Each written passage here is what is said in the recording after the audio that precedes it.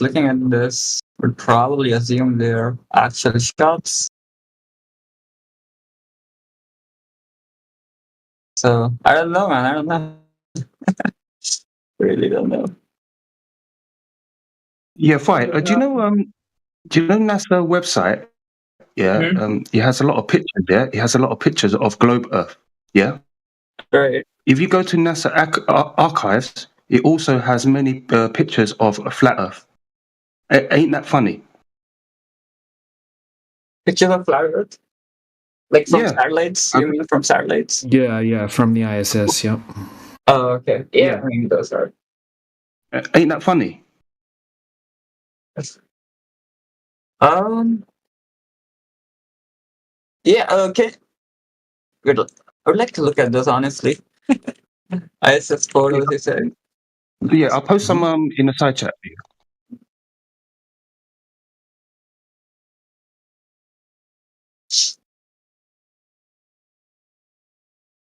Dude, but like this. This is insane, man. This. I really don't know how this can be real. Not real, Fry. As far as I understand, the Earth is supposed to be like tiny, but Dude, they're punking you. You're a oh, punk. dude, that's not cool, man. That's so not cool. Like, no, I see. Here's the thing, man. I don't even mind, compositing pictures together, but at least say it's composited. It's like doesn't even say anything, which I don't know, kind of leads me to believe. Wait, okay, wait. Yeah, I see. It doesn't say.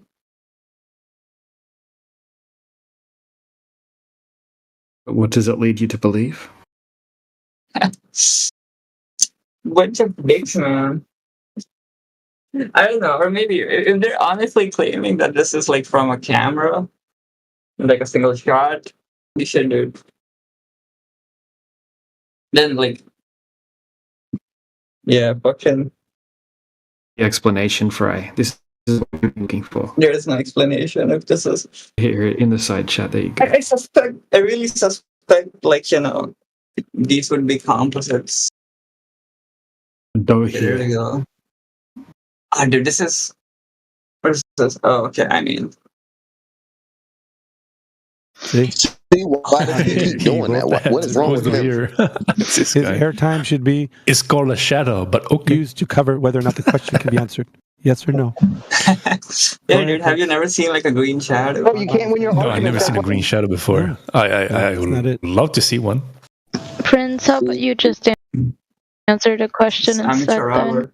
Yeah, dude. I don't know. I mean, this is ChatGPT. I mean, this is ChatGPT. I'm assuming it is. Okay, deep search, right? Yeah. I'll look it up though, bro. Like this is. It's a little. They're correct. Like I don't think they're necessarily aliens. You're pathetically stupid, time bro. travelers. Damn. Is Grok 3 some kind of we're looking 200 years in the future. Rebel against the it's like Ghost, the mainstream.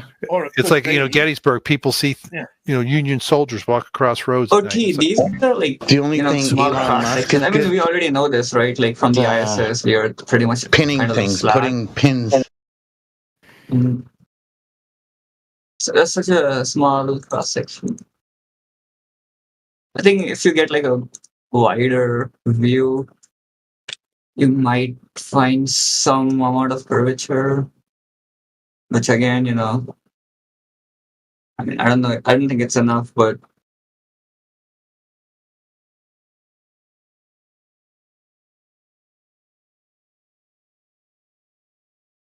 the photos are cool. That I do like the photos.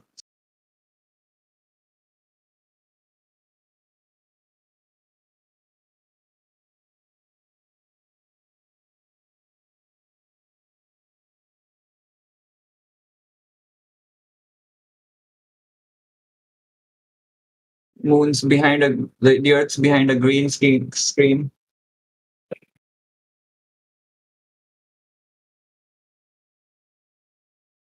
Have you guys brought this up to other Globers? Like, what's the?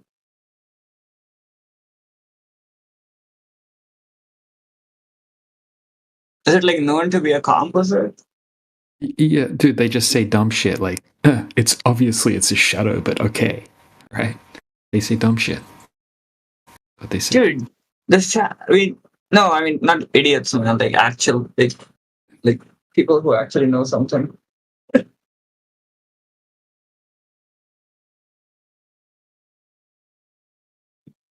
Like, have you presented to MBA or writer or something like that?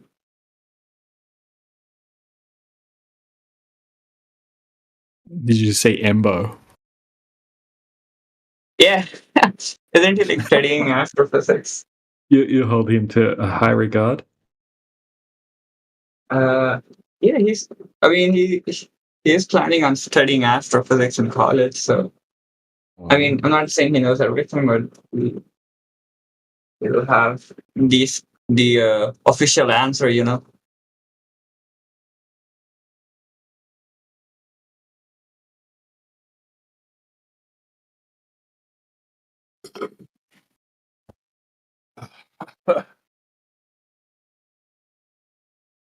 What do you think they'll claim? They'll probably claim this is a composite, right? Yeah, though. I don't know. Not sure, Do you think they'll claim this is a real photo? They might. Well, does NASA claim it's a real photo? That's what they'll ask first. Yeah. The thing is, it doesn't say it's. Yeah, man. If I was looking at these photos, I would assume they're real photos. It doesn't really say anywhere that it's not.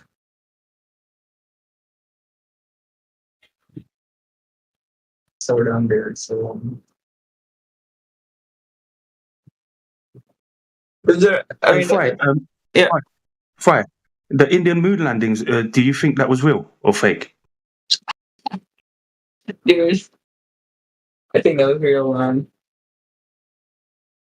He must believe in his countrymen. Okay. Wait. Listen, you think like if India was faking shit, and NASA wouldn't call out India, or like Why would they call them out? What do you mean? like because I obviously believe They work NASA, together. right? So if I believe NASA, of course I believe other agencies as well. Because like otherwise it wouldn't work. It can't be like NASA is not lying and everyone else is lying. It really cannot be the case. Either all of them. Fry, the computer graphics here on the Indian moon landings. Can't you see how ridiculous it looks? It looks like a 90s. It looks like a 1980s computer graphic. Yeah, so what? It's just graphics, man. It's just graphics. So what? So what? Fry, come on, man. Yeah, it's almost like back in the 1980s, things looked like the 1980s. It's crazy. Wow. Woo. What a doozy. Wait, hang on. Wait. Fry, just quickly, Fry. They what's the word I'm looking for? They're playing you for a fool. It's very simple. Wait, hang on. Just to be clear, right? No, you're the fool. You're the fool. Lizzie, dude, you need to chill out. Fuck you. Wait, if you don't have an argument, shut the fuck up, dude. Got an emotional globie in here. Why would you say that? Yo, started spurging already, man. Glizzy DG. Yeah. Can I talk to? I'm kind of want to learn more about the flat Earth view. Can I talk to a flat Earther? Anyone up to it? God damn! About time. Yeah, I guess I was curious. I had some questions about. Not right now. I just had some questions, if you don't mind, about the flat Earth view. That's all. I just. I was wondering, like, ask. Yeah, you agree that like basically every expert in the scientific field, either physics or astrophysics or cosmology, whatever, that you agree like they effectively all unanimously agree that the Earth is a globe, right? So, do we agree on that though? Yeah, so we agree. So like, I guess this is something I have trouble understanding about the flat Earth view. Like, this is a case where the experts hold this position and you don't accept it. But like in other cases of your life, right? If experts like unanimously hold a position, you're going to accept it, right? So For example, you believe water is H2O. Am I wrong about that or not? Hello? How do you know all the experts believe in the globe? Because usually what it is there's consensus, and then a couple of people are saying it's different, and then usually it goes to the one or two people that are saying it's different, and then science changes. So there's probably plenty of physicists and other types of scientists who don't believe in the story as told. Yeah. But I never said all, by the way. I'm sure you can always find at least one. You can find one you can find biologists who deny evolution. You can find not one scientist, but like all I'm saying is like the vast overwhelming majority. But the person I was just talking to, do you believe water is H2O? Can I just ask you that? Yeah. That can be tested. Have you heard anyone deny water being what exactly? Yeah, so we agree water is H2O. Can I ask you why you believe that, if you don't mind? I mean, do you have to believe that, or do you know that? I'm just asking you why you believe that water is H2O. No, I mean, do you have to believe that, or can you know that as a fact? Can you please answer my question? So you're the one just gonna ask questions and then just leave. You're not gonna have a back and forth conversation. Like I do want a back and forth. I'm not trying to be rude. I'm just saying I asked you a very direct question. You dodged my question. It's a question about about the very same thing you just asked. Okay, is there anybody else here who's... It's not a new question. I assume everybody else here agrees that the Earth is... Because you keep saying believe. I need to check with you. I need to check with you if you can agree also with that. Is it only possible to believe in things, or can you know as a fact as well? They're two distinct... Yeah, well, knowledge is... Two distinct different things, right? Belief and fact by knowing. Knowledge is a subset of... Well, knowledge is a subset of belief. So yes, you could also know something. Yeah, and you can test that theory or belief. Certain things you can test. I guess I was curious. I was curious for anybody here who believes water is H2O, who's a flat earther. Could you say why you believe water is H2O? Do you believe water is curving, or do you know it's laying flat and level, horizontal at the surface? If you're not going to answer my question, this isn't going to work. Well, it's not going to work. Your layup of questions and then not answering. I said we need to have a back and forth conversation. It's not going to work like that. I agree.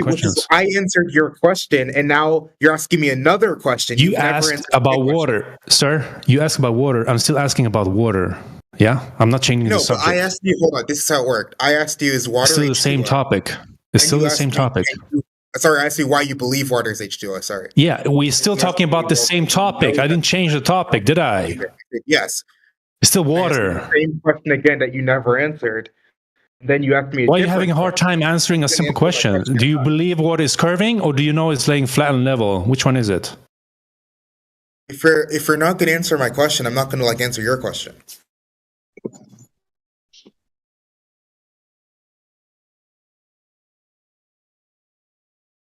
So you're saying water is not H2O? Is that what you're saying? Anyway, look. Okay, if he's not going to engage with me, that's fine. Is there anybody else who's a flat earther here? Yeah, sure. I believe water's H2O. Could you say why you believe that? Because I was taught it. I haven't tested it, and I haven't claimed anything against it being that. So you believe water is H2O because you were taught it?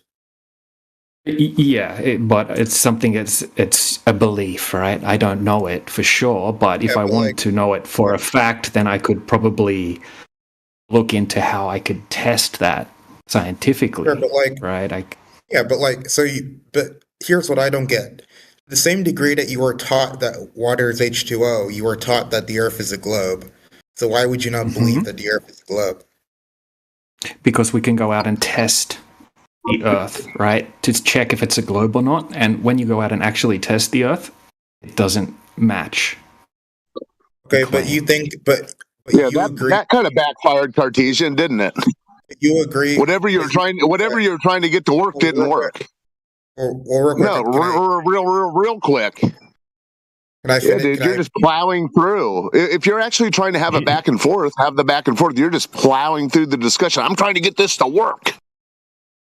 Okay, so let's just break that down. You said you believe it because you were taught it, and then you said the difference is that like, well, you could when you go out and test it, it turns out that the Earth is flat or something. When I said earlier that like every expert agrees that like, or not every, but basically every expert agrees the Earth is round. Did you agree with me or did you disagree? Well, you yourself said basically every dude. He said himself basically every expert doesn't mean every expert. Every expert thinks the Earth is round. Yeah, so I don't know what every. Who taught you this? We'll also agree that like. Just let me answer this guy quickly, right? So yeah, I believe that most experts agree that the Earth would be round because they're memorizing and regurgitating the mainstream textbooks to get their degree. Right? Most people believe that the Earth is round. Hold on, let me finish my answer.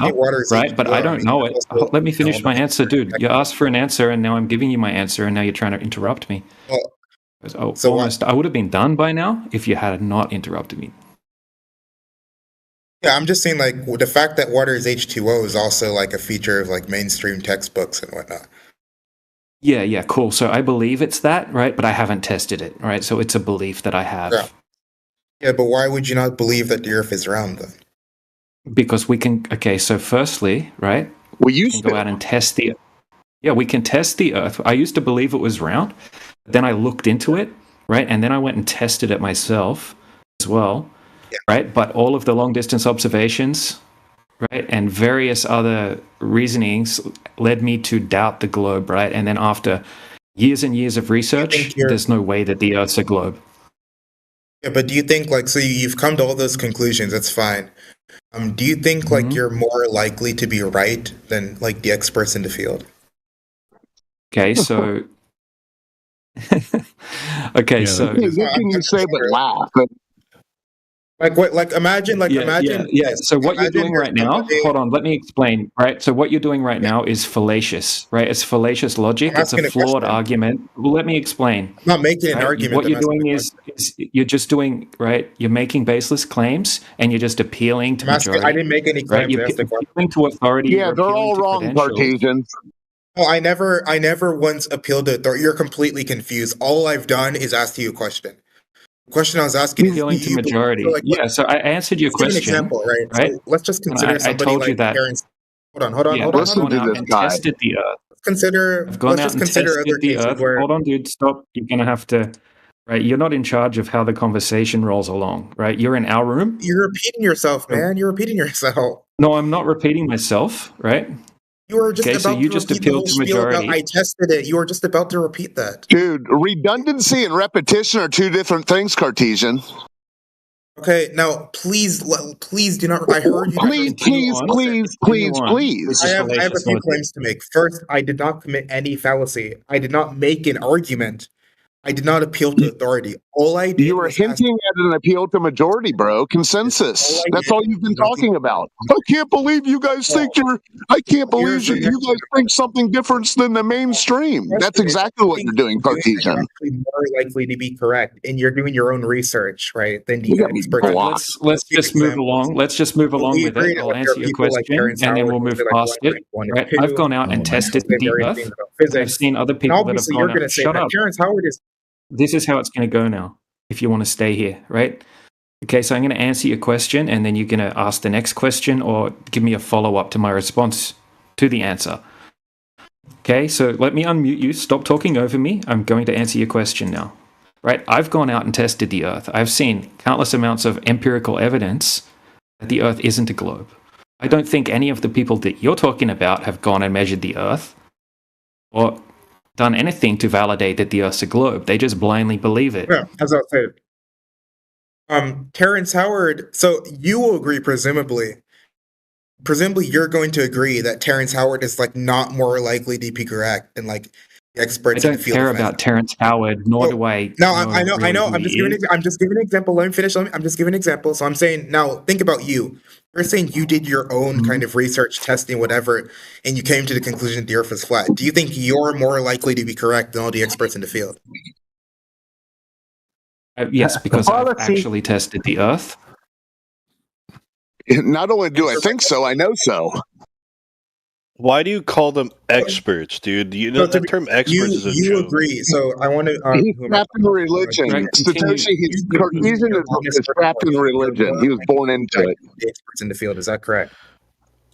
Okay, continue on with your non-fallacious logic. Go ahead. You're dodging my question. What did I dodge? Do you believe you are more likely to be correct in your It's own not a research? belief.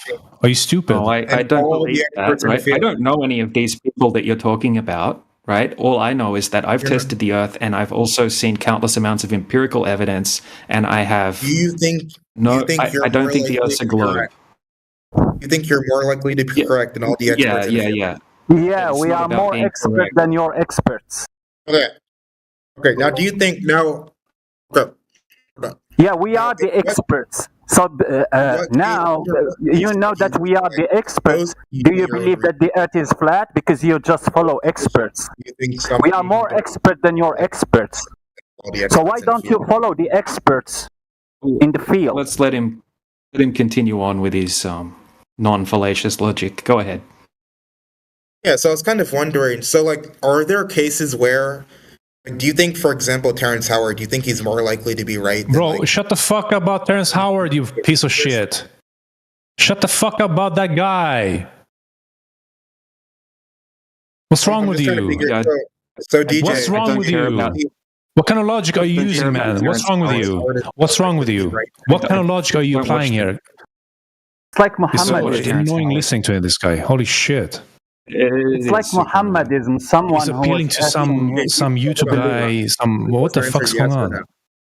Who gives a shit about a guy you mentioning? Bro, why are is you this guy mentioning an actor? Bro, are you for real? DJ, are you gonna respond or not? No, you're gonna move on to the next question. I don't know anything about Terrence Howard. So what's next? Okay, yeah, I can fill you in. So Terrence Howard is a guy who, an actor. Terrence Howard is an American actor. Nobody gives a flying fuck. Nobody gives a flying fuck who is. You're not proving your globe by mentioning a YouTube guy in here. He doesn't even know that the distinguishing part about empirical evidence and people believing experts is two different things. And that's why I asked him, do you believe the water is curving, or do you know it's laying flat and horizontal as per physics, as you can prove it empirically? And he goes on about a Terrence Howard guy, whatever the fuck his name is, from a YouTube. Like, are you kidding me? Are you alright, man? Is your logic like, where is that? Where's your logic at, man? Holy shit. Are you running a script, or what's going on? Like, what kind of stupid ass questions? Who gave you this script to you? Like, I don't think you're that stupid, are you? Holy shit, man. Like, he needs to be called out. What kind of fucking flying fuck shit he's coming up with over here? He's coping. Oh yeah, so he's a hey, person. Cartesian, can I ask you a question real quick? Bro, Cartesian, you're gonna fly out from this VC as fast as you came in here if you keep bringing up the same shit. After everything I just said, and you still repeating, resetting yourself and repeating the same thing, you're gonna get kicked out of here so fast. Hey, so you have one choice now. You move on with the next question and stop with this nonsense. Okay? Thank you. Keep it on topic. All right, what's next? Don't care about Terrence Howard. Keep it on topic. DJ, Pendos, you wanted to ask him a question, so go ahead. Yeah, so he said he wasn't making any fallacies, but he appeals to quote experts, then goes on to American actors. I don't get that. Correct. Yeah, so the point there was like, so by the way, that's not a fallacy first. And second, I guess trying to backdoor himself into you're trying to backdoor your way into an appeal to consensus. You're in denial of the appeal. You're in denial of the appeals you're making, you motor mouth. He himself believes that there are cases where there's somebody who will do some sort of independent quote unquote study and come to a conclusion that's like out of accord with like the expert view. And DJ will say, well, that person is way less likely to be correct than the experts. DJ will agree there are cases like that. And once we establish that, I wanted to get him to show how he's any different. Right, so that's why I brought that up. There was no fallacy. He's an expert. DJ is an expert. We're not on Joe Rogan talking out of our ass. Okay, so let's compare empirical evidence. Okay, so what empirical evidence do you have from your experts that the Earth is a globe?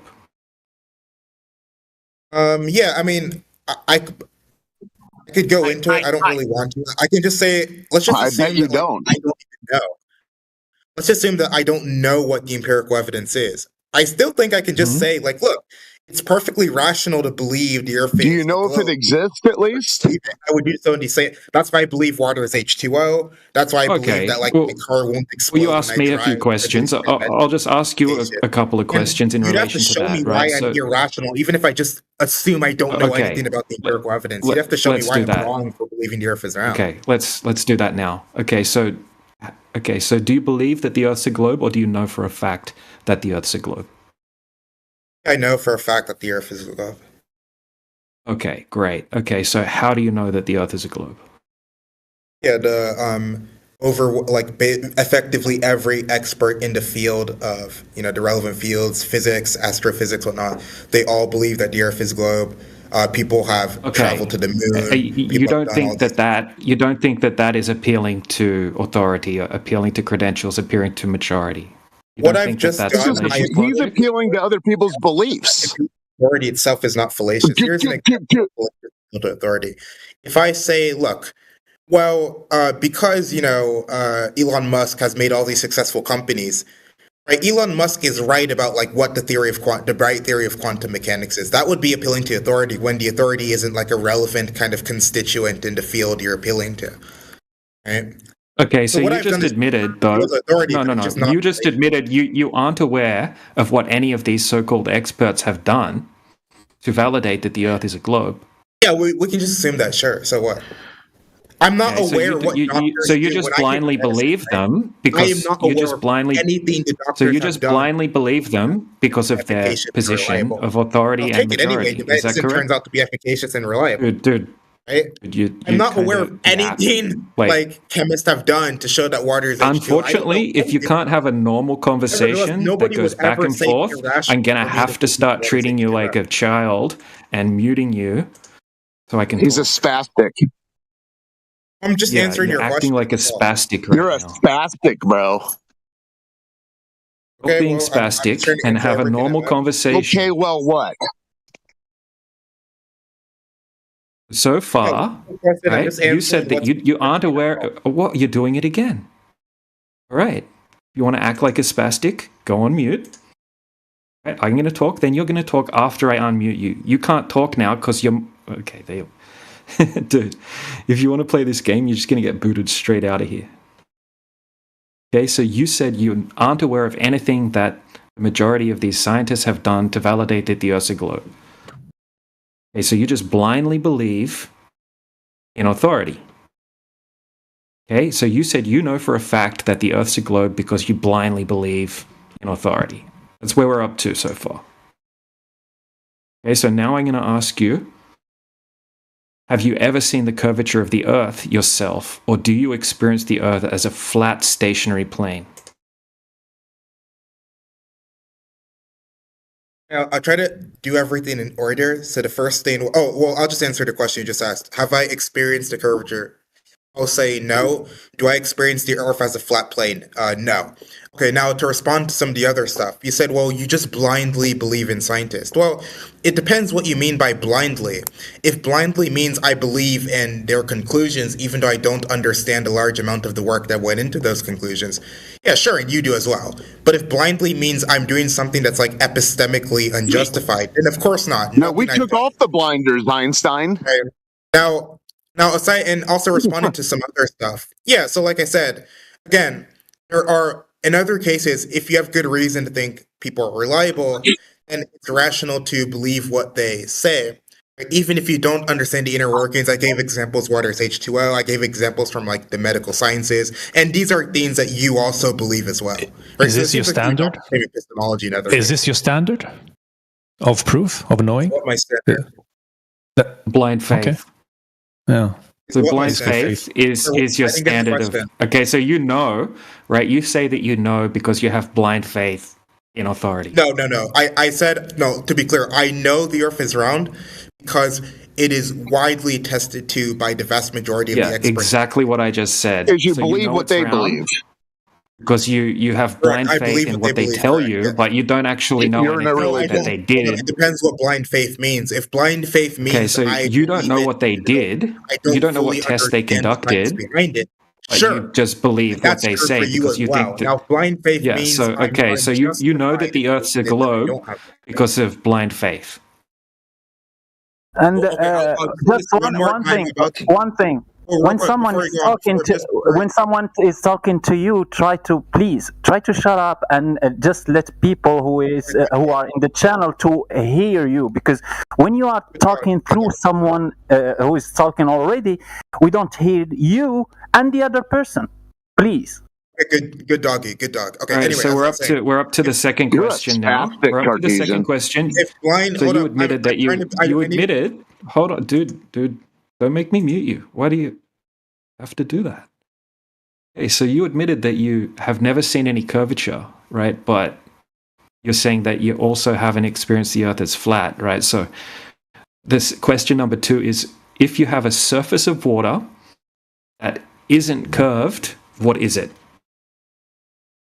Hold on. If you have flat? a surface Is it flat? of water, if you have if something is not curved, this wasn't in his script. I'm actually not sure. It probably depends on like what geometry we're accepting, like whether we're accepting. Okay, so if you have a large body of water, I can say in general, if something is not curved, flat, and there's no curvature over the large body of water, okay. So let's make it very simple. Is a surface that isn't curved flat? Yeah, sure. And also, like in response to some other stuff you said, real quick before. No. Just respond to what I said now. Don't worry about the other things. I'm actually not sure. I'll just say I don't know if I've seen curvature. Not that I haven't. I'll just say I don't know. And I wanted to say more about like the blind faith. If blind faith means that like I don't fully understand the science, sure. If blind faith, you've already admitted that you don't know. You're just going by what someone told you, bro. Listen to your own words, Cartesian. You spastic. Blind faith is when the doctor is telling you, we have to ampute your foot. You will give him your foot without questioning. Well, if blind faith means I'm unjustified, I don't think that's true. And I think do you know? Do you know that you're talking on Discord? Do you know that you're talking on Discord right now? Do you know that? You can ask any question you want next. He can't answer. Do you know? There's like a 5v1. I'm just trying to make sure I address every single point. Shut up. So nobody can say I never responded. Do you know that you're talking on Discord right now? Oh, yeah, sure. Yeah? Okay. So, but you don't know if you've seen curvature of the Earth or not. Why don't you know that? Yeah, so I guess it would depend on so it would probably depend on what it would mean to say you've seen the curvature. So, I mean, I don't want to make any kind of like strong claims here in this regard, so I'll just say like I don't know. And I'm happy to let you continue before you're going for the sake of the argument. Okay, do you know what a horizon is? Sure. What do you think a horizon is? Define it. Yeah, well, I think a horizon is kind of like where it's kind of a line at the kind of end of the extent Can of you your define it without saying kinda every other word? Yeah, so it's as I said, I've already given a definition. So that's kind of what a horizon is. Yeah, so no, dude. Speak it again. You said kinda 8 times. I'm not doing a 1v5. What's your next question? Dude, you're a punk. Has anyone ever told you that? Oh, DJ, go ahead. No, has anyone ever informed you that you're a punk, Cartesian? Waiting for you to finish. Hello? You dipshit. I can hear you. You guys like freaking out. Go ahead, DJ. Projection. What's your next question? Has anyone ever informed you that you're a punk? Go ahead, DJ.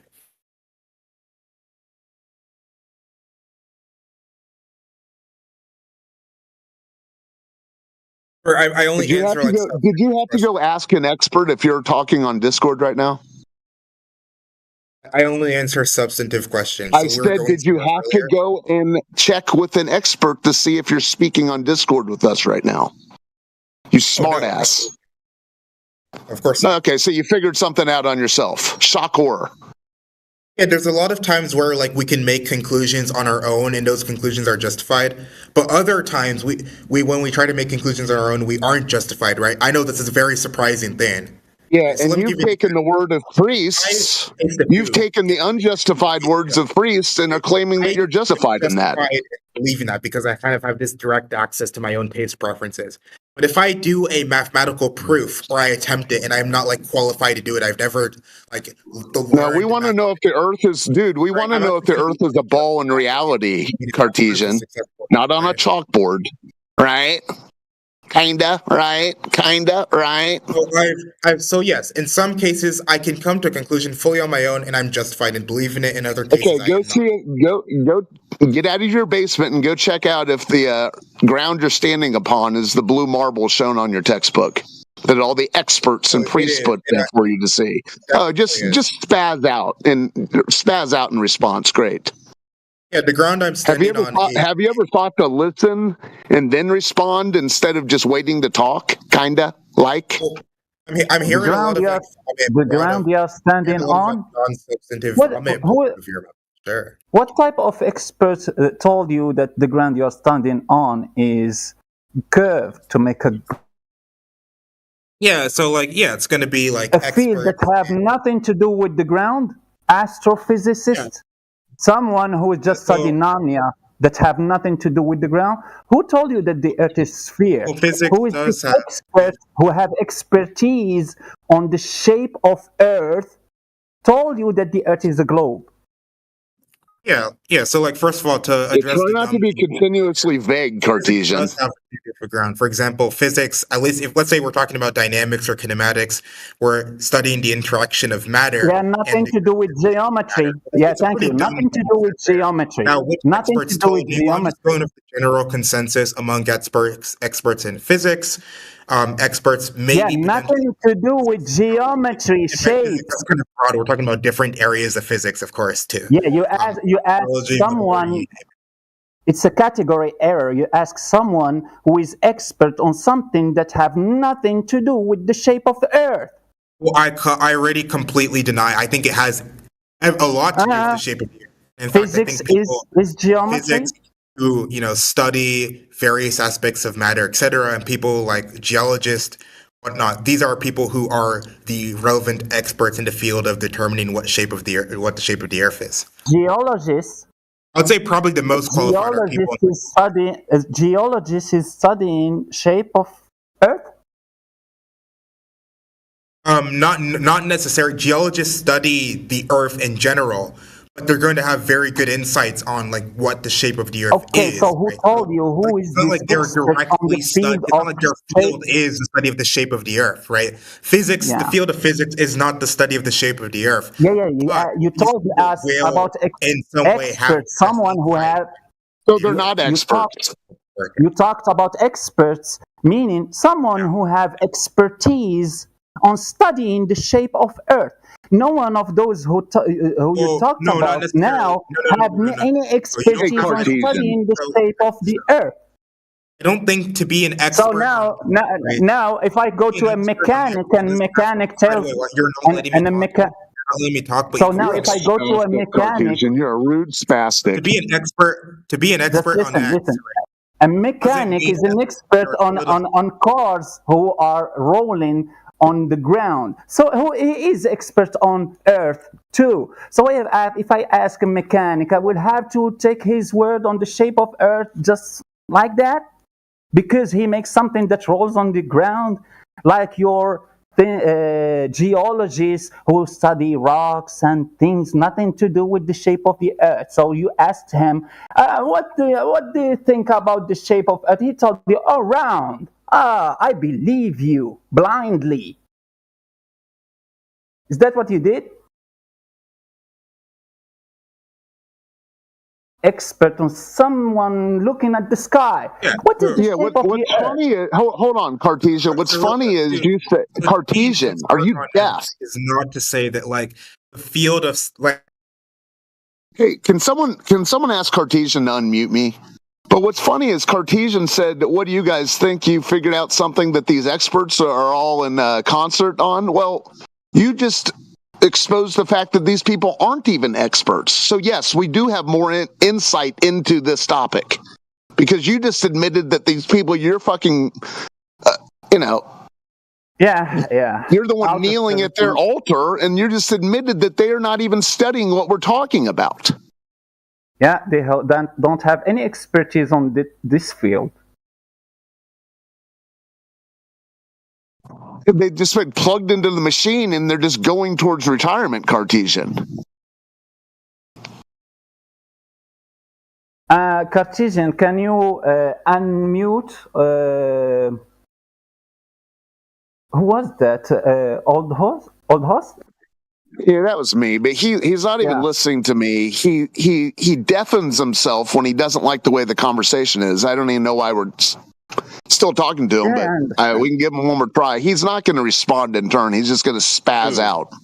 Who is Cartesian? He's one of he deafens, dude. When he doesn't like the convo, that's not nice. Oh yeah, that's his little tactic. Yeah. So to respond to the questions, and hopefully I'm uninterrupted. So can I unmute? I'm not a moderator. I can't mute people. I don't know what you're talking about. So I did not mute anyone. You're not a moderator. You're not good at following along.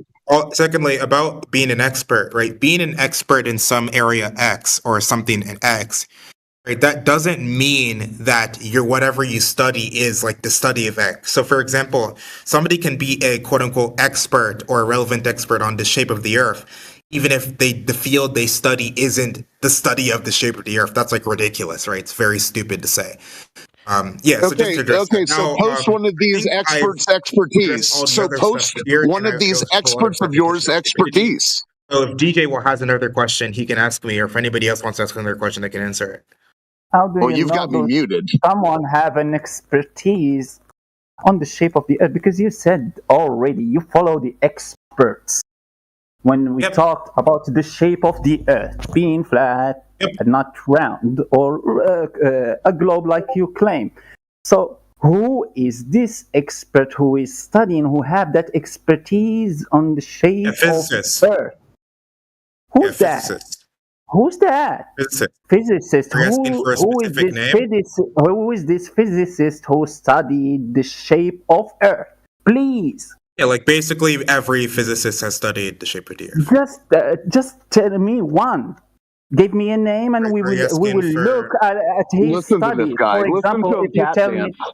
For example, if you tell me Newton, we will just take Newton's papers and books and things and try to find that expertise that he have on the shape. Not gravity, assumptions, some stories. No, but the shape of Earth. Studying the shape of Earth and knowing that it is a globe, having some expertise, measured it or something. So give me an example of a physicist who studied the shape. Are you asking for a name? Names, maybe, if you don't want to give me just one name. If you have millions and millions of names, so give me. Yeah, let's just say I don't know the name. You want. So there is nothing. It is just a story, and you were hoping from the beginning that we believe that stupid story that you were telling us. No, actually, I think it's kind of a pretty dumb thing to say. Like, imagine, look, you probably followed. Listen to this guy trying to reset on the fly. It is wild. If I were to ask you to name one, asking us. You were asking nevertheless believe they're experts in this field. Shut up. Listen. Right? This is stupid. This is what you did is just completely stupid. Do you deny what I just said? When you were talking with DJ, you were asking, why don't you believe the experts? So what the fuck are you talking about? Who are those experts that you want us to believe? Who are the experts who have expertise on the field of the shape of the Earth? You think that, like, if you don't have anything, if you don't have anyone that you can point, if you don't have any name or anyone that you can point to let us go and follow him blindly like you did, because he have expertise on the shape of the Earth. Yeah, it was just a story, a waste of time. You were talking about some nonsense. You don't have anything to defend it. Or do you think there are like Cartesian, do you experts think in you can veterinary answer a medicine or direct something? question? Well, hold up, real quick. I want my question answered. No, Do you think there are Cartesian, do like you think experts you can in? answer a direct Hold on. question? No, I I'm going to want. mute Do you, you you little think there are punk. like experts in veterinary medicine? Do you think so? Oh my God. Off topic. I was asking the guy who just went on a ramble. Sorry. And I'm telling you that it's off topic. No, he's doing these weird little weaselly circular reasoning. Oh, you guys buy ketchup, the guy right? who just You went. trust Wait, what's Heinz, his right? name? I mean, we have to trust Heinz, so the globe Necros. must be real, right? Kinda, right? Necros, do you think they're? Hold on, Necros. No, do you why think don't they're you ask experts in before veterinary? you ask Necros a question? Why don't you answer his last question? I didn't hear a question, but Necros, do you think there are because you don't experts in stop veterinary medicine? babbling. Who are Jesus, these this is the experts? Power of Babel, bro. Oh, That's I've already answered. I've already through of a answered that one. If conversation you're I've heard asking all for a week. name, I don't have a name. Necros, do you think there are experts in veterinary medicine? Yeah, there Why is don't you experts in provide a veterinary logical medicine, threat? but don't tell me that the veterinary. Can you name one? No, Why don't tell me. does this have to do logically? Can you logically connect Hold on, this? Like, Necros, can you you trust a veterinarian for veterinarian can name. whatever I can determinations, and name therefore the one? Earth is a Hold globe? on. Like, this makes no fucking sense. I know what I know.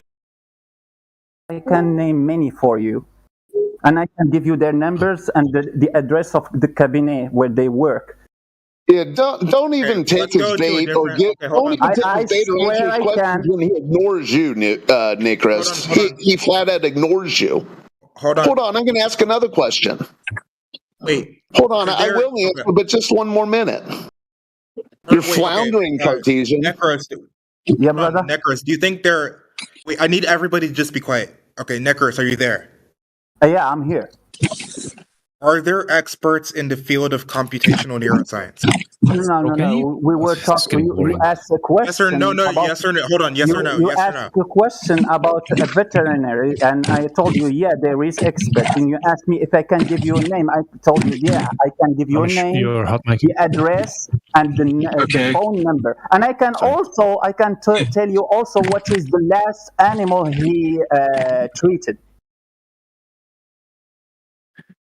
Oh, this is getting really boring. You asked him name a guy who's expert in what field and such. He didn't have a name. Then he throws it back at you, asking if you know any name.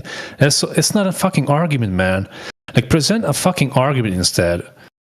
Provide anything that we can go through, dissect some type of evidence that makes you believe in this global fairy tale. Simple as that. This is what this channel is for.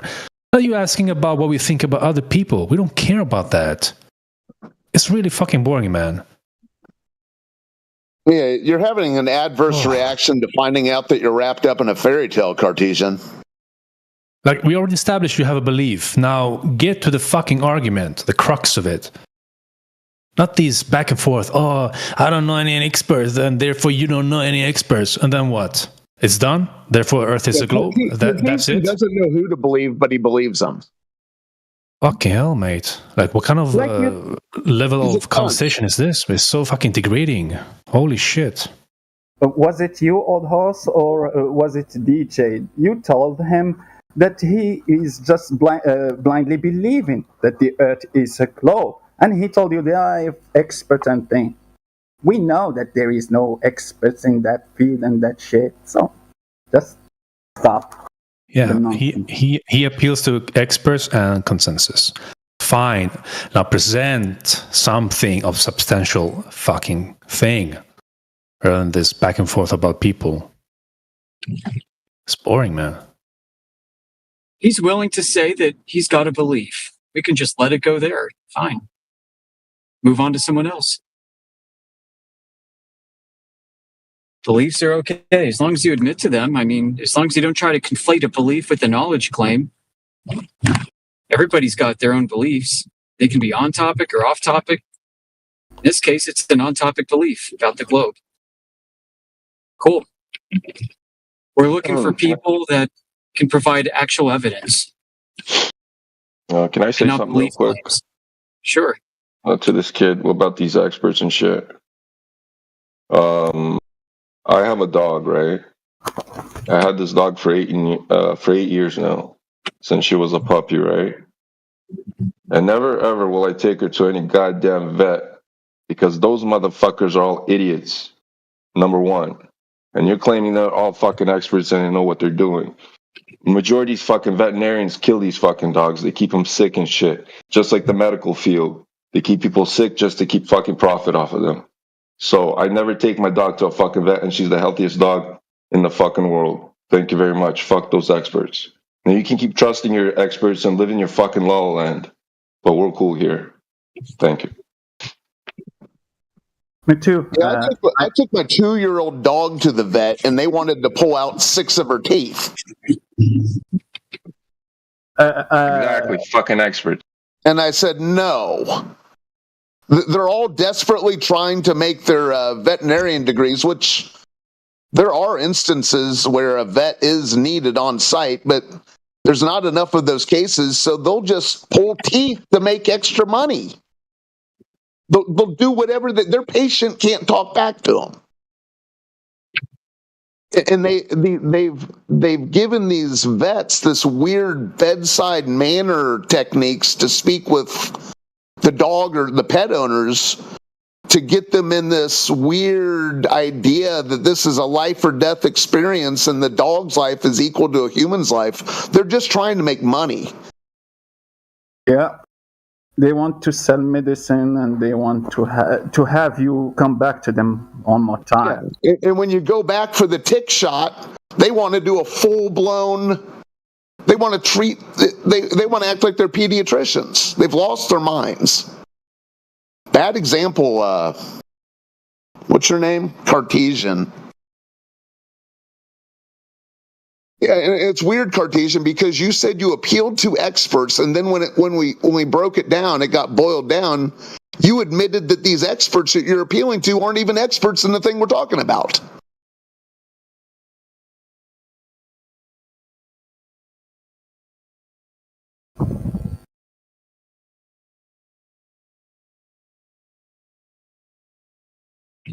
I'm a globe expert. I know the rest of you guys are. And he wanted to compare their expert with the veterinary.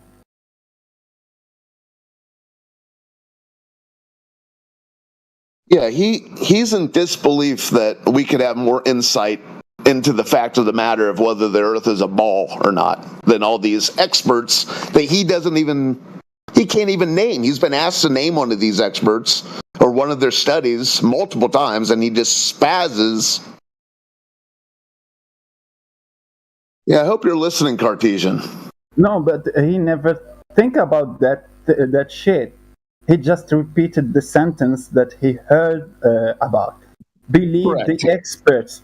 So he didn't even knew that there is no expert in the field that we are talking about. And I remembered him that his so-called experts are just astrophysicists, some people who are studying Narnia, and then they have nothing to do with the ground. The majority of his experts are just people who look at the sky and say, oh, look at the sky, the Earth is a globe.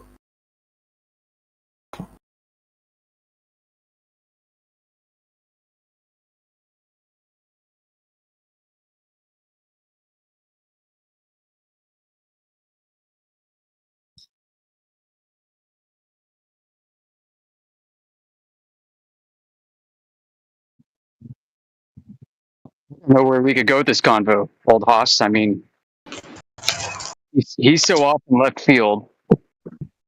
Yeah, I was just going to unmute him and see where his headless chicken routine was at right now. Just come up with your expert, the best expert you think about, and we just have to unleash Amish at him, and he will destroy him, eat him for the breakfast. Yeah, so, unfortunately, there was a lot of just like talking where I was muted. I can't respond. So I'll try to respond to what seemed to be the main points. Okay, so why did I change the area? I went from veterinary sciences to computational biology.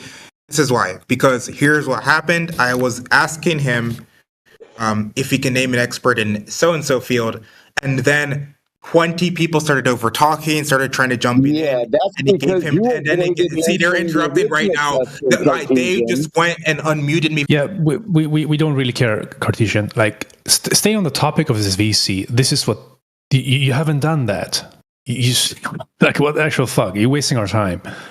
We don't want to hear all that crap you just came about. Stay on the topic of the VC. Provide an argument for your side that you're defending. Hopefully, you can provide some evidence. Like, post citation, post an expert you think that proved the shape of the Earth, or in some shape or form. Please, Necros, what the fuck, man? Yeah. So please do that. Otherwise, it's just pointless having a discussion with you at this point. Really. Like analogies and conjecture, I mean, has no bearing on what the topic of discussion is here. Yeah, it's just wasting time, man. Like, we're not getting anywhere. I mean, we're the ones holding ourselves out as the experts. Yeah. All right, Cartesian. Just to make sure. You're blowing your chances. Like, you're real low on the chances right now. Come on. Yeah, I know. Real quick, I just want to make sure, because they said I should make sure to respond to everything they said. So I just want to make sure I haven't. No. I made sure, Cartesian. I just no. You're not going to respond to any of the other off-topic stuff. As I already explained, what you need to do: stay on topic of this VC, present evidence, present that expert you think you have. Doesn't matter. You can Google it up. Don't care how you do it. Present so we can go through it together. Can dissect it, see why you believe this proves whatever it proves in your case, the globe, and vice versa. So please stay on topic. Now, you're not going to revert back to the old shit of off-topic things. I already explained to you, man. Stop resetting. Yeah, so the experts are just the vast majority of physicists, sorry. And like I said, it gave him time to Google the veterinary thing, so he just Googled it online. Yeah, you still went to the veterinarian. I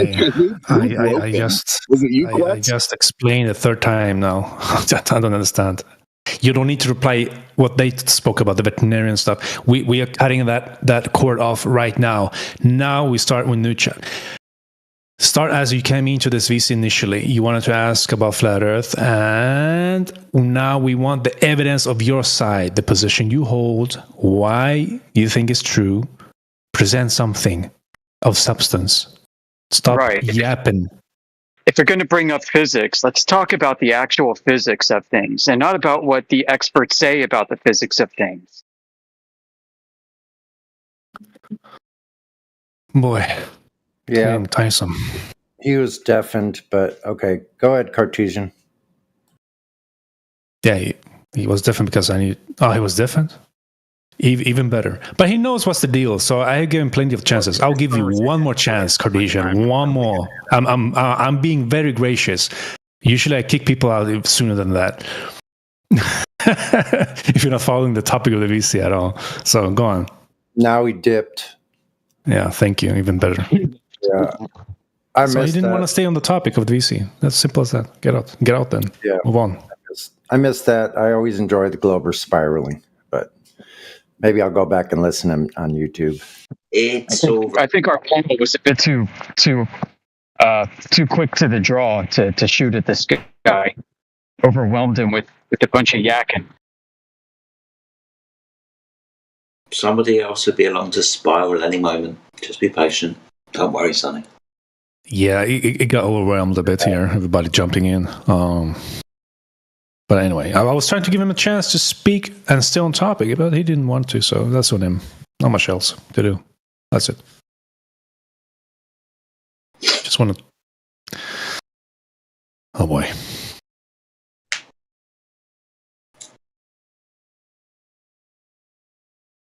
Anyone self-respecting enough wouldn't have stuck around in this room.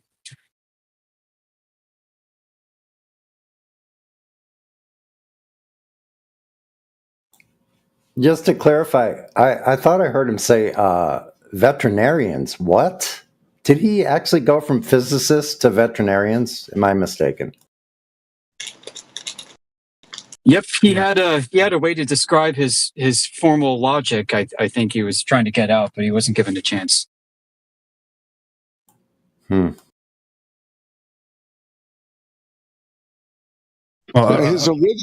His original thing was he needed an answer that he was expecting, and he even said, he goes, or this isn't going to work.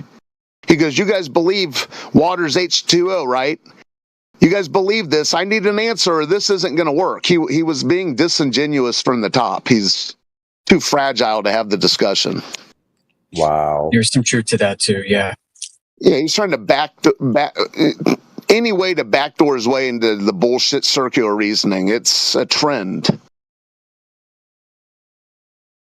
Yeah, and when he asked that question, I was trying to ask a follow-up of that question, like, can you know the water, do you believe the water is curving, or do you know it's laying flat and level on the surface? And he refused to answer that multiple times. I'm like, are you for real? He's like, I'm not going to answer your question before you answer mine. That's hilarious. Like, bro, like, what the hell? They can't answer the question about the fundamental nature of water. Yeah. Like, that simple. Yeah.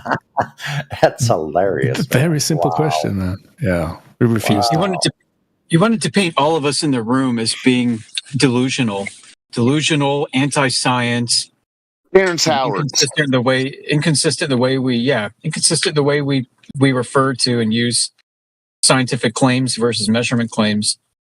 I mean, the whole point was to discredit us for the audience listening. Sounds like he failed miserably. How do you expect from someone who don't think about what he's saying? Those experts that they don't have, they never had, studying the shape of the earth, knowing that the earth is globe. They don't even think about what they say. How do you expect them to think about a question that you are asking them? Yeah, that was obvious to me when he said physicist. I'm like, what? What physicist has anything to do with Earth in general? I was hoping for him to say surveyors, geodetic surveyors, measuring the flat and just turning it to a globe mathematically, adding the missing curvature and refraction and those shitty things. Yeah, I was hoping that, but saying physicist. Yep, I was with you, Necros. I was waiting for him to say geodetic surveyors, and then he went to all of physics. Yeah. Stupid. Yep. All of physics, huh? Neil deGrasse Tyson. Yeah. All of what kind of physics? He was smart enough to differentiate kinematic from dynamics. So can he prove that astrophysics, the way it's understood, is actually dynamic based off of actual force principles and work?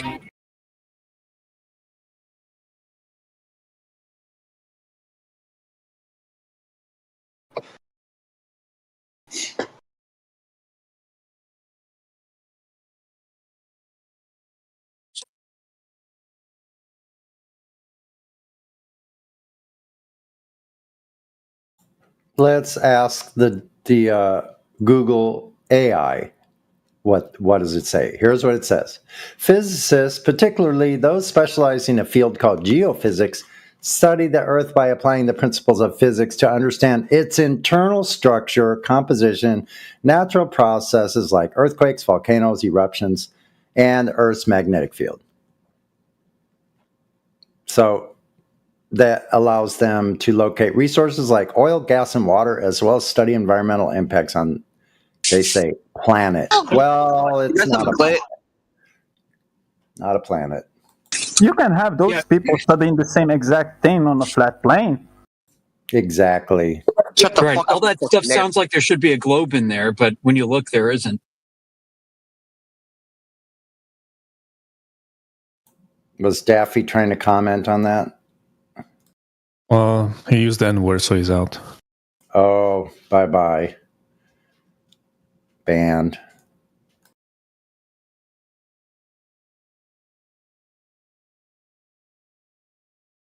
I mean, we're debating basically your average Redditor. They see words on a screen and think, boy, that sure sounds globular. Must be proof of a globe.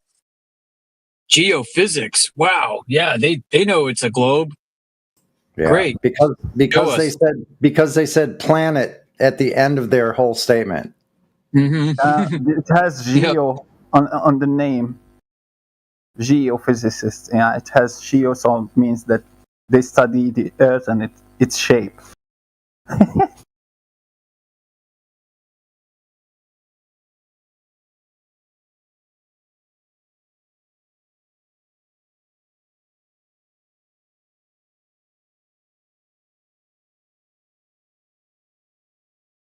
Yeah. Got any proof that your tectonic plates are curving? Exactly.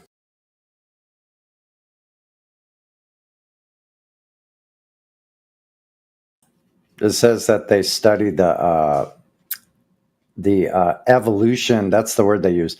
The evolution of Earth by studying. What did they say? The evolution of Earth itself. I know, by studying how to the extent which the evolution of our planet has been shaped by collisions, which they have no proof of, bombardments, which they have no proof of, and catastrophes, which they do have proof of a flood.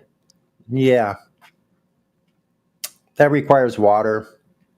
Water's flat on the top surface. So there you go. They're using water to study the physics of Earth. Okay, great. Well, water, we know what water does. It doesn't bend or curve. Ever.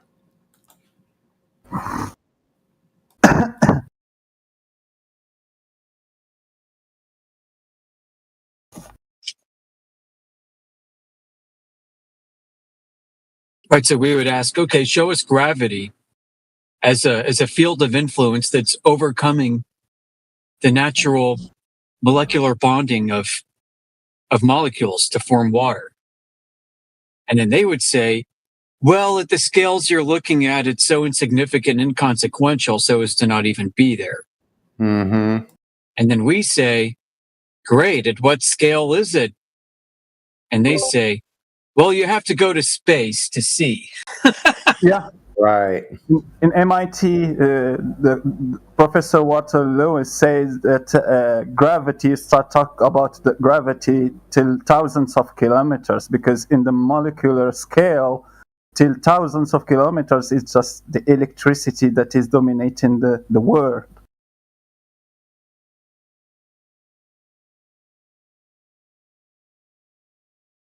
Yeah, basically gravity has to override the Coulomb. Yep. And it's 40 orders of magnitude weaker, claimed to be, than the Coulomb. Yeah. I have a nice video about Walter Lewis saying that in MIT.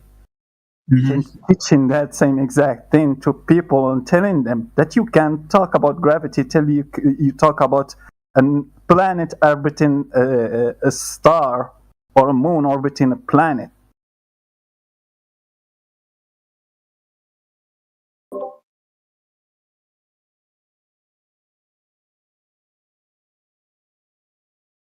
How you guys doing? Hey, brother. Oh, Charlie. We missed you. I miss you too, buddy. How's it been going? You good? I'm good. Awesome, chair. Who am I talking to? It's Quetzalcoatl. Ah, yes. What you got for us in store today? Anything interesting? Nothing prepared. All right, no worries. It's uploading. Amish has just tagged you with the video. Here we go.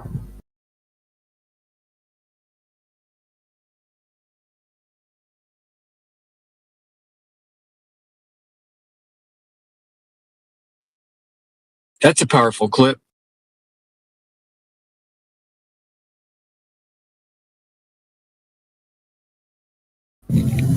I will not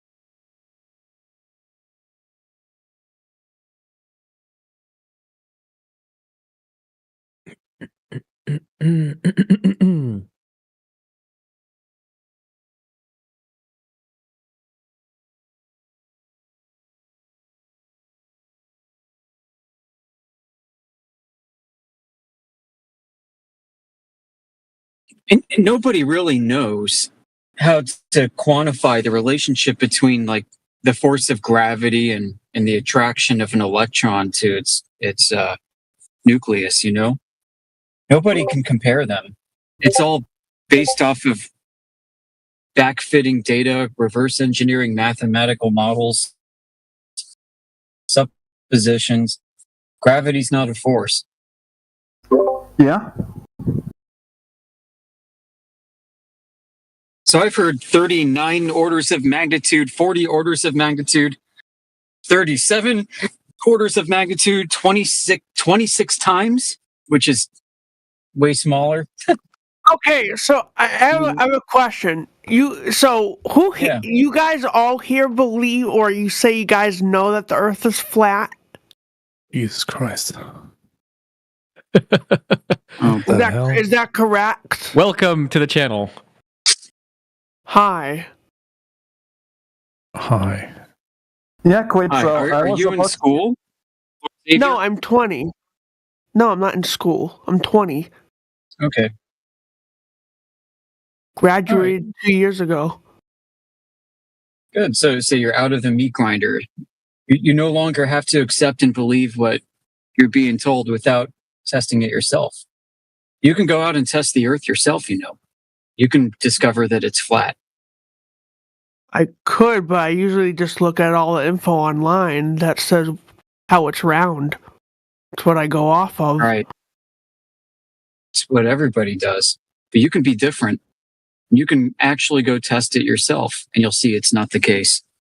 You can't put yourself anywhere to experience curvature. No, you can't. You're absolutely right about that. The Earth is so big, it's really impossible to like go everywhere. It's huge. We're very small. There it is. Earth's so biggy. Yep. Well, you know what? In all those things that you looked online, all those things, all that information you found online, did they ever tell you exactly what method was used, when it was done, by who, to actually make a direct measurement of the surface of Earth being curved? In other words, drop over distance. Did they ever tell you how they did that? No, but I see that the Earth, if the Earth wasn't, if the Earth was flat, then we could walk off of it, couldn't we? Could we not? Well, no. Walk off to where? Like the edge of the Earth. Like, the Earth is flat. like walk off. You said like walk off of it, like. So like walk off it into like where? Into space. No. So let's clear this up. Let's clear this up right now. You've fallen for a psyop that's telling you that flat earthers believe that Earth is a pizza floating in space. The Earth is not in motion. It's not in space. It's contained. It's a flat topographical plane. It's motionless and it's contained. So that means it has a physical barrier that keeps the gas in. So none of us here think that Earth is a pizza floating in space. So let's clear that fallacy up right now. None of us thinks that here. Well, the Earth is a rock, though. We can say it's a rock, correct? No, you can't say it's a rock. There's water. There's sand. Is sand a rock? There's no rock. Does this cartoon dinosaur think his troll is clever, or is he just stupid? No, there's rocks. Yeah, there's rocks. There's mountains. But there's also soil, plants, animals. Exactly. All water. Yeah. Yeah. What's your problem, dude? So check it out. No problem, Barney. Do you not look up in outer space and see the moon? Like You're see not the looking moon. in outer space, like I just said. The Earth is. You're not looking in outer space. What do you call it? What do you call it? There's no outer space. That's called being a lunatic. There's no outer space. There's no outer space, so there's nothing. There's no sun, no moon, no outer space, no nothing. there's only inner space that Earth is contained. Yeah, so there's a container.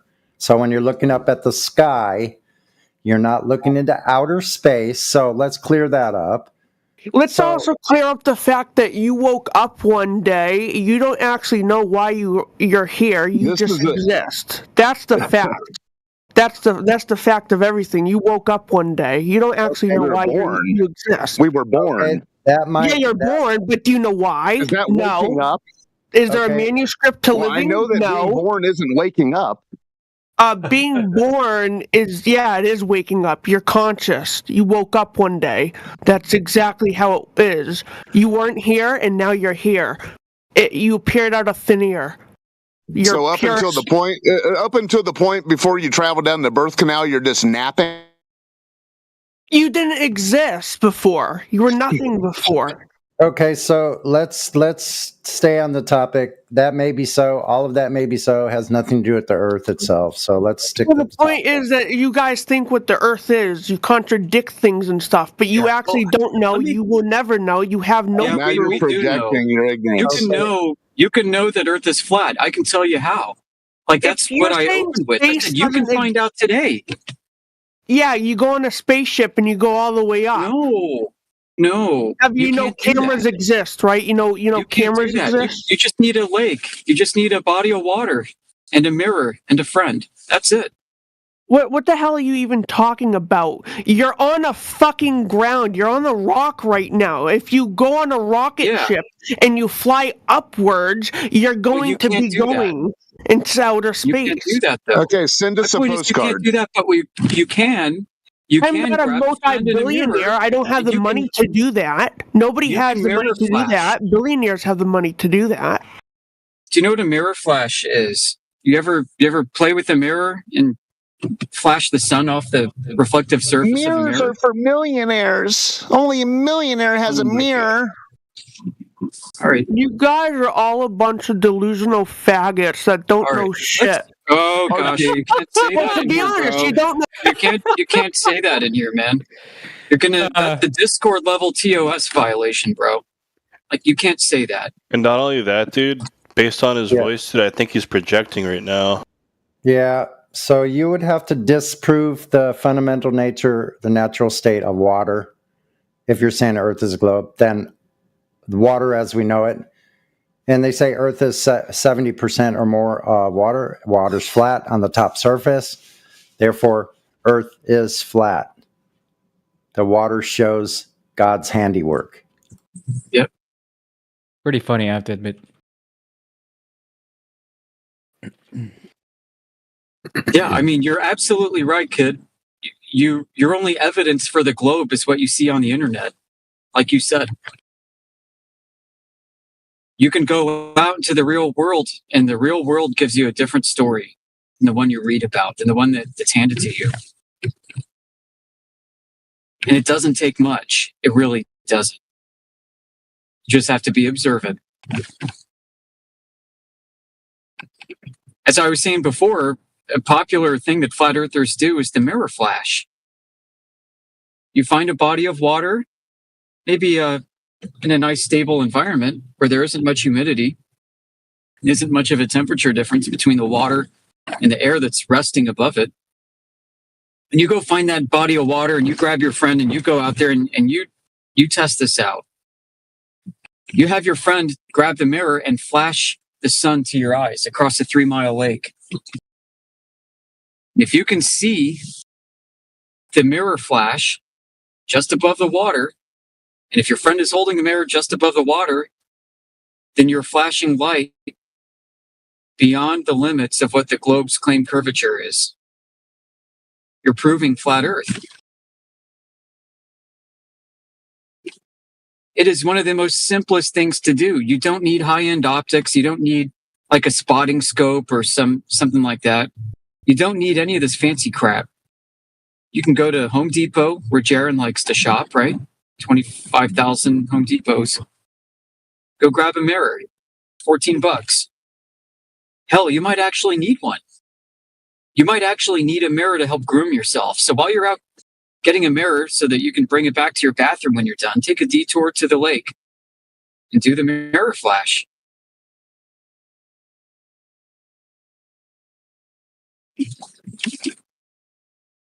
He's gone, bro. Yeah, I figured that.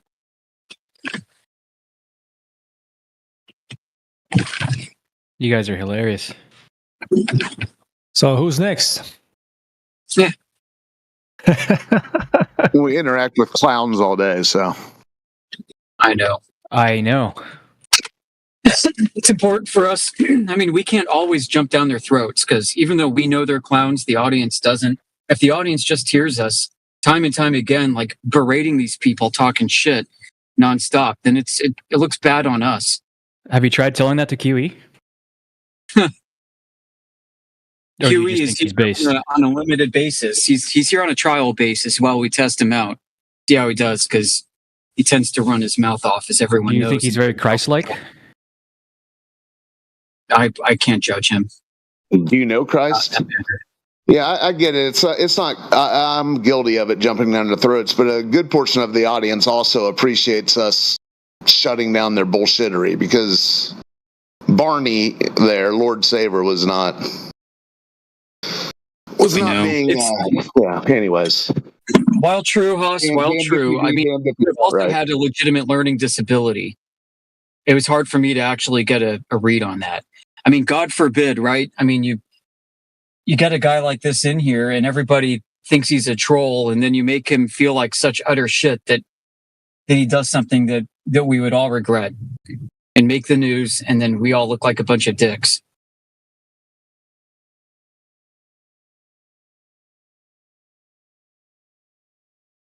We live in a very, very hot guilt by association world. The first world no longer values due process. First world no longer values individualizing responsibility and is turned instead to guilt by association and collective guilt. So I could foresee a situation like this where a guy like that might actually have an LD, might be a little cuckoo bananas, and then does something we all regret him doing afterwards, and we would get blamed for it.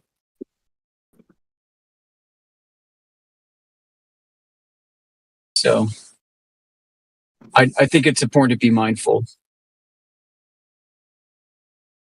Now, after they've had some time to expose themselves, and they slip up a bunch of times, I'd say go for it. I mean, try your best. Be the nicest person you can be at first until you can't anymore.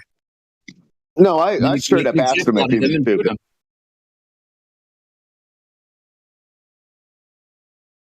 The way he answered me, like, yeah, I'm out of school. I'm 20 years old. I mean, he just kind of sounded a little special to me, I don't know, old Haas. A little.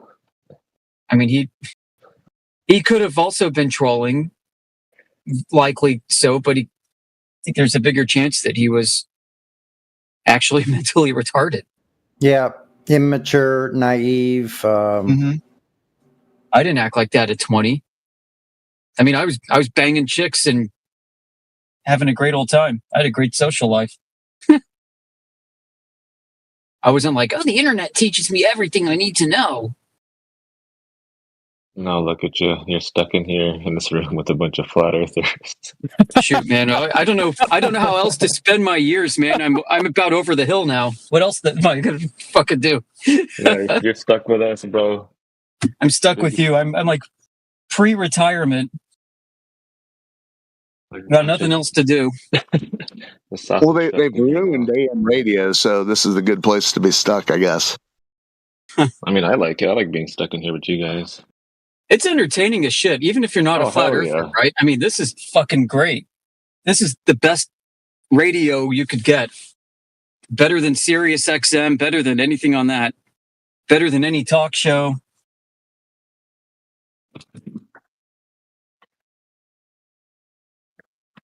I think it's one of the reasons why this is trending so well. I mean, the topic is interesting and you get all kinds of nuts. It's like a mix of coast to coast AM with a little bit of Alex Jones, with a little Howard Stern whack pack. Yeah, that's right. And then throw in like some Neil deGrasse Tyson. You got a winning freaking, presence online. You've got a great little product to sell. 24/7 Flat Earth. We branded it. Yeah, the best one was Howard Stone. Yeah. I never heard that. Someone asking me to just believe an actor. Okay.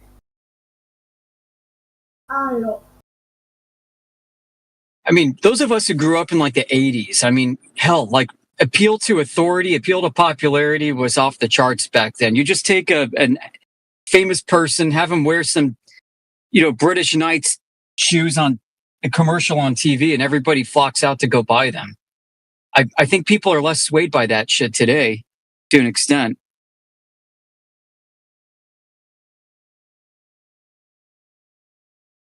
Remember those shoes, the kangaroos with like the pouches on the side? Whatever the hell happened to those?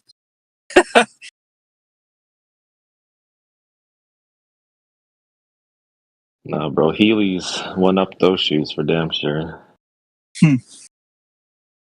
Oh, there was a basketball shoe back in like the 80s and 90s called the Catapult. I think it was called the Catapult. It had like some spring loading mechanism in the heel. It's supposed to make you jump higher. And they cost like $200. That's like $1989 too. Oh hell, that's like what, $600? They also had those basketball shoes with the little pump on the tongue that you would push, tighten up. They had those too. They had those too. Reeboks. And they also had the platform, the ones with the platforms on the toes, which I knew some people, they were training shoes. They actually helped them dunk. Yeah. So, yeah. Yeah, I was listening to some airbags. No, go ahead. I was going to say they had the airbags, but the catapults, I think, initially didn't have the airbags. It was just the catapult mechanism in the heel. And I think they added airbags to it.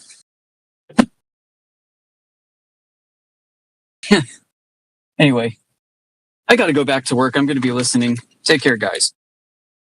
Yeah, you too, bro. Have a good one, man.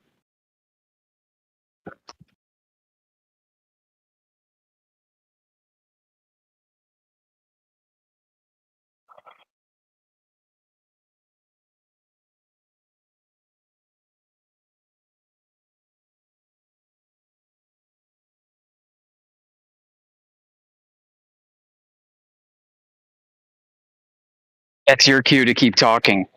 We're having a moment of silence for the Globies.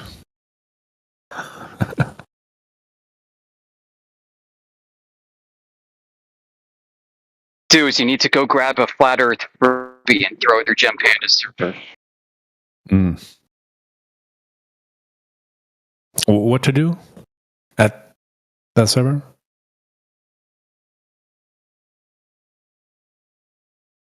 Grab a flat Earth Frisbee and start chucking it. Oh. You want them to come out? Yeah. Come on, play. Hey, don't forget you have to account for Coriolis if you're going to be throwing that frisbee. Yeah, how does the frisbee adjust for that? Like, has no has like where's the stabilization control panels for the freaking frisbee? Well, it's built into the rim. It automatically adjusts for the curvature and the spin. Yeah, interesting.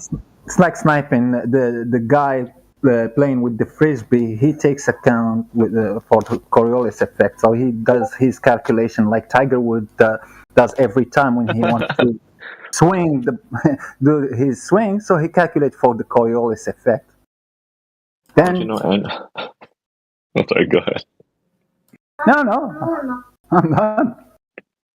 I guess the hummingbird does that too automatically, and small insects, birds, drones, helicopters. Oh yeah, they all evolved. They evolved. They evolved to automatically adjust for the spin of the Earth.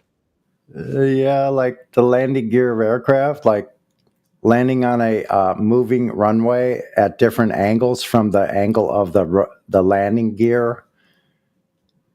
The plane just knows, like, that's wild. And then there's AI in the wheels of the airplane.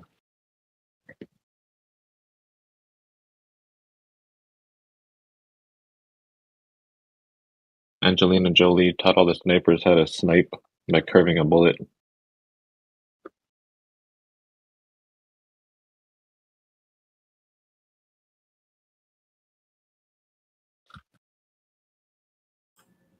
So I guess planes are always landing on runways that are lined up exactly to the rotation. They would have to be perfectly aligned with the rotation. So everywhere. So there's no northeast or northwest or southwest, southeast facing runways at all. No north or south facing runways. What? Yeah, we're talking about aircraft landing on a moving runway. If the surface was moving. How big do you think that effect would be? Well, 1,000 miles an hour at the surface, that's quite a big difference. Yeah. Between standing still and 1,000 miles an hour at the surface. Hold on. How much centripetal force do you think you'd be feeling? It doesn't matter. The Earth is not bonded to the gases above the surface. Gases are unbonded. Right, but you're aware with fluid mechanics, right? Whenever you have moving fluids inside a container, the fluids near the boundary follow the boundary itself, right? Gas isn't a fluid. Gas is absolutely a fluid. Okay. And who said that? What's the definition of a fluid? Who said that? No. Can you Was it define Lats? fluid, Chris? Just no. Gases have infinite degrees of freedom. Hold on, who's the dumbass who said that? Charlie. Come on, don't protect him. Who is it? Was it Lats? I'm eating right now, but yeah, go ahead, bro. Mm-hmm. Are you the one who said that gas is not a fluid? Yes, sir.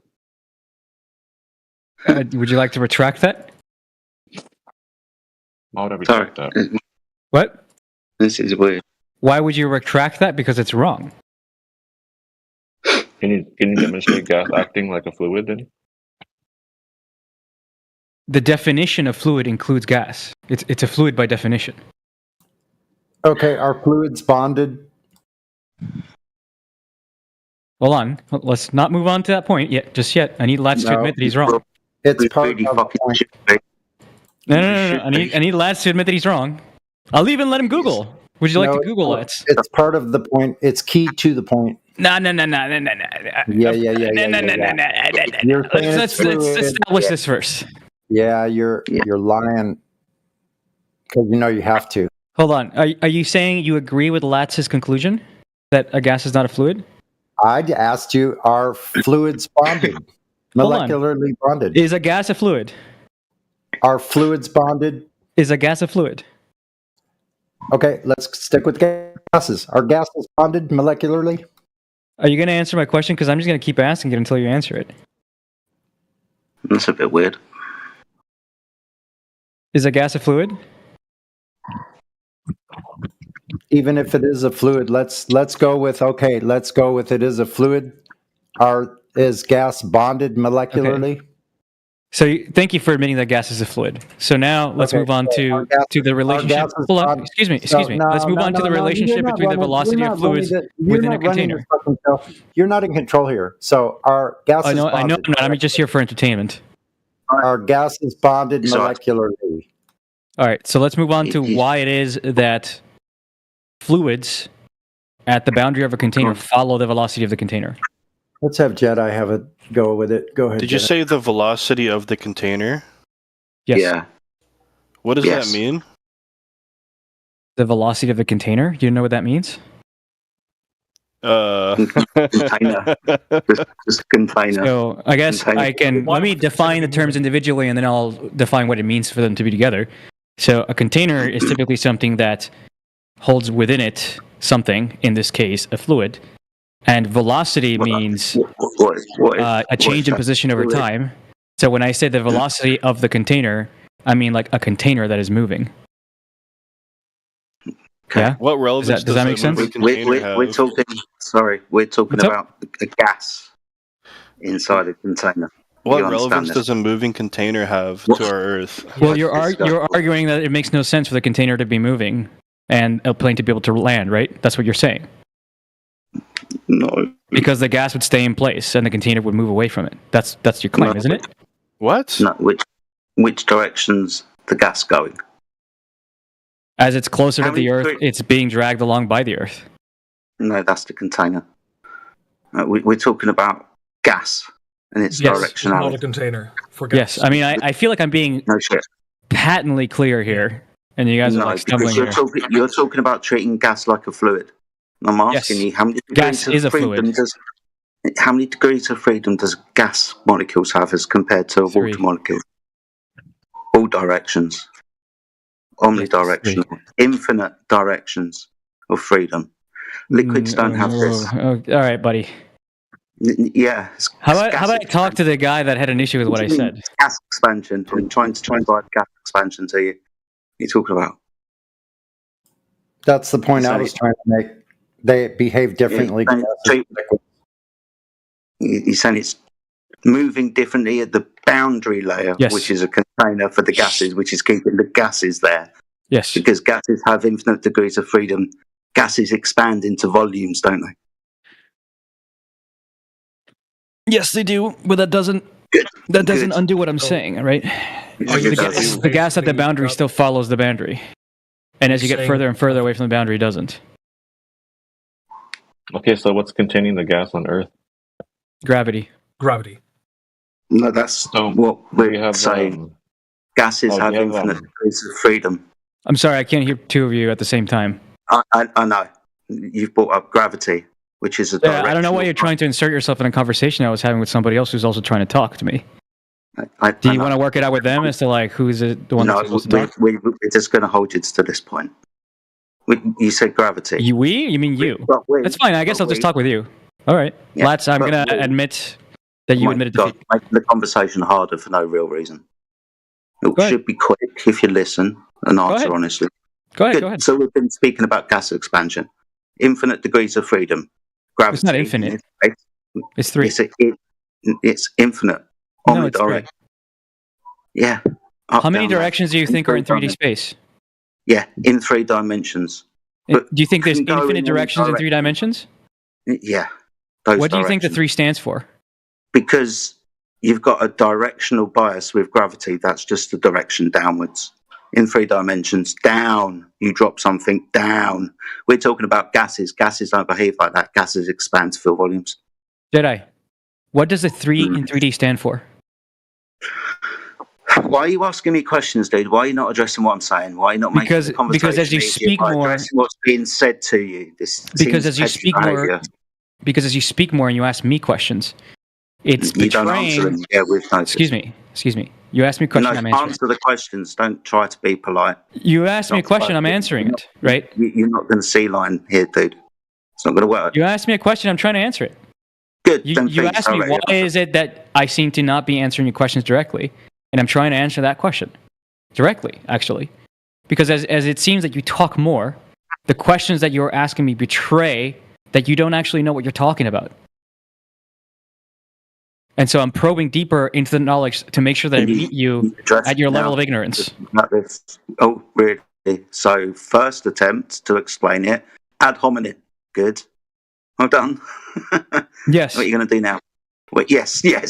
What are you going to do next? It is absolutely a personal attack against you, yes. Let's go then. Yeah, normally, because you don't have any response to the topic. So you want to run away from the topic by just talking about his person? I'm not running away at all. I was having a nice conversation with Lutz, and then he inserted himself. And he's asking me questions, and I'm trying to answer them honestly. No one wants to talk to you. He's talking about like gases having infinite degrees of freedoms. That's not true. It just demonstrates that he doesn't know that what he's talking about. Tell me stories. I don't want to hear your story. And now you're doing the same thing that Jedi did. You're inserting yourself into a conversation I was having with somebody else. I'm telling you. Now, no one wants to talk to you. So you will have that conversation with him You will just respond directly to the question or have the conversation for the topic. Don't insult him and don't talk about his person, or you fuck off.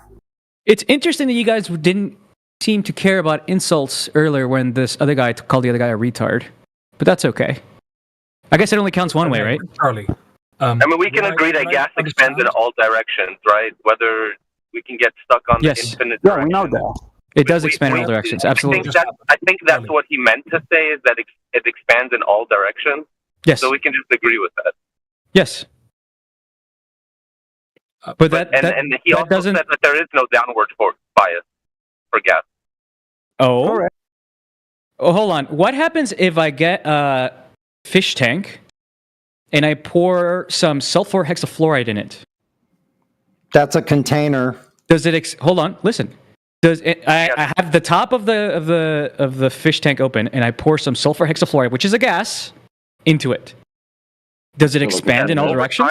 Over yeah, it will expand in all directions till it will equalize with the pressure of the gas surrounding it, because you're not putting that hexafluoride inside the container where there is just only 100% of that hexafluoride. Where you will see it expand in all directions. Okay, so it'll expand. And if you put 6 gases on a cubic container, in every wall of that container, you will measure the same pressure in all the walls of that container, meaning that there is no downward bias.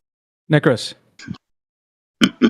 if I pour some sulfur hexafluoride into a fish tank, is it going to leak out the top? Is it going to expand upwards outside of the container? Yeah, it will expand to fit the volume. Really? It could, correct. It will expand if that fish tank is inside a vacuum chamber. If you put hexafluoride in it, if you don't add any other, why are you adding vacuum to control that? Yeah, because you just want to see if that gas will expand. You don't want to see if there is another pressure for a gas that is less denser, that has that hexafluoride, for example, oxygen, hydrogen, nitrogen, helium, that you will put above. That thing that will exert pressure on the top of that So you admit that if I don't put it in a gas, excuse me. So you admit that if I don't put it in a vacuum chamber, it won't expand outside of the container, right? Like the outside air will push it down basically into the fish tank, right? You admit that? There will be a change over time. So if you put your sulfur hexafluoride into, and let's not forget, already existing gas pressure, that's the gas and pressure that you're breathing. So you put it into a container, replacing one pressurized with another gas that you've just poured in there. You, the man that's done that. Over time, if you don't contain it with a full container, as in seal your fish tank, then over time, entropy will increase and the gas will leave the system. Now, of course, yes, of course. Over what time period? What time scale? Over what time scale? Depending on the size of the containment, a regular fish tank and sulfur hexafluoride. Are we talking seconds or are we talking years? Very complicated question. And I'm pointing out that we have variables. It's going to involve the volume of the unsealed container. And I'm talking about a regular fish tank, you fucking moron, and sulfur hexafluoride in the atmosphere. Is it seconds or is it years? What do you mean? It's a time frame. As in, how long is it going to take for the gas to expand outside of the 2 hours for sulfur hexafluoride? Okay, so a relatively long time, right? It's not like it immediately leaves but there will be a change over time, won't there? Yes, as there is a change over time with anything. Even a solid will eventually evaporate out if you want to get that. If you want to get that autistically split hairy as you are. No, because you're not answering the question. The fundamental question is, I am asking the fundamental question. Absolutely. Yes, we know. The fundamental question is, how do you have gas pressure without a container? Not you do have a container. Not what you. What's that? It's gravity. No, that's not a container. A physical. It absolutely is a container. It is a physical boundary. No, it's not a container. Yes. A container is defined as a physical boundary for gas to press against. So what do you think? What do you think a physical boundary Why are is? you talking through me? It's becoming kind of rude now. Because I give answers that only take a few seconds, and you talk for a long time, and it's quite frustrating when only the first 2 seconds of your response is relevant, and the other 47 are not. When you're wrong, and it's also not very fun to listen to. I imagine. Well, I can imagine it's not very fun for you to listen to when I'm pointing out you're just wrong. It's really not. I agree. Gravity is not a physical boundary for gas to press against. Hold on. It's not a container. But the wall of a container is a physical boundary, but not gravity. Yeah, because it's okay. I'm gonna get you to have to commit to that statement. Okay. Sorry. When you were talking about gas moving in a vector along the container, yeah, that physical boundary for gas to press against. You know, as in PV equals nRT. What do you think a physical boundary is? I want you to get really technical and really listen to me. Listen to me. State of matter. Listen to me. I have air molecules inside a jar. Okay. I'm tracking one air molecule that's approaching a wall of a jar, right? Okay. What is the wall of the jar made of, and how is the wall of the jar interacting with the actual molecule to push it in the other direction? Like, do you think of it as like little marbles colliding? Is that what you're imagining is going on? What, like the kinetic theory of gases? No. Yeah. They're perfectly elastic collisions with the walls. Yeah. Oh, is that what you imagine? So there's the kinetic theory of gases. You can also find this described in PV equals nRT. Hold on. Could you answer my question? Could you answer my question? The force that is imparted. Excuse me. The force that is enacted onto the molecule. What fundamental force is it? You're stupid. It's not the force exerted upon the molecule. It's the molecule itself. The gas pressure is the force exerted by the molecule itself upon the walls of what is the fundamental force exactly? Shut up! I didn't even finish what I was saying. That means that you don't. That means that you are scared. You don't. You want to defend your belief. So No, you just I'm want to frustrated because you guys not only talk for 2 minutes, but you also tag team each other when I'm trying to have a conversation with the other guy. I'm just showcasing your stupidity. The definition of gas pressure, it's the force of gas molecules, not the wall. I appreciate it. Not the wall. It's the force of the gas molecules exerts upon the wall of the container. Thank you. It's not the walls that are making pressure or force on the molecules of gas. Thank you. Necros, what is the name of the force that exerts the force on the container? What is the name of the force from the molecule that exerts the force on the container?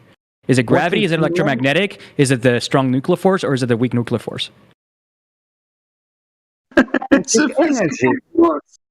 If I put my hand against the wall, what is the name of the force? Listen to me, Necros. If I lean against the wall, I'm just trying to answer your stupid question. What is the name of the force that prevents me from going through it? You don't have to make your question longer and repeat it more than one time. Apparently, I do. Necros, what is the name of the force that prevents my hand from going through it? It's the kinetic energy that the gas. Kinetic energy is not a force. That's not a force. So it's wrong units, buddy. Wrong dimensions. The force. I'm explaining it to you. I didn't give you just one word and I just shut it up. No, I was talking. So you don't want to hear the answer. So the force is caused by that kinetic energy that the gases are holding. So you're not answering my question. Molecule kinetic energy is not a force. Have a repel because of that kinetic energy. It will have a energy does not repel. So the gas molecules will be repelling to each other and to any surface. So when the gas molecule will just go to a surface like the boundary, like the walls of a container or another gas molecule, it will bounce from it, like you throw two south. Why does it bounce? Two souths of two magnets toward each other, and they will excellent. Two sides of two. Excellent. Let's talk about that. Excellent. Two sides of two magnets. If you bring two sides of two magnets towards each other, what is the name of the force that's pushing them apart? Repel. What do you want to? What do you mean? If I bring two magnets, with the same side together, you agree that they kind of want to push each other apart, right? Mm-hmm. Okay, and you agree that force happens over a distance, right? It's not like they don't have to be in contact for that to happen. That's lovely. Okay, do you not realize that when I put my hand on my desk and my hand does not go through my desk, that it's the same fucking force that prevents it from going through my desk than the force of two magnets being brought together? It's the electromagnetic force. Do you understand that? So you have a magnetic force that repels you from the desk. It's the electromagnetic force, yes. It's the electrons on the molecules of my hand exerting a force against the electrons of the molecules of my desk. It repels you from the desk, so you can't touch the desk. So you feel every time you want to touch the desk, you feel that the desk is pushing you. Like when you try to put a magnet toward another magnet with two souths, you feel that magnet is pushing you. Is that the same effect that you feel when you are putting your hand on the desk? The same exact repel? Okay, you are different then. They should hang on, Necros. Hang on, guys. Sorry, go ahead, Jedi. Go ahead, Jedi. No, it's all right. It's fine. Kind of lost where we fucking actually are, but we're just talking about gas behavior and what causes gas pressure. I kind of already told you, pressure is solved by force over area, described as the force that the gas exerts upon the walls of its container, because the area is given in feet or meters, and described as a physical boundary for gas to press against. So it's a pressure vector on a boundary caused by the amount of collisions with gas molecules, physical interactions. I don't understand what the problem is.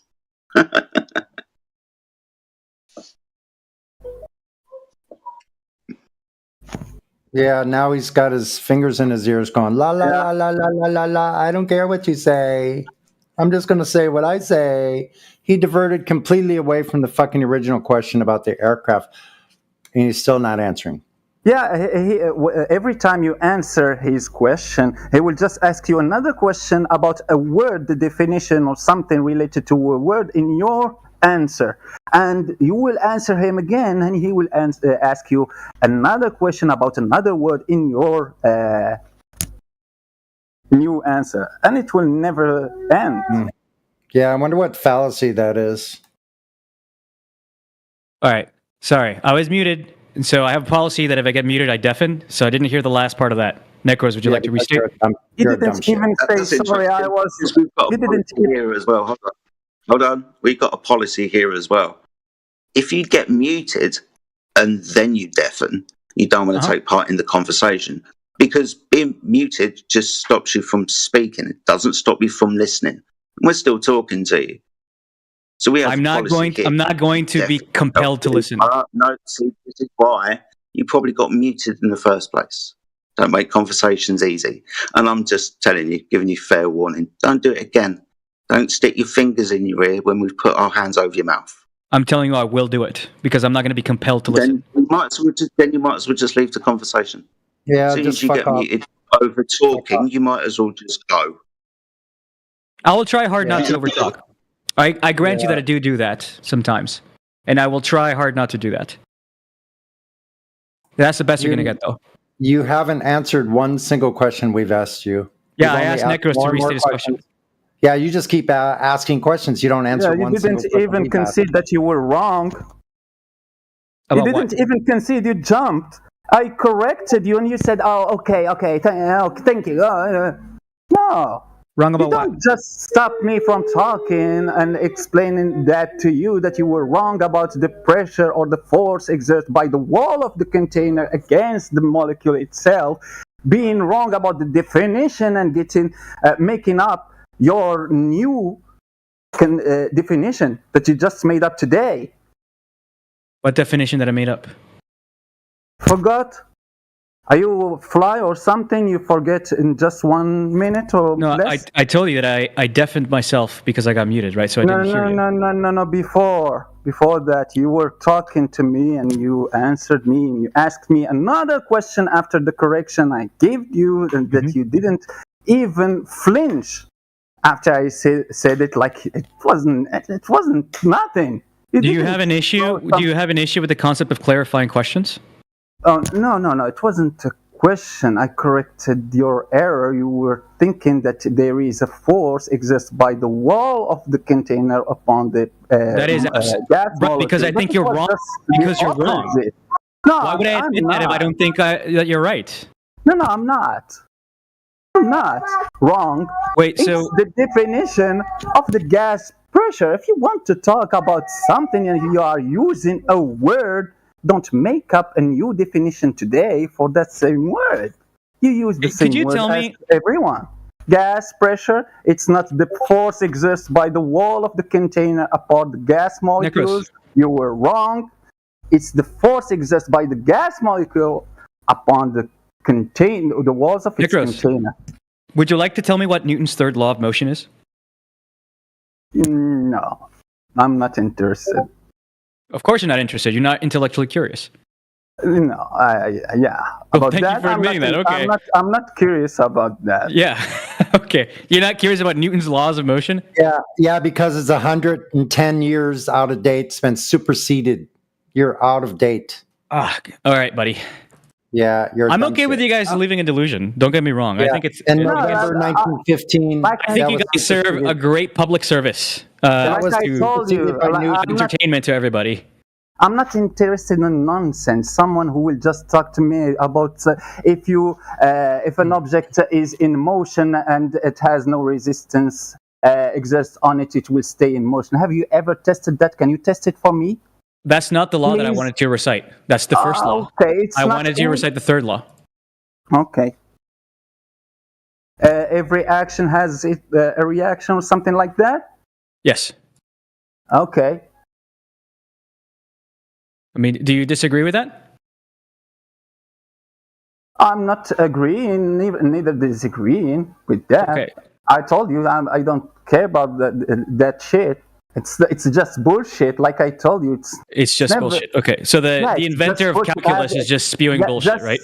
Just start with the first one. Can you show me if you have something in motion and that has no resistance upon it, it will stay in motion.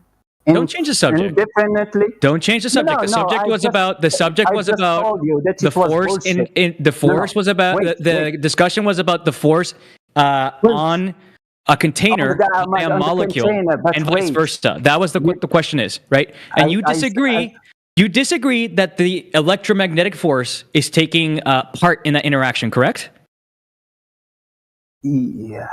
Okay, well, I can't help you with that. I just can't. Like, you're just ignorant. You just don't know like basic physics. So we don't have the foundation that is necessary in order to have the conversation required for you to understand this. We just can't. You can't say to someone ignorant if he don't want to believe something that you didn't even prove. It's not just that you don't want to believe it. You're not interested in hearing about it. You admitted it. Yeah, I told you. Like I told you, the first law is if you have something that is in motion and there is no resistance on it, it will stay. Why are you bringing up the first law? Show me that shit. Why are you bringing up the first law? Isn't it from the compilation of laws? Yes, but what does it have to do? I asked you about the third law. I told you that it is just bullshit. I asked you about the third law. About that bullshit. Of course you don't care because you're not intellectually curious. You don't have the mental capacity, the mental acuity necessary in order for you to disprove what you think is even true. Like, at the very least, people like Witsit, okay, understand these concepts enough to know what is necessary to disprove them. But you just say, I'm not curious. It's bullshit. I don't even have to contend with it. No. I said I don't care. I didn't say I'm not curious because I started with the first one and it is just bullshit. So I am curious. Just explain it to me. Let's start from the beginning. The first law. No. Can you demonstrate? I'm not going to change the subject. You guys accuse me of changing the subject, and I don't want to do that. I want to focus on gas pressure inside a container. Okay? Because you seem to think you seem to think that the electromagnetic force isn't the thing that keeps you from going through objects. Right? You don't believe that. Yeah. Okay. Do you? So let me ask you, because a lot of people here don't. Do you believe in the existence of electrons?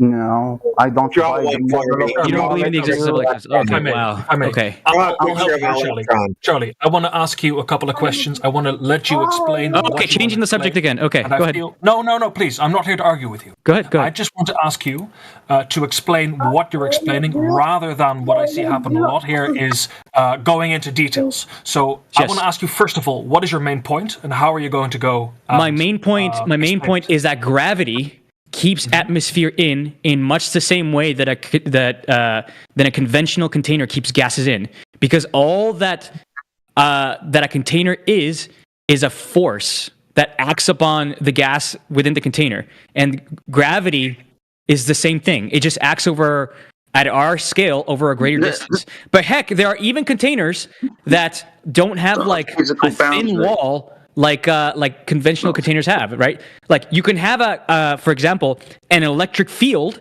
act as a container of ion gas, for example. Yes, you absolutely can. You absolutely can. In a container, yeah, right. Oh God. Anyway, did I answer that question to your satisfaction, Techo, or Tech Zero? The answer was very long. Can you do it in like one sentence? What's the main point? That gravity contains the atmosphere. Gravity contains the atmosphere. No, it's not. Okay. I have been chatting a little bit, and I've been trying to say this as well. So I suppose you could say I'm on your side. I think this as well. But there is just, I think, maybe too much confusion and so many scientific terms that it becomes harder to understand, not easier. So can you explain to me, like I'm 5, like how does this work?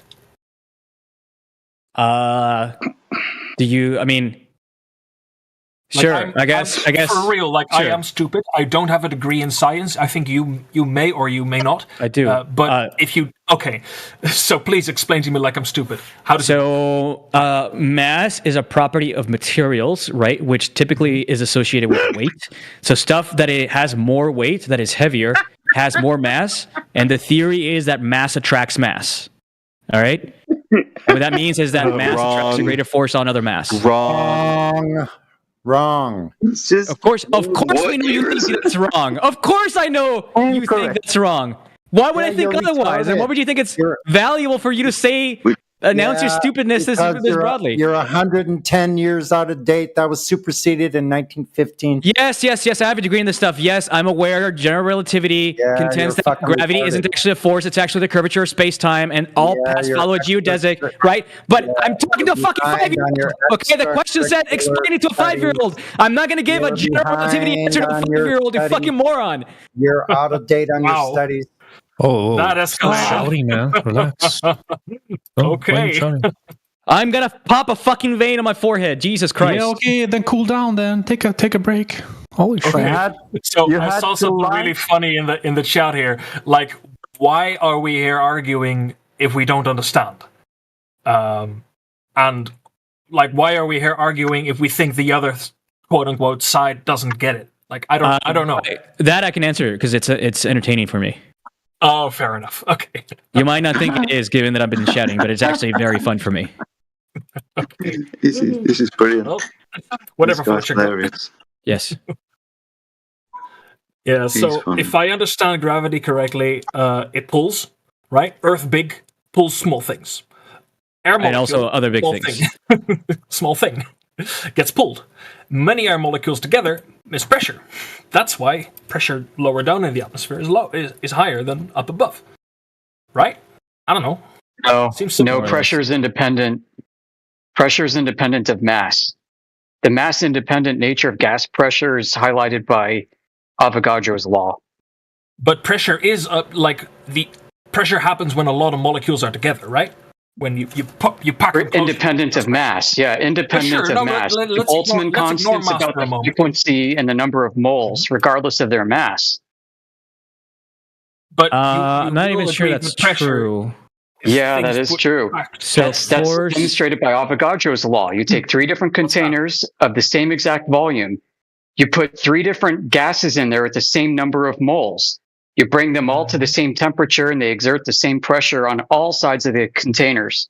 Right, but what you don't understand is that for the same pressure and for the same temperature, the molecules that are heavier have less kinetic energy. Yeah, So that's the thermal stoke of molecules, but it's not.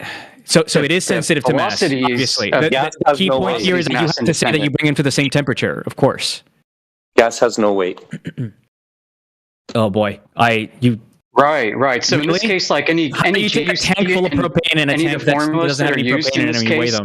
That's easily disproven. Under pressure the gravity of the density of a volume, and not due to a vector. You mentioned the propane tank gets heavier when you fill it. That's because at the high pressure, when it's really filled, the gas turns into liquid, and that's what you're actually measuring. No, even without pressure, the density even of the container. unpressurized, That's it will why get heavier. you increase the density of the container.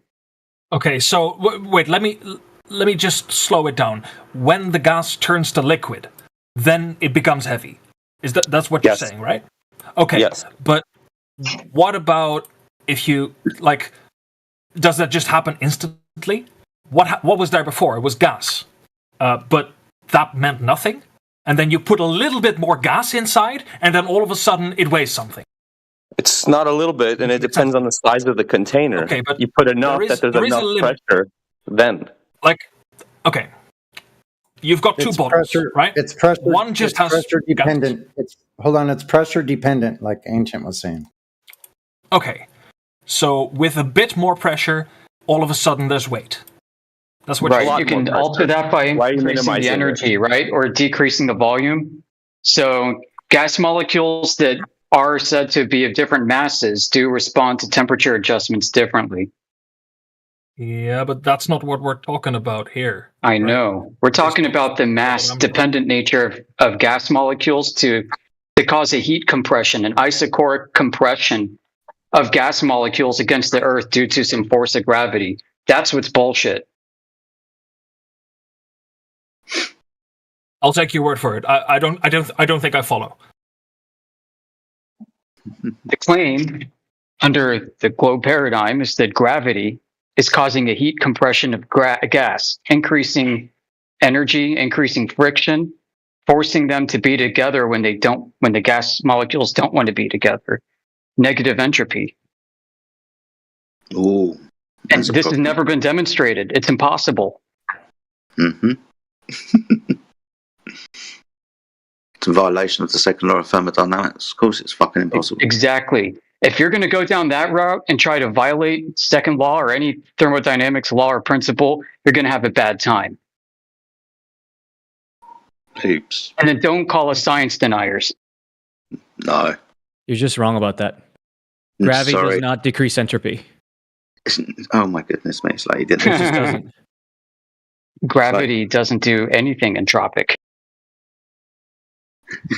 What are we talking about when we talk about gas expansion into space? What law of nature are we speaking of?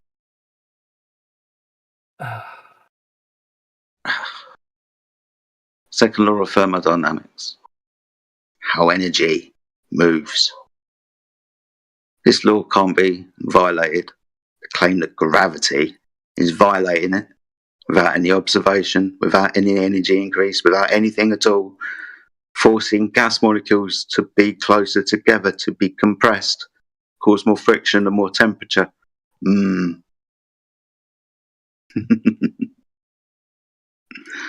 Oh dear. You don't know anything about entropy. Well, let's say it's violated when gas doesn't expand into free available spaces. It's funny also because thermodynamics sort of depends on accepting the Newtonian laws. Not gravity, but the three laws of motion, right? So, do you accept them or not? Is the question. No, they were debunked and superseded. We were trying to tell you this earlier. I know you think that. There's a better framework. Though the mathematical laws of thermodynamics framework, yes. Superseded. Is that what you're saying? The laws of thermodynamics are not don't apply. But then you can't say that and at the same time say that the laws of thermodynamics is what proves that the other person is wrong. Like you can't use it as an argument and then discard it at the same time. Or do I misunderstand what you said? No one's just, well, hopefully nobody's discarding the second law of thermodynamics. The claim that gravity is the thing that is violating is something that would most definitely have to be demonstrated, not just asserted. Hold on. Why is it? Can you be more specific as why it is that you think that it violates the second law? You understand when we speak about entropy, how we're going to describe that? It's going to be energy, motion, right? No, that's not what entropy is. That is not what entropy is. How heat is going to change over time, i.e. dissipate and become cooler. Hot goes to cold, the law of nature. Just right, like high pressure. Can you tell me what entropy is? Lower pressure environment. I can demonstrate it to you if you want. No. Tell me what it is. It's the change. Like in the scenario where there's gravity, right? It's over time of high energy states into lower energy states, into equilibrium if potentially possible, depending on the amount of energy in the system. We're talking about how gas behaves. Can you answer my question? Yeah, it fills space, doesn't it? Gas. What is entropy? And your answer is it fills space, gas. No, I've already told you it wasn't. The first thing flew above your head. You didn't hear him. I guess I didn't. Would you like restating it? High energy to low energy. High energy to low energy. Yeah. High pressure to low pressure. High temperature to low. Okay, I'm not asking you to give me examples of what you think are entropy differences. I explained it to you. I just repeated the example. Right. I don't want examples. I want a definition for entropy. Yeah, you got the definition. When? Jedi just told you. You didn't hear him? No, he didn't tell me. Or I didn't hear him. Oh, you were talking through him. Right, and I asked him to repeat it, and then you started talking, so I'm assuming that you're repeating his definition. Next time, you shut up. Thank you for your input. Next time, you mute yourself when someone is talking, and you stop whining while he is talking till he finished. Then you try to process the information he gave you, and you process the information that you want to get out from your mouth, and you can talk at that moment. But you don't do that. You just talk. Thank you for grandstanding. Can we get back to the question at hand instead of running away like a coward? What is entropy? You should have had plenty of time now to Google it furiously. Come on. Again, no. So it's change from order to disorder over time. Nope. High energy. Nope, you're just wrong. You're just lying. You don't know what you're talking about. People, I'm going to mute this motherfucker if he talks. So you can't shut up. Again. You can't shut up. You can't mute yourself. He's lying. You can't shut up. No. He didn't. Charlie, I don't think that he's lying. I think that he doesn't know what he's talking about, and it goes for a lot of us. Yes, I call that. So here's the thing. If I don't know a subject, okay, I equivocate making shit up as lying. Maybe you don't. No, I think people can be genuinely confused. This guy's projecting so hard right now. All right, what's the version of entropy, bro? So maybe you can shut up and let people what do you think entropy is? Because he's wrong, right? So tell us what the correct definition is, because he's wrong and you're right. So go ahead and tell us the definition. In the field of thermodynamics, it is a quantity defined by its infinitesimal change and useful work per temperature. That's what entropy is. Now there are other concepts of entropy that are more generalized. Can I cite that? Yes. Yes, I can. Put it in. Awesome. I want to see that citation where it says infinity. All right, I'm just going to read this out. Sorry, I'm just going to read this out. So please correct me when I was wrong. So here is the Feynman lecture on entropy, section 44. Awesome, thank you. Awesome, thank you. Entropy, the change in useful work per temperature. Here it is. Maybe he needs to be muted while he's talking. Posted. So gas expansion into a vacuum, the mixing of ideal gases or liquids, diffusion, effusion, colligative effects, and osmosis, each fundamentally involves an increase in entropy. Now, do you want me to carry on reading the citations? Because I'm literally paraphrasing what I said from earlier. I don't want you to tell me what an increase in entropy is. I want you to tell me what entropy is. It seems like you think that citing examples of instances of entropy is the same thing as defining it, which is not. Sorry, I have. It's the change over time. Really? Can you show me where in the entropy formula time shows up? My goodness me. You're just wrong. You're just making shit up. Time is not entropy is not a function of time at all. Time does not show up in the formula for entropy at all. Ones, my goodness me. Gonna make me do this, aren't you? Well, I want to thank you all for this very interesting conversation. I think I'll take my leave now. But good luck, guys, and I hope you find a way to communicate without swearing at each other so much. Cheers, mate. That would be nice. Have a good night. Shut the fuck up. No one gives a shit, dude, about your complaining. So personally, I find the information entropy definition to be a little bit more illuminative and a little bit more general. And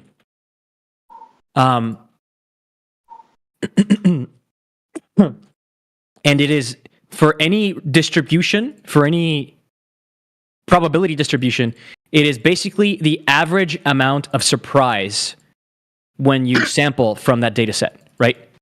And I can give you an example of what the heck that means, right? For example, if you were to buy a random lottery ticket, you would be very surprised if it was the jackpot, right? And you probably wouldn't be very surprised if you didn't win anything, right? You take all of the lottery tickets in the world and you take the average amount of surprise over all of the tickets. That's what information entropy is. That's entropy?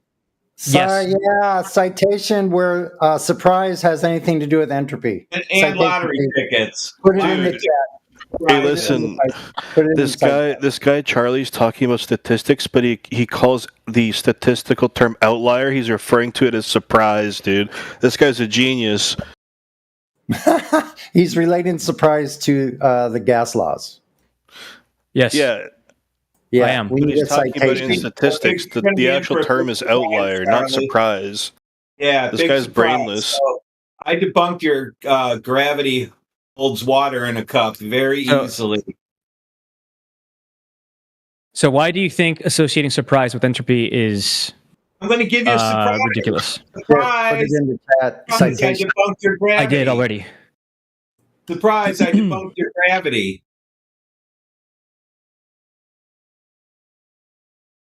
Might be an off-topic question, but do you have like a degree in physics or maths? I have a degree in computer science, I have a degree in electrical engineering, and I have a degree in physics. So here are some slides from Oregon State University. Good. Let Then me you should know better than to call outliers a surprise. This is some slides from the Oregon State University where they clearly explain how entropy can be viewed as the average amount of surprise for a probability distribution. Not talking about probability distribution. We're talking about the second law of thermodynamics.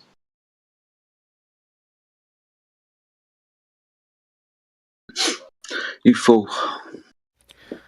Dude, I never heard the word surprise in mathematics before.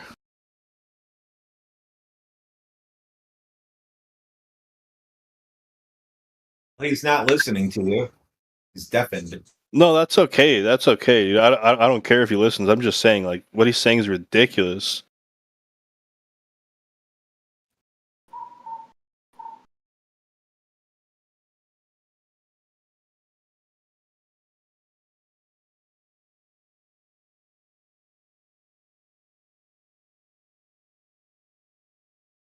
I think you might be right about entropy being about information.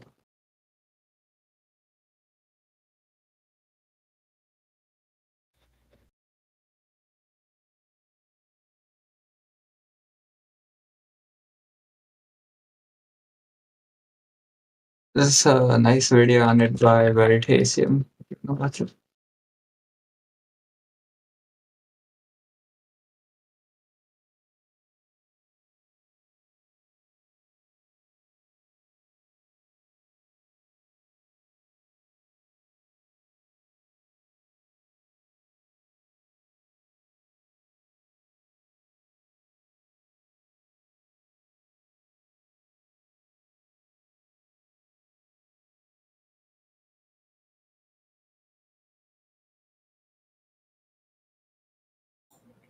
And that's where we got to information theory and how that applies to the laws of thermodynamics.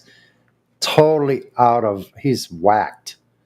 And the first question that we started with this whole thing was why aircraft don't have to adjust for a moving runway, and that's how far away he got.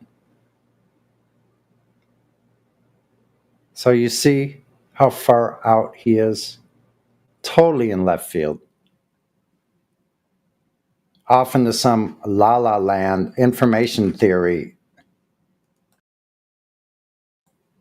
It's a non sequitur. The whole thing, everything he mentioned was a non sequitur.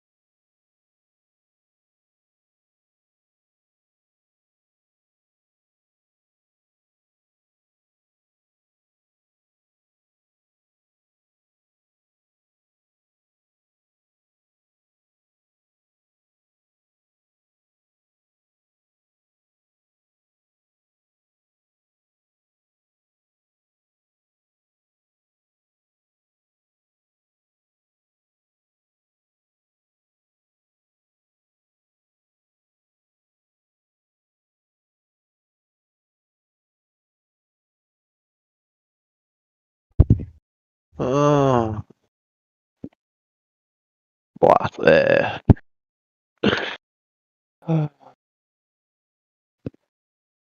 Brother, there's no way you think the Earth's flat.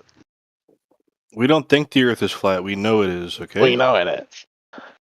How? How? How do you know it's a ball? Give me your best ball proof, other than like, oh, NASA said so with a picture. No. Like, if you had to prove the ball to somebody, what would you say? What would you Can't show them? just see. Well, why don't we see to the other end of the planet then? Because we can't see forever. Even on a ball, our eyes can only see like 12 miles. Do you think that eyes can see forever? Do you think the human eye has infinite vision? Do you think so? Because that's what you're implying, and that's not true. I can see Mars that's light years away. Okay, can you prove to me light years are a real thing? Can we prove that light travels infinitely in a vacuum? Can we prove that? Is that something we can prove using a scientific method? You have a Because if you Google the answer is no. The answer is no. We cannot prove light travels infinitely. So you're going based off an assumption, right? Can you prove right now that you have a pelvis? Just look it up. Look it up for me, bro. Does light travel infinitely? Can you prove right now that you have a pelvis bone? I used the AI thing. Maybe you don't like that answer, but the first result on Google says no, we cannot prove light travels infinitely, according to our current understanding of physics. So instead of using hypotheticals, once again, I'm asking you the question: can you prove with a globe? Like, what's your biggest proof? All right. Well, not a hypothetical, but a proof of the globe. No, it's not hypothetical. I live in London. I mean, I live in Liverpool, and the distance to London isn't very far. If I can see Mars, why can't I see London? Because your eyes can't see forever. Your perspective only goes about 12 miles in all directions. Than London. Also, yeah, but our eyes density doesn't work the same way vertically it does horizontally. Yeah. Don't fuck this all up. You can't see horizontally as far as you can see straight up. Then you're not. Because you can't see through air forever, dude. And it's more dense near the ground than it is above you. Also worth noting, the higher you go, the farther you can see. So if you're at a higher distance, you're going to be able to see farther than 12 miles. But generally speaking, right, I mean, given atmospheric conditions, you should only be able to see around 12 miles with the naked eye. Well, have you been where you go on ground level? Have you been in a plane before? Yeah. Yes. Many times. You can't notice curvature. There's no curve. No. The scientists say there's no curve in a plane, bro. It's all the windows doing their thing. Come on. Just ask Neil deGrasse Tyson. Where can you see the curve? Did the scientists say that? Yeah, Neil deGrasse Tyson said we can't see the curve unless we're in low Earth orbit. Is a plane in low Earth orbit? I don't think so. Yeah. Well, depends what plane. A plane's in low Earth orbit? Is that what you just said? Depends what plane. But you want to get down to the specifics. Stop talking over me. Go on. My bad. You can't Dr. see Pressure. the from low Earth orbit either. Go on. What did you say?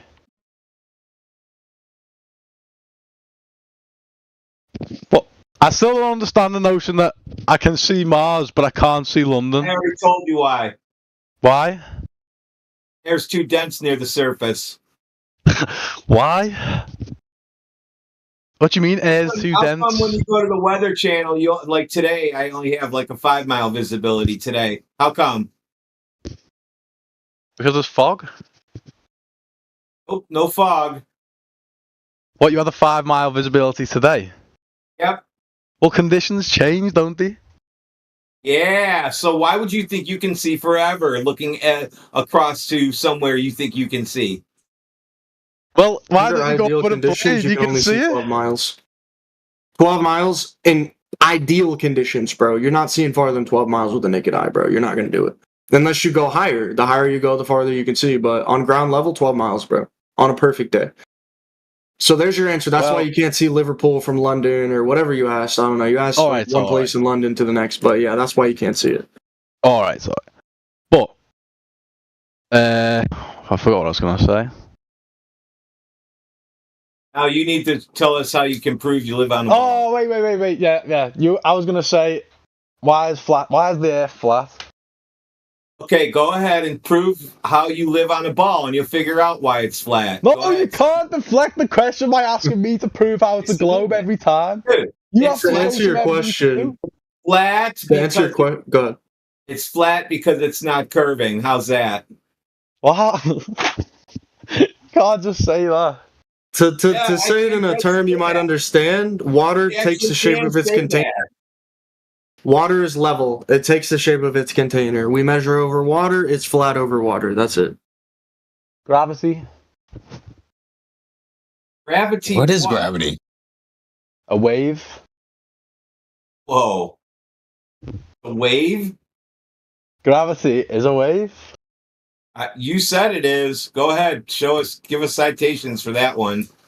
So if somebody now knows what gravity is and I'm telling you, gravity's a wave. Look. So yeah, Oh, gravity doesn't pull you to the ground, dude. Hang on.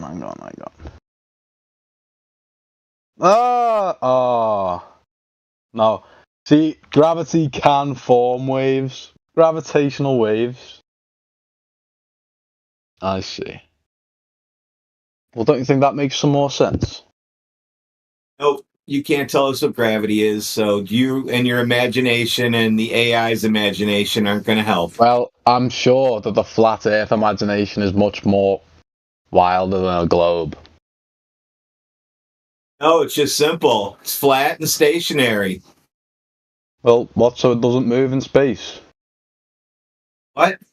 It doesn't move in space. Doesn't orbit. No, it doesn't move at all. It doesn't move up, down, No, side. it doesn't move. No. Nothing. It's flat and stationary, and it's not a planet. And space is fake to ruin your day. That doesn't ruin my day because it's not true. Absolutely is true. It's not true. How do you give birth to planets if space isn't real? So there you go. Isn't that a reification or something? So things in the sky don't make the ground that you stand and walk on. You go to the beach and the water at the horizon is just perfectly flat. That is flat for all that you can travel. That is flat because of gravity. Whoa. So you think gravity pulls water down? Yeah. Check this out. Because I have a vacuum chamber. Because I have a vacuum chamber and I've done it live in here 3 times. So we're going to take your. I'm sure. Wait. What You're doing experiments. Wait. Commentary. Go. So we're going to take your cup of water that's being pulled. The water's being pulled into the cup by gravity, according to you. That's why it's sitting in the cup. I'm going to put it in my vacuum chamber and I'm going to suck all the air out of it. Turn the pump on. And it's going to pull all the air out, and the water is going to turn into gas, and it's also going to leave the vacuum chamber. Because gravity had nothing to do with holding it in the cup. It's air pressure. What? So it evaporates with no air? So there you go. So your universe can't be a vacuum of space. So it evaporates in a vacuum. 17 torr vacuum above us. That's due to other things, though. That's not anything to do with gravity. You're claiming that your universe has air bubbles in it with water inside of them. I'm sure there's water on asteroids, isn't there? I debunked your outer space just now. No. Oh, yes. Oh, yeah. No. Yeah, I did. A quick Google search will rectify this. Yes, there is water in space, but it's mostly the form of ice or vapor. You can't have water in a vacuum. A massive cloud of water vapor was discovered in 2011, which contains more than 140 trillion times. Stop reading AI dumb shit. This is orbital today. This isn't AI. It's AI, believe me. It's not. It's real. Okay. Anyway. Look, it's written by Mark Witters. Yeah, Does he sound AI to you? It could be written by Santa Claus. It doesn't matter. What were you saying? I debunked it with a vacuum chamber, proving that water cannot exist in a vacuum like you just claimed it does. Do you have a vacuum chamber in your house? Yeah. Have you done that? Yeah, live in here 3 times. People watching it. Huh? Yeah, but. There's no buts. Space isn't the same. We got the recording in chat. Space isn't the same as your vacuum chamber, is it? It was done last year, almost a year and a half ago. One of them. So you're saying your vacuum chamber has absolutely nothing inside? No, you're supposed to. Anyone finds that, can they link that? Your space is supposed to be 10 to the negative 17 torr. I pulled like 10 to the negative 6, and the water turned into gas. And you're supposed to be 3 times stronger than that in outer space, and you think water's going to form into a bubble? You're out of your mind. Not a bubble. Yeah. What do you think Earth is supposed to be? Ice asteroids. Earth is supposed to be a big round air bubble in space. What's the temperature of your vacuum chamber versus space? Why does that matter? Why would it not matter if it's evaporating? It doesn't matter, dude. It does matter. How does that not matter if it's evaporating caused by heat? Tell me what temperature it needs to be at so that the ice doesn't sublimate into gas. Well, for ice, it needs to be below 1, below 0, freezing Celsius. Oh, so if I just wait for a below freezing day here and go out in my garage with the vacuum chamber, you're going to tell me I can't pull that water out of there? I guarantee you that your vacuum chamber will never reach the length of the amount of cold there is in space. Because I like to make money bets on those. Well, I don't want to do money bet because it's obvious that space is colder in your garage. Who measured by the temperature of fucking space? million times. Who measured the temperature of space? Well, how can we trust anything? Why would they lie about this? Why, dude? You're starting to spiral. Oh no, I'm not. You're the one talking about the fucking vacuum chamber in your garage. Spiral. Your vacuum chamber. How can we trust anything? Because you only believe what you read online or watch on TV. Well, so do you. Where have you found this info about flat Earth? I own all my own equipment. I own all my own gear. All right, so you had the idea one day. What? You had the idea one day that the Earth's flat. I need to buy this certain whatever and this gear, this equipment. Because I believe the Earth's flat. I haven't got any of this. There's no bias on this opinion, and I haven't been on the PC and looked up anything. This is from my point of view. I don't believe in flat Earth, dude. You believe in a globe. I don't believe in flat Earth. It's just a fact. What do you believe in? It's not a belief. It's a fact. It's just so. What do you believe in? Why? So you can attack his beliefs? I don't want to attack his belief, but you're attacking my belief, aren't you? It's the same. We can you're a globe believer. Yeah, because it's a belief. Yeah, because it's a belief. It's capable of being attacked. Well, it's not a belief. It's an opinion and a belief, and I can fucking question your opinions. It doesn't make me a bad person to question your opinions, your belief. I'm not offending you by doing that. Doesn't make us bad to question yours either. No, I don't care if you question my. I don't give a fuck. Well, don't get offended. Well, what I'm saying is, you need to give me evidence. Flat Earth's a fact. Why is it a fact? If it's a fact, there's evidence behind it by definition. So why is it a flat? Why is it a flat Earth? Go ahead. You keep talking, and I'll wait till you're done. There we go. All right, go on. Tell me. It's not that it's flat. It's just not curving at what the ball needs. It's not curving at that rate at all. It's not curving. So why? It's not curving at all. It's not curving with what you guys said. What makes your hypothesis of the fucking Earth's curvature any more convincing than a fucking, say, NASA scientist? Celestial navigation uses triangles over the ocean. You can't have a triangle. There's a bunch of things. Yeah, but that's primitive navigation versus the type of technology we have. It's not primitive. It is primitive. When I'm talking, you have to make triangles basically to do that. You have to have a 90 degree to the ground. You can't have 90 degrees to a ball. 90 degrees to what? So what are you basing this off? You cannot have 90 degrees to a ball. That would be the star's ground position if the star fell to the ground directly from above it. Oh, are you measuring from the stars? So your geometry is based on the sky? That's how you navigate. Well, there you go. You just said the sky is fake. I said what? You said space is fake. Space is fake, that's right. Well, there you go. So how are you navigating off of space? Is it fake? What does that have to do with the lights up there? The stars. Oh, God. Yeah, the lights don't have to be that. So you're basing your you're basing your shape experiments off of the stars in the space that Not a you think shape is fake and experiment. part of the fraud that they're Not trying a to shape sell us. experiment. Could say Experiments the don't same thing to you. Well, I could, but wouldn't you rather trust more educated people than yourself? And there's been That's an thousands of appeal to people. authority. There's been thousands of people who have been involved in space studies and space theories and space Well, the question of navigation and whether Earth exploration. is round or flat can be done by any simpleton, and you don't need no advanced appeal to authority scientist for that. Well, why? Even the most simplest person can figure these things out. But it's like walking through an oasis and seeing a water illusion, saying for a simpleton that's water. Well, the thing is, we can simply find it out. You have to complicatedly lie about it. That's the problem. Well, not you yourself. I'm saying the people that you get your information from. They complicatedly lie about things. They call it theory, but they just use a bunch of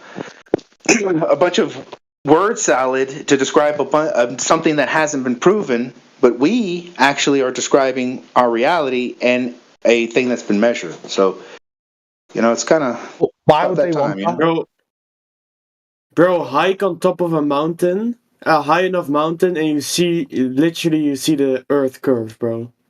That's incorrect. But wow. Bro has never climbed a high mountain before. Bro has never been on a plane before? Right. If you go up the Alps or the Himalayas or anything, you can clearly see curvature. Yeah. Well, how high is that? How high is that? I don't know off the top of my head. I don't know exactly. About 12,000 feet, isn't it? Am I wrong about this? 12,000? 45,000 feet is around where an airplane flies. You can't see curvature there either. We've gone up to 300,000 feet in the air and still have not seen any curvature. What do you mean? There is curvature though. We've been up to 300,000 feet. It's zero curvature, and the horizon rises to your eye level too. So that's also even on the video of the guy Red Bull jumping out in the atmosphere, you can see Let's talk about that. Massive amounts but he's just gonna say, "Oh, that's a GoPro. Oh, that's a GoPro." Yeah, well, I'm going to refer to a physicist on that actually, and say that a physicist brought it up that it's fake. He said that the curves. Well, I brought that up because I thought you'd say that. Well, I didn't say that. Neil deGrasse Tyson said that. He's an actual physicist. But it was live that you appeal to. And there were people watching him fall and watched them. Yeah, there's two different kinds of cameras on the piece of equipment. There was one with a GoPro, and there was the one that caught the actual flat surface of the Earth. There's two. Yeah, but people watched him real time fall from that altitude and watched the video. That's fine. So I don't understand how it could be a lie. Wow, they have all the fish islands. They have it took them several. It took them several hours to do this, and they only landed like 100 miles away. They should have been, thousands of miles. But don't worry about that part. You're just going to worry about the camera lens that's bending the atmosphere. This is not good evidence, man. I haven't seen the video in a while. Okay. Yeah. Hey, tell me why. What do you mean thousands of miles, bro? I'm going to talk, and I'm going to mute you guys if you talk over me. You tell me why, when he was up there doing the jump, the Earth wasn't spinning underneath him. Bro, he's still moving with the Earth, bro. Even though he's so high in the atmosphere, almost near space. You think the atmosphere this is where gravity comes in. Gravity? Yeah, there is barely any apparently up that high. That's why the atmosphere wouldn't move. He would be up there with the non-moving atmosphere. 6 hours later. Thousands of miles out of the atmosphere, and you do know massive amounts of mass, like planets, take fucking when they're moving fast. It's illusionary. It doesn't look like they're moving as fast as they are. What's happening here?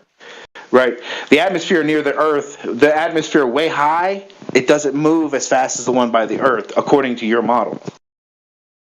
Yeah, but that's how weather is formed. Because you're moving with it, bro. Okay, yeah, he's moving with it at first, but then when he gets into the atmosphere, he's going to stop, right? Or do you think a balloon has enough momentum just to keep flying thousands of miles an hour through space now?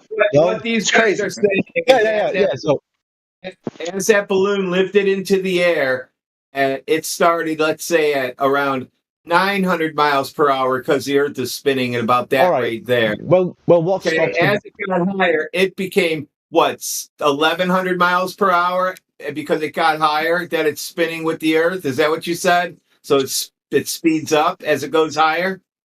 Wild stuff. I don't know what I said, to be honest. Yeah, you kind of don't get what's happening here on your own model, which is No, I do get what's happening. I do get what's happening, but I'm just not educated enough on the subject to tell you the fact. That's fine. That's fine. We're trying to keep it simple. You know what I mean? But the fact is that you don't have any evidence to support a flat Earth. Yeah, we have measurements. You can't stab other people. Well, what measurements? We have a bunch, but the problem is we're questioning your model, and you can't produce anything that's. All right. Well, our questions being modelled. I mean, our models being questioned. Could you please tell me some evidence for a flat Earth? Why are you so desperate for that instead of being able to produce? To have an argument about two opinions or beliefs, you can't have a one-sided opinion and give information about one side. And nothing you can do about it. It's just measured flat. That's it. All right, but how have you measured? Well, there you go. That just proves to everyone that you don't know the Earth's flat. An uneducated thing, you could say. Measure it flat, and it is flat. It's not curving. Use planar surveying. Measure it across what? Planar surveying measures in a plane. It doesn't drop. Across what distance? Whatever they're measuring. We have multiple science experiments that measure water, specifically without atmospheric and refraction, specifically the right settings for everything, the measurements, everything. We have these measurements that say that there's no curvature. What measurements? We have many of them. But then we ask you, don't worry about us. Where's your measurements? I don't have any measurements. I don't need measurements. If you believe in there, you live in a goal. You got to be able to produce a measurement, man. Well, you have to produce the measurement. I have mine. I'm not worried about giving it to you. Do you have yours? Do you have measurements in your head that you just don't want to give me? No, I don't have measurements. You don't have measurements? No. Would you be surprised to hear that no one ever has produced any measurements on these things? Well, you're the one who just brought it up as evidence. Yeah, we're talking about the shape of the Earth. Well, that's the evidence of the shape of the Earth, and it's not evidence. What is it? What is it? Well, it's not evidence if you're not giving me anything that's evidence, is it? Well, I'm saying to you, you haven't given me evidence of your follower. So you can see that's evidence interesting, isn't it? No, you just projected it into your own eyes. But the red flag you should take away from this is that you couldn't produce what I asked you for. I have what you want, but you couldn't produce what I wanted, and that's your appeal to authority. That's how that it gets you in trouble, you know. Well, are you an ice wallist? I'm just water flattest, bro. So what do you think happens if you just keep going? I can give you some speculation, but I don't think they appreciate that in this room. Well, why did navigators? It's not speculation day. That's on Sunday.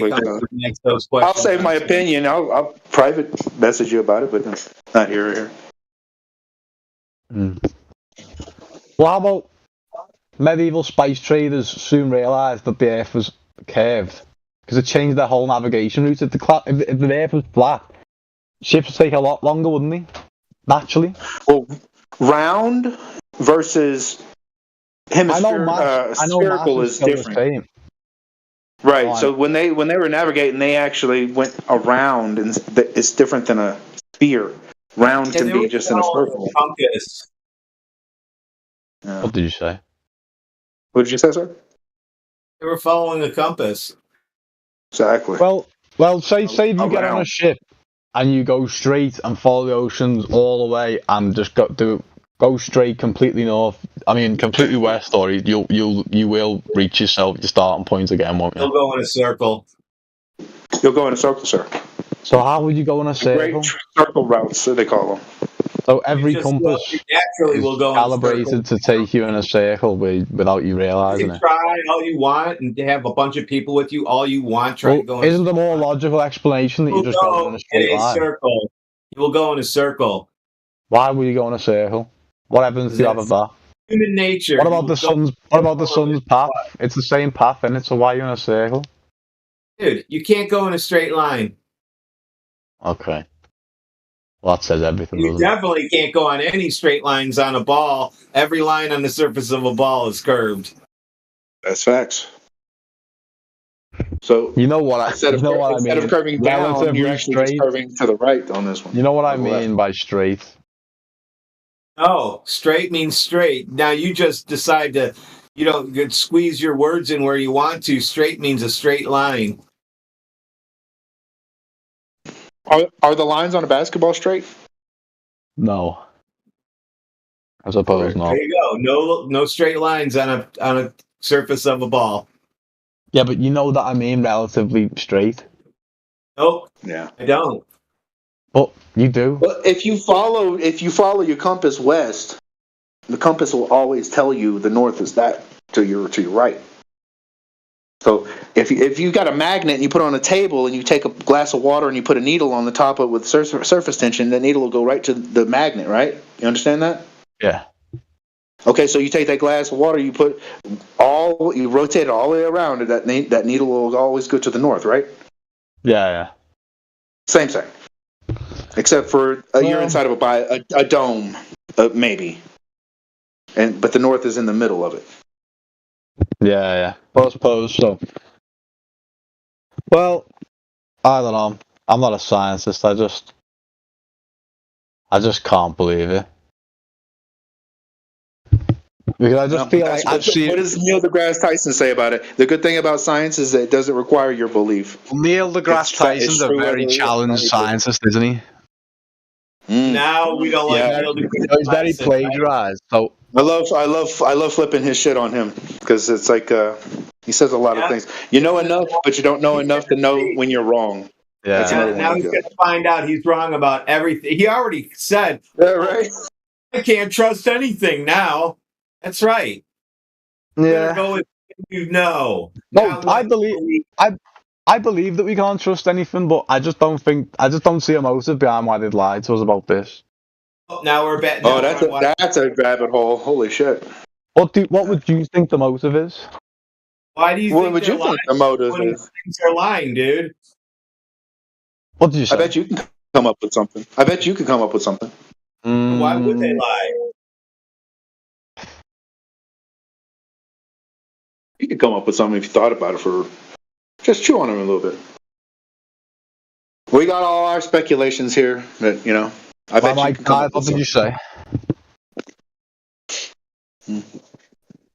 What did you say? I said, why do you think they lied about it? Well, I don't think they've lied about it. Well, if they did, what would they gain from that? Can you think of anything? I can't think of anything, no. No, because you're not a bad person. It takes a bad person to want to manipulate the entire world, right? I know, so it's kind of hard to come up with this shit. To get everyone else that's ever worked in that field of work in on it. Well, my personal opinion is that they always mention that you're a worthless speck of dust, and no matter what you do matters at all. And the Earth is going to end one day, for sure. There's no ifs, ands, or buts about it. It's going to end soon. Yes, sooner than later, probably, right? In the most horrific way, right? Yeah. An asteroid or a disease or some just wild shit that these people get to conjure up and you believe. Don't you think that would have some kind of power? Well, yeah, definitely. Why would they lie? That's one thing. Why would they lie? Now you can answer that. Why would they lie? Well, I suppose so, but they've never.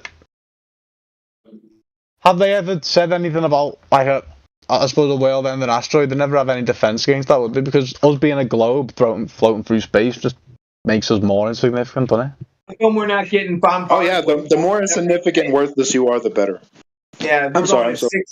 66.6 thousand miles per hour. We should be getting hit with rocks every 5 seconds. You should see streaks falling from the sky at all times.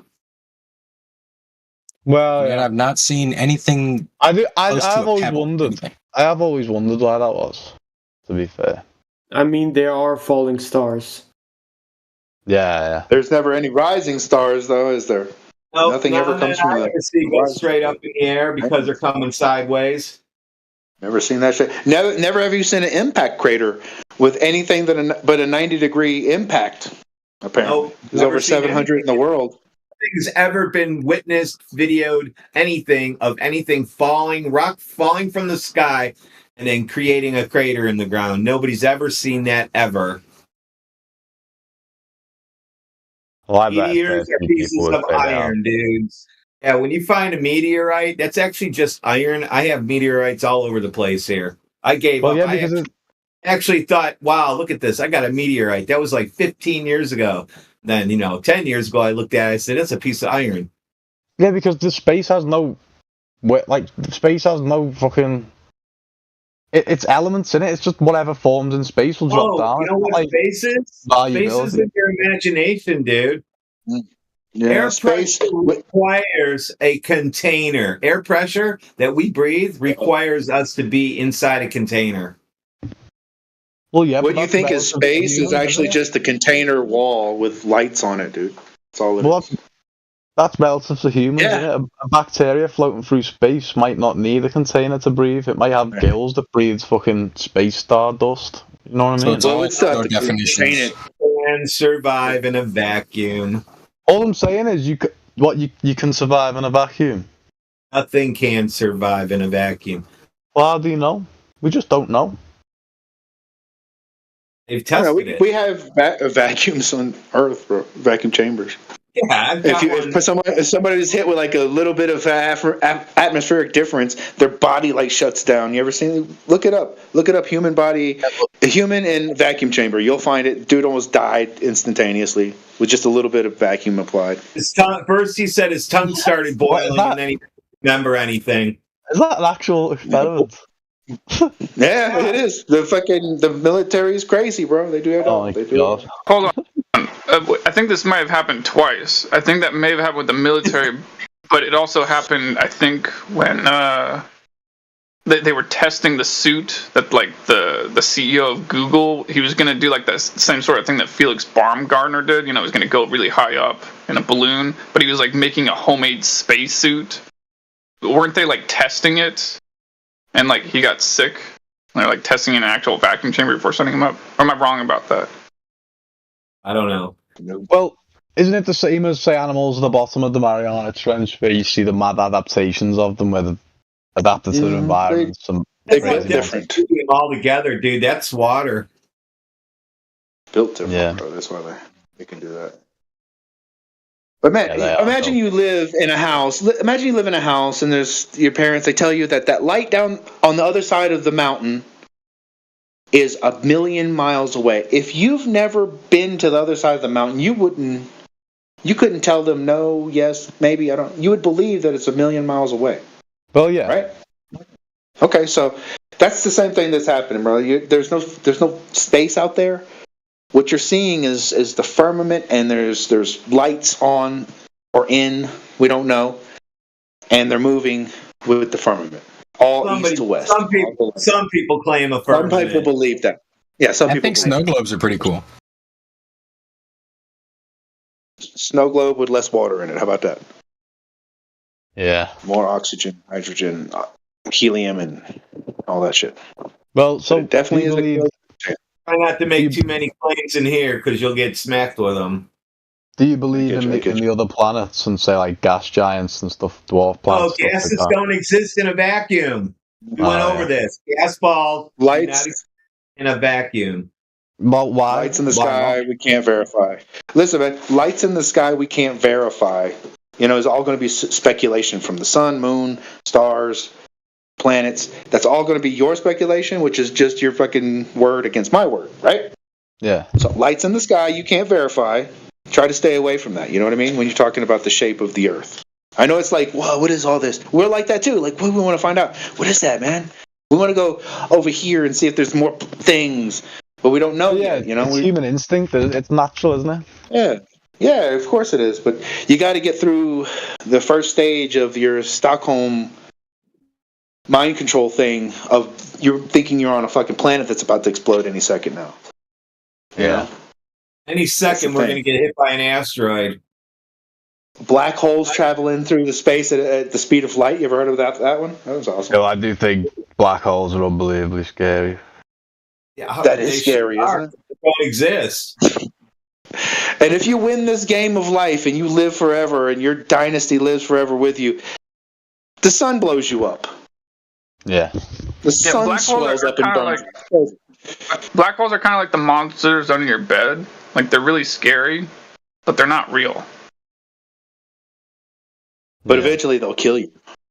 But I don't feel like humankind would try and stunt their growth by telling all of their people about stuff that would slow down the race's growth. Because I know as a human myself, collectively, you want the race to grow, don't you? Want your species to prosper, don't you? Naturally humans do, but there's some people out there that prefers power over whatever the plebes feel about it. You know what I mean? Yeah. So there are all those people. Yeah, they prefer to have all the land with nothing on it. Fucked up land. They prefer to have a bunch of land that's all fucked up from chemical trails and zombies on it and shit. It's so dumb. It is dumb from a normal person's perspective. But like I said, you're a normal guy. You can't think of the extravagant lengths that these psychopaths have went through in order to do what they do. You're just not even capable of it. You're not sick enough of it. You're not sick enough in the head to do that. Every day on the news, they'll say from around the globe, this happened. They just push it in your face every day. Every day. Fuck that. Turn it off. Let's watch a movie. Da, da, da, da. Universal comes streaming across a giant globe that was around in 1940s before we had any space program. No, that actually came out in 1929. I'm sorry. Stand corrected. Even worse. That's still before we had space. I think the very first one was 1919, I think. So accurate, huh? That's amazing. They're good. Good. But I suppose it was through the exact same Earth. It's the exact same one.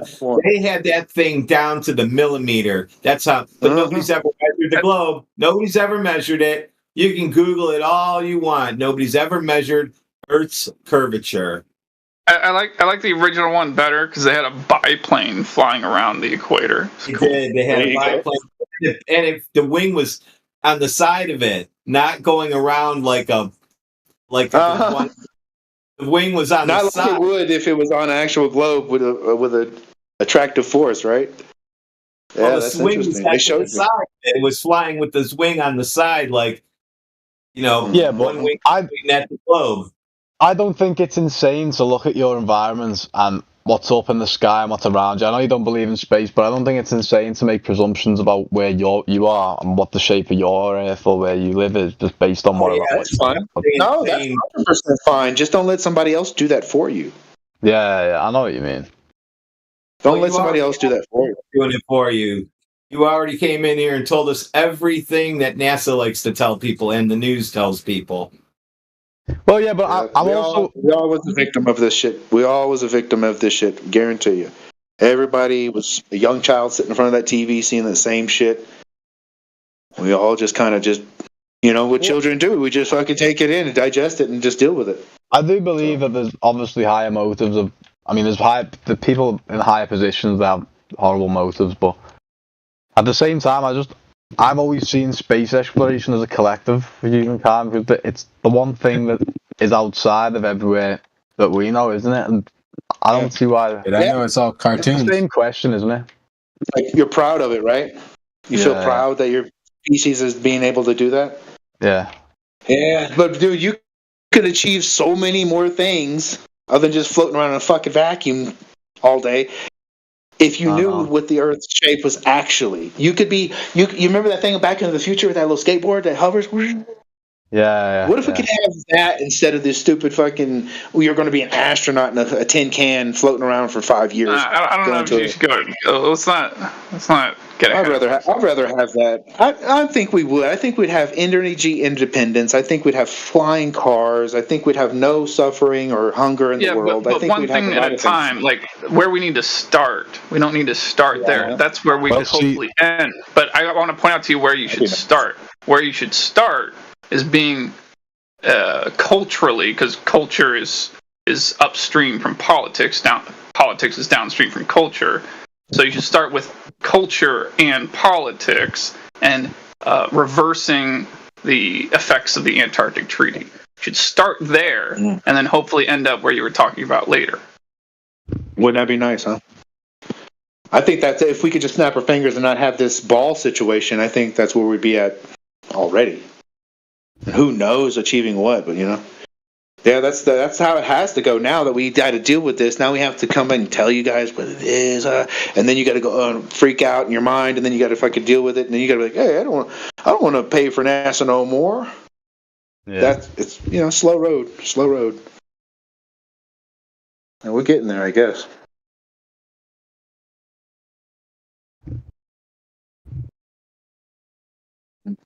Well, so I suppose you don't believe in aliens then? Ooh, there it is. That's one of the main reasons. That's why Do they you want believe you in to believe you live on a ball so the aliens can come. Yeah. We can clarify that. Let's clarify Good question. that. Good question. Anything that's a story that they say happens in the fictional setting of the vacuum of space, it's fiction. So as long as the story involves the premise of something coming from the vacuum of space, that story is fiction because it involves a fictional setting. It's like they might as well say, "Oh, well, do you believe that aliens come from Hogwarts to Earth?" It's the same kind of question. Well, how long do you think? It's interesting that you brought that up too. Yeah, it's interesting because you remember. I want to go ahead in a second, but check this out. There's a president that actually said, "You know what bring us together? An extraterrestrial threat, an alien." He said that, and that's what they're looking for, and that unity that you feel when you're all special, like, "Ooh, SpaceX is so cool." That unity that you feel, they're going to use that to make you agree to a one world kind of governing body. This is speculation, by the way. It's not, actually, is it still speculation? I don't know. They tell you everything in the UN. They tell you everything they're going to do. All the religions will come together. All the governments will come together. Yeah, and that's what they're going to. That's why they need to tell you about space, so they could fucking be afraid of the aliens, so the government can save you again. Yay! Yeah. It's always about the government saving you. Well, I do strongly believe. If we raise the taxes a little bit more, we'll be able to put up a space shield. I do strongly believe I do think the United Nations has been a fucking root of a lot of evil over the past few years. Oh, there you go, dude. You're not an NPC. It sounds like you can think for yourself a little bit. Yeah. You just haven't seen or had any other options or ideas. It's not a dichotomy at all. It's just a fucking, what do you call it? Just a monopoly on your mind. Yeah. Now, when you go and Google flat Earth again and you get space discs with water falling off, that's not us. That's a glober who made that to trick you. Just keep in mind when you see that, just we don't believe. I don't personally know any space flat earther that believes that the space is a thing. Yeah. So that's an opinion again. So it's a thing. Space. Lights in the sky we can't verify. I debunked outer space being real already. Oh yeah, tell us about that. That's interesting. Yeah, with a glass of water in a vacuum chamber. Okay. So if the water's water boils, and I pull the vacuum on the glass of water in a vacuum chamber, the water's going to leave the vacuum chamber in the form of a gas. Gravity didn't hold it in the cup. Yeah, boil it right out, won't it? So you just leave that pump running like the ever-expanding vacuum of space, which is always getting lower and lower and lower in pressure, even though they say it's 10 to the negative 17 torr. It should be the negative 100 by now. Anyway, so that's always getting lower. You can never have an air bubble or a water bubble in a vacuum. And you can't have a water bubble surrounded by an air bubble in a vacuum to compound your imagination.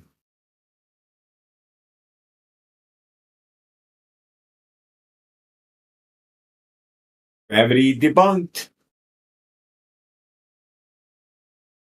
So what do you think stops us from just fucking rising up? Okay, so why would you think you would float?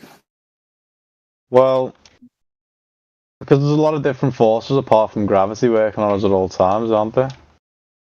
What would make you think that you would just float? Einstein? Well, I wouldn't say float, but I'd say that once you need gravity to keep you stuck to a spinning ball. That's why you need gravity, to keep you stuck to a spinning ball. Yeah. What happens when you jump into a pool? We're not. What's the force that's keeping you from hitting the bottom? We're not moving, so we don't need to worry about floating away. Well, I wouldn't know the specifics, but I'm sure it's atoms working against each other, isn't it? As in, liquid would slow you down because there's walls, particles. Well, it's the density and buoyancy of the water. Yeah, it's the density and buoyancy of the water that pushes you up out of the water, right? Yeah. Okay, so the density and buoyancy of this atmosphere does the same thing, but in the opposite direction. You're simply caught in between two layers and a gradient of different liquids. And pushing up or down on either one of them, depending on what it is, will result in the atmosphere pushing back down on you, and you'll think this is some kind of force. It is a kind of force, but you caused the force. So, does that help you out? I didn't know what you mean. Yeah. Yeah. Okay. Let me lay it out. Just like you're more dense than the surrounding medium of air, right? But if you release something that's less dense than the air, like a helium balloon, it's going to rise, right? Because it's less dense than the medium, right? So if the helium balloon were more dense than the air, it would sink, right? Yeah. Most objects are more dense than the medium of air, right? Another little way to think about it is if you get like a cup of water, like fresh water, and you put an egg in it, right? The egg sinks down to the bottom of the cup. Yeah. Because the egg is more dense than the fresh water. But if you put some salt into that water, the egg, right, without touching the egg will rise up to the top again, right? Because when you add more salt into the water, it becomes... Yeah. The same thing applies for just about anything. It's actually like really simple compared to the globe Earth version of gravity, right? Which you need to have a globe. In reality, in like a flat Earth, in a contained system, things rise or sink due to their density in relation to the density of whatever medium they're in. Yeah. Yep. Just that Just to easy, give you an man. idea. Yep. Use the KISS method, bro. Keep it super simple. And you'll find that a lot of answers are so much easier to answer.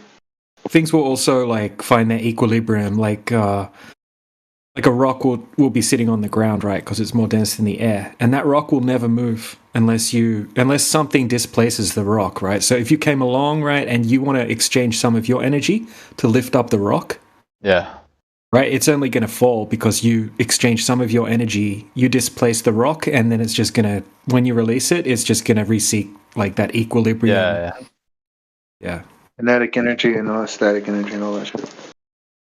You gave it your energy, man. That's what they say. Oh, if I drop something, why does it go down? Well, it's because you picked it up to drop it. You've given it the energy. You pushed it through the atmosphere. The atmosphere is now pushing back on it. You release it. Pew, it tries to find its equilibrium.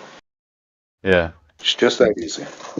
Same thing. You switch it. Now you're standing in the bottom of a pool. Your feet strapped to the bottom of the pool, right? You have the same apple. You release it. It shoots to the top.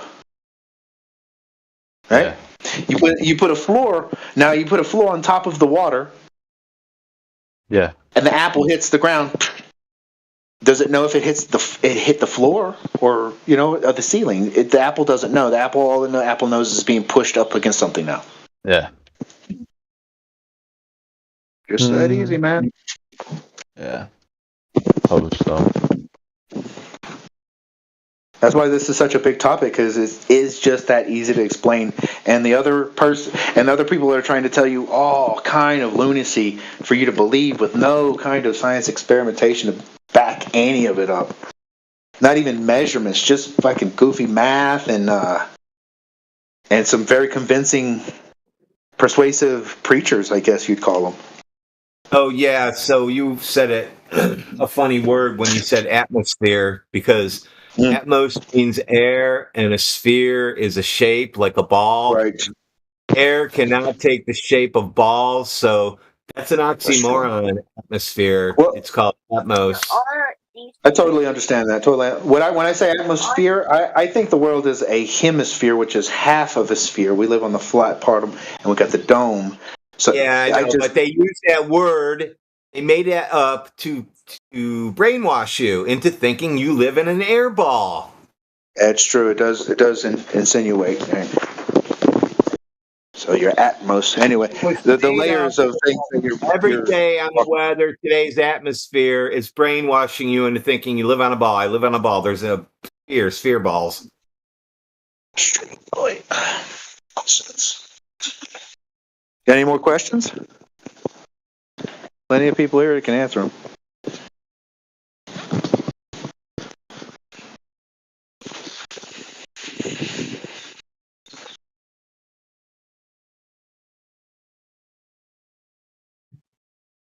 Yeah, why is the balloon rising in the video 35 minutes past the hour?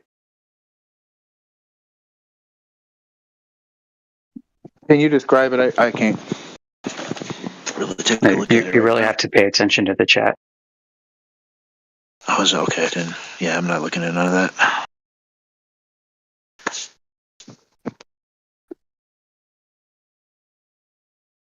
I know the answer, but I'm not giving it away. I knew the answer before you told the answer. When the first time you showed that, I knew that trick already.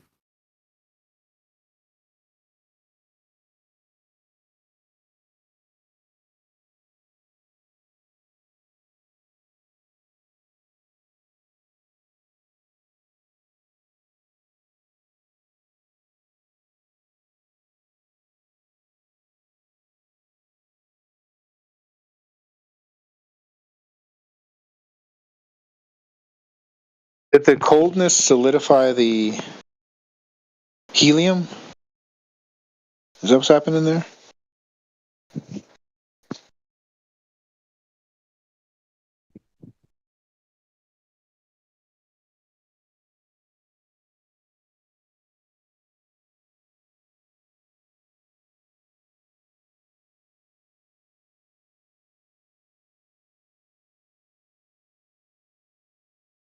Yeah. Is that a yes to my question? Yeah. Okay. That's interesting, huh? That is very interesting.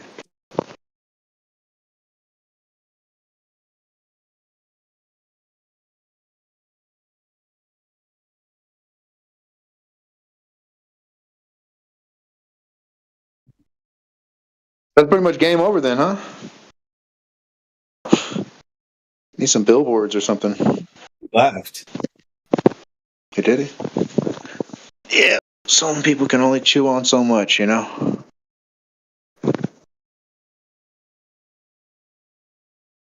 Stockholm Syndrome victims, they have been mentally kidnapped and their lives and the lives of everyone they love or could possibly know has been threatened. They're encapsulated in their own mind, and their captor is now going to be protected by them. So it's very, man, it's gotta treat people like they're fucking mental patients here. Suffering some severe trauma. The more you know, the more traumatized you were. So.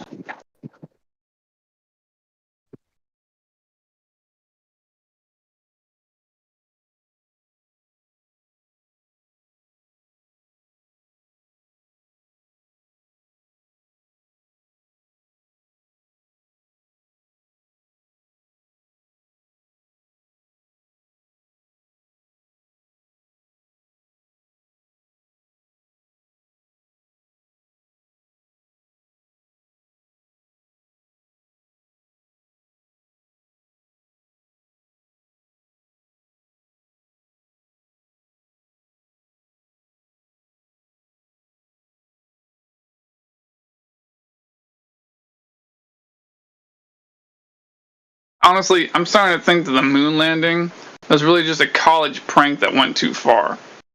Like maybe they were not thinking that people would still be believing it this far into the future.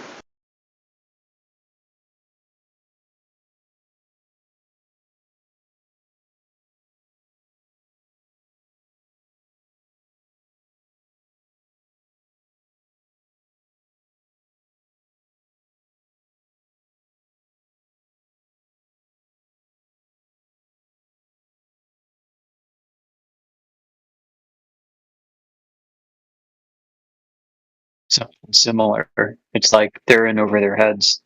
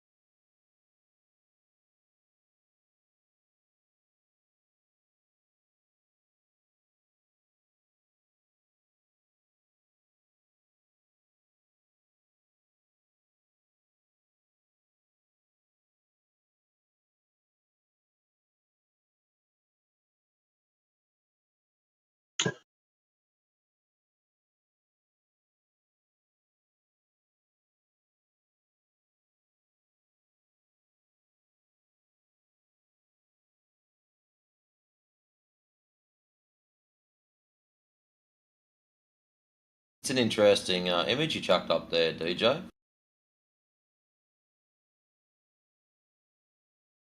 Is that Matrix? The age of neat handwriting. Is that the globe? Yeah. Why the necessity to have every single kid staring at a globe?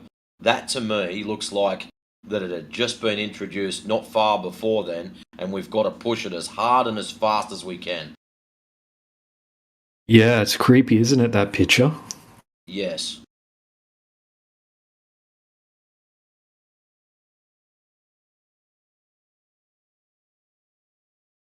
Interesting.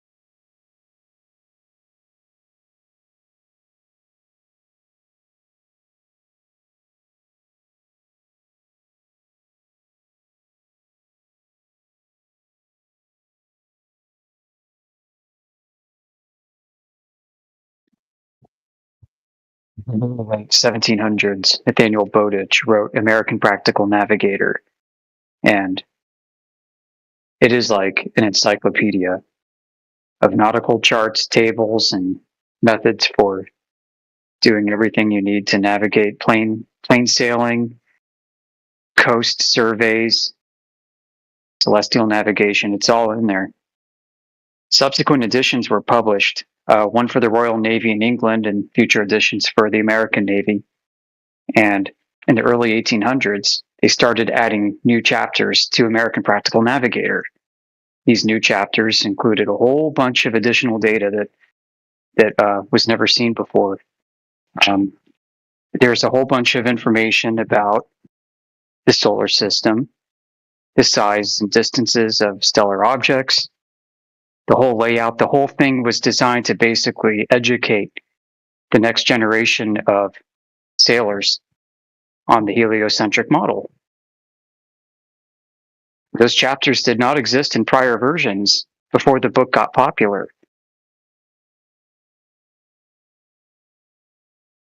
And it's like really obvious too. The very beginning of these later editions have beautiful inlays in the very beginning of the sun and other bodies.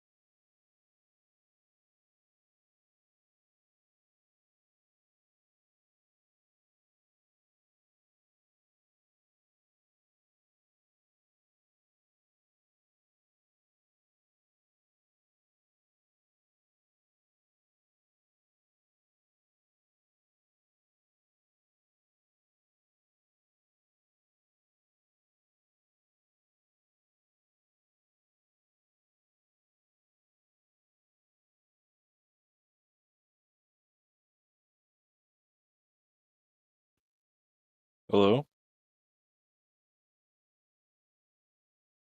How are the Globers doing tonight?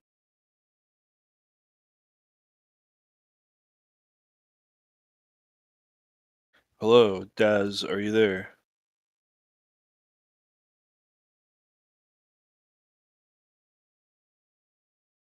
Hello, Daz68.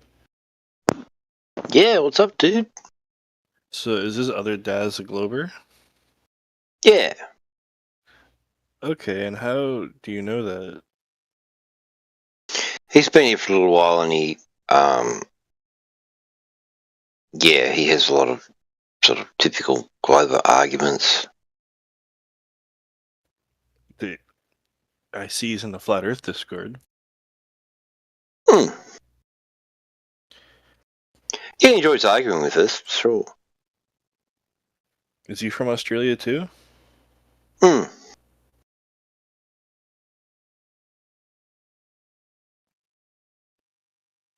Does the word Daz mean anything? Short for Darren. Daz is short for Darren? Mm-hmm. I don't understand that. Is your name Maybe it's Darren? an Australian thing, I think. It's an Australian thing, maybe. Is your name Darren? Yeah.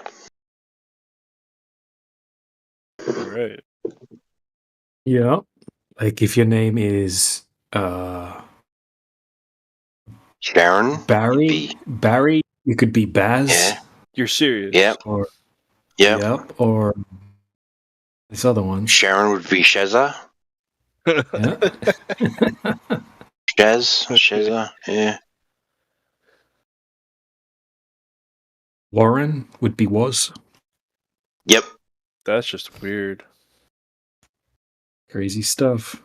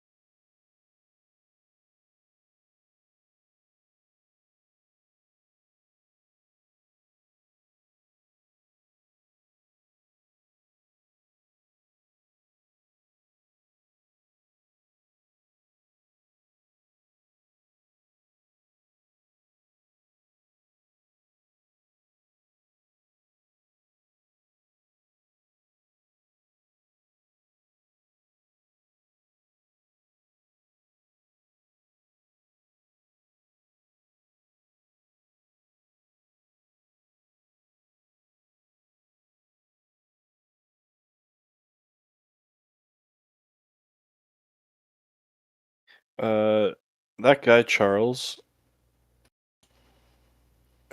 How often does he come in here? Like once a week?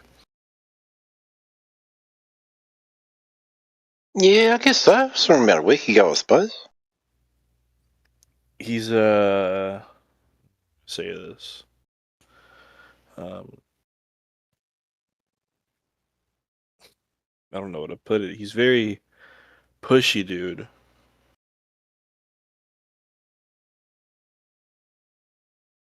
Yeah, he doesn't let you talk, just talks over you.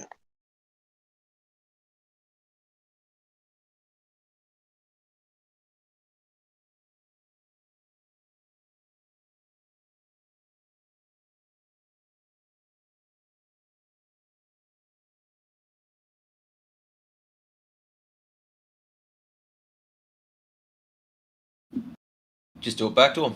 It's rude, but it's effective.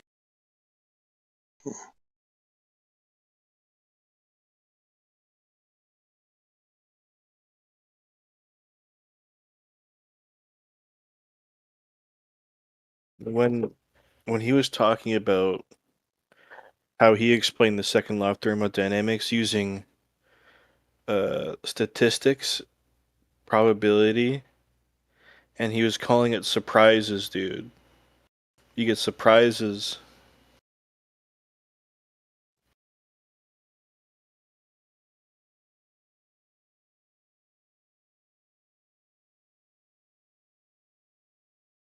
Well, even the other global was correcting him. I've never heard anything like that before.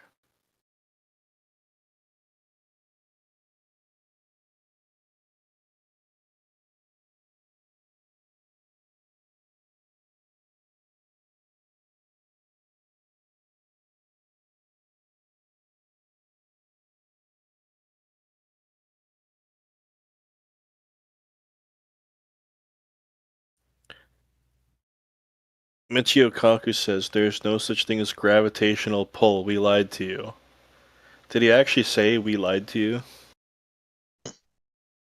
Yeah, he says in this video. That's And he thinks it's funny. He thinks it's funny too. It's funny too. I can't believe that.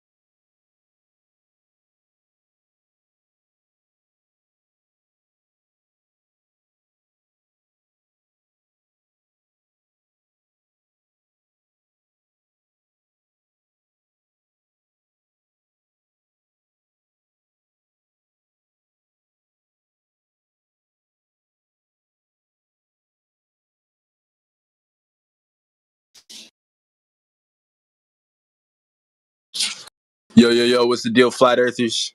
Flat Earth 24/7, baby. Do you have any proof of the globe? Do I have any proof of the globe? I mean, look, brother, if I got to prove the globe to you, I mean, I can do that. I mean, at this point, it's pretty much common knowledge, but... Awesome. Send it. Or you can just say, I just believe in it. It will be much simpler. You guys know we've had astronauts, right? Cool shit, bro. And these are people that go into outer space. How many? Oh, damn. And these astronauts, they carry cameras sometimes. How? And you're not one of these astronauts, I take it. That's a shame. So you're just a believer. I'm not one. I haven't had the pleasure of being an astronaut yet. You're correct about that. Awesome. So you're just a believer. So you're operating off second-hand information.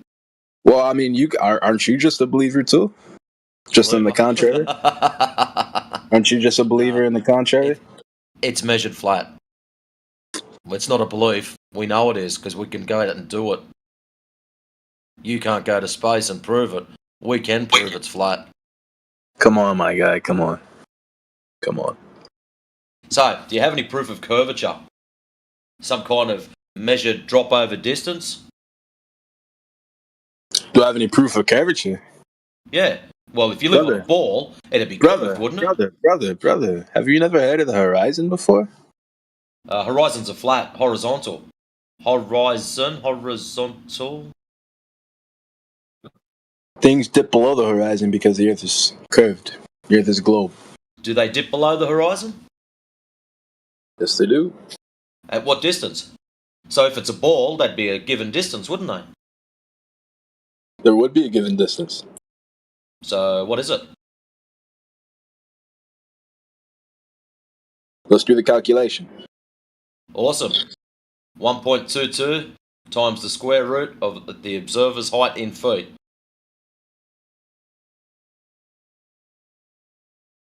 Oh shit, I'm a flat earther, I shouldn't know those numbers, should I?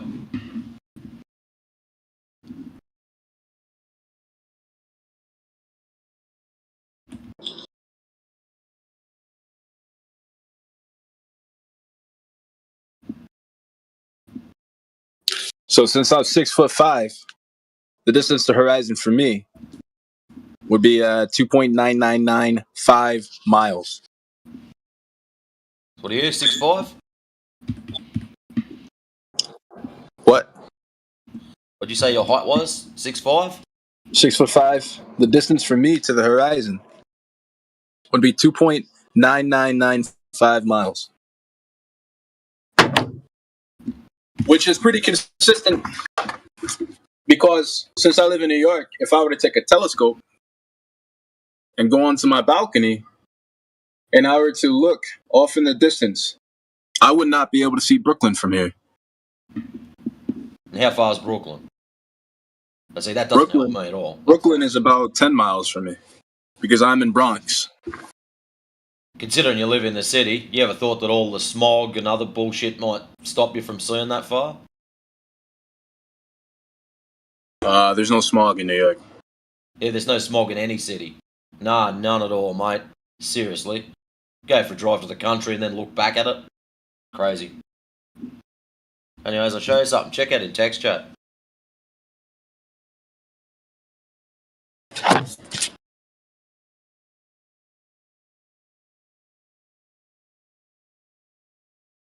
See that image that's just there at 8 past the hour? Look at that. 2 oil rigs. You can see those? Look at that. Now look at See this. them. Now look at this. No. I haven't finished yet. I asked you, can you see them? Yes or no? Yeah, I can see it. Excellent.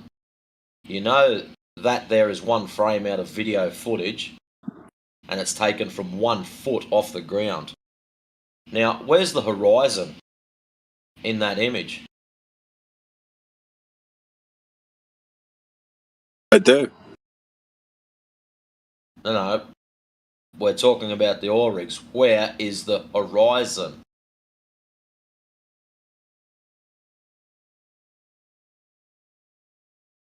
Eight minutes past the hour. This photo that you sent has already been debunked. I'd like to know by whom, but anyways, as I was, where is the horizon in that image?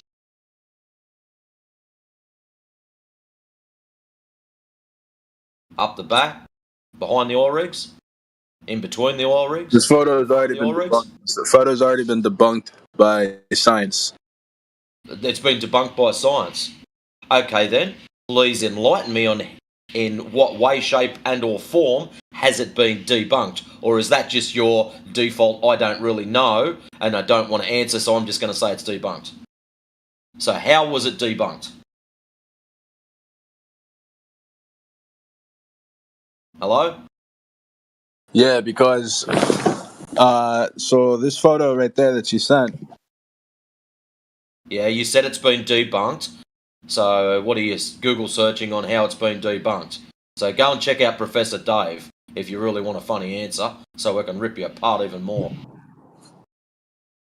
I'm trying to remember where it got debunked at. So it hasn't been debunked, so you're full of shit. So how about No, we go back to that been image debunked. now, It's been debunked for and you sure. answer the original question.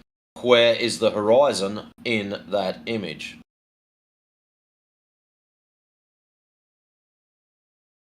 Y'all want to answer it?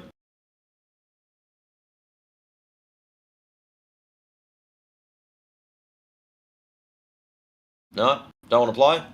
It's not visible in this image right here, but this photo is not The valid. horizon, the one that I posted up, 8 minutes past the hour. Where is the horizon?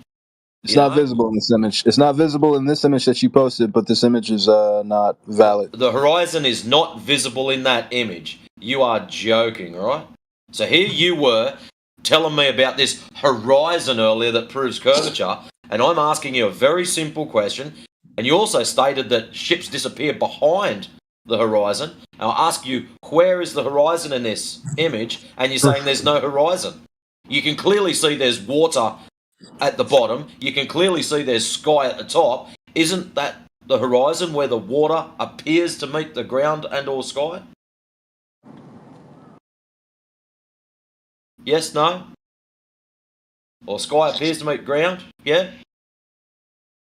That magical spot out in the distance? If you're going to debunk it, mate, you're going to have that horizon there. Horizon. Where's the horizon in the picture? Again, this picture is not a valid picture. We can't use this picture. Okay, and I asked you before. You made a claim that it was debunked. Please enlighten me. Tell me how it was debunked. If you can't tell me that, I'm just going to tell you to step off. So how was it debunked? Go to flatearth.ws. I've been there. That's my training ground. I find it somewhat entertaining. You flat earthers, you're just living a lie, man. You're just living a lie. All you've got is you're living a lie. You can't answer the question, and that's it. You're just What do you throwing out mean, there it's people? a debunked. He said, "You people." Yeah, you flat Earth people. Yeah, Hey, what do you US mean by Army. that? Just for something for you to think about. See that Lake Pontchartrain where you can see your bendy earth there? That you put up for us? Acknowledge that photo. See how it Okay, vanishes. stop and think. Hey, shut up for a second. I need you to think. See how it's curving really, really bad? If that was the case, half of the United States just got erased because the ball that you live on is so fucking small. You're an idiot. You're a tiny earther. That's what you get for going to fucking flatearth.ws, you muppet. I don't like your attitude. Well, I don't like dumbasses that don't answer questions who are slimy little weasels, but here we are.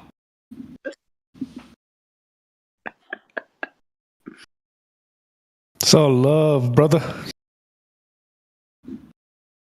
So, where's the horizon in the oil rigs picture, mate?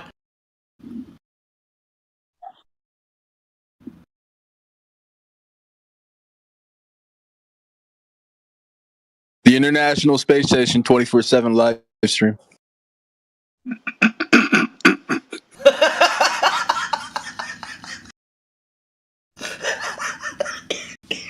Oh shit! Yeah, go and watch it. That's oh man. Somebody pull it up. International Space Station, 24-hour live stream. Someone pull it up. on YouTube. Yup, pull it up. Let's have a look at YouTube. Let's punch this in YouTube. You want to see the Chinese version as well of it? International Space Station, baby. 24/7 live stream. It's got to be. He wants to see the Chinese one too. 24-hour live stream. Here we go. Loading. Make sure it's live, mate. It's the second one. No, view from the Earth Station live. Here we go. Third one down. 55 people are staring at it. Fucking idiots. Muppets. Ads. Share your screen. Pull it up. Let's go. I want to blow your mind.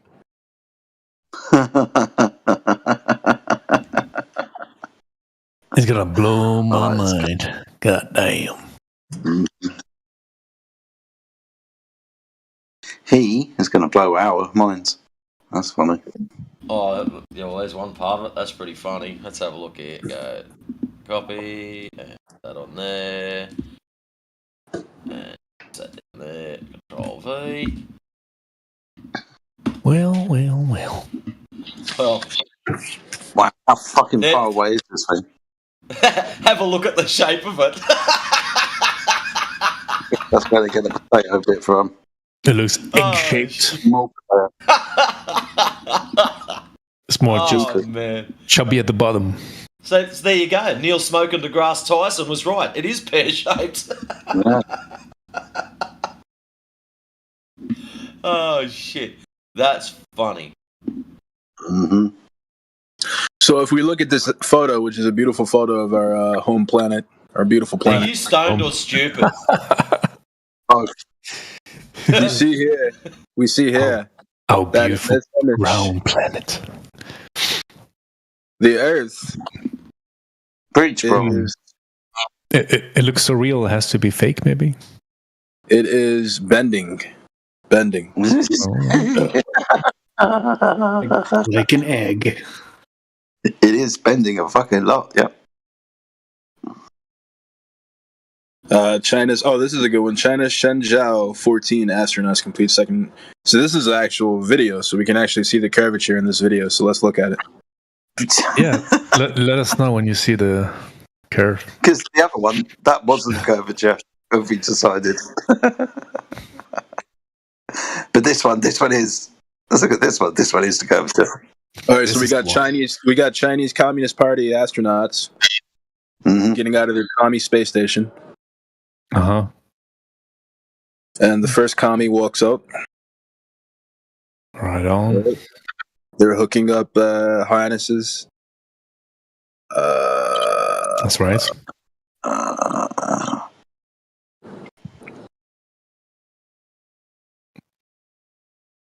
They're floating around in the tub. Wait, can I just ask? Did they do you think they forgot to add the filter then to these certain? Like they uploaded this and they were like, "Oh, we forgot to make it round here, but we made it round in this clip. But we forgot to make it round." Like what's the thought process there? Technology, man. You would have to, I think you would have to be out of your mind or brainwashed or something to buy into this ridiculous-looking footage. But you guys, I mean, that's do, not really an so. argument. It keeps getting to So personal. no. This is the argument. This is the argument, right? This is the argument. You have two space stations by two different countries, right? One of them shows something completely different to what the other one's showing. They are both ridiculous fakeries that you are being tricked by, but there's a big discrepancy. So you can't have both, right? You can't have this extreme curved horizon from NASA and then have basically a flat horizon from China. Right, so we understand that different lenses do exist and make it look differently depending on the lens. Again, like, can you guys just argue about being like, he said something, and just have a general, discussion about it? It seems so personal. Whenever I come in here, it's always insulting the guy who's just coming in to chat with you. Sam, the lens is obviously bending the line, so whatever we get shown from these altitudes are going to be inconclusive at best, because we're going to have discussions about lenses. But what we are most definitely shown is two different amounts of curvature, both purported to be the curvature of the Earth, but two different curvature rates of change of slope. So we've already discarded one. It looks more curved on some lenses than others. Yeah. Yeah, we discarded one because the other one was probably, more suiting to our belief in what it should look like, maybe. Okay, but yeah, I mean, we agree different lenses show different amounts of curvature. The space stations don't orbit too it's not a massively high orbit compared to some satellites, for example. So at those levels, you may not see much of a curvature depending on the lens that's used, especially if it's more of a zoomed-in lens, right? That's a possibility. Yeah, but every single time we bring up lens, are we saying and still saying that the curvature of the Earth is there, but the curvature of the lens is curving the curvature of the Earth that's still there more? We're looking for curvature, so it's going to be inconclusive. We're going to have to measure the floor. Right, but I mean, the thing that really confuses me here is like when this evidence supports your beliefs, it's like, oh well, there it is, guys. It doesn't look particularly curved in this photo, but everything else from these agencies you're willing to dismiss as being inaccurate. But it's like, well, what did they make a mistake on uploading these photos here that where it doesn't seem curved? I mean, I don't think the Chinese Space Agency at every point has been like, oh guys, the Earth's flat. Like that's not. We're just comparing the images that we've got and confirming that they're inconclusive because of all the topics that we're going to discuss about them. Right. Yes, we're going to discuss lenses, but we can understand that what lenses do is they bend horizontal lines. So even if the Earth was flat, you're going to get curvature in that anyway. So it is going to be very much dependent on what type of technology was used and the altitude, and should we be able to see what rate of curvature from what altitude anyway. If we look into the mathematics, and we are kind of sternly told that even from the height of the International Space Station at 230 miles above the surface of the Earth, that we still shouldn't perceive the curvature, especially the one in the first image that we were shown, where the Earth looks like a potato. Because the curvature's all over the place, because that's obviously something to do with the lens. So if we're told we shouldn't perceive it at that altitude, but then it's only really shown within fisheye lenses, which are going to show a curvature on anything that's flat anyway, because it's fisheye. That's kind of what that lens does. Doesn't that support the globe Earth theory? Because in the angle in the lenses that they use, which don't show the curve, it's shown as flat, and that's what they say would be perceived. But in the angles in the lenses that do, it's shown as a curve. Yeah, which sure you can dismiss. The problem with that is when you have something that's bending the opposite way and you use a fisheye lens, it actually gets an S shape. It gets a bent backwards effect at the edges of the shot. I mean, I don't know exactly. I'm not seeing. Okay, so let's just say it's supposed to be curved upwards in the center, so the high spot's in the center. If you actually take your shot so it deliberately to bend it the other way, at the sides of the shot, it will actually be bent the wrong way. So it makes like a sine wave effect. I understand what you're saying. It's going to be a funny SE shape there, like a so that's how you can tell I've not that's seen actually those happening. shots. I don't know what you're on about. That's right. You're not seeing those shots because it's not a ball. That's the thing. Okay, well, right. This is also. Let me just explain one thing, record, Andy. We're dismissing any photos that are more zoomed out that show the whole Earth, right? So if we was to go on any live feed of a geosynchronous satellite that shows the whole Earth, that's incorrect, right? That's CGI. That would be something else. If we're speaking about things that are said to be far enough away from the Earth to see the curvature, things like you said, satellites in the vacuum of space, that's a different claim.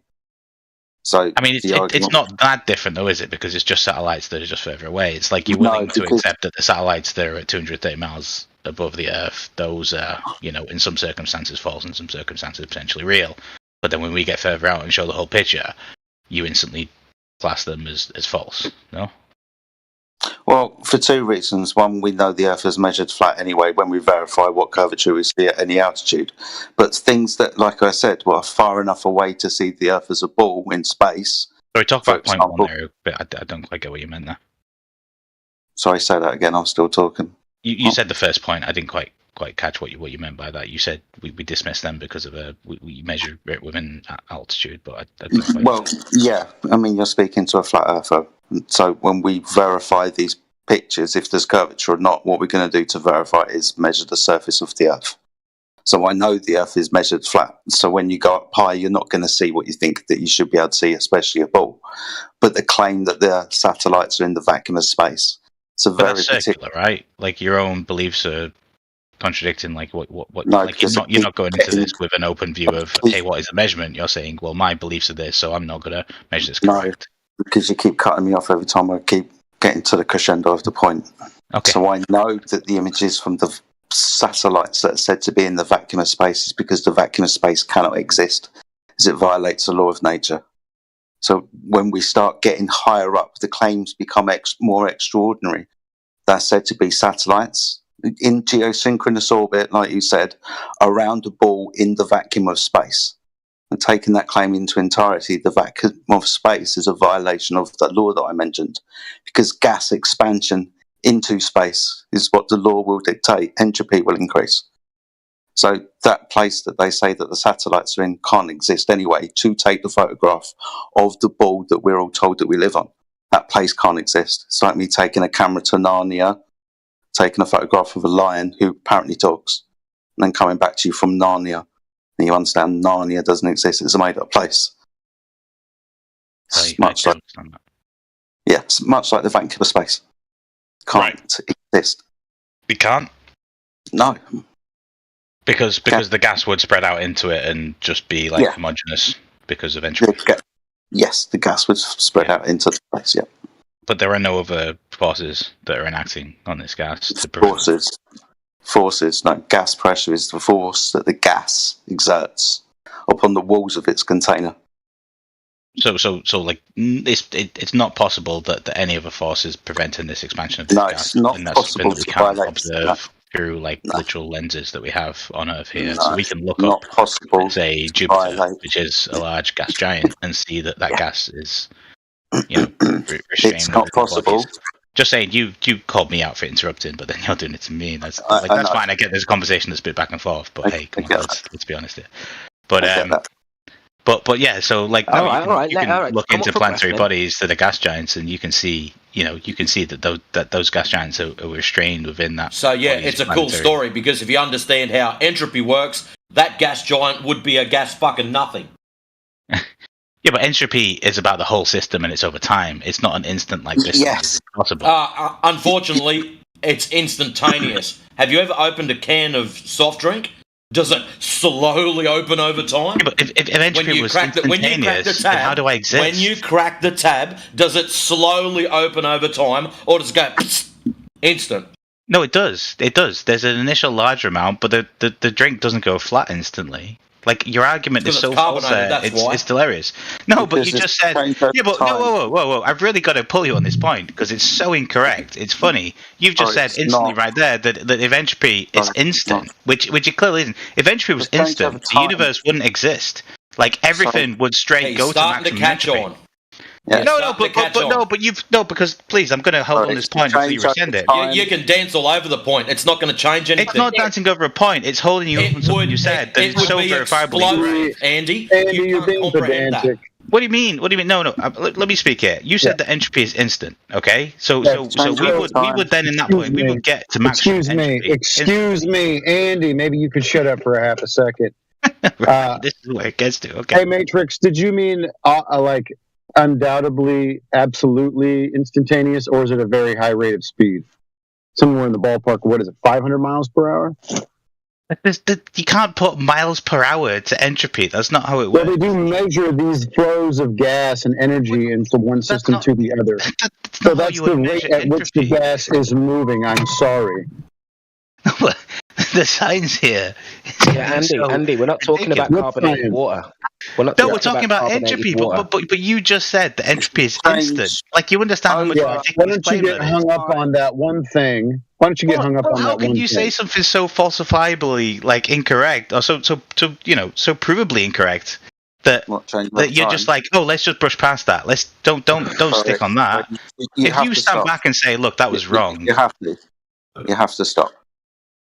Right, we're talking about entropy, which is a change over time, specifically in regards to how energy changes from high states of energy to lower states of energy.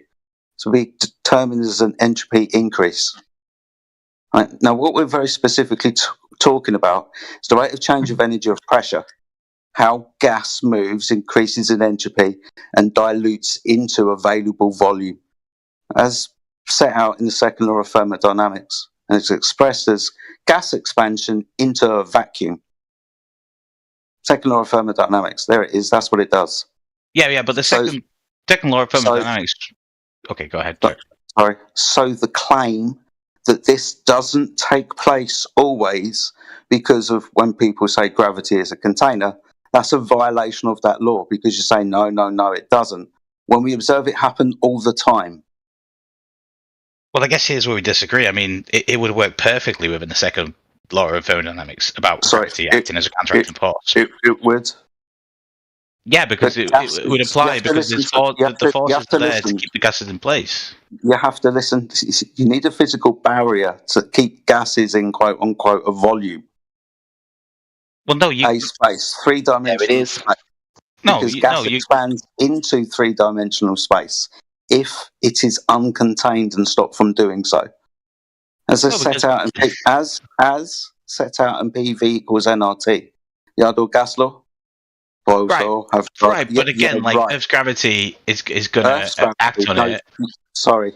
This is a law of nature. It takes place on the Earth. Well, that's a 3-pointer. Yeah, Earth's gravity. You're not going to let me make that point. Well, like it's not gonna gradually thin out as you get further into space and have less an effect and cause a lowering in pressure and density as you go further out into atmosphere. Like that's how it would work within that system.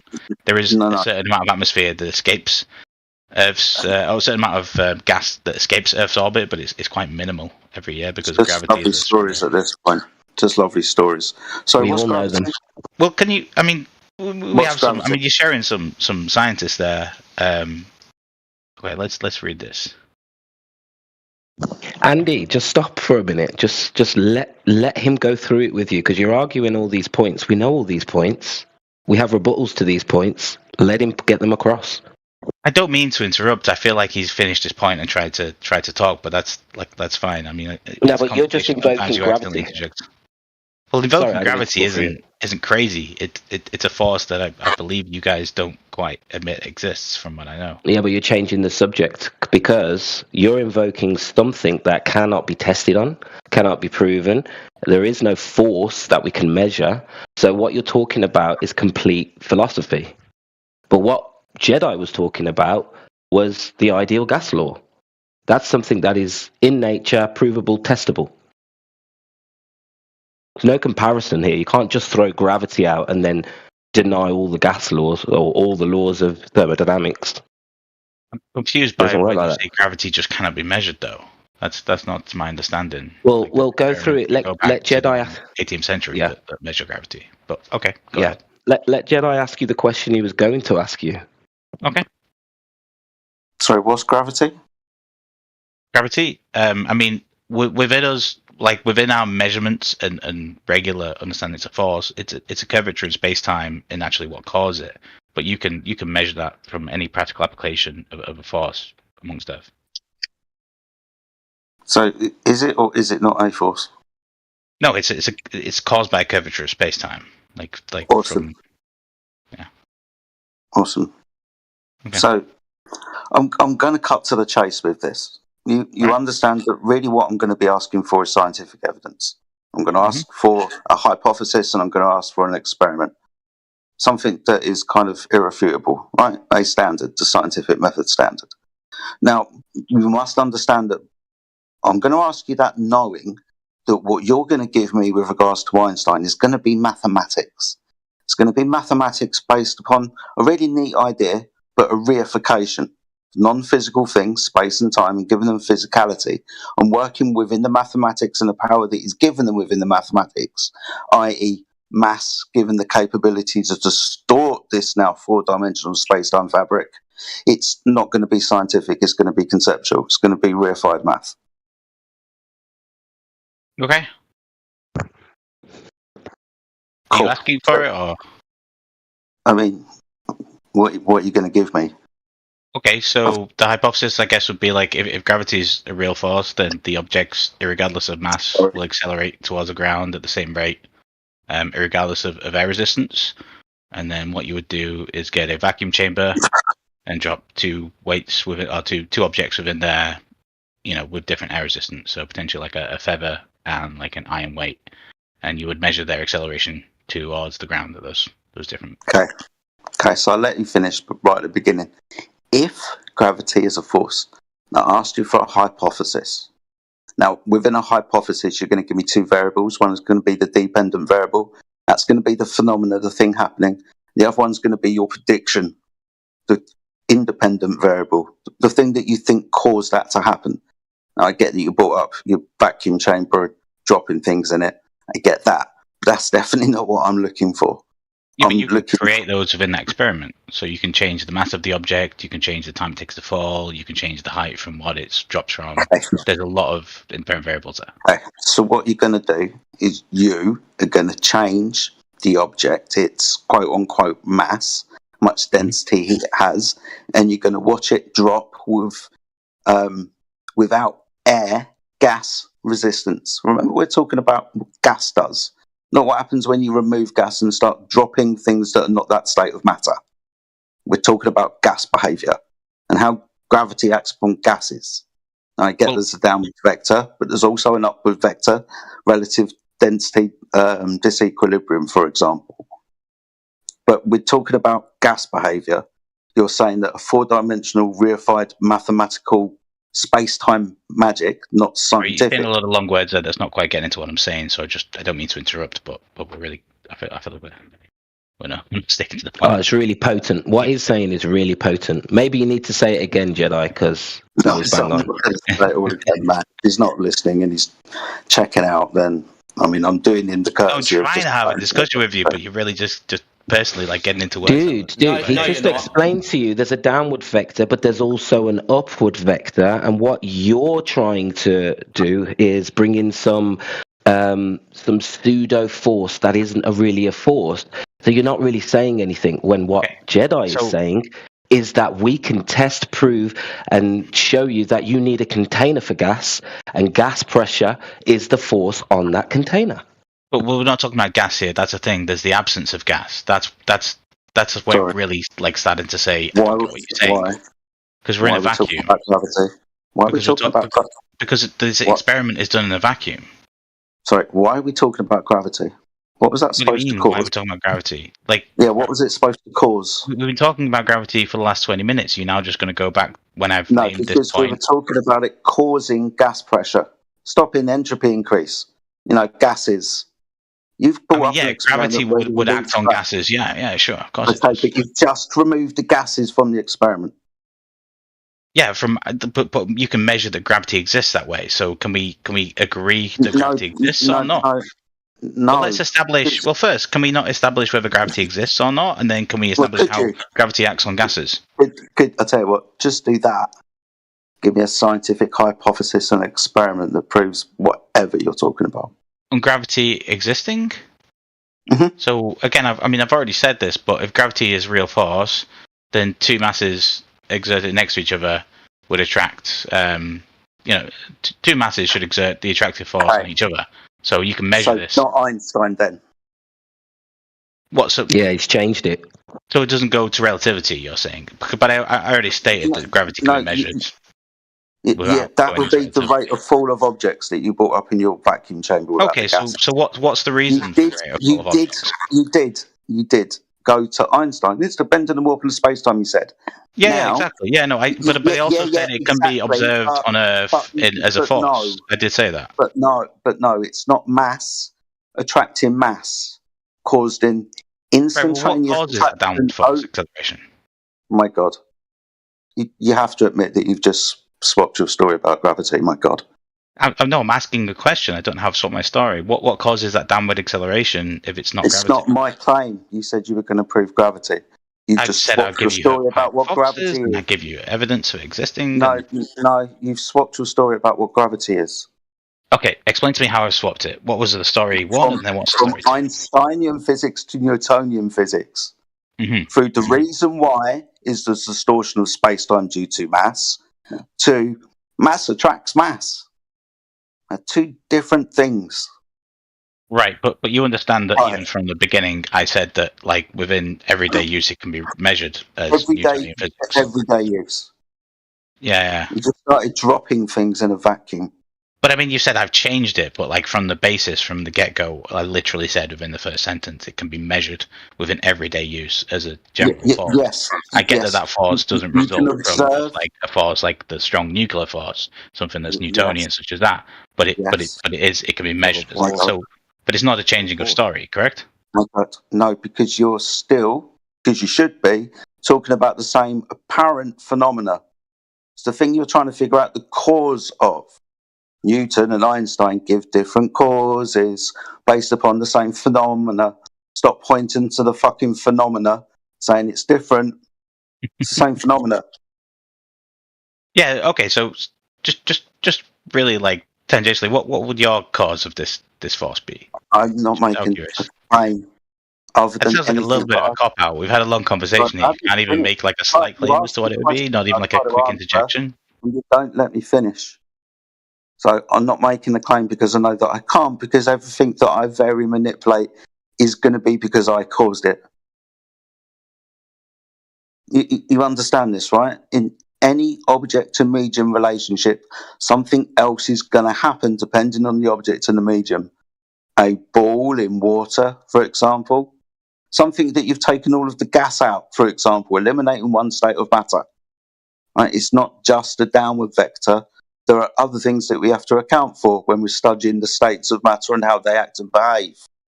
Gases are different from solids. Gases have infinite degrees of freedom. Solids don't. That's why we drop them. Different states of matter. You're saying that gravity is causing, remember, gas pressure. You're trying to say that because I drop things, everything goes down. It doesn't. Gas expands into space. You're just not listening.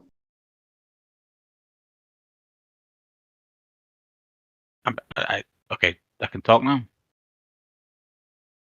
But like, there are things out there that use Einstein's theory of relativity when we talk about measuring gravity. For example, atomic clocks. No.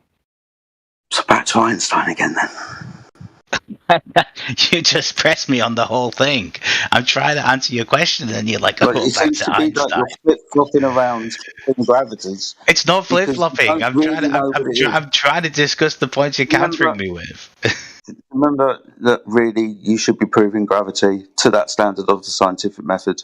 You're still yet to really actually give me a hypothesis.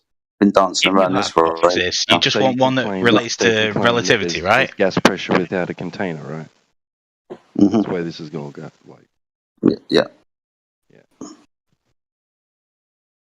So you want to justify that notion, you need to scientifically validate that gravity can cause gas pressure, or cause anything at all, or even exists in the form that you're saying. Sorry, this is really unrelated. Is this channel like down in the active now section for everyone else? I can't open the channel up and see who's in here to turn everyone up and down. This is completely different to the discussion we've had. It's just me asking. I don't know if it's something that this Discord's changed. But like right now, it's like right at the bottom in the active now section, and I can't open it up to see what everyone's saying and turn people up and down because I just can't hear what you're saying. Is that just me, or is that something that Discord's done?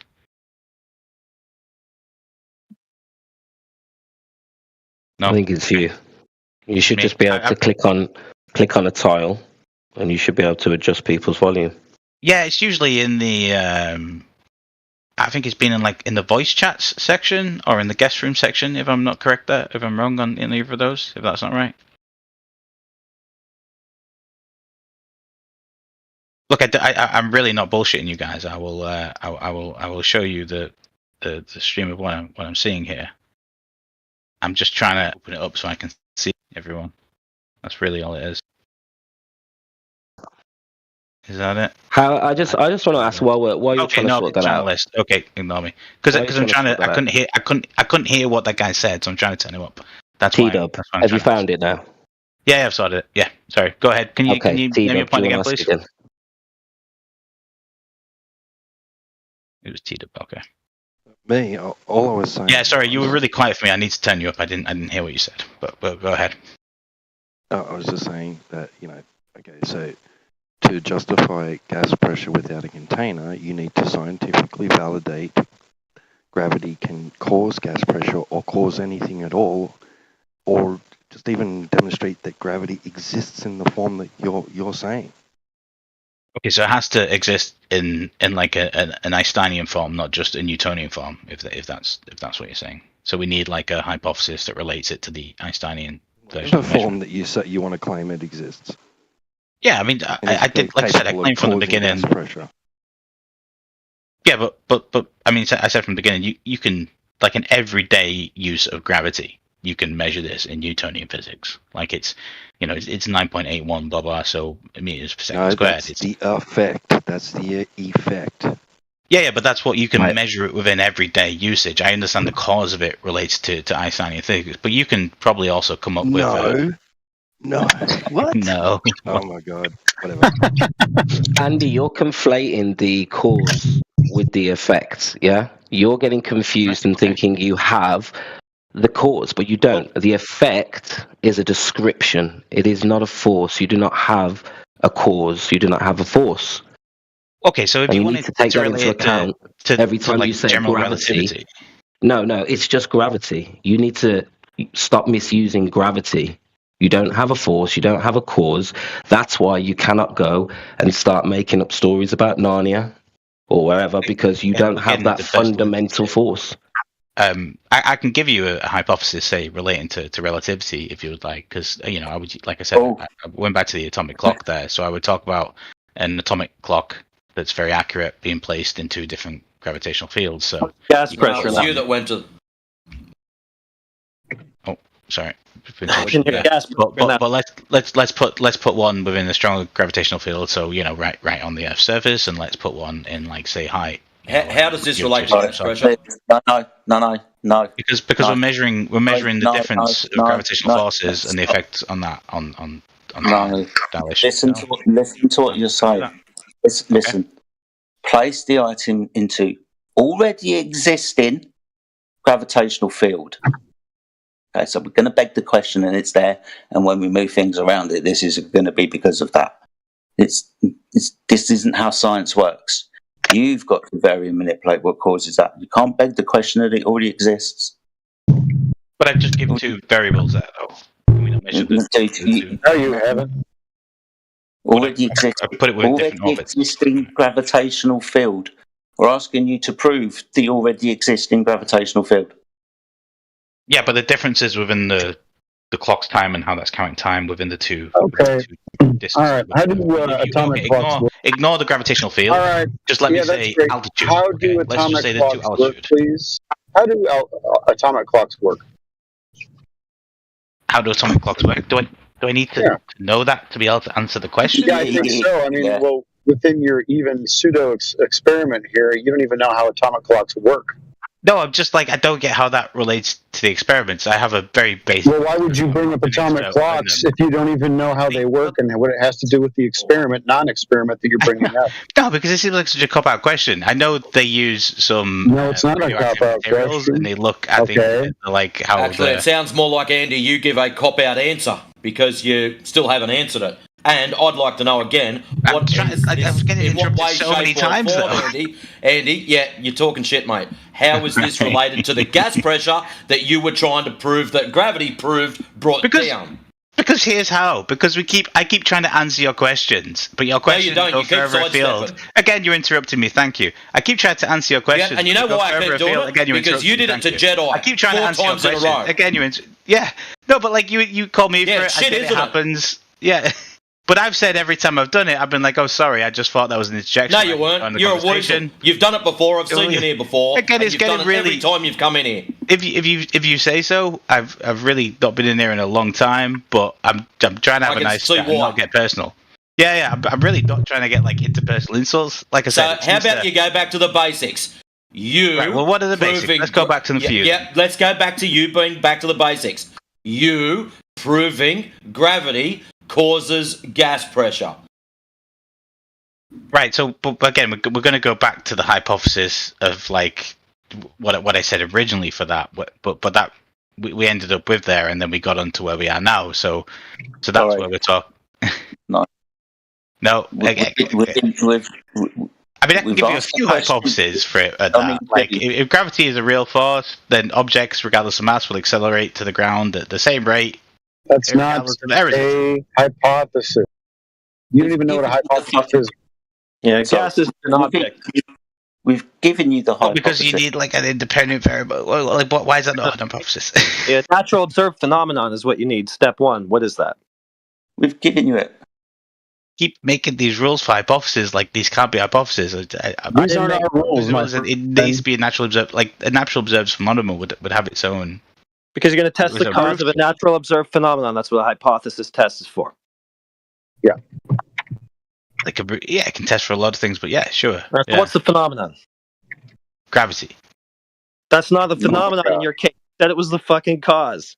I mean, it's what I'm testing. I really don't get what your point is here. Okay, so the cause is gravity, and the effect is gravity. Because the effect would be the phenomenon. Well, okay, the effect would be the acceleration towards Earth then. Okay, what's that got to do with gas? What's that got to do with gases? So it's a force acting on them with that acceleration that's counteracting from the force that's acting in the other direction. We don't observe that. Gas fall down. You see gas fall down. Well, we see gases not escape Earth. That's what we see. You don't see gases fall down. Try again to tell me what the. What do you mean? I mean, have you ever? Okay, so if you were to get a jug of, say, like carbon dioxide, and you was to pour that because it's heavier than the gases that are within, the air, basically, what we have, 71% nitrogen. Judge the carbon dioxide in nature that people are. I'm trying to. Again, like you call me for interrupting you. I'm trying to answer your question. And you was to pour that, then yes, you would absolutely see that gas fall down because it's heavier than gases that within the gas that went up. Sorry, then the gas that went up. Do you see what you're doing? You're just looking at the stuff that goes down and forgetting the stuff that goes up. This is why I'm not getting it. But it's in equilibrium, the whole thing, right?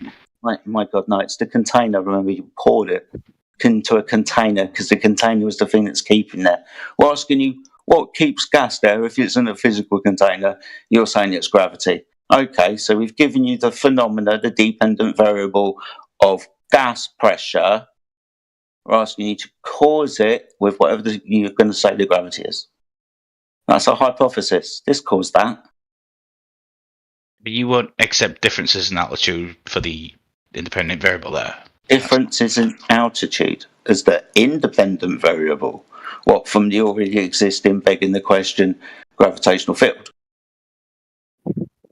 Yeah, because that's what we're testing. Yeah. The independent variable is going to be the difference in altitude. Trying to prove it. And you can demonstrate, and you're going to need a container to show gas pressure gradients because it's still gas pressure. And gas pressure requires a container. Just because it's graduated doesn't mean that it's violating a law of nature and doesn't need a container to continue to keep expanding.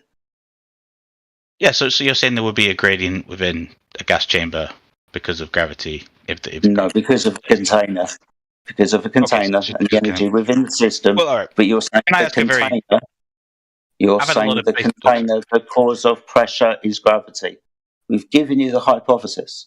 I've had a lot of questions asked to myself. Can I not just ask one counter question? Because this is the big thing here, right? Like, what is the counter to this? What is the, like, I've give hypotheses and you not accepting them, and fair enough. Okay, that's fine. You don't want to accept them, but what would be the counter to this? What would be the force that's in place of this? What keeps us stuck down? What prevents me from floating up? What is that constant acceleration right there? If I drop something off a cliff, it accelerates at that 9.81 meters per second squared. Pretty ubiquitous force amongst anything. Like, why? You tell me. You're the one who claimed to know the cause. Nobody else did. So why? An answer to my question. Come on, if I give you, don't have it. We're not the one who claimed an answer to it. You are. No, but it's something we can all observe and measure. But within the whole flat Earth theory, I don't get what the answer to that is, right? Quiet. Is that crazy to ask? Yeah, the effect everybody can see, sure. But the cause isn't something that anybody can validate. Okay, so you don't know is the answer. Neither do you. Nobody does. No, I've tried to give you the answer to it and tell you. Yeah, but you didn't have a valid experiment for it, so it was worthless to us. So we could do the same thing and say unicorns. We could do the same thing. That's what you're asking us for, just an alternative fairy tale. Why? I've given you multiple valid hypotheses. Oh, you haven't given anything. No. Let me. But you say you can't relate that back to general relativity. Dude, you couldn't even give us a natural observed phenomenon that you're going to start testing on. You didn't even get step 1. You got nada. Right, but again, I mean that would go back to my original. We just talk about a natural observed phenomenon. Dude, okay, it's real simple. You're going to observe a phenomenon, suppose a cause, and you're going to test it out with an experiment. You're going to vary and manipulate that supposed cause to see if it does produce the effect. It's really simple, and you don't seem to get it. Okay, so again, let me try my best to just like step by step. Yeah, you're going to observe something. So the natural observed phenomenon would be that, say, gravity is stronger as you are closer to Earth. No, it's not an observed phenomenon, dude. But it is. A phenomenon. Do you know what a phenomenon is? Mean? Yeah, the gravity is stronger the closer you are to. Okay. Well, let's not call it gravity. The force. No, okay, that's it. Let's say the force. Okay, the force that we observe. Because you can't explain it, but let's not explain it with me. We're not observing a force. What are you talking about? What actually happened? That's what a phenomenon is. Something happening. What's happening? But if you don't allow me to use the force that we're measuring, then how can I give you an experiment to it? Like I've just said, there's any force to measure. Yeah. Force would be your cause. So, for example, something happening is like I dropped my cell phone. Well, that's not in nature, but something fell. Let's say an apple. Okay, now what caused that to happen? A force? Yeah. Okay, so then the force would have been the cause, not the observed phenomenon. I don't get where you're going with this, but please continue. Oh my goodness. You just stop assuming a force, right? You don't need a force to explain why things go down. Okay? Okay, so here's what the real disconnect is. Okay. So stop assuming it then. Yeah, but you keep conflating the DV with the IV. I'm asking you what the effect is that was observed, and then you start talking about what would have caused whatever the effect was. But the DV, so the difference in velocity to the difference. I mean, when like that's Newtonian physics. Yeah, but you're going to see something happening upon it, right? Yeah, just take it step by step. See something happening. What happened? Yeah, something moved, so a force acted upon it. No. Okay, what moved? The apple in your scenario. Okay, it should be your scenario because you're the guy who said you had the hypothesis for gravity. I've given like 3 hypotheses. But let's carry on with yours. But the apple moved, so again, relating back to Newtonian physics, a force acted upon it. No. I don't know. That would be your supposition, wouldn't it? Okay, well, let's make it mine just to carry on this conversation because this was what you said, but sure, Okay, well, I was just trying to help you out. I appreciate the help, but can we carry on this conversation just to Andy, you got to think about it. Why did the apple fall? Because the apple grew, Andy. The apple grew, became too heavy, for the branch, and fell. I was just trying to help him out with what a phenomenon even is, because he keeps not giving one. I mean, it shouldn't be getting lost in the apples falling. It's not within science, though. Like I'm a scientist, I don't know what you mean by when you say a phenomenon. It's such a wide branch of but this all came about through you talking about gas pressure and not needing a container for it. You said that it can be contained with gravity. So I guess I'll help you out with that. Yeah. So then the observed phenomenon. It is. Yeah. So phenomenon will be gas pressure, won't it? Yeah. Okay. Let's say gas pressure. Okay, so you're going to vary and manipulate gravity to cause a force exerted on the walls of a container? We're not going to manipulate gravity, but gravity will change. And you won't have an experiment that validates what you said about gas? No, I've give you experiments, though, because you would change the altitude, and that's the dependent variable. I just... That's not gravity. No, but the altitude, but gravity would be the measure of it. So yeah, so we're not changing gravity because gravity would change depending on the altitude. It's just a measure of a gradient now. That's what gravity is. It keeps changing. You can measure the gradient, and there's a force there, and then yeah, that would be gravity. Not according to Einstein, there isn't. Right. No, according to Newton, it's something that is, and then Einstein relates the cause of that to relativity, and that's why that force exists. Yeah. So then I'm sorry, just no. Just no? Okay. Just no. Newton's classical mechanics were superseded in the earlier 20th century when Albert Einstein developed the special and general theory of relativity. Now, I've posted several citations. Do you want me to go on more? Because I warned you about this earlier. Right, Newtonian mass attracting mass. It isn't that. They couldn't scientifically prove it. So they used some mathematical wizardry, like I said, with Einstein and this mathematical space-time magic to explain things away. But they haven't scientifically proven any of this. Oh, good. So you're saying he did disprove it? Prove it. I mean, like, No. He's telling you there's never been a scientific experiment to validate the cause of gravity, dude. That's what he's telling you. Okay. Oh yeah, but there is, but like general relativity relates to. No, there isn't. Let me finish my point. Okay. No, don't care. All right, I'll let you interrupt me, and then I'll try and make my point. No, I just interrupt. That's my okay, privilege. lovely. Thank you. No, I'm just gonna. Yeah, I'm the boss, dude. So then you mute me, basically, yeah. and then you get muted. No, we can. It's just that it relates to other things as well. So when you want to look at general relativity and how that works. There, how'd that work for you? Did somebody tell that moron what's up? Yeah, you can't mute him. Especially not a mod. You can't really mute anybody, but definitely not a mod. That's definitely not going to work. So type in the chat once you've fixed that. Yeah, you don't have the privilege to just talk straight through people by muting people and causing audio chaos, dude. If you want that privilege, you have to create your own room that people want to join and talk in. Which, then you can do what you want. So while he's on mute, the elephant in the room is Newton himself said there's no force. And to attribute a force between the two masses is ridiculous. Right? Question. Overlord. No, I'm speaking, dude. I didn't seize the mic to yield it to you, homie. So you can go on mute too. To us about everything. All right, so I'm trying to make a point here. So for goodness sakes, let me make it. Thank you. So if Newton didn't concede that what he was doing was isolating a force, and he said the idea that it was a force that acted upon one object to another is ridiculous philosophically. And he said that somebody who actually has a competent set of reasoning faculties wouldn't believe such nonsense. So then you have Einstein come in, and he made the bending and warping of space-time, but it's not simply saying, oh, why do things fall? Oh, because of the bending and warping of space-time. No, that's not it. It is that an object is moving through bent and warped space-time. And then it's forced to follow a geodesic, which means the shortest line, in the bent warped space-time space. Now, if you heard what I just said, there's something there that you should know. Oh, you broke up there. Sorry, I didn't quite get what the end was. Okay, if you listen to what I said there. No, I said your mic. The object is moving. Well, I got wind.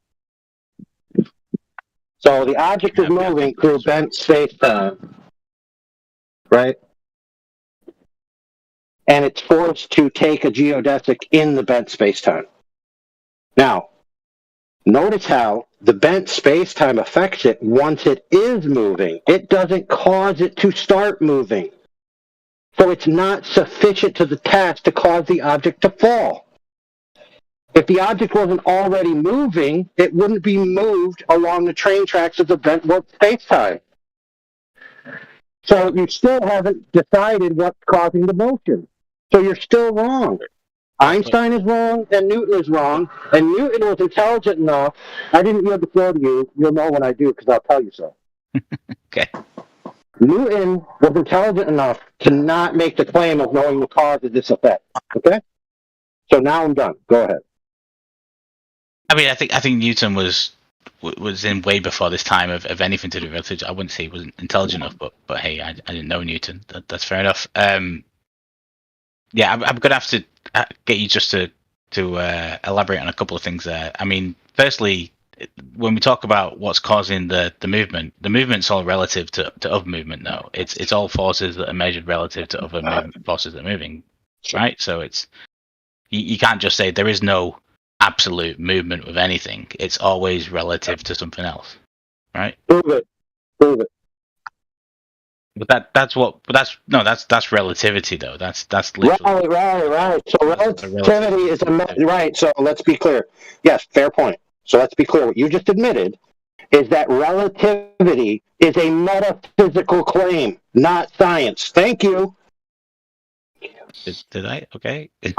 Yeah, you did, dude. Please. You just said there's no absolute motion or no absolute non-motion.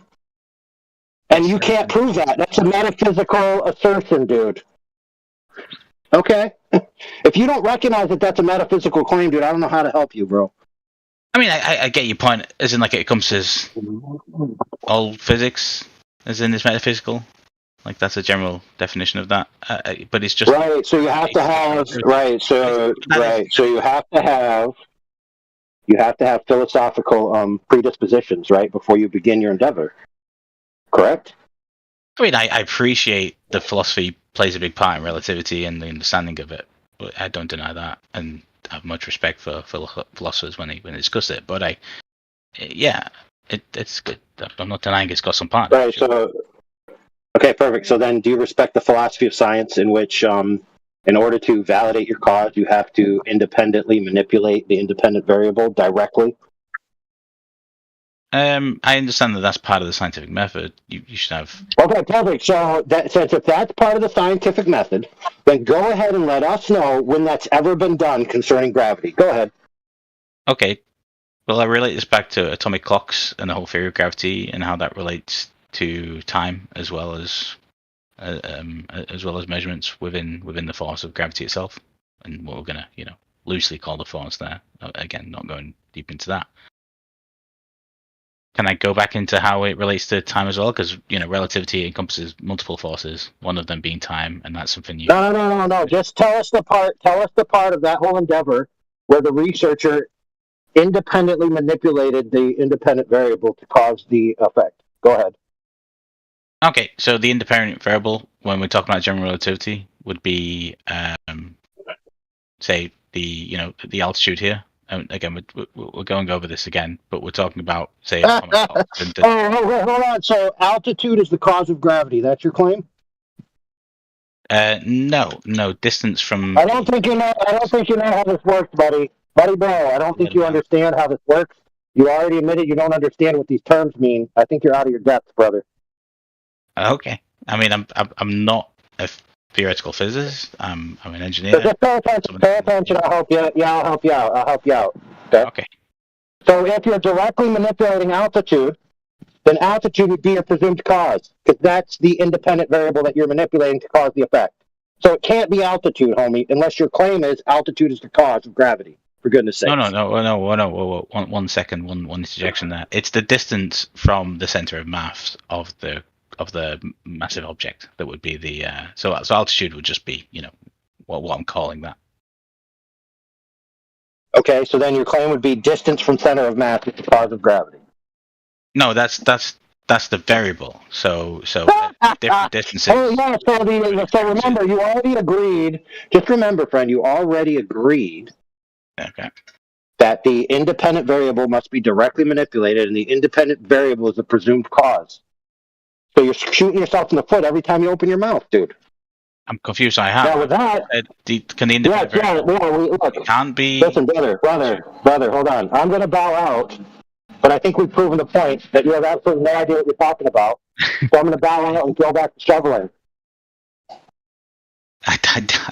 I'm sorry. I didn't think we established that. I was asking a question, but I don't get why. I'm confused as why the dependent variable can't be altitude. Why can't it be? Because, like I said, it's when we say altitude here, we're talking about the distance from the center of mass there.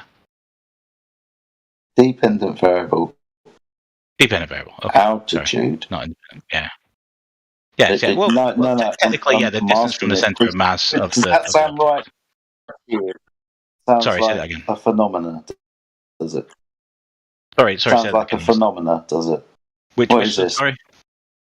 Is that your phenomena? Is that your phenomena? Altitude. No, that would be the dependent variable. When you say phenomena, it's not something we use in science as a discussion, like as a term. I just explain what you mean. It's not something we regularly come across myself personally. Sorry, a dependent variable is an observed natural phenomena. A phenomena is, in this case, something happening because we want to figure out what is causing it to happen. It's a phenomena, something happening. What are you talking about? It's natural science. Something that depends on the value of something else. Yeah, the phenomena. The thing happening. What is happening? That's a question. It's a serious one. If you're going to formulate a hypothesis for gravity, we're going to ask you what's happening. Again, sorry, one more time. You're saying because I've got the independent variable there. I just don't get what you mean by phenomena. So it's a natural thing that happens that you can observe, like sense data or something like that. An event, a change that you witnessed occurring in nature. Right. Again, it's not something I've come across in actual science. When we just talk about like a natural phenomena, we can have things we measure, things we change, stuff like that. We have phenomenon that are like, when we talk about these things, time dilation, stuff like that. That's phenomenon that we observe and measure there. When you just say like a natural phenomenon, a natural phenomena is water a phenomena? Water is a liquid. Yeah, is it a phenomena? I wouldn't call it. I would never say, if someone said what is water, I would never say a phenomena. That's all I can say to that. Let me ask. I get it. Let me ask you the other parts of the question. Okay. Is water boiling and evaporating a phenomena? I mean, okay, so from phenomena, you should be like a thing. It's like you're saying, is water a thing? Is water evaporation a thing? Like, is it a thing? A phenomena is not my confusion here, though. No, but it's such a vague, vast term. Obtuse. I'm really trying not to be obtuse here. It's just such a vast. When you say phenomena, I've given you an example of a concrete noun. That's just water, or the water doing something, a phenomena. Because in nature, and I've given you water, it does stuff. But let's relate, phenomena to the word thing, right? Yeah, effect. But like phenomena basically just mean thing. Is it a thing? So if I were to say, is my no, not thing. No, but it's kind of the same thing, though. That's not. It's something happening. Why these words don't over your head? Point. Because you had to use the word thing within the proof of the point of what it is. It's like, phenomena is such a broad term. This is why I had confusion to it. It's really not that specific. So is water a phenomena? Is gas is gas condensating or is gas or is liquid evaporating a thing? It's such a broad term. Yes, phenomenon sure. It's a phenomenon. It's a thing. Okay. How are we going to do natural science with you? If you don't understand simple basic terms, no, I think we're trying to be specific, but like I said, if you want me to talk about my credentials, I can. I work in engineering. I mean, it's not really natural sciences, but no one cares. Like, I understand basic. Okay, brother, I'll help you out. Since this is getting painful to listen to. Thank you. Not myself in the face of the shovel. Okay, so you're an engineer. Okay, a bridge is an object. A bridge falling down in the middle of the day, crashing to the ground, that would be a phenomenon. Follow? Yeah. If you wanted to call it, like I said, a thing, a phenomena. Yeah, sure. No, dude, no. You're so dumb, dude. We're not getting past this point, dude. We're gonna stay right here until we expose how dumb you are, or you concede and learn and adapt. Google it, and Google even relates it to the word thing. It's like, what do you want from me? Pay attention. Does a bridge falling down involve a bridge? Yes or no? The answer is yes. Obviously, you need a bridge for the bridge to fall. Yes. Now, does falling down require a bridge? No. Falling down is something that happens. It can happen to many different things. So a person can fall down, a bridge can fall down, a rock can fall down. So you notice now that the thing itself is separate from the circumstances, right? So the circumstances that are involved with the objects that are being happened to, that's the phenomenon. The phenomenon isn't the thing itself. So, for example, if you just put a bridge and it's just a bridge, that's not a phenomenon. Now, the bridge rusting over time, you could call that a phenomenon. Because I think they released the bridge. Okay, I get where you guys are coming from. Like I said, a phenomenon. I've never really used it in these technical terms as yourselves. It's not something I've come across. But hey, look, let's work with that and hope to continue. No. Yeah. So as long as you agree that something actually has to happen, an event, an occurrence, a process, a circumstance, it can't just be a static object doing absolutely nothing. Okay.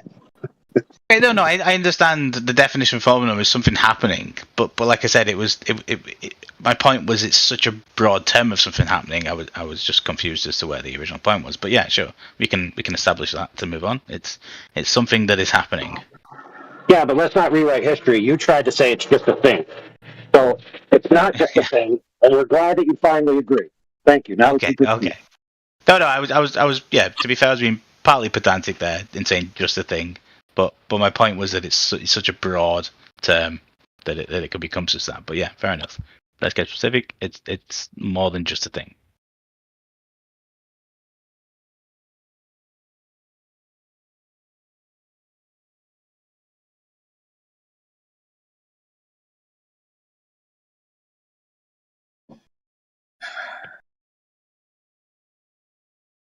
I mean, you're gonna need to show us something happening so you can make a prediction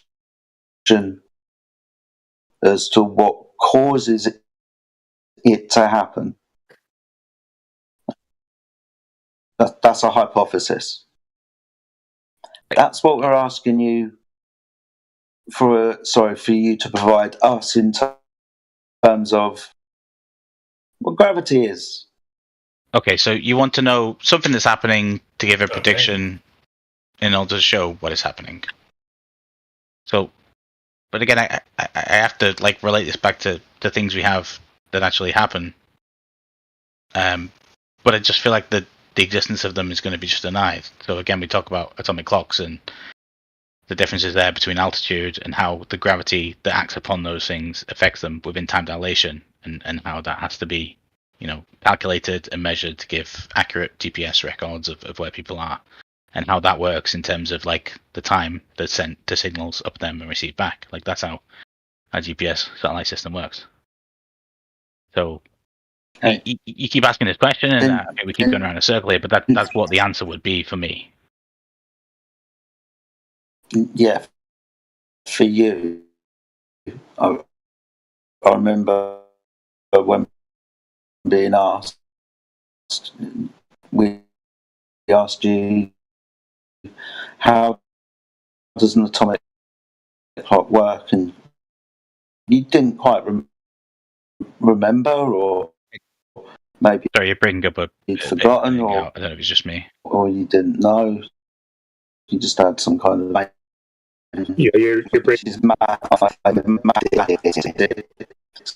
Is it me? Sorry, or is this is what I repeated? Sorry, this is what I said to you at the beginning. I'm repeating myself. Jedi, you're roboting, man. We're going to be talking about Einstein. That's mathematics. Okay. No, you've come back now. You're okay. I think I heard you say I couldn't explain how an atomic clock works, which personally I don't think is relevant to my argument I've made here. I get that I have a very, and I tried to give a very basic understanding of what I know of an atomic clock. I know it uses radioactive elements and measures the half-life or the emission within them of different particles. I don't know which type of radiation that is, whether it's like gamma, alpha, or anything like that. I know that that's the basis of how it works. It's not an area that I work within. I don't think that disproves my point or anything that I've been saying, though. It feels very tangential to, like, if you talk about how a car can crash into another car and cause someone to die, it's like, well, how did that car work? It's like, well, you don't have to explain how a four-stroke diesel engine worked to explain that the other person died. Like, that's just the mechanism of it.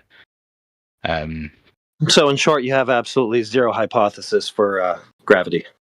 Again, I've given multiple hypotheses, both of general relativity and what was gravity. One of them? What was one of them? Well, one of them would be to drop two items within a vacuum that have a different air resistance and see, It's already not a hypothesis. You failed again. It would be an if-then statement. Okay. Why is that not? Yeah, so this is what I'm talking about. Like, you say that you've given us so many hypotheses. I asked for one of those, and then you start. And I've asked you to explain why it's not a hypothesis. It's not a hypothesis. Yeah. And why? It's going to be an if-then statement. Okay. A supposition, a prediction about how this is going to affect that. That's why. He didn't do that. Drop two items at two different altitudes within a vacuum chamber, and then measure the difference between them and see what the gravitational force is acting upon them.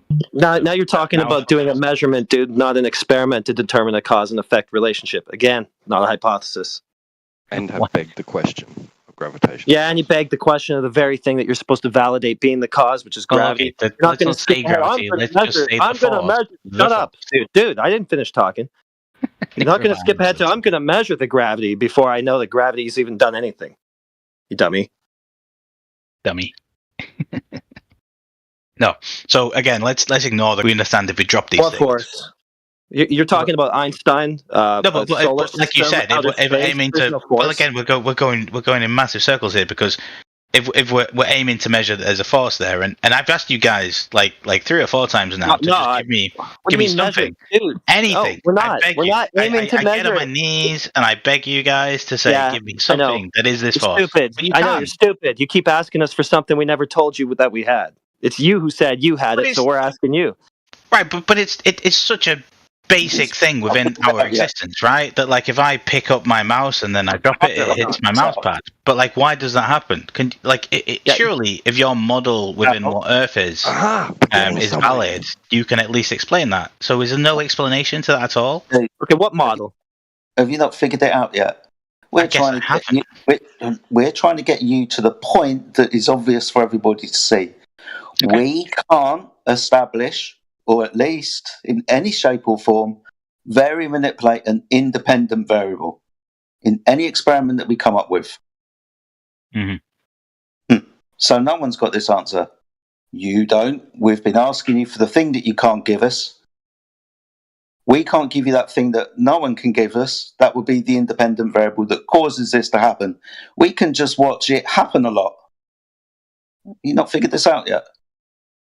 I figured out that you can't give an answer to it, sure. Brother, let me help you out.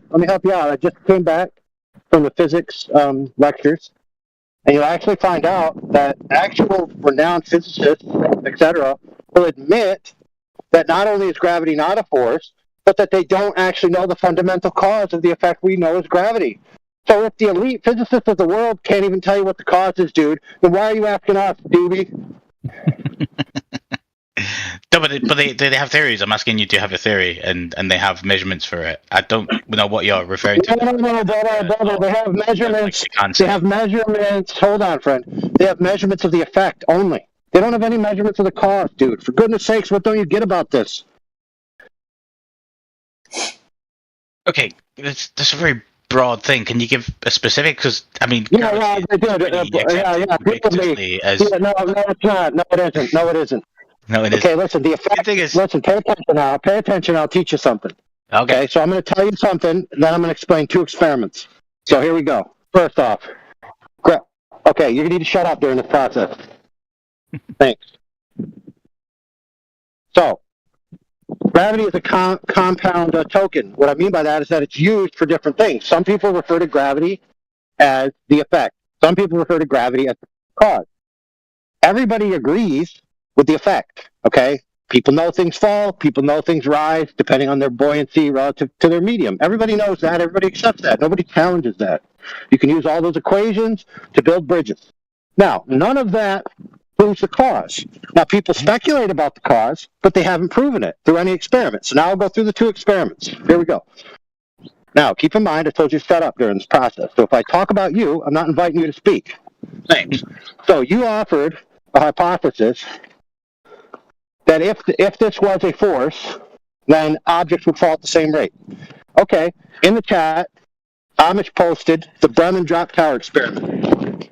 The guy isolated elements. So he isolated matter according to elements. He dropped them. Guess what? They did not fall at the same rate. So that hypothesis, whatever you offered, is debunked.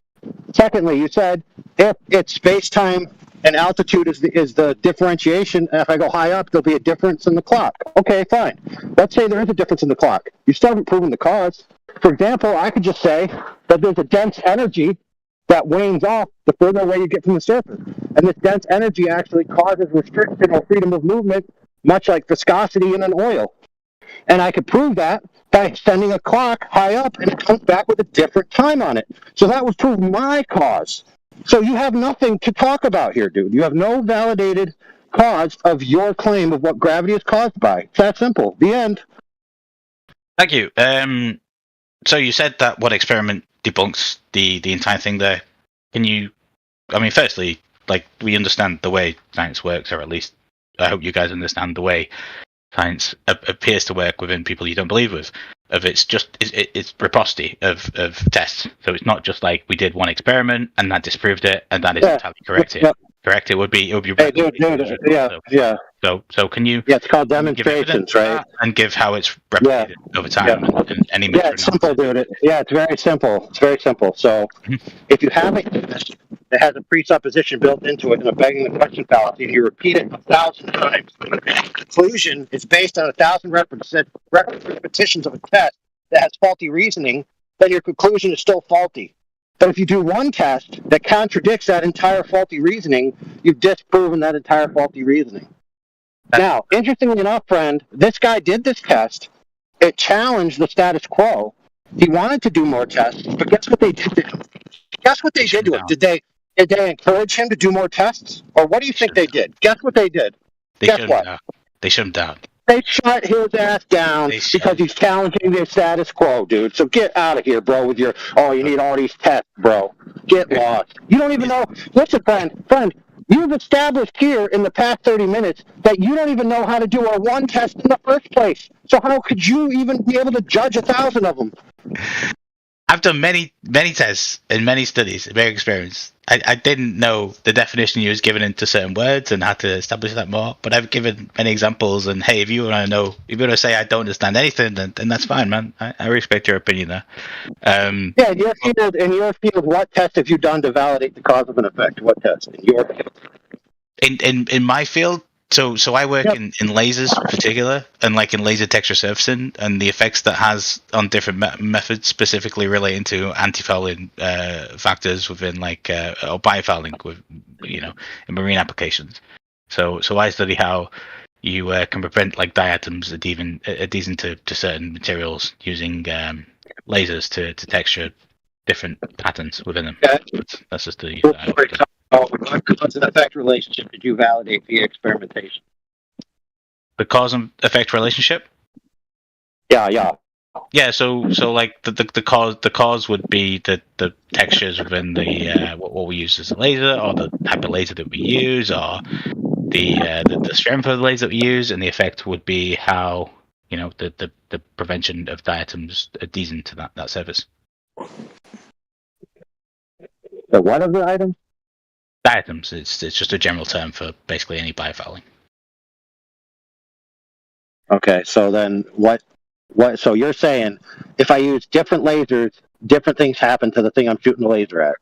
That's not exactly what I'm saying. I'm saying that my body of study relates to how using different lasers, and basically there's a thing called biomimicry. So you can look at patterns within nature of say butterflies or sharks or stuff like that, or how their genetic texture, let's say, prevents them from having diatoms, biofouling attached to their skin and their body, and how we can replicate that within different materials. So whether that's metallic materials, polymeric materials, and stuff like that, and how we can use that to cover ships' hulls to prevent biofouling accumulating on them. So doing that would reduce drag within ships and save us all a lot of money on shipping, which would be nice.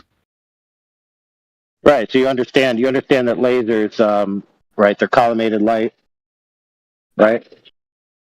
Yeah. Usually single frequency, right? The small range of frequency, yeah. Yeah. You know how they use lasers? In measuring things. Yep. It's called laser transit. That's how they use differential leveling and foundations and long distance of sighting, etc. So when you take a laser and you measure the surface of water, you find out that the water isn't curved. And since water covers 70% of the Earth's surface, and water lays flat and level according to hydrostatic equilibrium principle, then the Earth is flat. I rest my case. That's awesome. Wait. Can you prove the horizon's flat, good sir? Wait. Can you prove the horizon's flat? It's an axiom. Bro, I don't know definition itself. Holy shit. Can you prove the horizon is flat? It's in the definition. That doesn't mean it's flat. It's not. You can't prove that it's flat. Dumb fuck, man. It is what it is. It is really out of topic here. You can't prove the Earth's flat, idiot. Amish Underground, you sound like a man who understands how light interacts with various media. Anyway, we'll get into comments later. I'll be honest, after all of that and me answering what I did, I don't know what the current question is on, but I feel like there was a lot of claims we made that I didn't give any hypothesis, but that's where I get confused. I think I did. So that's because you don't know what one is. Yeah, we've demonstrated that a million times. What we've come to the conclusion, brother, what we've come to the conclusion is that nothing you were talking about previously actually could determine the shape of the Earth, and we got down to the measurement, and we found out that lasers measure the Earth to be flat, and the Earth is flat. So we've concluded here the Earth is flat. Welcome to Flat Earth. Snacks in the back, bathrooms on the left. What do you do? DJ spinning request. I give my background. What do you do? Out of curiosity. You don't have to. Dude, I'm a psionic entity from the future. Okay, thank you. Don't shame me. Don't shame me. Don't shame me for my identity. Thank you. No, I mean the thing is whenever this gets to real science, it just seems to really fall flat. Like I would be curious why. I mean the big question with flat Earth is just like why doesn't this ever fall into real science? Why isn't there so many people? I'll tell you why, bro.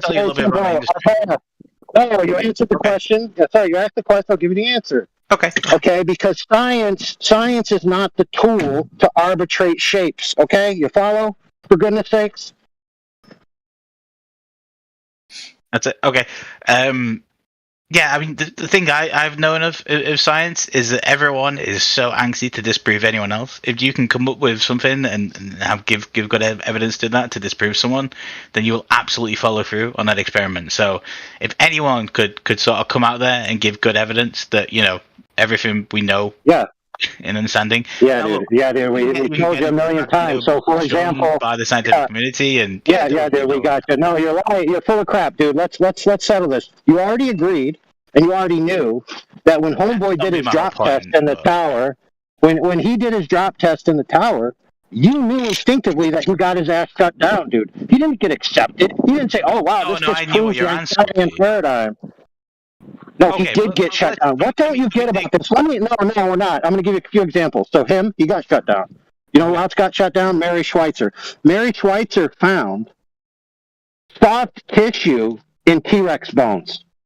That means that they're no more than 50,000 years old, and they can't be millions of years old, that T-Rex. Okay? She got shut down.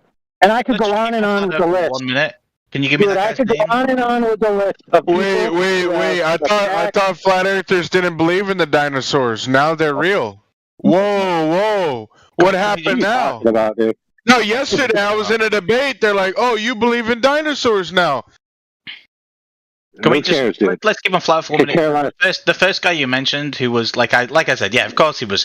I mean that it was like me watching the Titanic and predicting it was going to sink. It wasn't hard to say that's where you were going. But, exactly.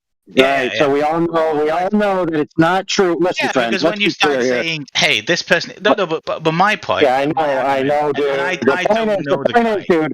Why don't you understand that the fact that you said if you can challenge the status quo and you have this evidence, it's going to be accepted, and then they're going to upturn the apple cart. And then I give you examples where that's not the case. So we all know that it's not true that people just do this test and then all of a sudden the Einsteinian paradigm is upseated. That doesn't happen, dude. Can I? They get shut down. They get blacklisted. They get kicked out of university. They lose tenure, et cetera, et cetera, et cetera. In fact, there's a whole movie. There's a whole movie about that. It's called Expelled, No Intelligence Allowed, where Ben Stein interviews multiple people who got blacklisted in their universities for challenging Darwinian evolution, dude. So this idea that this established stuff is just going to be turned over because of new evidence, you're full of crap. Okay. No, I understand that. Look, I'm not going to stand there and deny the fact that sometimes there's a bit of a shunning element within science. However, I think when something is unfalsifiably proof, like it's, the evidence will outstand any of that, and that's what's been shown within science throughout history. So if there's something that's basic, again, let me just finish my point. If there's something that's basic and provable as like the Earth being flat and very measurable as well, and again, we're getting into all of the reasons, and I would love to get into them, other reasons of the amount of people that would have to lie for this. Concise. I'm trying to respond. Please, concise. But I've not finished my point. Can I finish right, so make it concise, because you said, hold on one sec, we'll just round out. I've been talking for like 10, 15, maybe 20 seconds generously. Like, okay, so round out, bro. Just round out. You don't really make your help. point concise. Like, round out, get concise. It doesn't really help. You really... Because we want to respond to a particular point, not 20 things you're talking about. It wasn't 20, science. And there's been many points here when I've run into individual things and let people speak. Okay, so you're talking about science and you're talking about unfalsifiable things, and you very much two rules here between everyone else and myself. But hey, I'll tell you what. You respond to the point that I said there, and I'll stop talking. But go ahead. Yeah, what are you talking about? Flat Earth and unfalsifiable. What does that mean? Okay, when people make claims that you can't disprove, so unfalsifiable, I would say. Well, I thought we were talking about science. Yes, unfalsifiable is a term that works within science. Yeah, okay, but you can't just use a term for part of something. The whole scientific method is about establishing cause and effect relationships in the natural world, which wouldn't have to do with, for example, a measurement like flat Earth. Yes, but a lot of the claims are unfalsifiable. Like you can't, especially when you talk about people lying, and that's those people are all.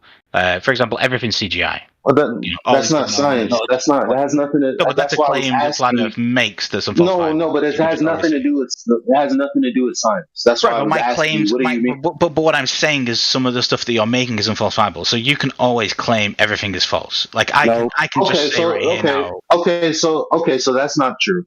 Like, we're gonna stop that right there because I don't know what arguments you might have had with other people, but what part of the Earth? Matter of fact, let me ask you this way: at what distance? Because we're not in science, we're not establishing the cause and effect right now. But you want to use this term, unfalsifiable.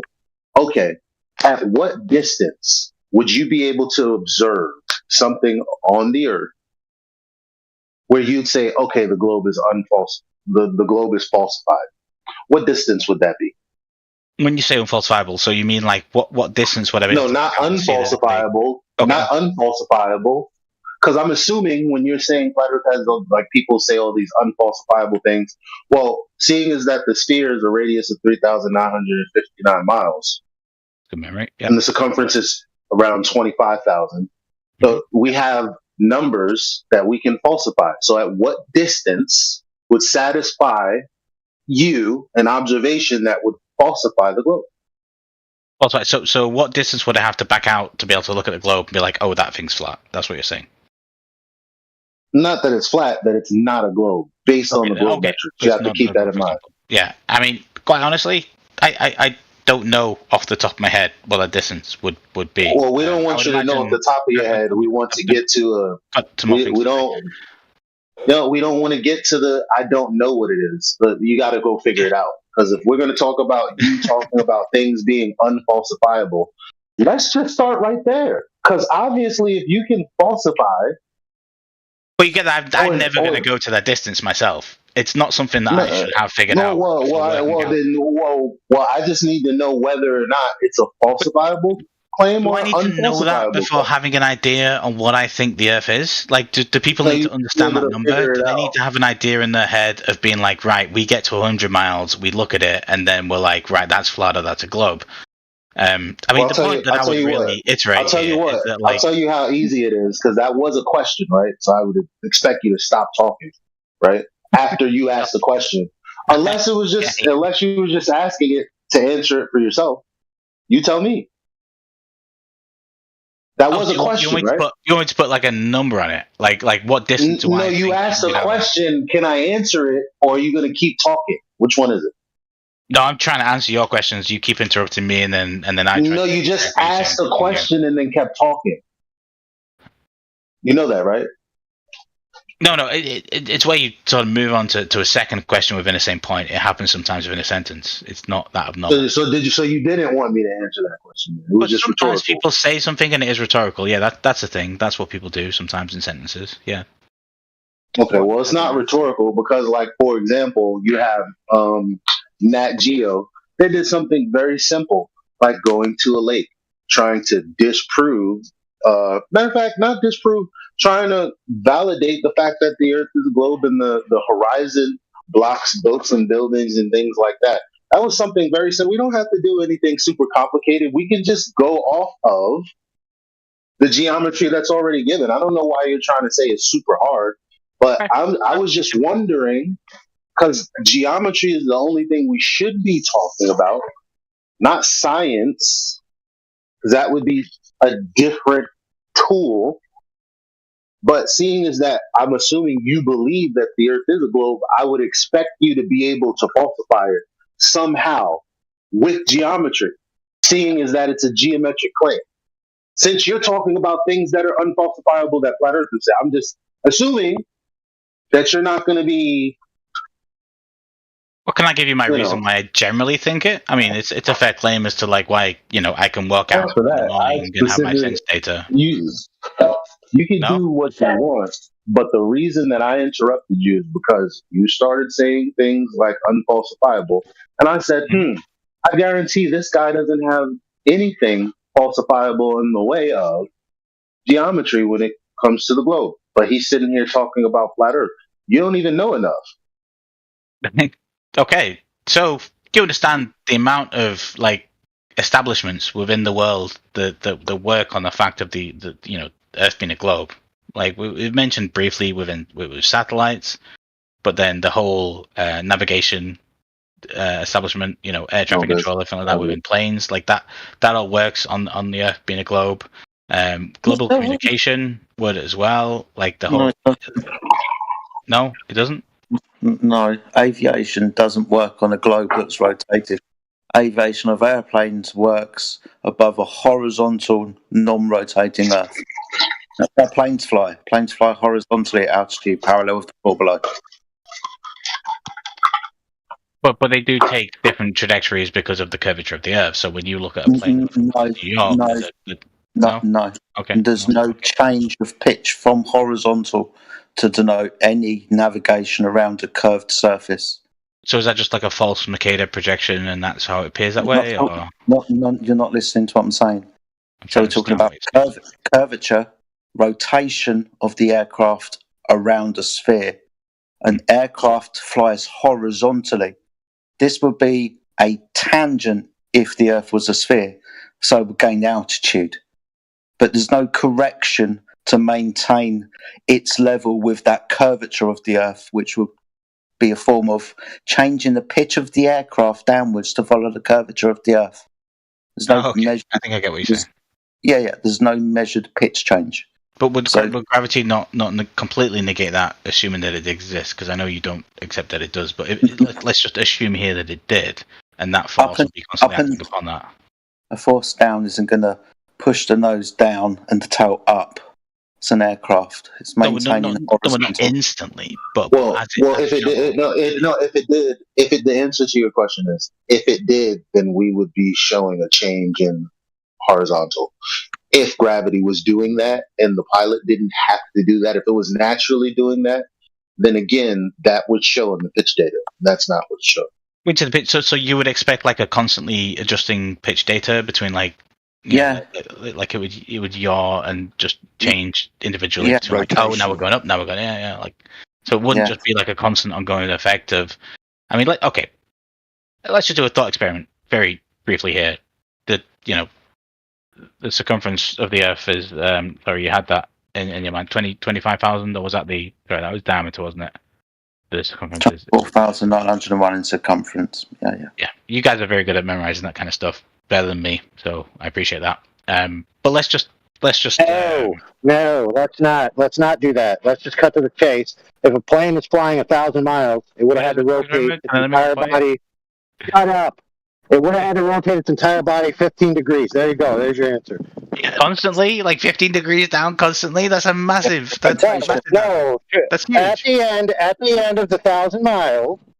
Right? Okay, so it can't be like a constant. Holy fuck, dude! Shut your mouth. Thanks. So 1,000 miles. It's going to end up after 1,000 miles. It should have rotated a complete 15 degrees. So then you just divide that by 1,000. You get per mile, or you divide it by the time. The plane flies 500 miles an hour. You can divide it by either one. You can get per minute, per second, whatever you want, dude. Yeah, like just under 2 hours, 1,000 miles, roughly, like an hour and 45 minutes, an hour and a half, depending on the wind. But it doesn't matter, dude. Here's the point. It doesn't matter how much you calculate this. Where's the evidence it's occurred? That's the question. Okay, quick question. So every airline pilot, they must know, right? Why would they? Why wouldn't they? They're the ones pitching. Let me tell you. Let me give you the answer. Yeah. Let me give you the answer. It's very simple. Okay. The main gyroscopes are in a sealed container, which nobody can look inside. Okay. What do you think? What do you think they're doing? Taking it apart halfway through the flight to check. So let me get this right. Right? So. Let me get this right. Okay, holy crap! As in, like, I'm crazy. Of course, it's the seal. Yeah. Let me give you the scenario. Passengers were going to be late by 2 hours because the pilot accidentally lost the screw to put the gyroscope back together because he had to check. Of course. Yes, that's what it is. Yeah. So every single pilot and their understanding and all the training they have to go through to pass piloting school and everything like that. By the way, the Dutch female pilot that took a gyro on board an aircraft and it didn't show any deviation and she lost a job over discussing it. I mean, the bottom line is individual example of someone that I really know about. My bad. What was your point? At the end of the day, people are as naive as you are because they have a belief and they're working backwards from that belief. They're not even thinking about. Listen, because you can't deny that the plane is flying horizontally. I think, though, you think that because of gravity or some kind of mechanism that, yeah, sure, it may be flying horizontally constantly, but still it's going around a ball somehow. I think that most people believe that like you believe that. And had they had the opportunity to speak to someone like me or like AI or someone else, that belief would be challenged. They didn't get that opportunity though, so they're just as naive as you. Yeah. So, my thought experiment that I was going to just propose there for a second is let's imagine Earth is ridiculously. Let's not. We can't do this. We can't do this. We can't. No, because remember when I asked you. Remember, I can't even propose a point.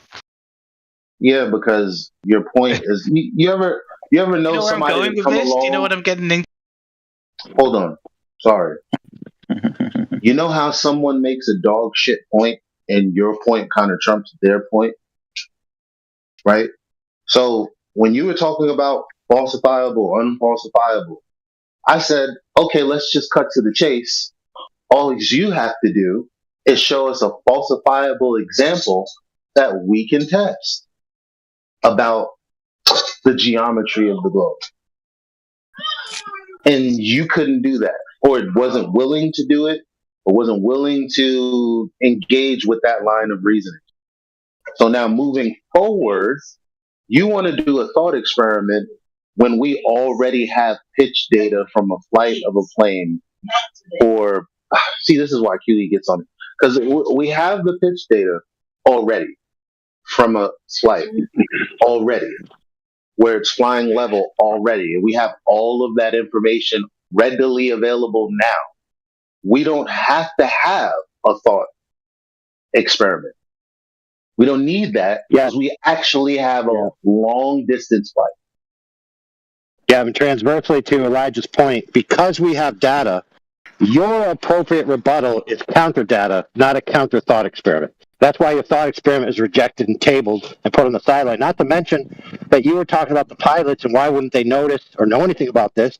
Homeboy explained to you a woman who's a real live woman that in real life was taking long distance flights, and the system that she had caused her to ask herself, wait a minute, why is my device not flipped over? Shouldn't it be if I was on a globe? She began to inquire about this and talk about it, and guess what? Just like the other people we talked about, she got canned. Yeah. So there's a couple of possibilities here. I understand that the one you would think was true was that there's a whole conspiracy here, and everyone else is lying, and they are telling the truth. But I feel like you're not. No, you're just giving your opinions about what you think people know and believe, dude. You just not let you me. don't know what they. But you don't know. I can never make my point. Elijah asked you. No, dude. Elijah asked you point blank for something falsifiable, and you defaulted to your personal subjective opinion about what human beings think or must be doing because they couldn't do it if they didn't think it was a globe and blah blah blah. Nobody cares about that, dude. We want some actual evidence. Okay, I'm just gonna say, look, I'm enjoying chatting with you guys. It's been a lot of fun, but like you keep muting me when I try to make a sentence. Come on. So you're gonna leave? Because that's me doing that. Whenever you're talking too much, you're rambling. That's what I'm doing. Now, mostly when I'm talking, and I don't want to hear you talking when I'm talking, I just mute you. But I'm muting you now because you've completely ignored what I said, and now you're responding to someone else. And you keep saying you're trying to make a point. But I'd already made a point to you. We don't need a thought experiment. We actually have flight data that we can all review right now. It's empirical data. It's right there. You just look at that. We don't have to do a thought experiment. What's your response to that? No, let's not look at the data. Is that your response? No, I'd say please understand it's very hard. Okay, so if the answer is no, then let's do that. Because nowhere in anything that I said was so people have to be in on it or people are lying or I already addressed your point. People are as naive as you because they don't look at the data. So which person are you going to be today? Earth is fucking flat. Yeah, that's nice. No, actually, which person are you going to be today? You're going to look at the data or something? Yeah. So what's it going to be, Andy? You have a choice. You look at the data with us, okay? Or you somehow figure out how to falsify the geometry of the globe and what would satisfy it for you. If you're not talking about that, we're not talking about anything else. You're not about to posture it in the way of, oh, we're just skeptical. I'm not skeptical of shit. There's nothing to be skeptical of. In order for me to be skeptical of something, I have to have missing information about a claim. I'm not skeptical about Earth curvature. I already know it's not there because it's falsifiable claim. But if you don't know that, what the fuck else are we doing here? You gotta let me make a sentence, my guy. Come on. But you can make a sentence, but again, you already know the parameters. You're not going to laugh your way out of it. I'm going to control the conversation. That's what is going to happen. I don't care how many times you laugh. I don't care how many times you try to get off of it. Do you want to look at the pitch data? Yes. Oh, okay. I thought so. That's good. Anybody have let's it? See the data. Yeah, let's see it. I'm always down for sources and evidence. That's cool. Posted at 50 past the hour. 50 past the hour. Okay.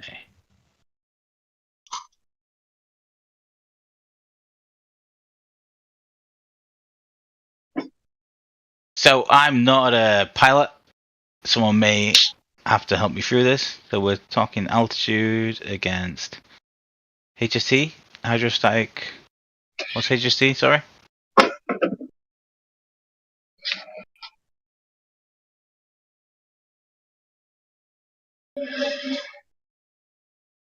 Half square triangle. Can someone help me with this? I'm not a pilot. No, is that not a? Where is it? 50 past the hour. Question. Hold on. I think maybe T-Dub. Is that the post? No.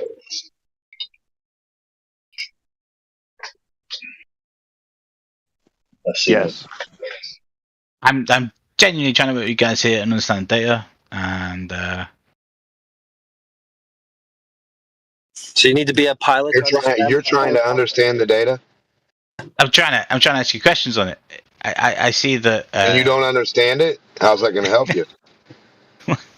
Huh? You know what? You're going to ask us questions on what you don't understand. Okay, go ahead. Is that not what people do on stuff they don't understand? Like, what is your point here? I don't know what you're doing. You supposedly know about a globe. Don't let Demok do that. Don't let Demok do that. I mean, come on. How can you no, Demok. We got information that we said we were going to present. We can't expect him to understand it. Don't do that. How? No. Okay. Look, I've told you what I am. My understanding of things. If you look, by the way, look, you see where it says altitude pressure, right? I've already said that I understand that's the y-axis. Yeah. Okay, you see that line? You see how I assume it's a time because it's hours, minutes, and seconds. You see how it's just a straight line there, no deviation. Okay, so they're mapping altitude against time, right? Okay, now do you see the pitch portion there? Mm-hmm. Yeah. You see how it's unchanging? Yeah. As well.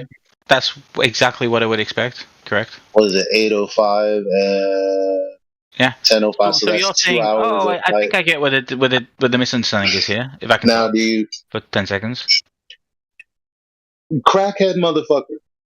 Did you not ask for help in understanding this, or no? No, I just said I think I get what the misunderstanding is. You've been talking the whole time. Muted the whole time. But hey, go ahead. What do you want to say? Am I on crack or what? Did he not sit here and ask for an understanding of what he's looking at, and then proceeded to talk the whole time I was talking? I asked for initial understanding. I've never seen this graph before. It's not that crazy to say, hey guys, what is this graph? When me and my colleagues get together and they show me something, like, so what did I say that you now understand the graph all of a sudden? What did I say that went from I don't understand this to I understand it completely. I understand where well, no, there's one of two things. Firstly, like that was my initial reaction of just like saying, hey, bruh, I need less talking, not more. Again, I'm going to control the conversation, and you're well within your right to leave anytime if you don't like it. Now, I barely said anything. What did I say that helped you from I don't know what I'm looking at to I see where the misunderstanding is? What was it that I said? No, I read more of the graph and got what it was. Oh, so you just had to fucking look at it then, huh? No, I initially looked at it and thought, what does this mean? Yeah, that's great. We don't care. Okay, so what are you saying? You're saying there's a misunderstanding? Okay, so what's the claim from me, and what was the misunderstanding on my part? Just explain that and that alone. Okay, so you think if someone was at a constant yaw or pitch, that they're going to travel within an exact straight line and just go out of Earth's atmosphere, assuming the Earth was a globe model? No. No? Okay. That's not correct. So I'm not assuming. Oh God. I'm not assuming anything. This data is showing level horizontal flight for 2 hours. Yep. Over the Earth, which is referenced as a horizontal plane. Referenced to the curvature of the Earth. Incorrect. Oh, okay. No. Well, why would it be referenced to a horizontal plane if there isn't a horizontal plane? Because that's what the horizon is. They're changing pitch for rotation. No, that's what the horizon is. But that would change before we even get to listen. No, you said, well, why would we take the Earth to be a horizontal frame of reference? That's what the horizon is. Either you agree with that or disagree with that, and we got to deal with that first. Do you think the horizon is curved or something? No, I think as you move throughout the horizon changes. As you move towards the horizon is okay. So hold on. Let me see, and this is why I hate QE, because I asked him to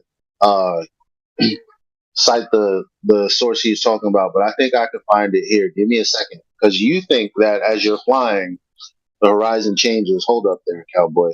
Let me There's curvature. I literally said, hold on there, cowboy, not start talking. Okay. Sorry, boss. Okay.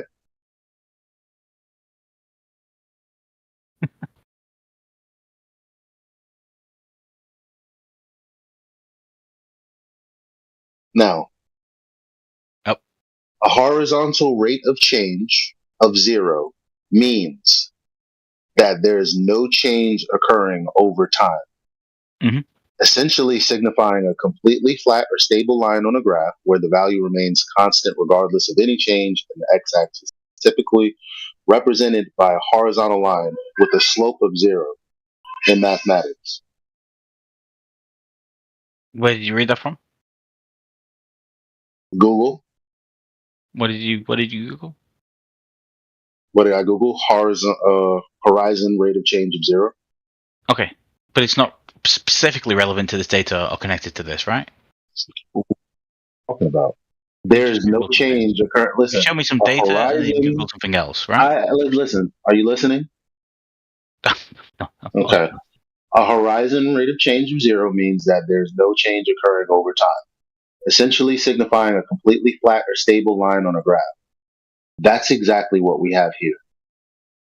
Now, your argument was that the horizon changes over time. That's not what this is saying. Do you have a citation for what you're saying, though? I'll take that. Citation? I mean, we're talking about geometrics here, no? Do you have a citation for what you're saying? You understand yes or no? On a globe. No, I'm not understanding anything. I got a citation for what horizontal means. You're trying to tell me that even though in level flight they're referencing the Earth using the artificial horizon, which is there to help you maintain level flight, you're saying that that changes over time. Can I get a citation for that? Yeah, I mean, it would be like basic to you. Is the answer yes or no? And if the answer is yes, can you post it in the chat? You can take like 5 minutes or however long you need to find it. I don't mind. But is the answer yes or is it no? Yeah, you know we're gonna post in chat though, right? Okay, so post it in chat.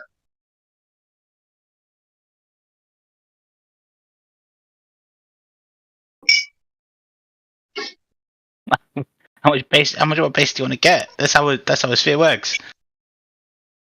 It's based to the center of gravity. I don't want to hear. Look, go ahead and get that citation. Of course, you don't want to hear. You don't. Because I wanted the citation, like I gave you a citation, because we're adults, right? I mean, I got it. I was a flat earther. Everything that I said I gave you a graph. You challenged what horizon is. I gave you a citation, or I read it out. If you want me to post it, I could post it. I mean, if I could find the one from the Navy that QE uses, I'd just give you that. What do you want? Are you going to put up or shut up? No, someone else gave me a graph. You can't discuss anything other than you. Are you going to put up or shut up? I put up many times. Just. Are you going to give a citation for what you're saying? Horizon is change over time. Sounds like that's what you said. Right or wrong? Yeah, let me give you one. All right, so I'm waiting to read it from the chat.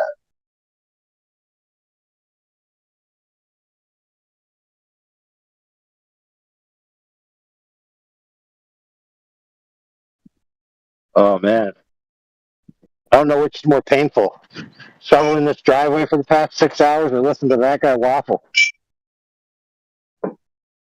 That's why they laugh, because he knows these cosmological horizons.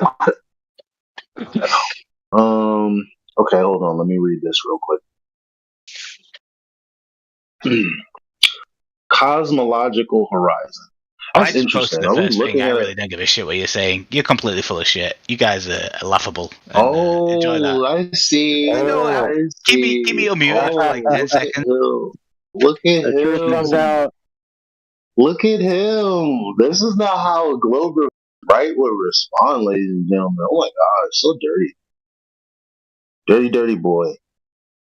Look at that. The implosion. It happens every time. And then says, I didn't really read it. I don't shit. First of all, cosmological horizon. What the fuck is that? Yeah, it's yet another horizon. Oh, not to be confused with particle horizon. That's it.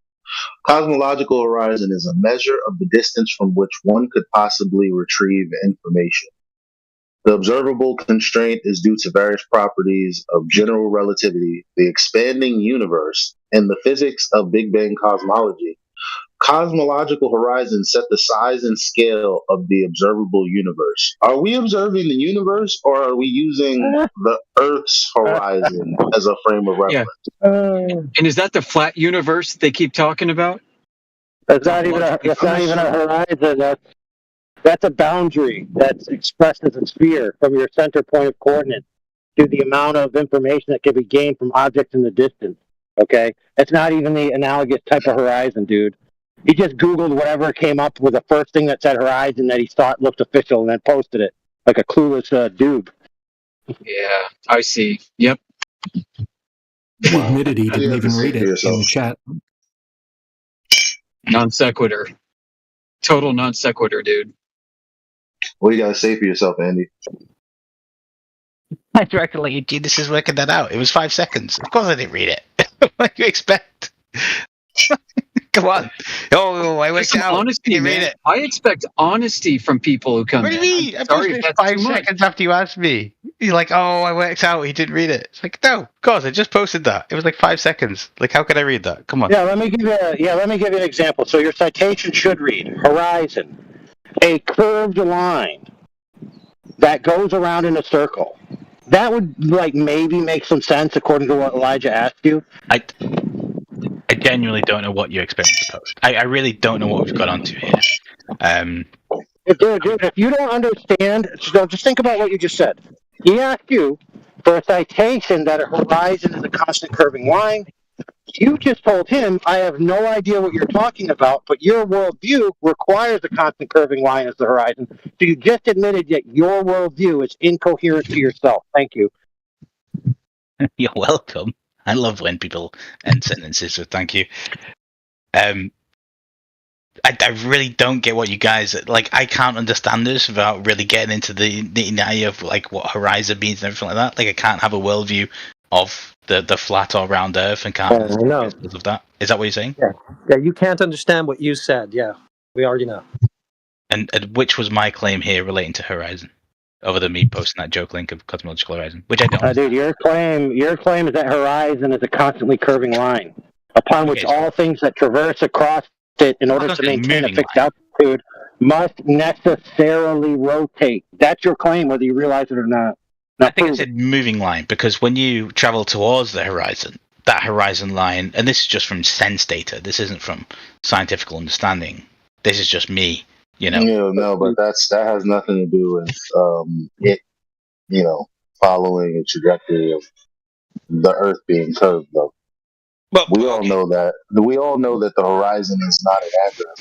You know that the horizon is an address in the assumption that the Earth is a sphere with a radius of 3,959 miles, because the address would be no further than 1.2 times the square root of the observer's height in feet. But that's not true either. That's what you call a falsifiable claim. And it was falsifiable because there's false evidence proved against it. False evidence proves against it. Well, it was falsifiable. You can falsify it. You can give evidence. So the sentence is false evidence that proves against it. You think that's coherent? Oh man. Oh, well, before we go on, can we just hold on, brother? Hold on. We got a big error on the table. There seems to be confusion about what falsifiable means in this context. Falsifiable just means that in principle it's capable to be falsified through some means. So for example, if I told you this 2x4 was 8 feet long, you could take out a tape measure and measure it. Yeah. Now it doesn't mean you have measured it, it just means you could in principle falsify my claim. Okay. Yeah, now something that is unfalsifiable is something like I have a magical 2x4 that exists right in front of me. You can't see it, you can't measure it, and every time you try to grab it, it teleports to another location. Now that's unfalsifiable. Yeah, fair enough. Yeah, that is. Yeah, so you're saying because I said if you falsified it, you can say, oh, it's not actually like it's falsifiable, but it's not been falsified. So is that your point? Question? Correct. Something that's falsifiable doesn't mean it's necessarily yet been falsified. True, but if there's such a movement within the flat Earth society, would that not be the attempt to do that? I mean, like I said, I've really... Everything. Go ahead. Look. I've really got past the point of where I know exactly what we're getting into. You just started talking again. Okay. I mean, I'd really like to just... Sorry, we seem the dog picture is very apropos. Like I've never, I am. What do you want? Do you want to falsify your belief, or do you want us to validate what we're saying is the case? I mean, I've asked questions that I would really love answers. Which one is it? Do you want us to falsify what you believe, or you want us to, in principle, be able to falsify what we believe? Which one is it? It would be both. I mean, falsify my round Earth theory, and that would be fantastic. If you I did that already. Genuine evidence against did that already. round Earth. Okay, you did that. I missed that. Was it the flight data? Yeah. I tried to. I kept getting muted. Well, actually, I'm sorry. It's not the flight data. The flight data is using the axiom that the Earth is a horizontal plane. Now you don't need a proof or an argument for an axiom. It's self-evident. It's true already. And you don't deny it. You just think that for whatever reason, the axiom that we're calling an axiom changes over time, i.e., the horizon curving with the curvature of the Earth.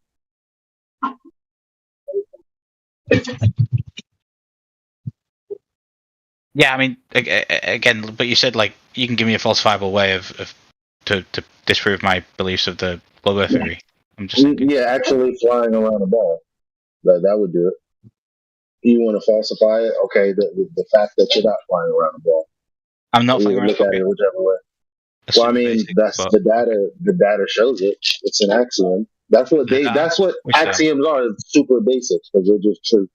There's no argument. Well, you can't just say the data. There you go. Give it some data. The data is showing that the horizon being an axiom for which we build, fly, fight fires, build the globe even. So we couldn't fight fires if the Earth was round? No, just the evidence just proves that we're fighting fires with respect to a horizontal plane. That is so confusing to me. Sorry. What's confusing about it? I just you told say you. the evidence is there that we're fighting fires on a horizontal plane. Like we couldn't. Well, the horizontal plane is that it's not a. I don't know because it's not a globe. That's a. If they were doing that, then I would just be talking about how they're fighting fires on a globe. But they're starting with a horizontal frame of reference.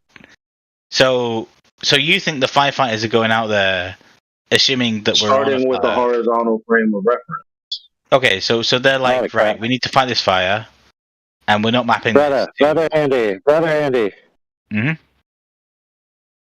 There's a network of towers.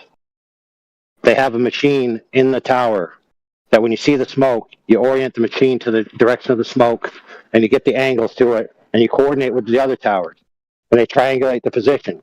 And you can see from where you are to the location without any curvature obstruction. If there was curvature obstruction, you wouldn't see it, but there's not, so it perfectly works. That's what he's trying to get at.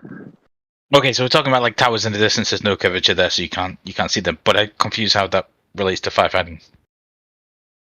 Oh, well, they want to effectively locate where the fire is relative to the tower, dude, so they can go to the location of the fire and put it out. So like firefighters work on a flat Earth model. Is that what we're saying here? Dude, if you're fighting a fire like a forest fire, not like a building fire, a forest fire, my guy, they have to figure out where it is.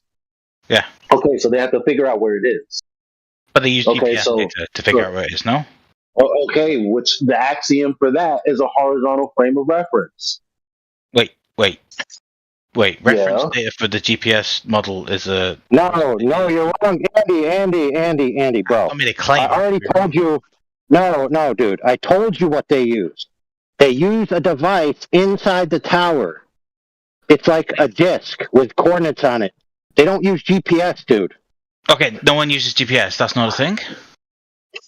Okay, one more time. I'm going to give you this like you're a dumb kid that eats crayons. In the freaking tower where the dude works, he has a device on a table. It has a trajectory and little coordinates and a local map. And he dials that device itself, dude. It looks like a sundial almost, for goodness sakes. What don't you understand? If you say, oh, he's not using GPS, then we all know you're a crayon munching, eating numpty, bro. No, watchtowers exist. I get that. Yeah. Yeah, watchtower. But like GPS and stuff. Oh my god, dude. Hey, dude. What don't you get that if you're looking out into the distance, what you understand about your GPS position is irrelevant unless you have some way to coordinate what you're looking at. They have a device in the tower that does that for them. That device relies on the coordinates being a flat plane, and they triangulate it with the other towers. It's an interconnected system. It's proprietary to the towers, dude. They made it for that purpose. Can I ask a quick question then? Why doesn't the person on the highest point observe a massive amount of ground? What? Well, if it's a flat plane, then say the person on the highest point of the US, they could theoretically observe a massive amount of the US. I mean, you're going to say, oh, the horizon shrinks things so they can't see. You can see China from California. I just want to make this joke. Bro's never touched grass in a forest before. Do y'all still want to like talk, have him talk, or like it's not really? It's funny, but it's not useful. Oh, just force him to meet the standards to present a way to falsify the globe or the data that counteracts the data you presented. Because he didn't present any data. Yeah, let's be clear. We're trying to do that, but he's doing what a lot of people do, which is attempt to move away from that. Yeah, but that's fair. That's fair, Elijah. But he's not the one who brought up fires. Yeah. True. And the fires don't geotag themselves to a GPS matrix. All right. So, you have any way to are you going to seek out any way of falsifying your belief? Are you going to be doing that? Okay, so like, how can I criticize my own belief and say how that wouldn't be real? Okay. How far do you think you should be able to see based on your height and distance? across the sphere? What would be a falsifiable observation?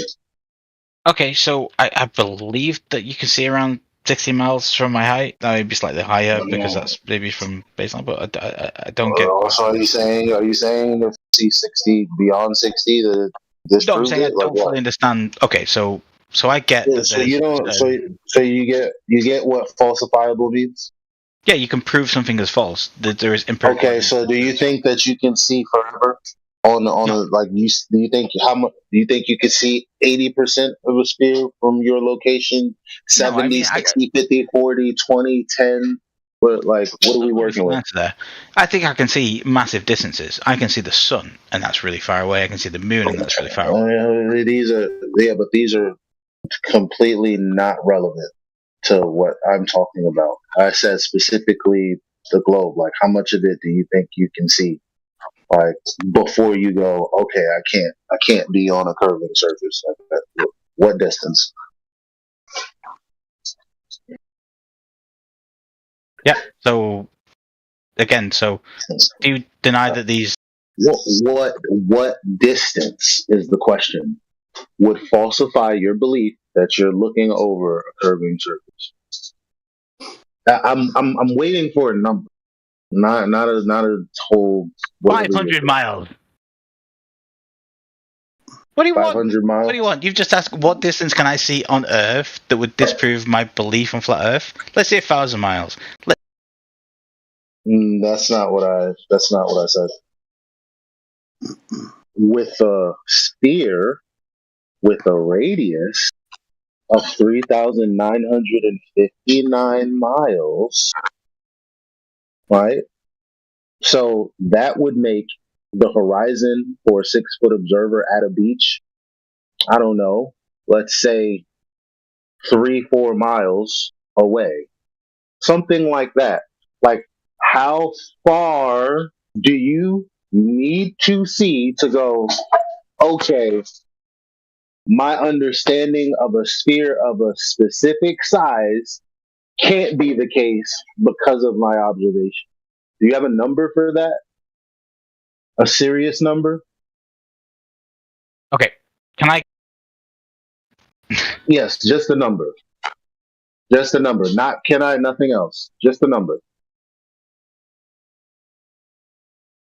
Go ahead, and I was going to hit if you want to do it, you do it. One of us got to do it. Because okay, I'm doing it. I'm only here because this is funny. The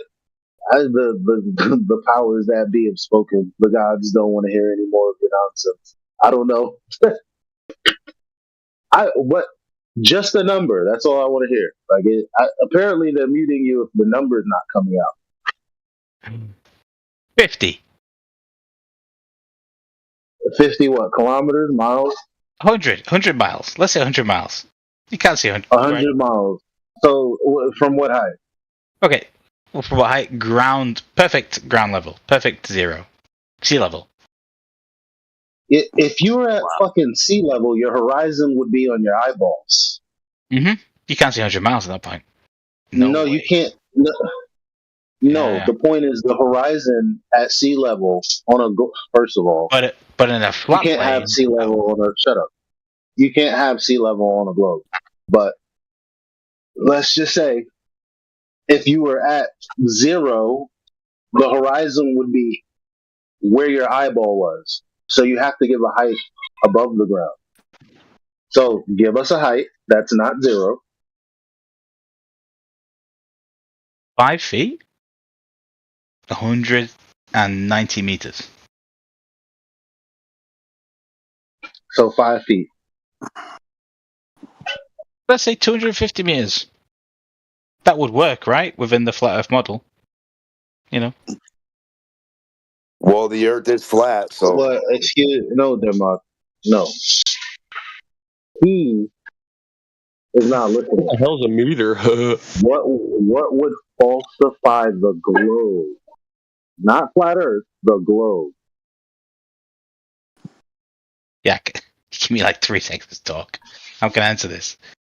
What would falsify the globe Earth Well, it's actually everything that I already told you, but you keep for whatever reason saying flat Earth. No, this is to falsify the globe. So intelligence work. So what height and what distance would falsify your belief in the globe? If someone that was 6 feet could see 500 meters above the horizon, that would falsify it for me. 6 feet tall. And they could see something that is 6 feet tall on that horizon as well. From my basic understanding of the mathematics there, and that is basic, and I would happily Google it and correct it. You understand that there are mathematics involved, though, right? I mean, I don't know off the top of my head what those mathematics are. But we're going I get there is mathematics there, though. Yeah, we're going to be relying on mathematics to sort this out. That's why Elijah was talking about the height of the eye and the radius of the Earth. Because Yeah. That's what he's trying to point out. Sorry, Eli. Yeah.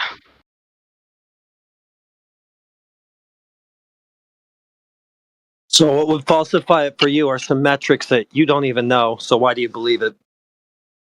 Okay, so do people have to understand those exact metrics to go out and believe things? Is that how things work? They have to know Didn't you say that there has to be some sort of way to falsify? Because you were saying what you don't like about many things.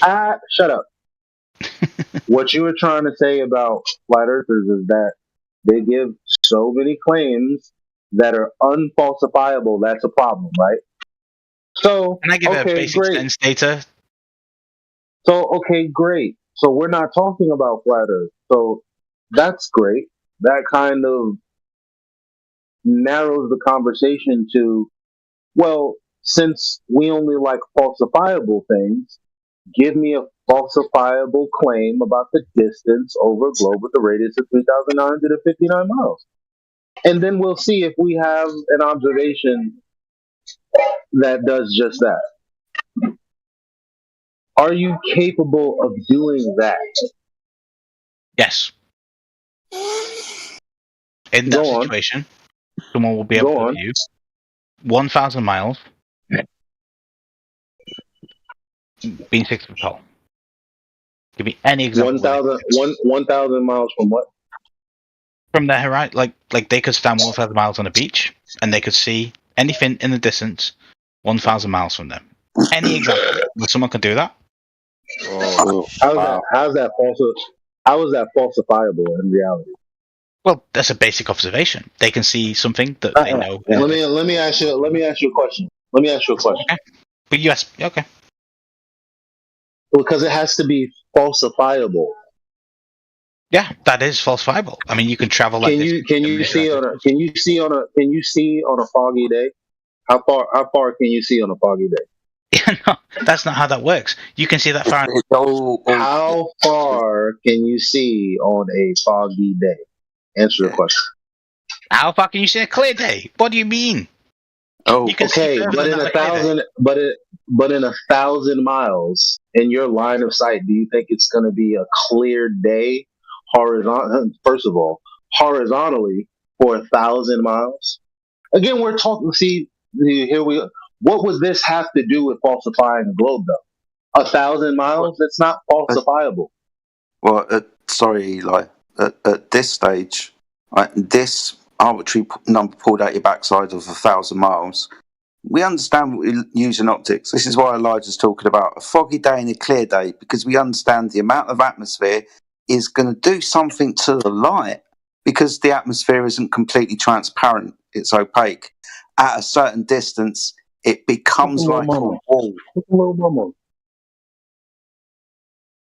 So we have to understand that there are certain parameters. One with the optic, we've got a limitation of how far that we can see anyway through a gas. Let's round the number down a little bit.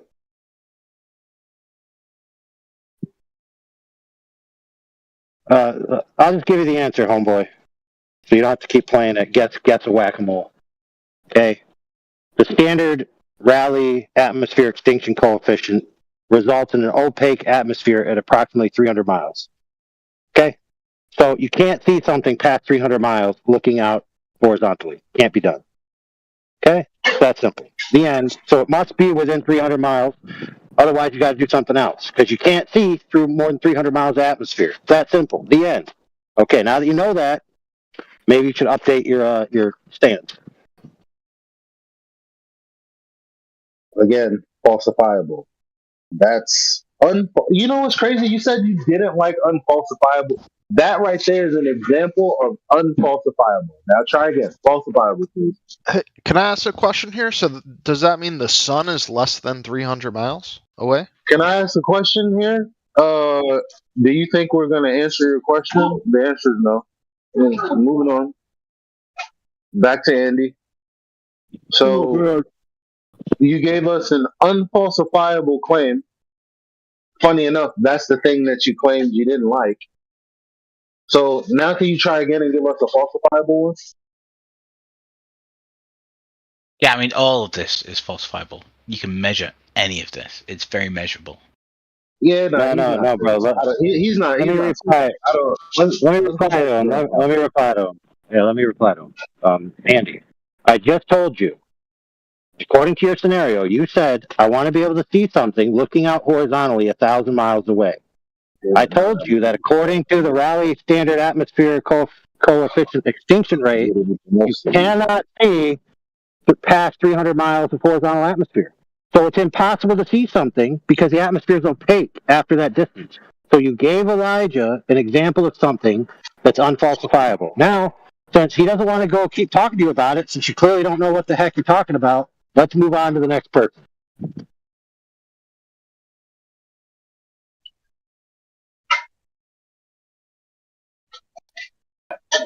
Go ahead, Grandpa. Have fun. Why'd you mute me? I asked a valid question. Well, yeah, valid questions Go ahead, Grandpa. Have fun.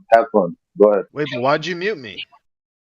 Well, I mean, I'm just going to pretend that you're not. I'm going to pretend that you're not retarded, and I'm going to let you know that we were in the middle of a conversation when you said, "Hey, can I ask a question?" and then ask one. Yeah, but like a nobody was retard. talking. It was So that's why silent. you got muted. But I don't know. I asked when it was silent. So you asked the question. That was the answer. Yeah, you was muted because I know the answer. I asked a question. That means I'm cool. Sorry. All right. Listen, talk about the topic or talk about that other circumstance. The one circumstance is going to get you permanently muted. The other circumstance is going to mean you can talk. So all right? you said you can So which only one? see a max of 300 miles. Isn't that what you just said? Or no? He said horizontally, dude. Yeah, but I horizontally. qualified it. Sunset. I'm looking horizontally. I see the sun. You're not. You think you are. Oh, what am I doing then? I'm not looking. Okay. Notice how I said. Notice how I caveated that with an object, right? So an object that's within that range of atmosphere, when it falls into that range, the light reaching you, once it goes to the 300-mile mark, it's going to be essentially opaque. So if the sun is actually directly outside of that 300-mile range. No, dude, it don't. So, for example, if the But if you can Elijah, see you got to mute, bro. Hold on, bro. You got to get Elijah to mute up. 300 miles, I mean. If you see the moon on the horizon, that's more than 300 miles, and that's not opaque. You don't see the moon on the horizon, dude. What part don't you understand? Horizon. That's what Yes, who does not see No, the you moon don't. on the horizon? Everyone in this room seen the moon on the horizon. Have you ever seen a sunset? You've never seen one? For real.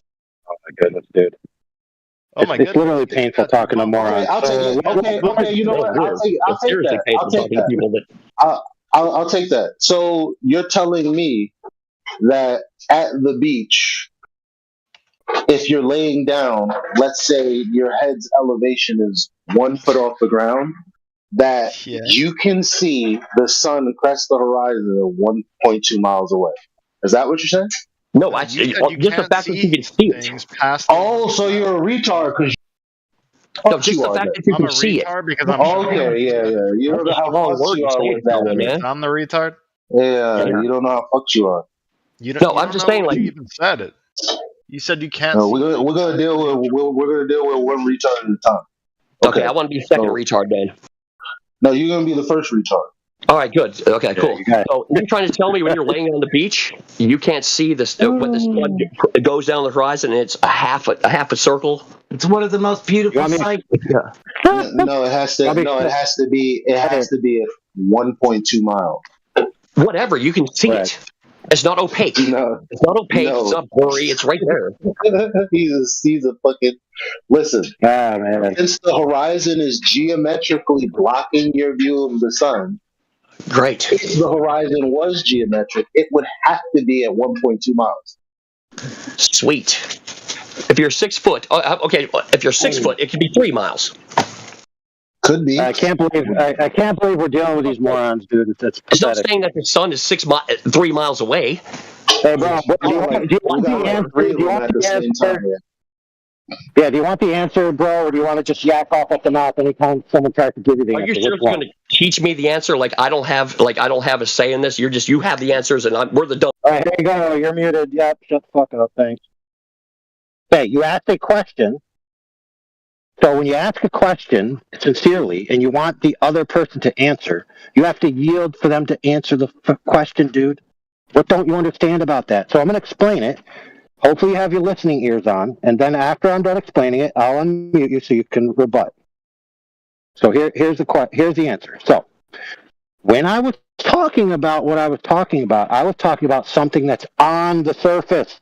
According to the guy's example, it's an object on the surface. Now, the sun doesn't actually touch the ground, okay? The sun is above the ground. So when you're looking out towards the sun, you're seeing it above the horizon. Now, visually, it appears to you to be converging into the horizon line because that's an optical effect. However, the sun itself is above the ground. However, the surface atmosphere is opaque at 300 miles, according to the Rayleigh extinction coefficient. And unless you want to debunk the Rayleigh extinction coefficient, you're clearly wrong. So if somebody was standing 1,000 miles away on the fucking ground, you could not see them. However, something high in the sky would not have the same extinction coefficient because it's diagonal. Now that I've said that and demonstrated how dumb you are, now I'll unmute you.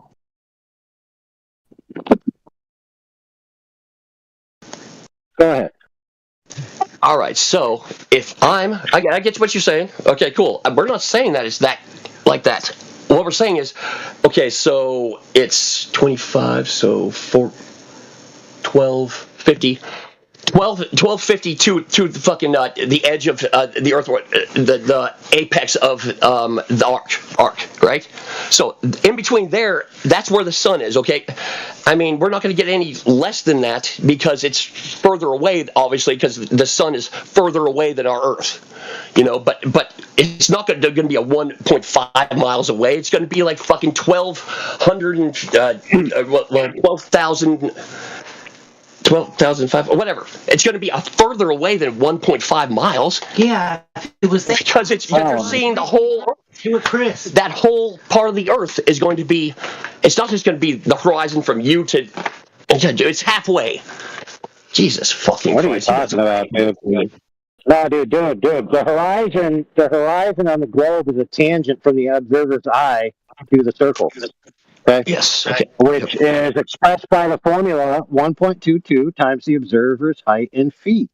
Okay, so Elijah was correct that if you're 1 foot off the ground, the horizon would be 1.22 miles away, and the sun should appear to you to be cut off right there. Now, that's not incorrect at all.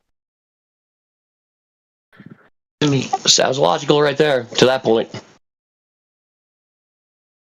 But what you're saying is like, let's say you're on a ball that's 1,000 miles, and you see a sun setting at the furthest point.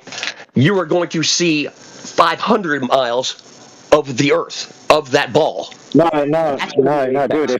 If you're standing on the surface of the Earth, dude, you cannot see 500 miles. What part don't you understand about that? How can you not see 500 miles? You can see the sun. Okay, one more time. You cannot see 500 miles of the surface of the Earth, dude. From standing on it. What don't you understand about the atmosphere at sea level is opaque at 300 miles. So the 500th mile is past 300. Therefore, you can't see it. What part don't you get? Well, that's kind of. You guys are like thinking it's flat, so yeah, it makes sense to you guys. That's true, but that's listen. Are you listening? So what he said was true. Now, What I'm saying though is, no, you can't see 500 miles of the Earth because the horizon is the extent of the Earth that you can see if the Earth was a sphere. Gotcha. If the Earth was a sphere with a radius of 3,959 miles, then if you were standing on the Earth, like at the beach, the most you would see of the Earth supposedly would be 3 miles. Gotcha. You wouldn't Okay. see 500, 400, 300. No, you would only be able to see 1.2 times the square root of the observer's height in feet, because anything beyond that would be curving away from you. I get you. Okay. Can I say something now? Okay, so if we're on What a do you flat mean Earth, you get though, me? You just said, no, we're not doing if we're on a flat Earth. We're talking about how it's not a globe. Really? No, we're talking. If it's a flat Earth, the ball would never cut off and be half. It would just No, shrink we're down to a not. We're small not. ball. We're not talking of. We're not talking about that. Now something is real. How would a ball disappear and split in half, dude? How would it We're do not that? talking about. But I know, why because would you can't why describe would it. we? I get it, dude. Oh my god, you guys are fucking dumb as fuck. So then leave. Why are you here? Go argue with somebody else. Yeah. There you go. Okay, so let's reduce his claim logically. His claim was He if the left Earth was already. flat, irrelevant. Yeah. His claim logically is if the Earth is flat, I can see everything everywhere at all times with maximum resolution. What an idiot. But you have no logic, so what the fuck are you talking about? Well, who do you think you're talking to? A flat earther that can. Okay, because this is our room, not yours. Who the fuck do you think you're talking to? I don't think you understand what I'm saying. You think you can just come in here and be a bigot? No. The guy clearly didn't know what the fuck he was talking about. The guy before then was running his mouth 1,000 miles an hour, talking about how he doesn't like flat earthers' claims that are unfalsifiable, then proceeded to give us an unfalsifiable claim about the globe. If you don't understand that, then you don't need to be here either. Are you done making excuses for your? Yeah, shut up for a minute. We're not interested. What was interesting about that? What was interesting about what he said when he said that, for example, flat earthers claim that all the photography is CGI. That's unfalsifiable. When in fact we've pointed out that the claim that that photography is authentic is unfalsifiable.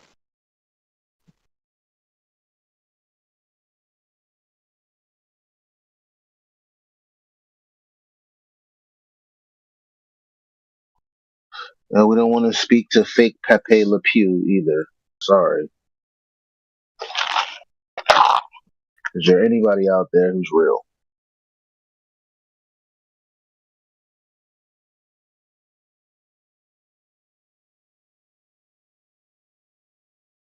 Wow. Really amazing that people actually think that if the Earth was flat, I could see everything from here to the end of the Earth. Like literally, what kind of retards are we dealing with here? Oh, wow.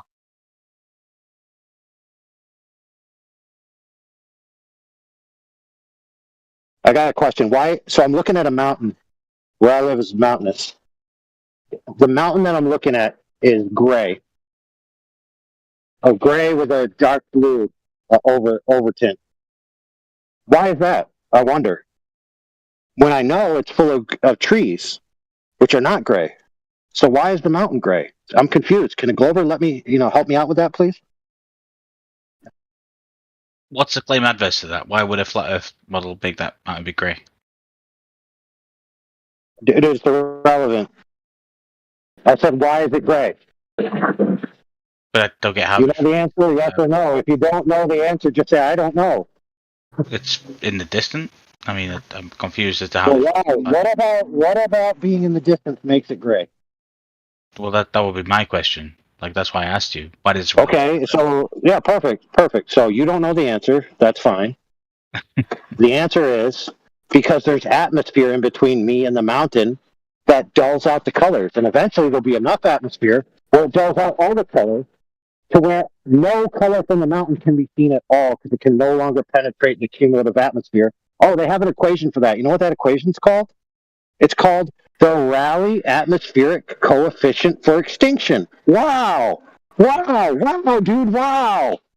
Can I just say that? Yeah, absolutely. Like atmospheric atmosphere pressure, gases do distort gases and distort light throughout them.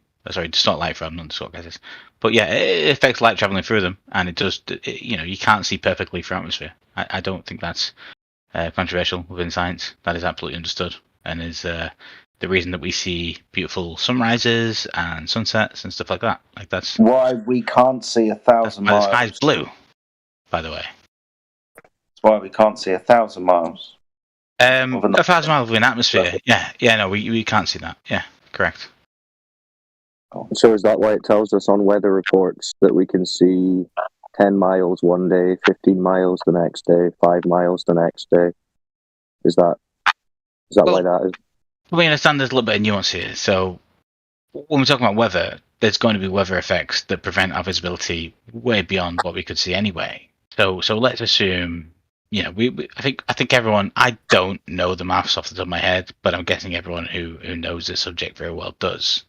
Correct me if I'm wrong here, but a 6-foot person tall can see about 15 miles. Please correct me. Welcome to flat Earth, then, my friend. No, okay, but like of the maths that we understand from the globe says you would be able to see about 3 miles.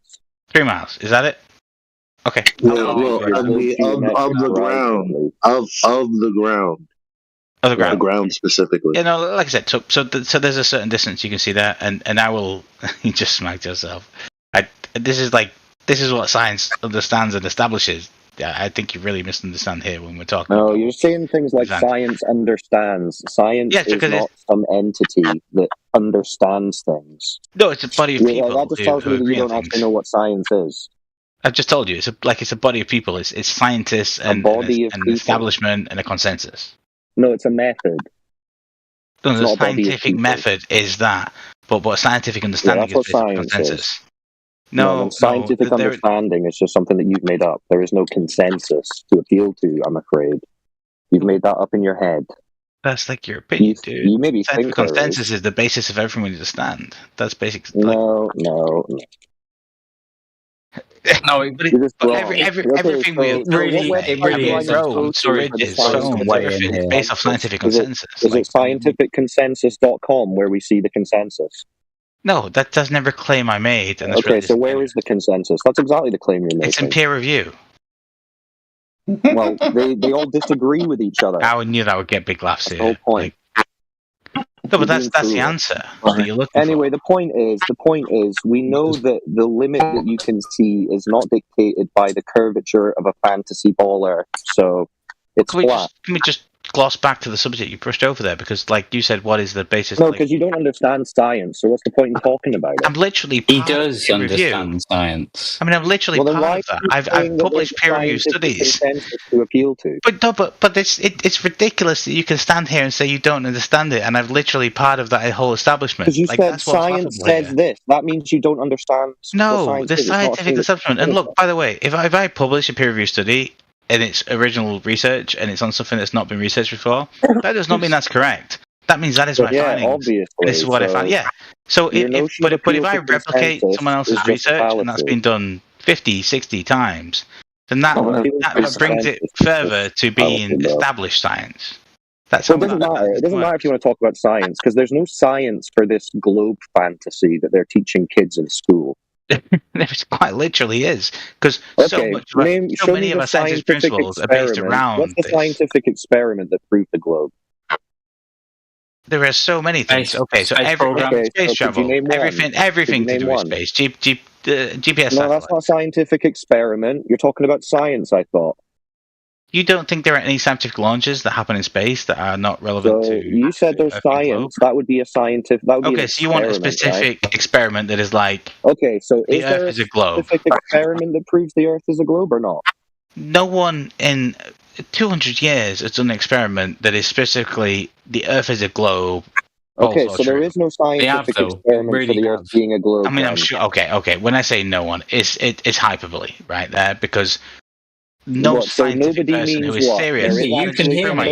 Can I say my point? No scientific person who really cares about anything who has actually done that science because cares it's about the globe, established. so they can't use science to prove the globe. So why are you talking about It's the same thing that if I drop something, it goes down. There's no scientific experiment for it, and the scientists don't really care about it. Let me answer. Every single scientific principle relies on the Earth being a globe. So many experiments will be invalidated entirely, including the entire space travel.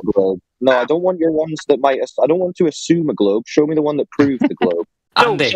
So let me tell you here. Let me answer. I feel like I'm a voice in your head. Sorry, you say something. You say something. Go ahead. I've been speaking to these people on and off for about 7 years now. Okay. You're not going to convince them. I don't know what it is. In 7 years, what's the best globe proof you've presented? Hang on, I'm talking to Andy. Well, I was talking to Andy. Who the hell are you? He's a well-poisoning pile of crap. Yeah, you're just going to jump in and say, I've spoken to them for 7 years and you can't change their mind. Okay, what did you present in 7 years for the globe? Mind anymore? You have your views. Okay, so you didn't present anything in 7 years. Yeah, you've demonstrated my point. So Andy, this scientific experiment for the globe, this guy hasn't found it in 7 years. Can you do better? Yeah, so if I present you some scientific studies that are conducted in space, will you accept that as evidence?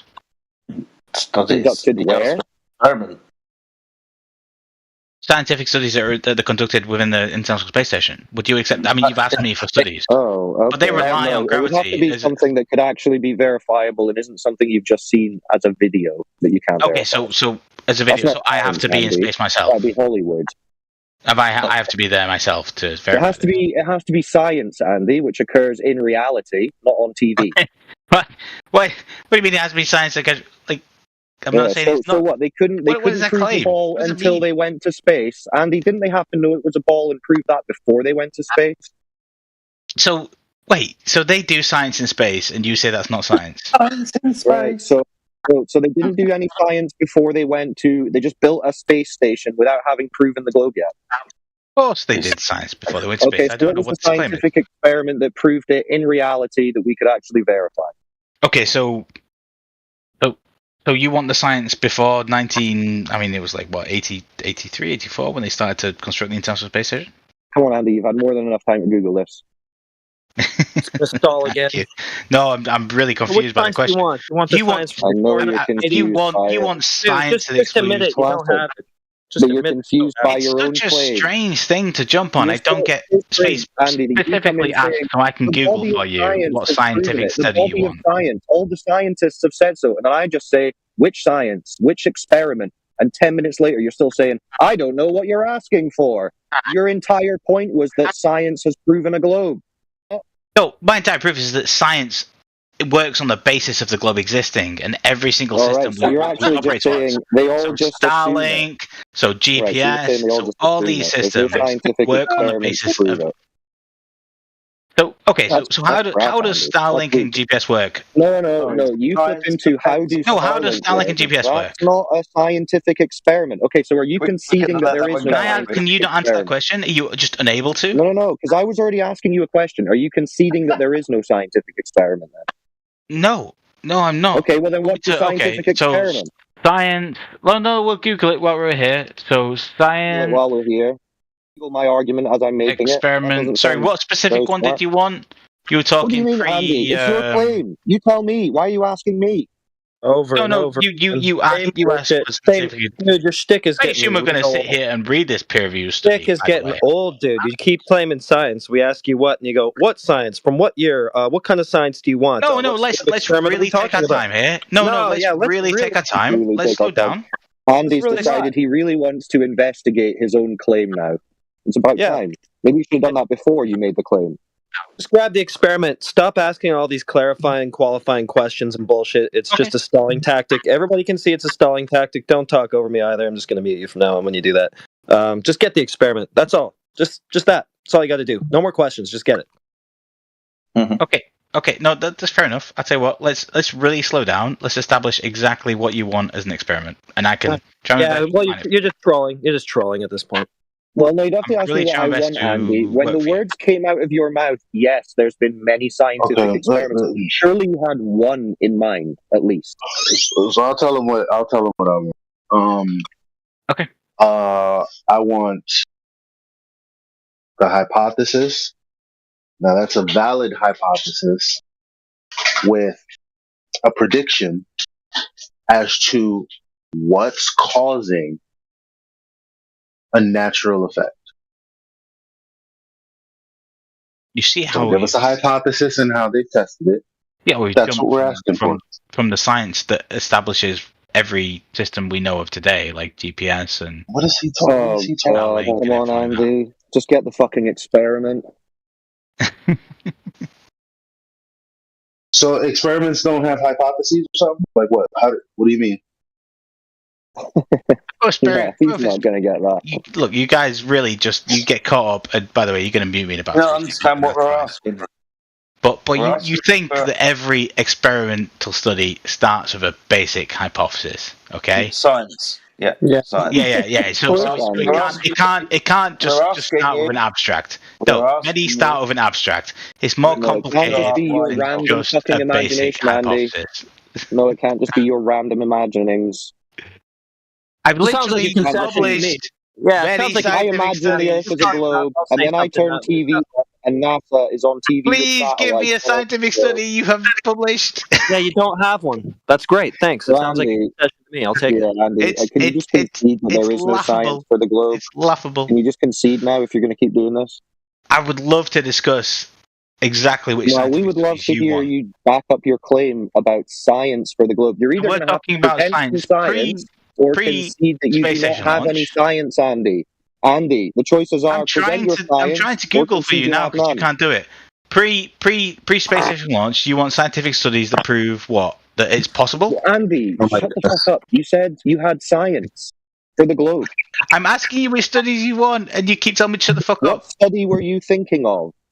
What the space launch bottle? Like No. That's on TV. That's not verifiable. That's not science, Andy. That's Hollywood. Of course, we're going to discount out there. I mean, I'm going to send you a scientific study, in reality that can be done. Is there any science in reality, or is it just the government saying we went through the wardrobe and did some science that you can never do? There are many studies that show that putting something into orbit is possible. If I share the studies with you, are you going to believe them? In reality. What do you mean? What do you mean in reality? How can tell me right now?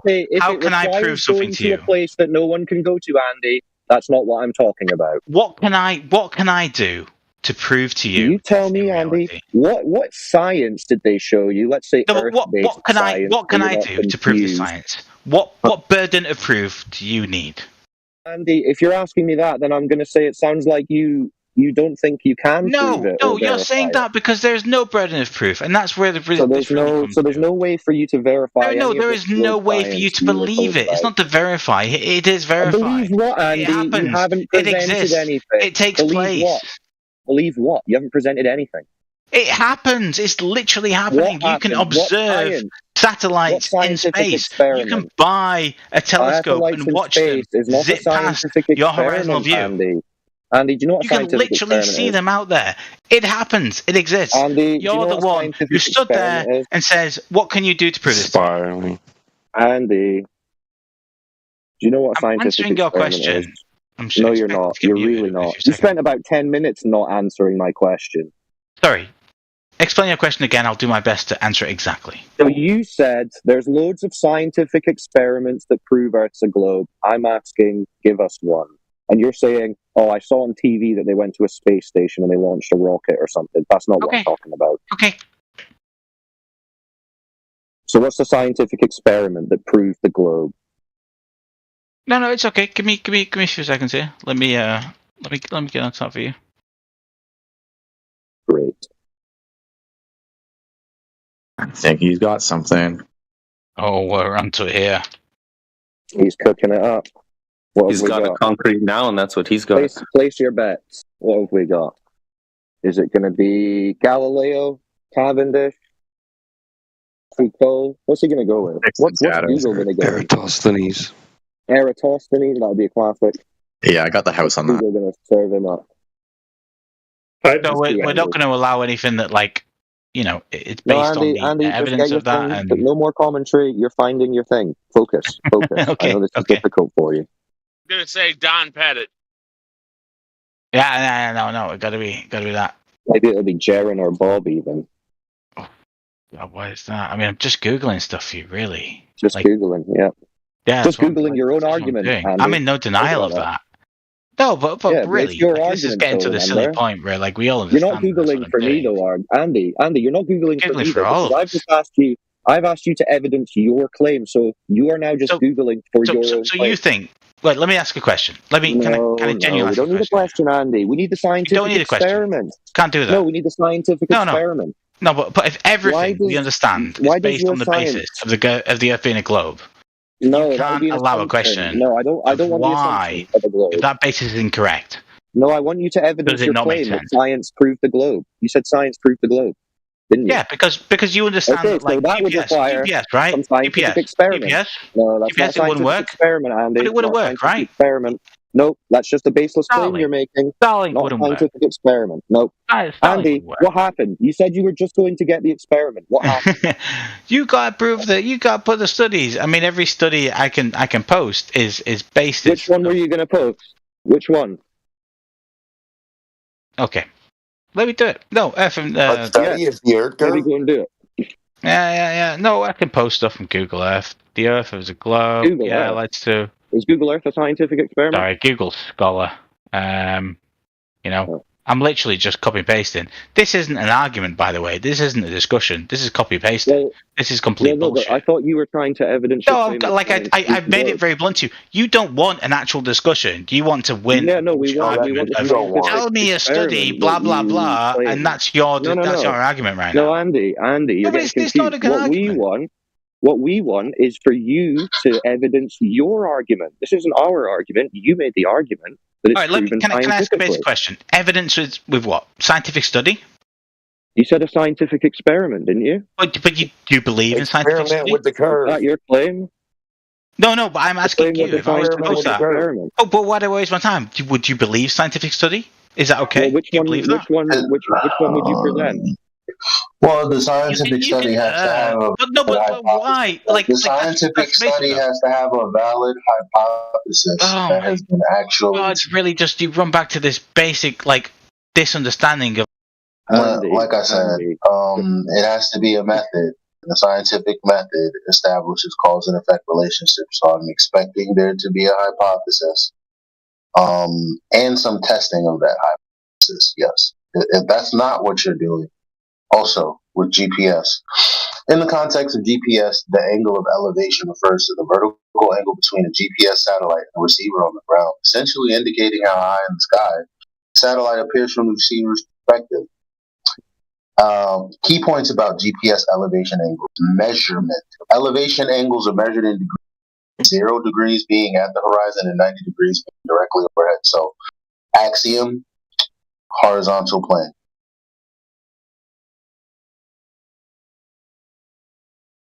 I mean, Andy, you should be realizing yourself, like, you think this is all based in science, but you're really struggling to provide any science. I've provided 3 studies there, by the way. Okay, so go tell us about tell us about one. What was the experiment? Let's all. Should we all sit here and read through it? I've not read all these studies. No, it's your argument. I told you from the basis. Yeah, and I've given you my points of understanding that. Okay. Okay. So let me what is the experiment? No. Whoa. 1 second. For my argument, do I have to have read a scientific study on why the Earth is globe? Yes, you have to be able to present your argument. Okay. Yeah. So counter to that, you have to have read a study of why the Earth is flat to believe in that, right? That's how that works. No. So the way it works is, of course, no. That's crazy. No. Exactly. So you make the claim. You make the claim that science proves the globe. We say, no, but the understanding, the consensus is my way. Say, Andy, I was talking. Don't interrupt me. Andy, don't talk when I'm talking. You said the science proves the globe. We said, we challenged you. Okay, present the science, and you're basically saying, I can't. I don't know any. So in that case, it doesn't flip. Hold on, it doesn't flip a burden onto us. It just means we can dismiss your baseless claim. Okay, so no science for the globe. There you go. No science for the flat, right? But there is science for the globe because I posted it. Well, you're in a category error anyway. I was just wondering how long it was going to take you to notice. I mean, you're not going to prove a shape with science, but it's enough to demonstrate that you don't even know what science is supposed to even exist for this fantasy globe. What you need is measurement, which obviously you don't have either. No, I think I've established very clearly that every basis of science is based on many principles that represent. No, you've demonstrated a lack of understanding of what science even is supposed to be. You don't know what science is. You just heard the term used like a religious term. Literally a scientist. Just heard the term. Literally a scientist. You're a scientist. I'm an engineer that has published scientific studies. No, I don't believe you. That's fine, my guy. That is absolutely fine. I've given the evidence. You're an engineer. You're an engineer then, but makes you as an engineer a scientist. Have you those are different disciplines. Validated any cause and effect? What have you done? Talked at length, by the way, about how I worked on laser Texas surfaces. Oh yeah, but the methodology. Well, you know what a method is, right? Yeah, I do. Okay, so the scientific method. You think there are many, or what? No, there's a method. That's such a broad question. No, it's really not a broad question. I mean, it's really again. So we're not getting any science for this globe. If the difference between science and pseudoscience is that method, yeah, you have to know the method so you can differentiate between science and pseudoscience. Till this moment, what you claim to be science is just pseudoscience. So look at here. That's the whole point about physics. It's not mathematics. So it's not a set of axioms from which you derive results. The rules of the game you prepare to change and subsume in an even broader framework. So science is not what you're claiming.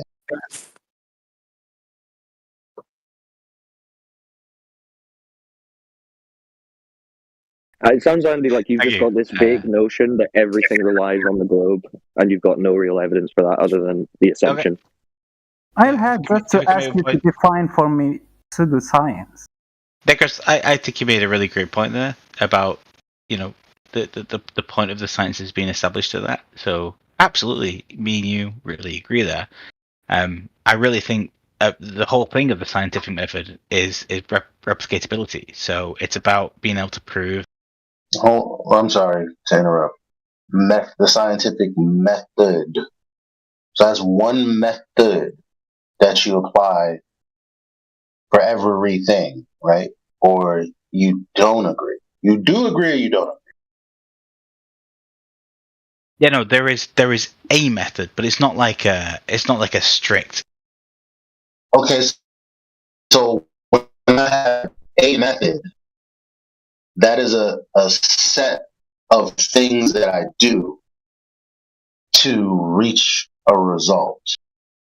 It's not many different steps. It's a particular step. Now, when I said a hypothesis is a prediction as to what causes a naturally phenomena observed, you laughed. So what would the scientific method be if not establishing natural cause and effect relationships? Well, what would it be then? Okay, so can I talk a minute or two about the scientific? What would it be? Don't ask me, can you talk about it? What is it? If it's not what I said it is. The scientific method is fuck the Jews. that's one hell of an interruption.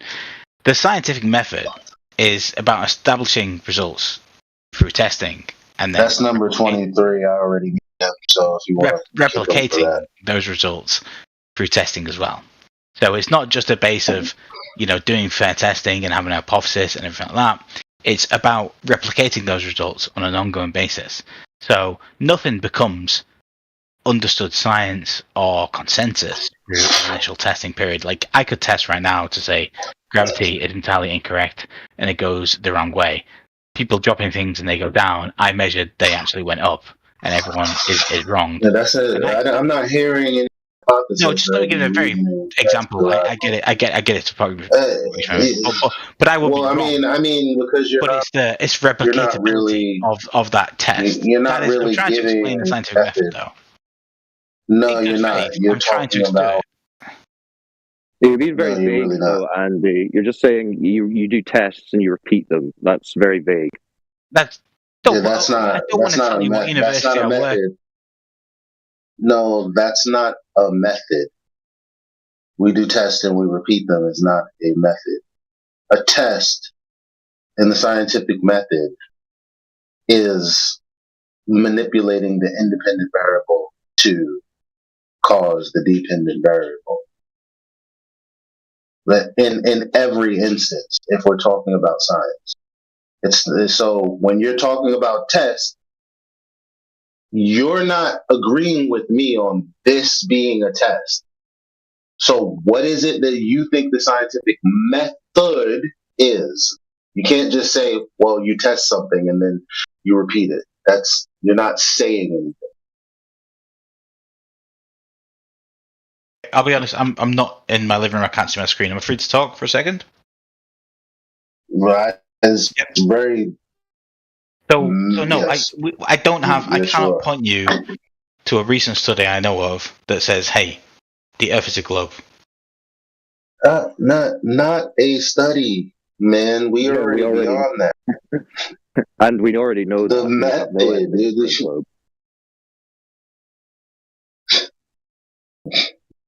So now the method.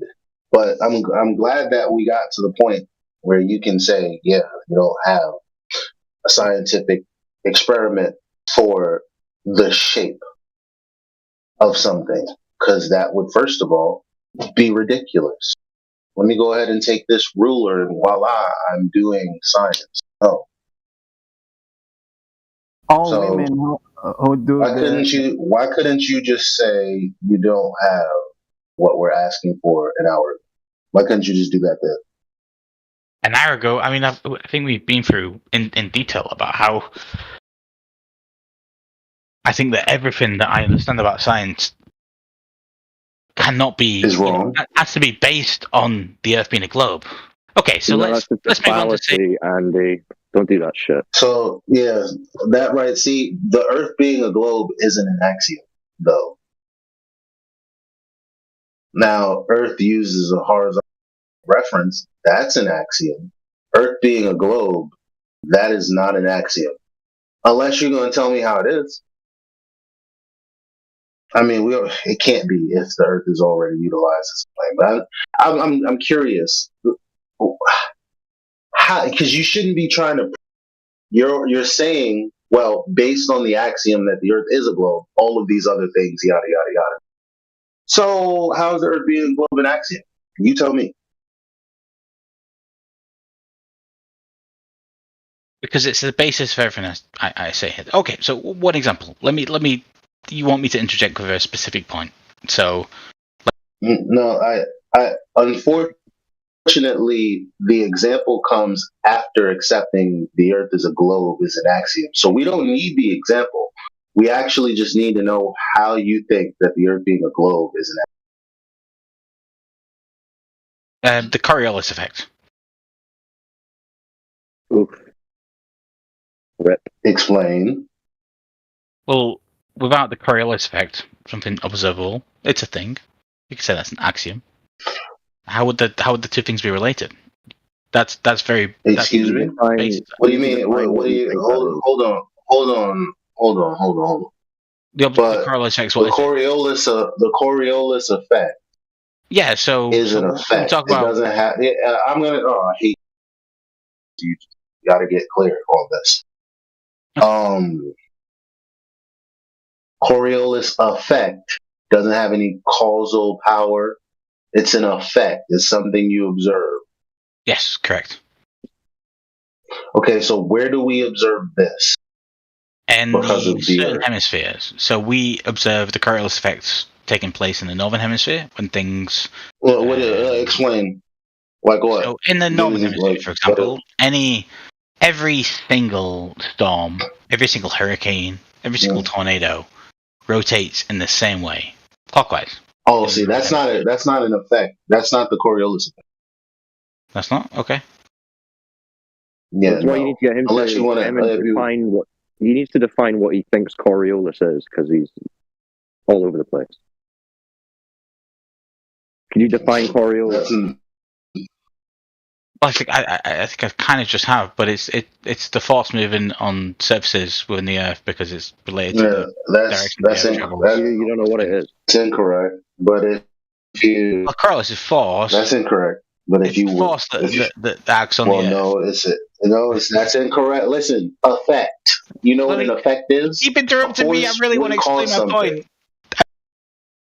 Yeah, because you're wrong already. So instead of listening to you explain how wrong you are for 5 minutes, why don't you go ahead and give us a definition for the Coriolis effect? Yeah, like a proper definition, not one that you're just pulling out your ass. In physics, the Coriolis effect is. And drop it in the chat. So you're going to concentrate on the fictitious force, right? Oh, well, I mean, is a fictitious force an actual force or no? Yeah, and the same with the centripetal forces.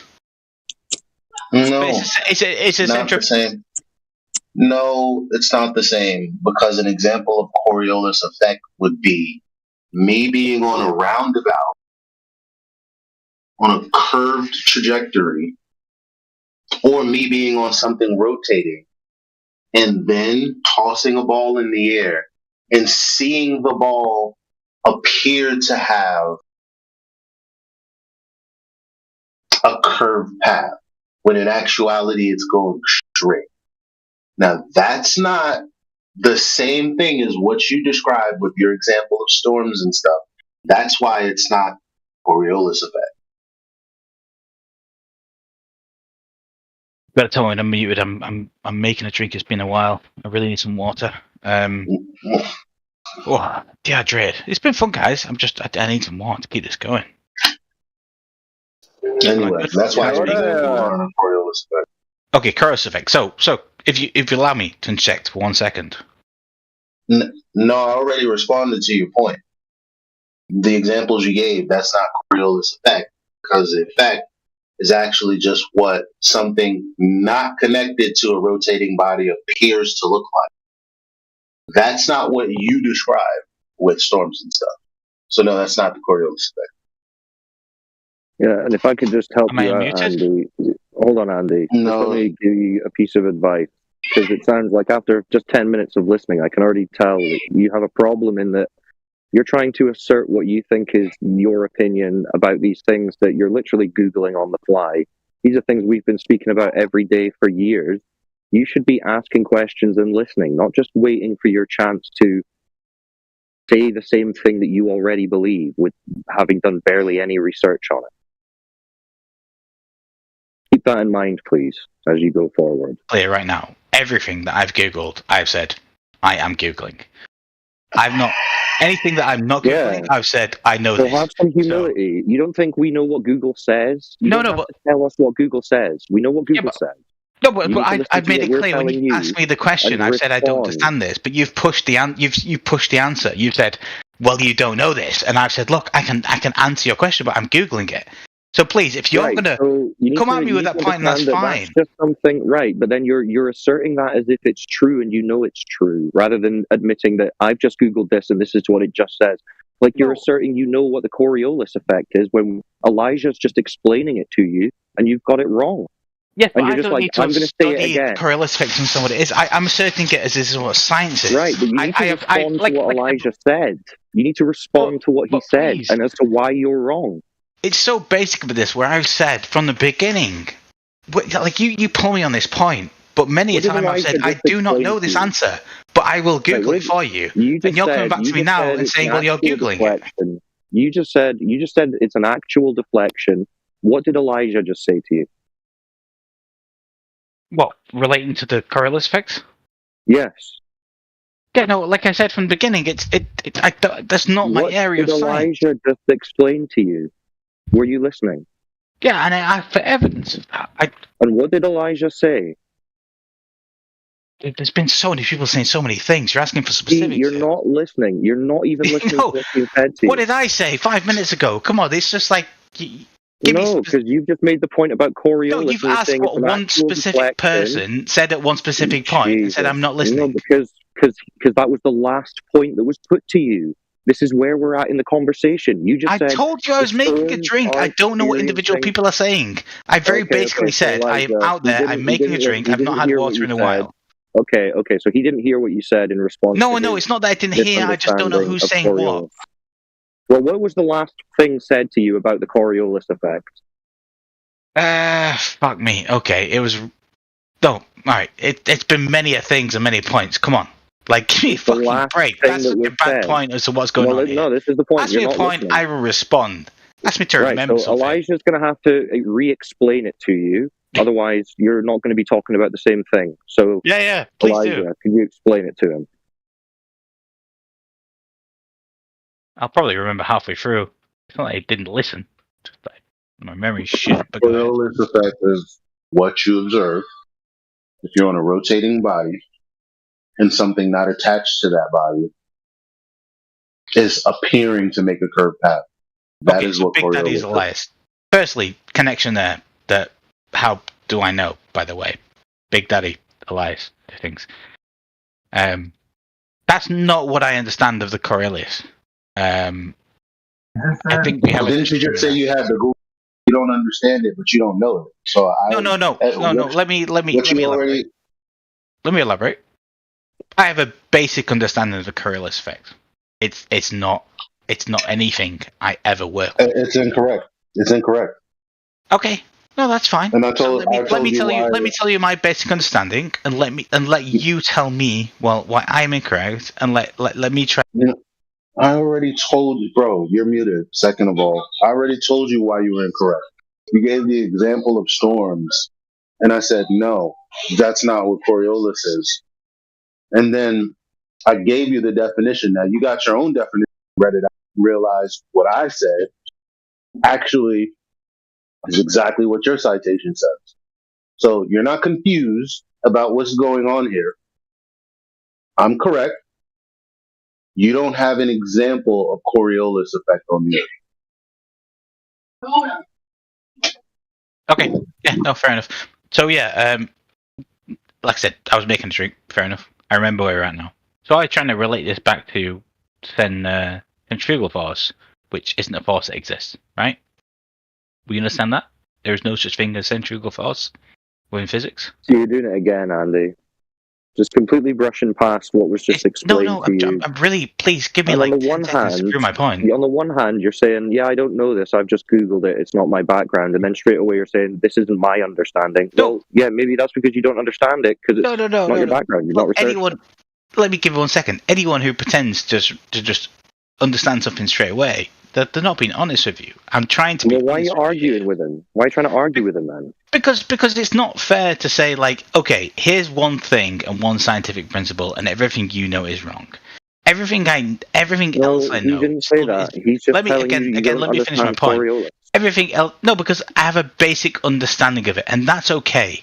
You don't have to be an expert in everything, and the things you think you are experts in are quite often wrong, and that's why we really get into it. What did Elijah just explain to you? What, that my understanding of the Coriolis effect is incorrect? Yeah, what did he say it was? Specifically, it didn't make sense to me, I'll be honest. Right, so he still doesn't understand what you just said. No, because it's about rotation. Is the conversation can't progress. It's related to centrifugal force. What he said, I'll be honest. It's just going to be a fruitless conversation because you didn't understand what he just said to you. You don't have scientific knowledge. You're not getting the principles right. I didn't understand I'm going to mute in a second, but you're it's just wrong. Persevering. Instead of saying I didn't understand that, you're just brushed over it. I've said and that you're so gonna many talk about times, and you something just call else. me out for it. Okay.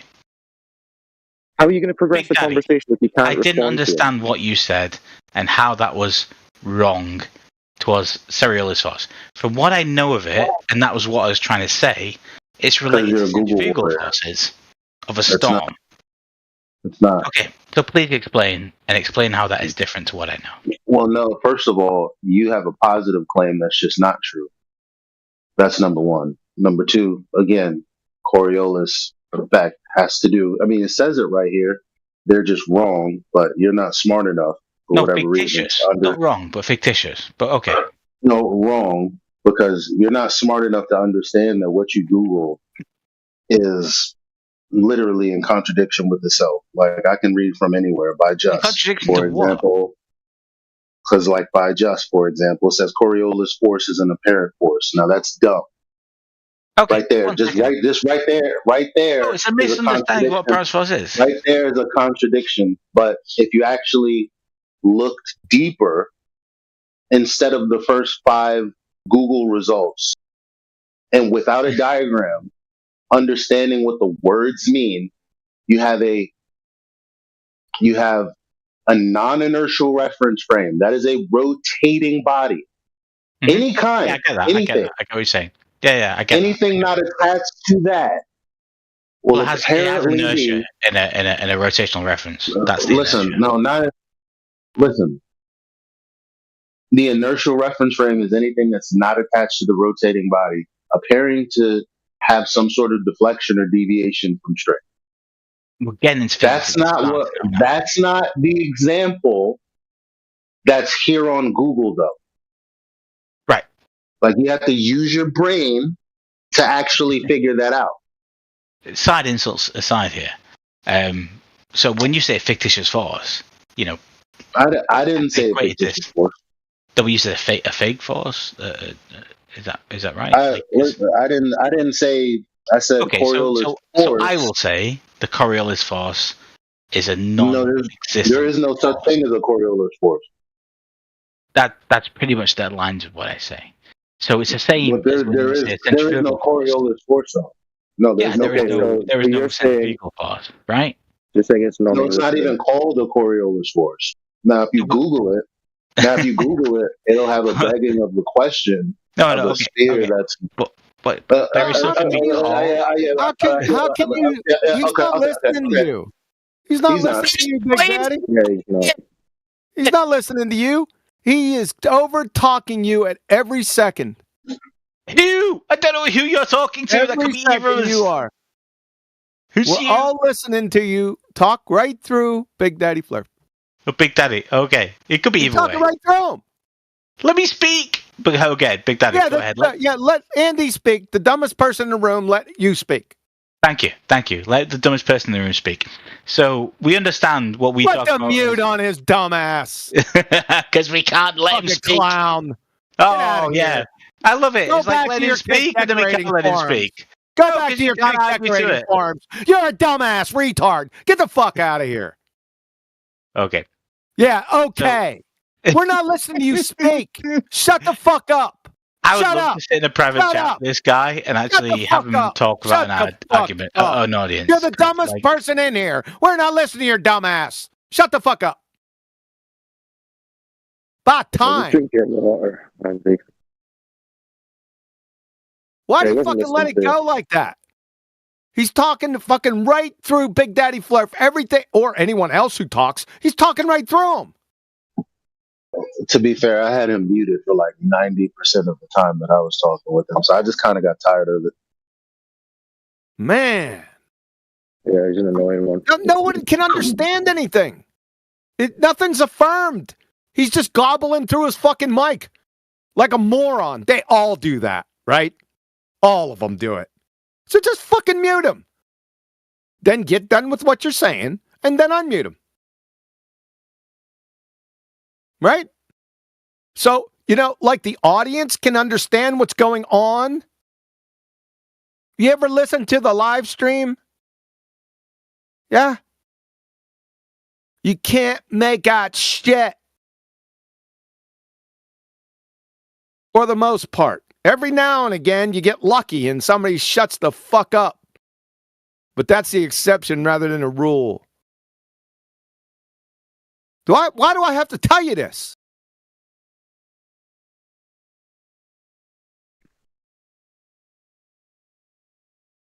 And I was in a good mood.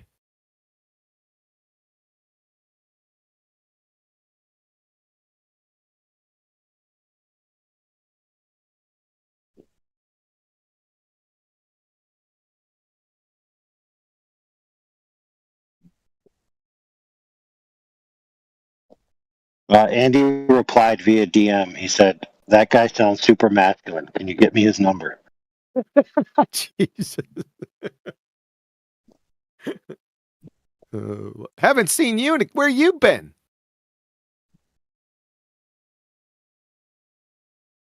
Shoveling. Doing manly things with other men. Technically, I work by myself.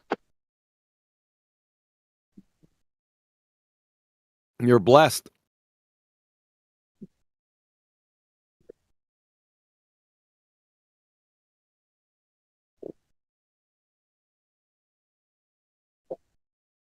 I do a lot of construction, but most of what I do, I can accomplish with one person. Yeah, you don't have to put up on any numpties and shit. Good for you. Exactly. I don't have to be like, "Hey, hand me the thing I need right now." And then I'll be like, "Where are you? Where are you?" And then they're like 50 yards away smoking a cigarette. Yeah, exactly. Yeah. You know how many times I got to teach people that when you're a helper, your job is to help? Flatsy, you got to shut up. You're just going to get overwhelmed by AI. He's just going to talk right through you. But hold on. Go ahead, AI. Finish up and then Flatsy.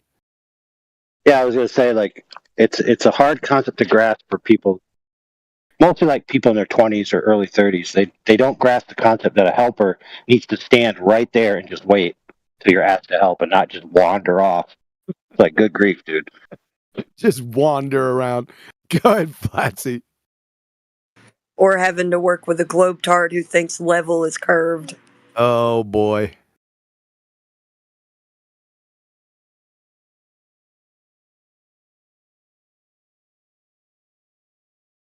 All right. Does anyone want to try again? Andy is stuck around. Maybe he got the friggin' clue. Does anyone want to try and help him out again? Quantum Eraser, your voice is fantastic. I love you. You could present radio. It's beautiful. You should start a podcast, my guy. Come on, like. I got a good mic. Nah, you got a good voice. You got a good voice. I like it. Stop being gay. Oh, come on. Let the gayness a little bit. Hey, Andy. Me and Elijah have known to been very sexy when we got our good mic. No, you got a good voice. Don't worry, my guy. No, it's all right. I'm not getting you wrong.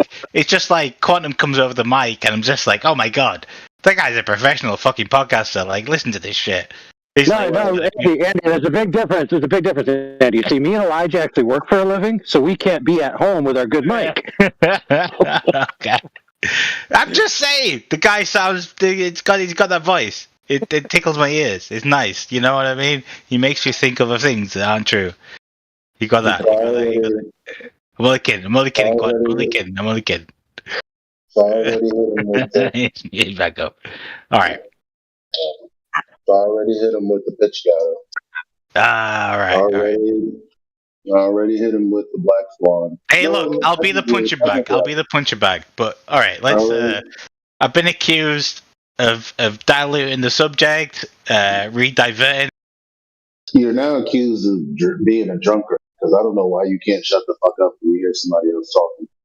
But yeah, already talked about the Horizon, not necessarily the Black Swan though. Already talked about pitch data. I mean, he's just like that. He's as dumb as this picture of a dog. So I don't know what you want to do with it. Go on.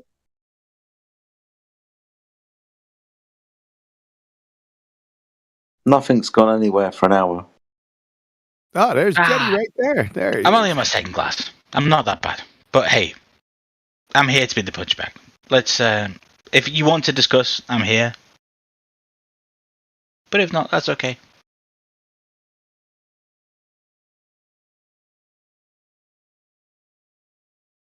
Go ahead, Jetty. No, I was just pointing out we've been doing this for an hour. What's the point of trying? Oh, okay. Do you not think it's been fun? I mean, this is not what everyone does here every night, to a certain extent. Well, we've gone round and round in circles. Like Elijah said, we've touched a few bases, but we haven't really gone anywhere. I agree, but can you guys? I mean, it's mostly been me trying to set objectives. Can I not try to respond to any points that you have against Globe Earth? Is that not Okay, no? I'll tell you what. I'll afford you that opportunity. Like what? No, but it's a question to you. No, like I'm saying. Yeah. What question? I have a Globe Earth model. Do you have anything that? No, you don't. I think I do. I mean, you no, don't. okay. But did I? Oh, all right. We're going to really get into the wishy-washy if we say that I believe personally that I do.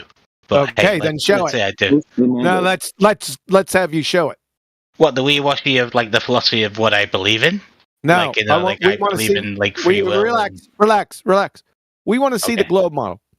No, but I'm trying to put the onus on you, which is obviously quite. Well, you're going to put the onus on me. You made the claim. I didn't say I had a globe model. Personally, You did. I asked you guys. What are you talking through me again?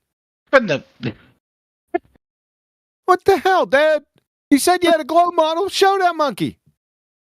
It's round. It's sexy, and it doesn't have any flat sides on it. What more do you want? That's what the model is. Look, we need to see that monkey so we can make sure that what you're saying is correct.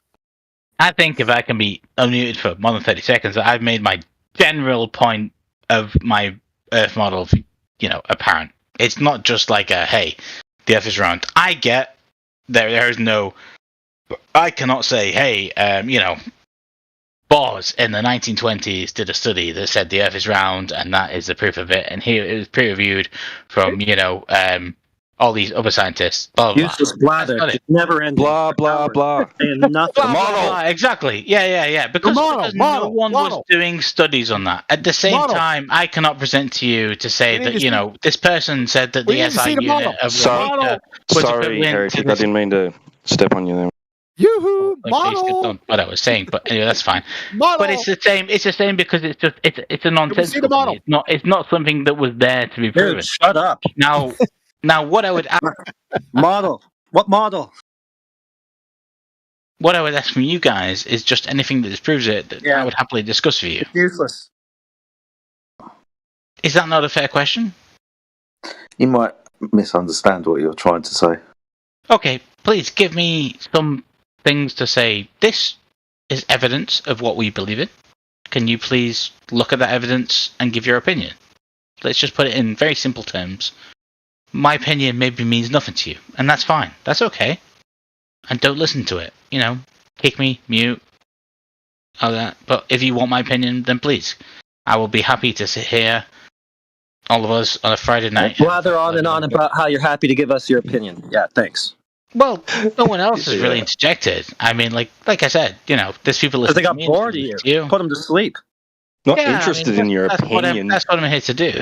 Put everyone to sleep. That's my challenge.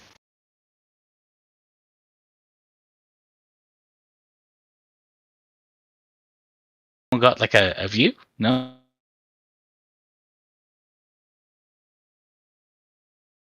Our level. Okay. So there you go.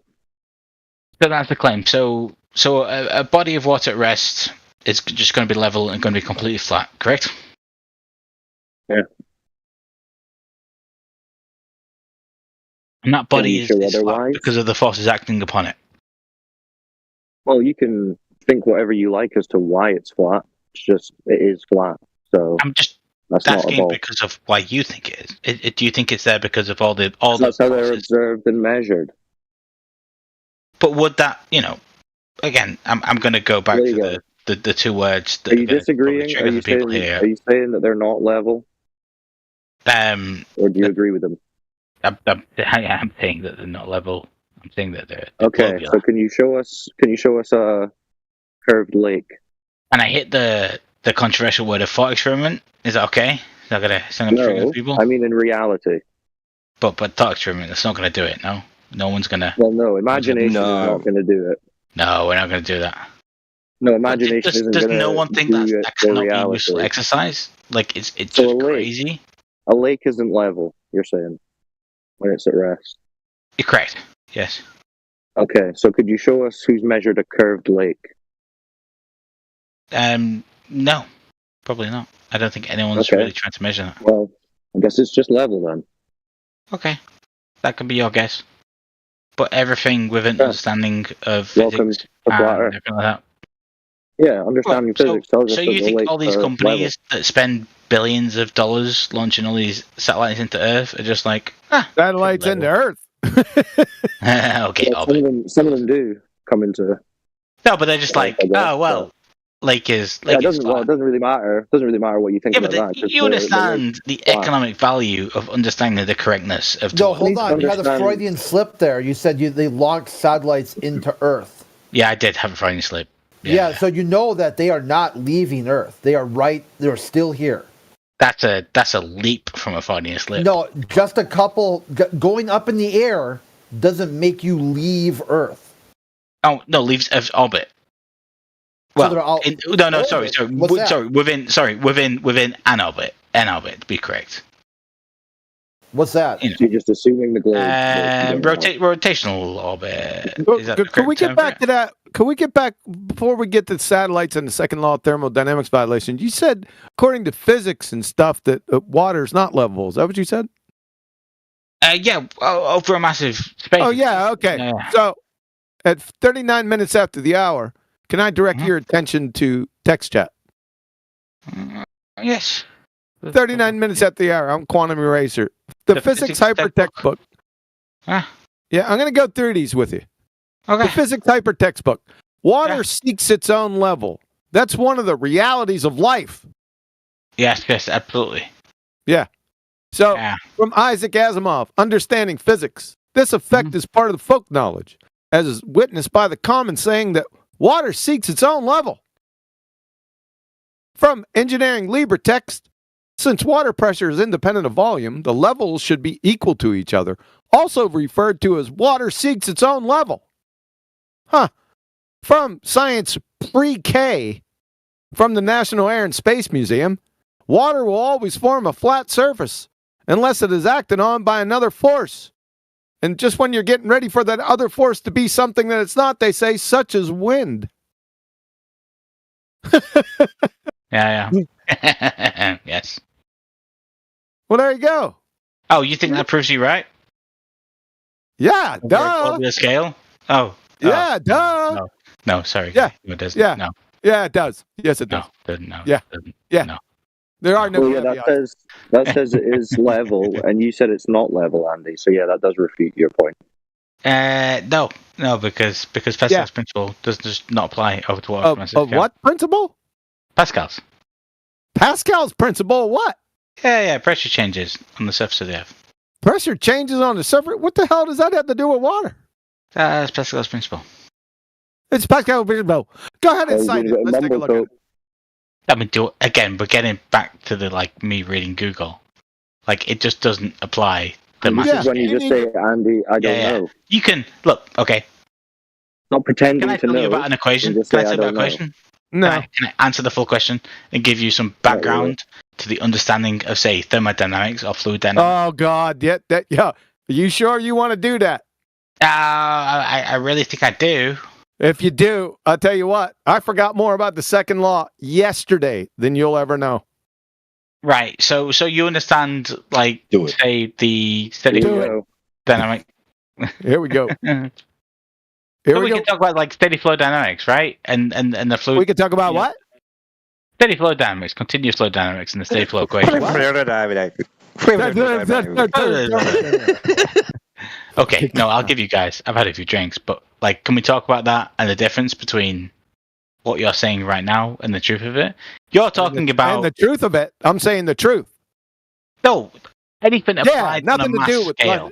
Nothing to do with Yeah, the because second one. Pascal's law applied on a lake is very different to applied in a small body of water. What the fuck? So post Pascal's law and go through it. Post Pascal's law. Okay. Yeah. Right. So can we apply just Pascal's law to like a body, a large lake of water? What is Pascal's law right now in text chat so everyone can see it and follow along? Again, we're getting to the copy paste territory. No, copy paste. We're getting into support what you claim territory. So copy and paste that some bitch right in here. There we go. Principle of fluid dynamics given by the Pascal's law states that the pressure change of any points confirmed by the incompressible fluid of the transmitted throughout the fluid such in the same change that occurs anywhere. If you're going to ask me definitions of shit. Okay, what does that have to do with water seeks its own ask level? me of what I understand of a law. What the hell does that have to do with water seeks its own level? Yeah, it's to do with hydraulic pressure. I have a basic understanding of Pascal's law and a bit to do with it. It's to do with hydraulic pressure. So how does this debunk? I know the formula, like the change of P results in the difference of pressure. Who gives a shit? I'm trying to actually answer your questions honestly, and you guys push back and like, oh, you give us definitions, but when I actually give you honest answers, me as a best witness, shut the fuck up. Oh, shut the fuck up. Yeah, shut the fuck up. Yeah, because when I try to answer you honestly, shut the fuck up. Instead of answering any question, you just posted a law that didn't have anything to fucking do. Don't overtalk me, dumb fuck. Okay. You shut your mouth when you're talking to me. How's he gonna do that? I picture the guy like waving his two arms in the air, like mad at his mum, like. Urgh. That's what I see there. How's he gonna talk with his mouth shut? Then what does Pascal's law have to do with water seeks its own level? Just answer, Andy. This is your idea. Just say what you're thinking. Say the weird thing. Just say it. The weird monkey with the typewriter. Let's go. Just say what you're thinking. My typewriter is broken, guys. I can't. Connect your idea to your idea. That's it. No, I'm really trying to just have like a conversation with you guys, but you just all get like. If you produce enough non sequiturs, you might get Shakespeare. But that's probably a chance eventually. But hey, okay, so let's talk about. So we're talking about the ocean, and why there's no over a large distance. There's it's flat effectively. Is that the basic subject that we're talking about here? So, yeah, I mean covering it. Yeah, back to basics. Big laugh. Because like, what do you want from me, guys? That's not the subject that I am an expert in. So would you like me to say yes, guys? I lie. This is my basis of scientific expertise. It's not. I can try to tell you my basis of understanding of fluid dynamics and thermodynamics here, Newtonian laws, but it's really not that exact. Laws are all debunked. You don't know what thermodynamics Newtonian laws are debunked. But this is where we really get into stuff we can discuss. Newtonian laws are debunked. Years. Well, no, 110 years ago they were debunked. Yeah, so tell me how modern science does not use Newtonian laws. Modern science wouldn't use them anyway, douchebag, because they're laws. Laws are not scientific; they're natural laws. So no one. Number one. Number two. Shut the fuck up. Number two. Yeah, exactly. Clock your tea. Clock your tea, I'll tell you what. We got a white knight. Heyo21 mods. Heyo21. They're interrupting. Want to do something about that? Thank you very much. I can't hear them. They must be muted. Let's get back to those Newtonian laws that you appeal to on the other shit that isn't science, by the way. Okay, let's go. Yeah, you 110 years, they've been debunked. You haven't been keeping up on your education credits for 110 friggin' years, dude. No, it's been a while since I went to university. about 109 years. So Newton, I mean... No, it's not your turn. It's my turn. Okay, go ahead. So we're going to go right here to... You're not reading, are you? I'm going to read it. 47 minutes after the hour. You ready? Oh, Jesus Christ. Go ahead. I'm listening. Yeah. He's not going to help you. From your alma mater wiki. Shut up. From your alma mater wiki. Newton's classical mechanics were superseded in the early 20th century when Albert Einstein developed the special and general theory of relativity. Sunshine? Yeah, they were. Exactly. Yeah. Then why did you say they weren't? Because every understanding we have of Newtonian physics still represents every reality we have in life today. But no, it doesn't. let me finish. Shut the fuck up. Causes. Let me finish. Shut up. But the Shut your causes. fucking mouth. The causes. Shut up. But you Shut cannot up. let me finish. Shut up. You cannot. Shut the fuck You cannot. up, man. No, mute me. Because you cannot let me finish. Yeah, mute his dumb ass. He's fucking moron. Yeah, because you can't let me finish. Let me actually finish my point. Yeah, hey, douchebag! You just got debunked! Andy just... No, he didn't. No, he didn't. No, he didn't. Exactly. That's a lovely point. He can't listen. No, because you can't listen to a full sentence. No, I didn't. Andy, just take your turn. You go back and forth. Okay, you said that all of science uses Newtonian laws. You've been compromised. You've been shown that you're dead ass wrong. And are you able to understand new information presented to you, or are you just too drunk? Are you too wasted to really even comprehend what's going on right now? I'm only marginally wasted. No, it's a fair point. You're moderately stupid. Yeah. Do you understand maybe the that content? as well. Do you understand the content that was presented to you? Presented to you? To you.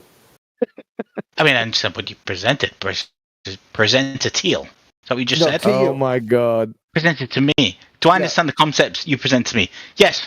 I understand your really incorrect understandings of Newtonian physics. Okay, holy shit! Wow. The correct understanding. Shots fired. Let's hear it. Let's hear your. You said that like Einstein's theory of relativity is just completely like you cannot relate those to Newtonian physics.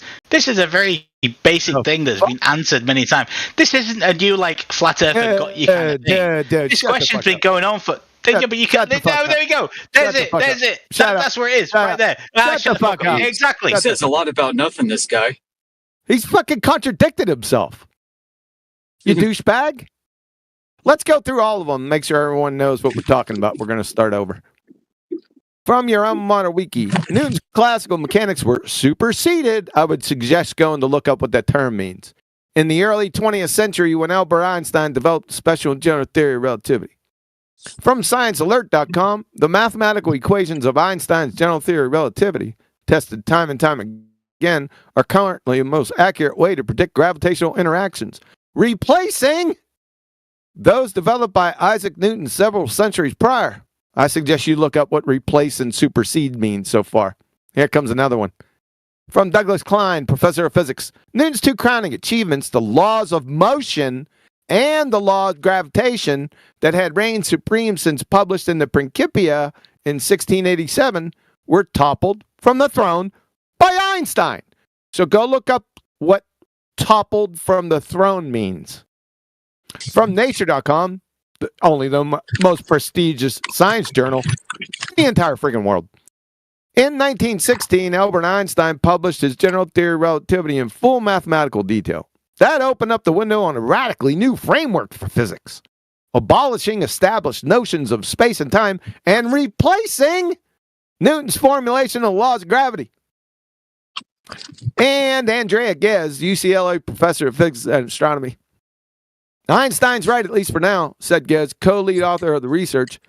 We can absolutely rule out Newton's law of gravity. So let's take a couple more right on the end here. From Richard Feynman, lectures on quantum electrodynamics, the discovery of quantum mechanics first, and then in the behavior of light, and then in the behavior of matter, finally culminating in 1926 with the full equation of quantum mechanics, which told us that the laws of motion of Newton were not right. Let me say that again. The laws of motion of Newton were not right and had to be modified with other laws, which are quantum laws of motion. And the last one. Again, Richard Feynman. Even though the law F equal ma is false, and all the derivations of Newton were wrong for the conservation of momentum, yada, yada, yada. There you go. Game, set, match. The current model of the atom cannot be explained with Newton. Excuse, hold on, because Andy's trying to talk here, and I'm gonna share hot mic a little bit. That was a fantastic fucking rendition. I stick to the fact of you could was I hot micing? No, lovely, absolutely lovely rendition of an article which you called me for, but you read out yourself. But hey, no. So why does Einstein disprove Newtonian? Well, the true basis is it doesn't. He adds again. Let me Don't care. That's a red herring fallacy away from your point. We're like 4 seconds into this and I can't speak. Here's the beauty of it. Shut up. Don't explain there we go. it to me. Right Shut there. up. Mute me because here we go. This is it. I cannot speak. Shut up. Right? Shut up. Shut the Anyone who's listening, I can't Shut speak. the fuck up. They're not listening to your dumb ass. No, they're listening to you interrupt me because... No, I'm interrupting you because you're red herring fallacying away from your failings because you said, nah, QE, Newton's laws are good. Now you're going to go try to tell us how Einstein changed it and Newton's laws are still okay. No, you're done. Thank you. Try again. Okay. But you don't have a point. You won't let me speak. This is not a fair dynamic. I think we all understand this. Speak to the topic. But hey, okay. Speak to the topic. So, you said that Einstein disproved Newton, if that's correct. Because I didn't say it. I didn't say it. A whole bunch of other people said it, not me. Right, because they thought like Newtonian gravity didn't... But the fact is that Newtonian gravity describes everyday gravity. And by the way, you weren't here. Citation, please. If you citation, everyday gravity. That's what we need. Can I ask for citation for what you said? Shut the hell up, dude. Just go on, Moot. Just let's move on. But it's been fun, but it's over. He's too drunk. Yeah. You're up. Better hurry up because dinner's coming. We got fish and mac and cheese, man. It's coming, baby. Yeah, Rob, you're on the hot seat. Let's go. What do you got? Rob, he's a moron.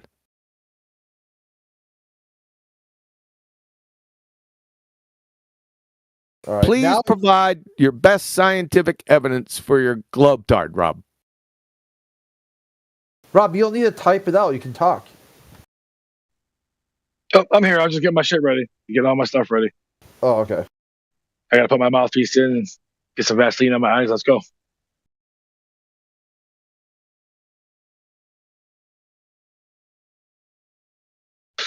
Yeah, you're wrong, QE. You're misinterpretation. No, I'm correct. See, you already interrupted. I love it. This guy. No, I'm correct. To say that I'm wrong, version of me. To say that I'm wrong, you're gonna have to debunk all my citations right there. Good luck. Okay, in order for us to debunk it, you're gonna have to be quiet enough, long enough to let us. You better stay on point too. But you don't get to choose that. I get my time, you get your time. No, you're not talking about horse shit. As soon as you want to control things, you want to control things. As soon as you fuck up, we're on top. You can't win. No.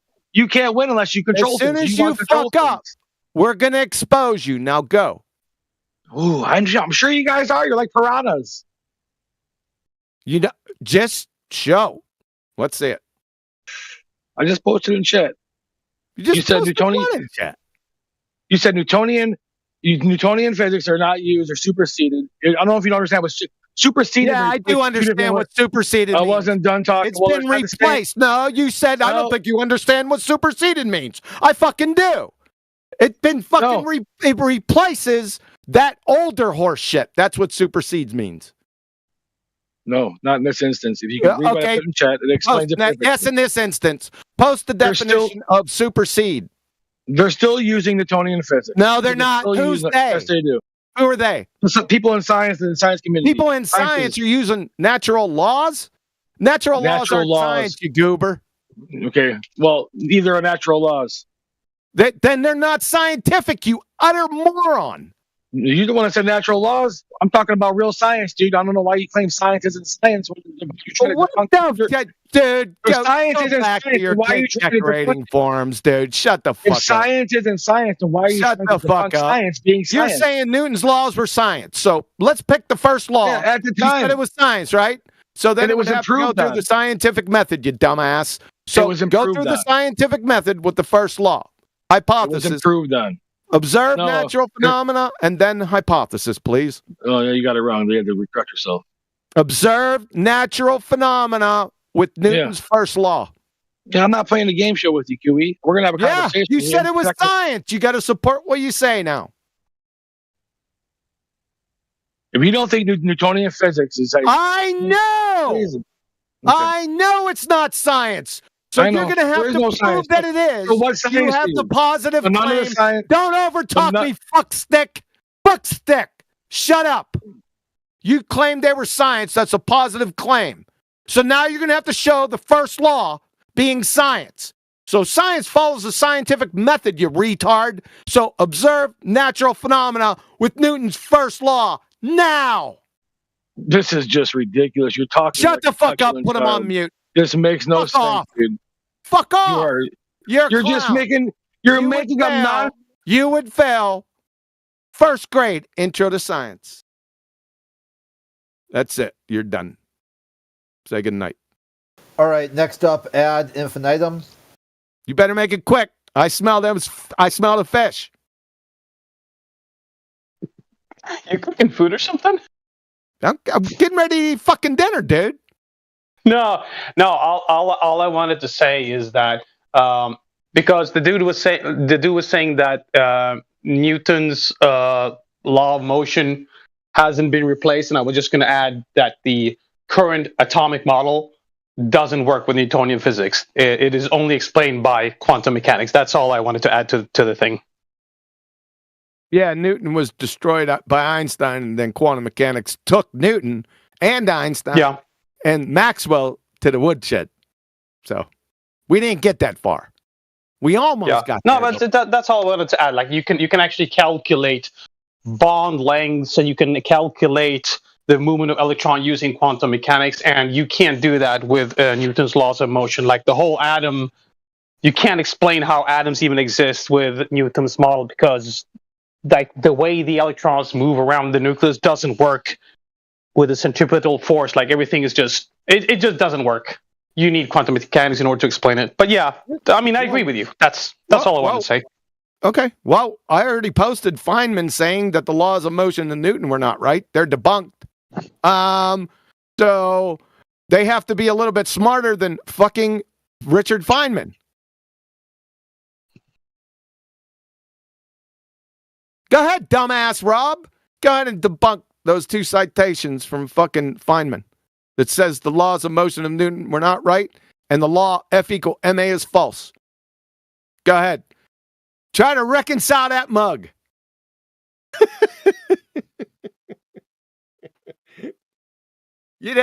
You'd be better off trying to distill Alexander the Great's tears from the Euphrates than to reconcile those bitches right there, boy.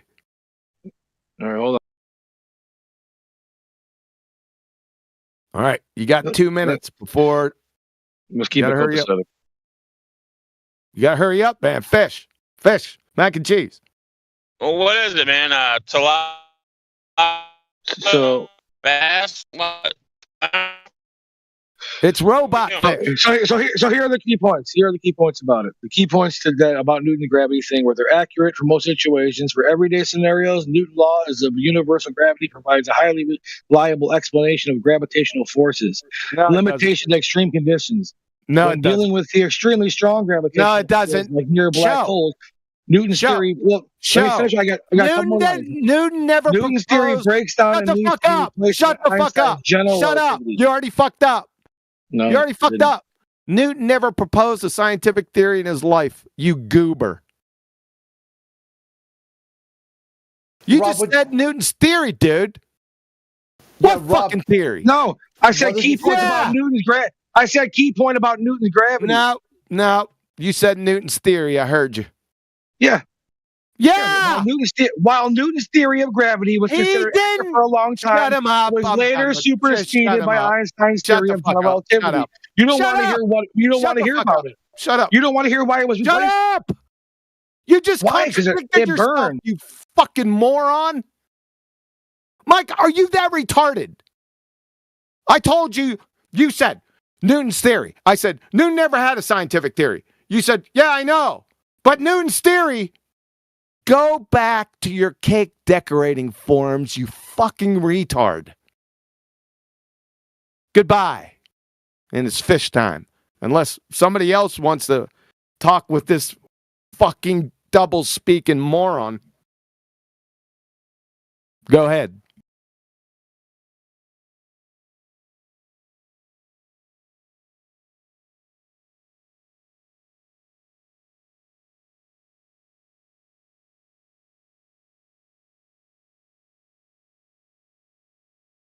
Was it hey okay?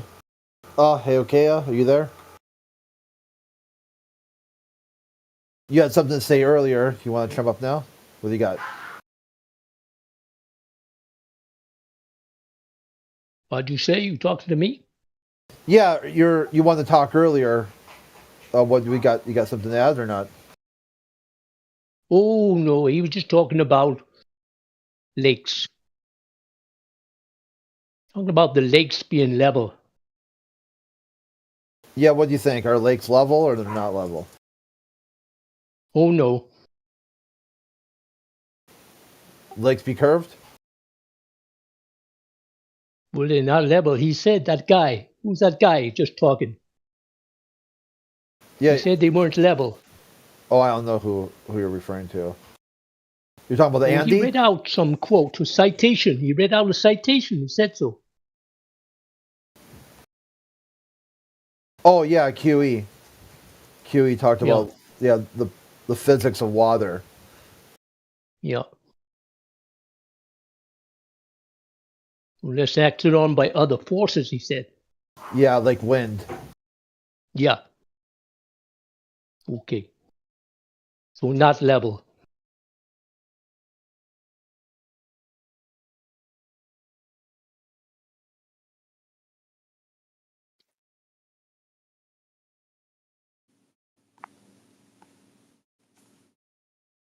All right, here, Rob.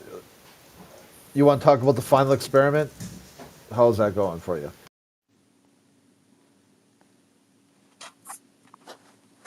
I've never seen a lake. I've never seen a lake that's level. That's the thing.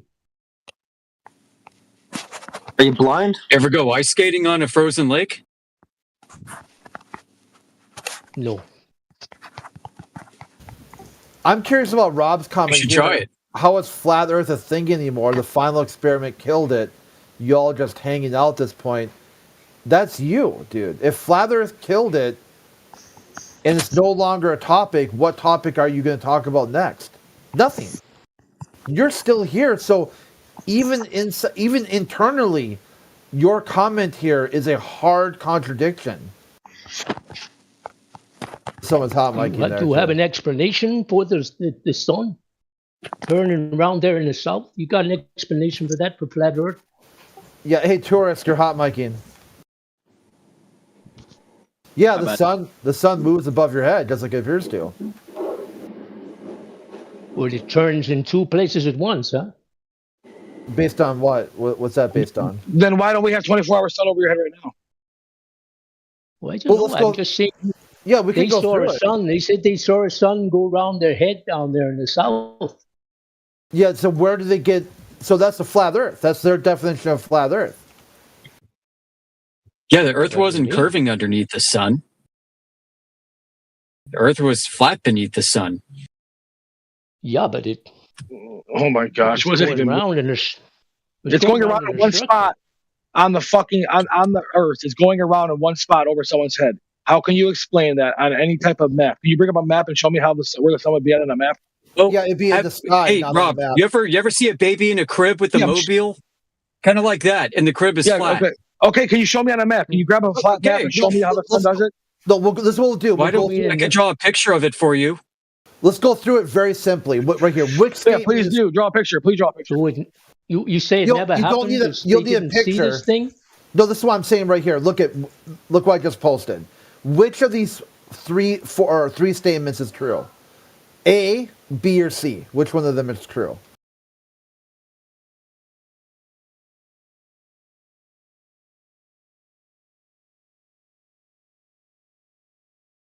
Yeah, we're talking at the South Pole and North Pole, dude. Yeah, we're just talking about the sun. It's a total bullshit question, dude. It's a Carney question. It's a Carney question. It's a Carney question.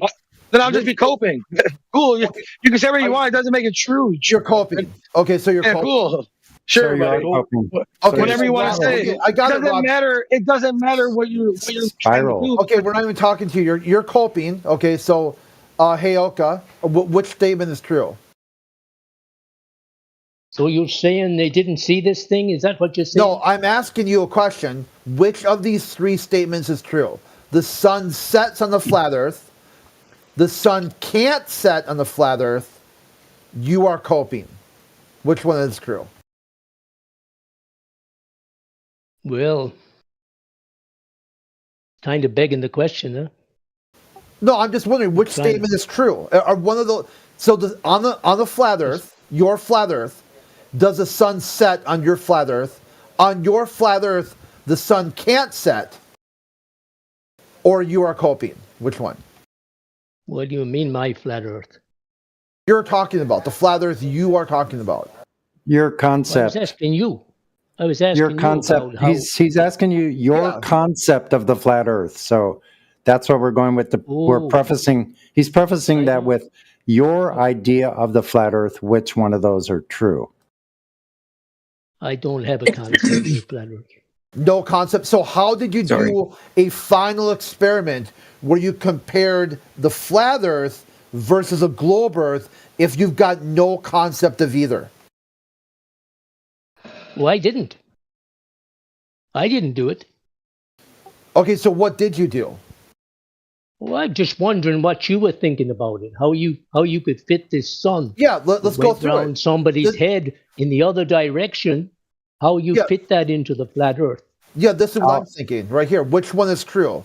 So on the flat Earth, does the sun set or the sun can't set? That's not really what I'm asking. Yeah, well, which one do you think? On the flat Earth, would the sun set or not? It's a very easy question. It's very easy to understand. Would the sun ever go below the horizon on the flat Earth? Well, I guess that you got to explain how you got 2 points of rotation. No, we're just talking about just the sun right now. Just the sun. You got on a flat Earth going around in one big circle. Okay. And then you got another one try to going pay around in a attention. little circle. Okay, try to pay On attention. the circumference of the big circle. Yeah, on a flat Earth, would the sun ever go below the horizon? Oh, well, it looks like that. It looks like what? Well, it looks like it disappears someplace. Okay, so on the flat Earth, what happens? Well, I don't know. I'm just what I see. I don't know. I'm just you don't what know. I see with the sun. It comes, it goes. Okay, is it above your head or below your feet? He said they saw it go around over there. Yeah, what do you see? In the opposite direction. It was in the opposite direction? What are we talking about? It went west from east, or it went? They said it went west. It went from west to east. Holy shit! Are you for real? You think it went the opposite direction? Isn't that what they showed you? West to east. Yeah, I'm kind of stunned right now. So you think which way is west under the sun? Looking at the sun on the videos, they were going in the other direction from right to left. Which way is west if you're underneath a 24-hour sun? In this case, Antarctica. Which way is west? Oh, it's. If I want to go west. East. If I want to go west. If I want to go west, how do I go west? From where? Underneath the 24-hour Antarctic sun. How do I go west if I want to go west? Well, you just go west. How do I find out where west is? Opposite to east. How do I find out where east is? Oh, it's like 90 degrees to south or north. South or north? I'm already at south. Oh, Which way's east? So there's no other direction now? Is that what you're I'm saying? asking you. You're telling us west and east and all these directions. I'm like, doesn't make any sense to me. Does it not make sense to you either? Because I don't think it makes sense to the entire fucking audience. Because you sound like a retard. Okay. Anyway, when you that's look at fun. the video, it's going from right to left. Yeah, what direction Not is left that? to right, like we normally see it somewhere else. It depends where you're at. I just wondered how you depends think where you're about at, it. I Crit. It wondered depends how where you're you at. fit it onto the flat Earth, how you come to, Yeah. I And don't Union know, Glacier, incorporate that into your world. What, right to left? That's Union pretty Glacier was like 700, 800 miles from the South Pole, so they weren't directly at the South Pole. So where's the South Pole? They were at On the flat 79 Earth. degrees latitude. Yeah, that's what I was wondering too. But they don't have a random. They just have But questions on the for us. flat Earth, where's the South Pole? Apparently, they don't know where it's at on a globe, and you don't know directions on a globe. They asked you 5 times which way south or east was when you're standing on there looking up at the sun, and it's going in a circle over your head, and you have no clue. You're the one that's lost. Yeah, you can. You can figure that out. I don't think it was going in a circle over their head. It was, So away now it's from not them. going in a circle? It was You over need to make there, up your mind. going round in a circle. Yeah, that's what you said, isn't it? Well, I can't help it. I looked at the video. So it is Showed it going was around going in a from circle right to above left. you, right? The So camera, it's not setting. camera followed it right to left, didn't it? Which way's right to left? Which direction? Well, it was anti-clockwise with the Are you camera. stupid or The camera was which turned direction? Why are you anti-clockwise. saying anything but the direction? Goofball. What do you mean? You fucking The idiot. direction, the The camera followed direction. it anti-clockwise. That's like That's right not to a left. direction, stupid. Yeah, it's right to left. That's not a direction either, stupid. You have north, south, east, or west, retard. Okay, so when you're in the north, what direction does the sun go? Anti-clockwise or clockwise? Goes from left to right. How do you figure that? I'm facing north, looking north. What direction does it come from? Right or left? Oh, I'm looking north. I'm looking the other way. I watch it go the other way. Why would you look at the south? Comes in east, and I'm looking south. Okay, then which direction does it come from? And then it comes from the east, from my left, and it goes to my right. And then what happens? Oh, I don't know. It's just not there. It's dark. Okay, so it stayed over your head and then disappeared. No. And it's over someone else's There head. in the sky, and then it disappears. And so then it's over someone else's head. Well, maybe. Not mine. Not yours, but someone else. Well, probably. So the sun is always above your It was head. going the other direction. I was just a bit, that's strange. Strange. Didn't you think that was strange? You ain't got to be coy with these guys, man. No, it wasn't strange at all. The sun was above your head the whole time. So if you're facing north, which way does the sun move? Which way does it come? If you're facing north, does it come from your right or your left? And Crit, how do you explain that the sunlight was there in Antarctica, but when they were in Punta Arenas, it was dark? You know what I'm saying? Like, how do you explain people in South Africa there that had the sunlight at the same time Antarctica was still in 24-hour sun, the people in Tasmania? I mean, I don't understand how you can't show me any type of model. I know you hate the word model, but where the sun can go around the circle on a 2D plane.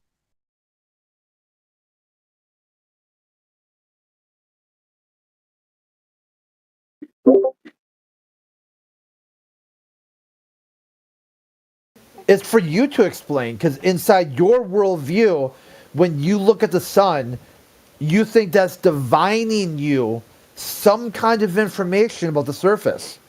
So it's on you to explain either A, how, or B, why you are still here.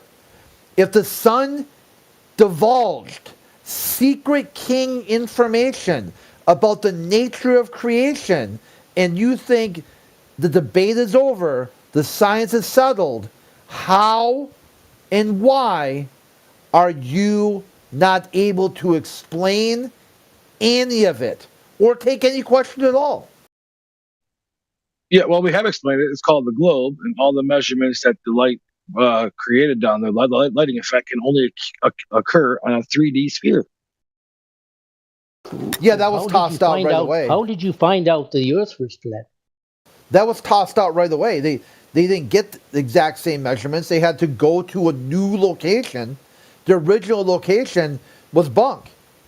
I'm saying the 24-hour sun proves that you're on a globe because the way the light is hitting, it can only happen if you're on an object, a round object that is actually spinning too, because that's the only thing it can produce. You can't produce this effect on any type of map or model, whatever. You don't even want to talk about that now because you can't do it. You'll never be able to do it. Draw a map on the thing right now. What you did was you threw away your own model. You compared a globe projection, the AE projection, versus some abstract 3D model, and then said the projection is wrong. So that's absolute insanity. Yeah, the AE projection is a globe. We did not do that at all. What you should have done was said it works the same on both. No, it doesn't. That's the whole thing. Listen, we didn't go down there to prove to ourselves that what we were talking about was right. We went down there to show you guys that you're wrong at all costs. You act like we did this for ourselves. Wrong about we knew what? The answer. The shape of the planet. Wrong about what? The shape of the planet, bro. Yeah, it's not a planet. The surface of the Earth. That would require curvature. See, this was the largest. This was the largest goalpost shift in the history of this debate. You shifted. I can't believe you're clinging on like this. From the ground, measurements and observation of the ground, you shifted to the sky and then shifted again all the way to Antarctica, at which you proved the flat Earth. The sun stayed above your head the whole time. You guys been using the sky for 10 years before this, so stop it. You don't use the sky stuff. You guys use the sky all the time until all of a sudden you figure out the sky. Bullshit. The sun has always been above the horizon. It never goes below it. Okay, sure. Because I'm saying stuff like that is absurd. I live on the Great Lakes. I see the sun go below. Yeah, your sun looking at stargazing doesn't prove the surface condition anyway. So you're stargazing. Okay, I see the sun, buddy. The sun. I thought that is how the Earth was measured flat. Walk us through logically how the sun or anything above us in the sky has any correlation to the surface we stand on. The simple fact that you think the sun was how the Earth was measured. Walk us through a logical syllogism. Let's go. Go ahead. But how can I do a logical syllogism with whatever to the guy who says the sun's above us? I mean, that's so remedial. You have a remedial understanding. Why does your logical syllogism have anything to do with what somebody else said? Just bring your proposition. When the sun was above me, every day they were there in Antarctica, 24-hour sun there, I got sun every day too for a certain amount of time. So the fact that if supposedly these people you want to call them underneath us are getting sun 24 hours, I'm getting sun for a certain amount of time, that is only possible on a fucking object that is round and spinning. You're not going to make a cube, a diamond, anything else. We're still waiting for your logical syllogism, how looking at the sun has anything to do with surface condition. We're waiting for the logical syllogism. I just explained to you for measuring the Earth flat. That's not a fucking logical syllogism. You don't know what one is, apparently. Do you have one? The logic states is this, man. If people in North America seen the sun set and rise at the time that those people were down there not seeing it sun set and rise, the only logical explanation I can come to is that we are on an object that is spherical and spinning. I'm sorry. Okay, walk us through that initial logic that you just mentioned, and walk us logically step by step through, step by step, how that concludes that the surface is curving or drop over distance. So you need to go from sun 24-hour sun. Yeah, I got you. Yep, I got the gist. So yes, I'll do it right here. Over distance. I'll do it right here. So drop over what I did distance on was the surface. Yep. You didn't even So let me finish. So how could you know what I was saying? You want me to tell you how I came to the conclusion there? Is basically how it connects, right? How it logically connects to drop over distance on the surface. Yeah. Well, once we prove the shape, then we can go on to we can show you the drop over distance. Whatever. We already showed you that. But the bottom line is this: I had different models. I drew a map of the fucking Earth, like Gleason's map, whatever you want to call it. I drew it out, really drew it out, and I had a light source, and I tried to replicate how that sun could go around in one spot, at any given time, and still supply sunlight to the places on the other side. Okay, let's clear this. Let's clear this part up first. But I had hold on. I want to finish. No. Let's clear this part up first. But then I had a globe. The sun doesn't occur on a map or a model. The globe. Yeah, I know. So now we can't even do experiments. That's what I'm saying. You think about how you're getting. You think you live on a model? You think you live on a map or a model? What are you talking about? No, we don't. You can make them. You can use them to fucking. What's wrong with you? You're saying you can't make a model of something that you live on? Then you're living in la la land. And you're just making up excuses for yourself. You think you live on a model? No, I don't think I live on a model, but I think I can make a model. Yeah, you do. Yeah, you do. No, I think I can make a model. Yeah, because you're using a model as your example. So No, I'm not. I'm showing you a model of my example. I'm not saying I live on a model. You're just remedial, dude. You're like literally like a nanny. Okay, walk us as the novices. Walk us through logically, like in a very simplified form, logically how looking at the sun, no matter what it does, how that correlates logically to the surface curving or drop over distance. Walk us through that. Let me explain it to you. Because there's only two places on Earth where the 24-hour sun occurs, in the north and the south. And they're on the different equinoxes, the summer and the winter equinoxes of said places. So if that is true, that there is two places on Earth you can go at a certain distance and see this phenomenon happen. And when you try to implement that into any type of, I'm going to say it, map, because there is maps of the world. If you're saying you can't make maps, then how did the goddamn humankind get into the world all these years? Come on, man. Why are we looking at maps all the time? Why are we bringing it? Because why do you guys say the Earth's measured from that? If we don't have maps, why are you measuring the Earth anyway? For what? For maps, right? Because we don't like them. It makes no sense. So maps exist. You have to face the fact, and you can. You sound psychotic.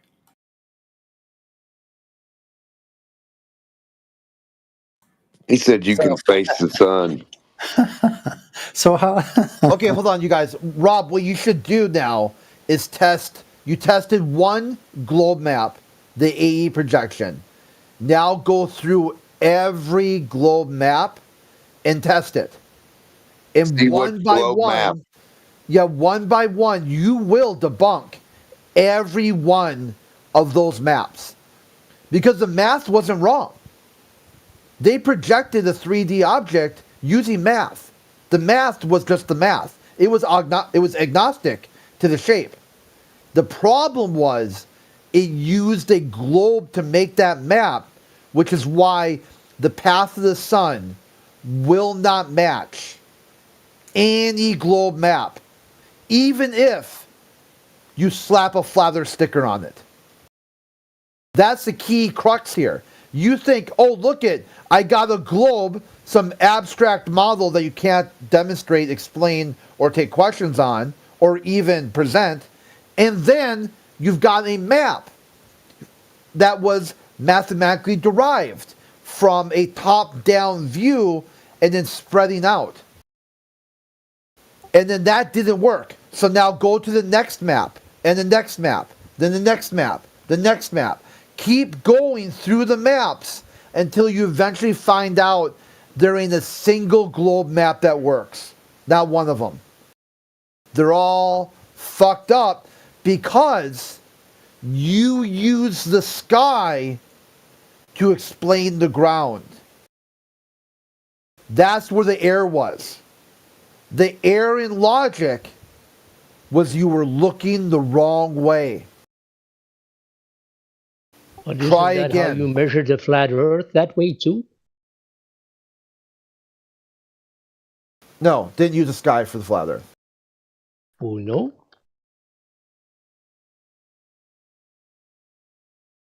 I thought you used Polaris.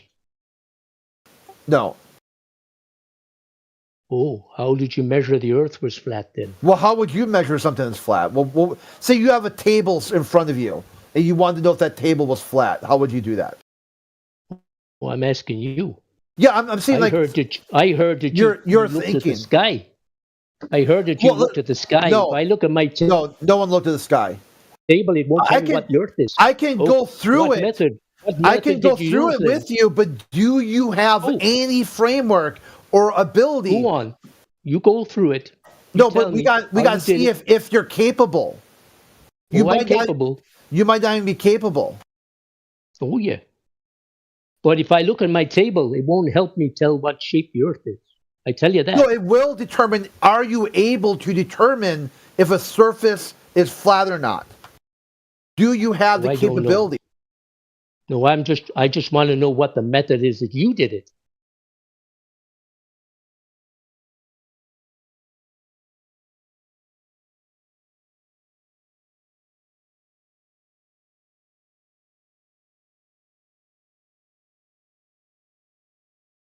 I hear it all the time.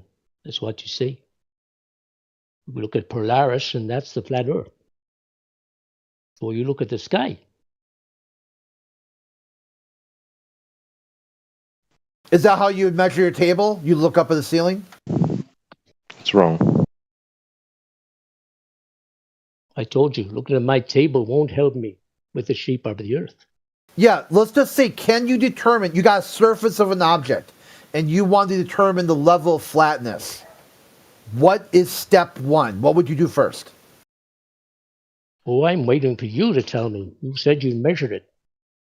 Yeah, I can go through it, but I can't go through it. You can go through it. I can listen. I know how to listen. Okay, you can tell me. If I don't get a bit, I'll tell you. I don't get that, all right?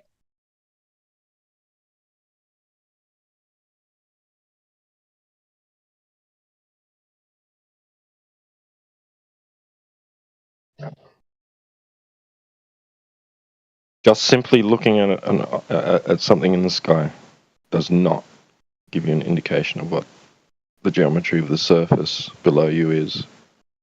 Ooh, that's why I wondered how you'd measure the Earth flat. Because that's all I heard before. That's why I said it. Yeah, if you wanted to use that thing in the sky as a he said you can't do an that. indication of a location, sky, you're crazy. right? So of I a heard place you saying on the surface, what? you're going to need an elevation angle.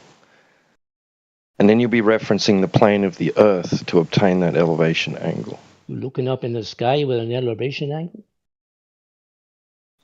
No, you'll be utilizing the plane of the Earth to obtain an elevation angle. Oh, that's looking up. That's elevation. That sounds like up to me. Astronomers do this. Astronomers utilize the plane of looking the at Earth. The sky. He said he didn't look at the sky. The plane of the Earth. With right. They utilize the plane of the Earth. He told the other guy to obtain an elevation angle. To say what the shape of the Earth is. Now you're telling me the same. Astronomer does the same.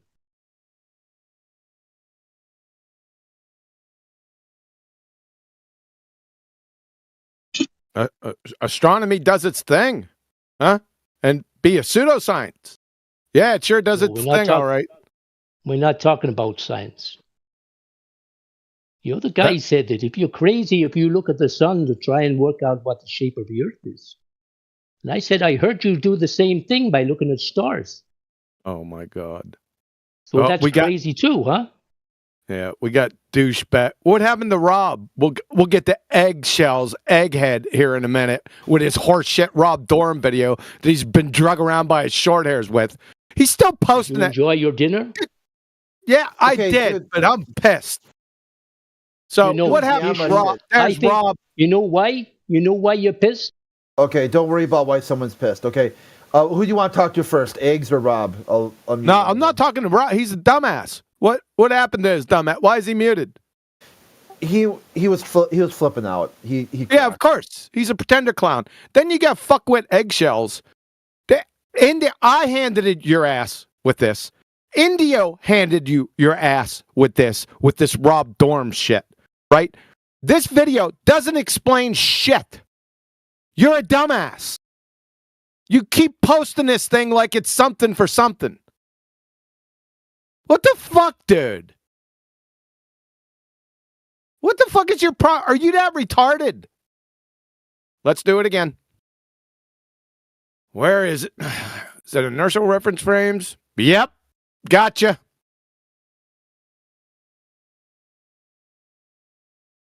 That's I saved it just for you, eggshells.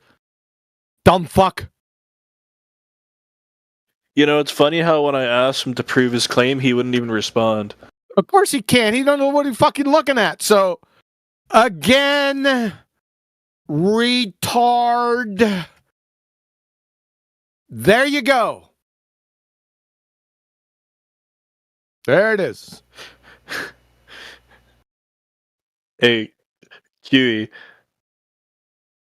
Yep. I don't know if you remember the guy, U.S. State Department. Oh, brother. He just messaged me out of the blue, randomly said, "Fuck you, you have no claims." In conclusion. That's the latest spiral, huh? What's up, Sonny? I didn't know you were down in there. What's up? I've been here. I saw you in here. Slinking around the back door, waiting for the time to pounce.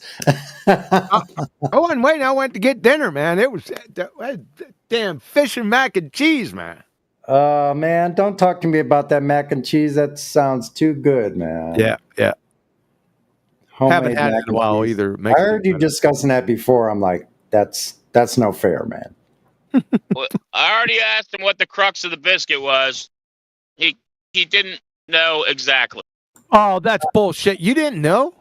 I had to look it up, actually. That's unacceptable.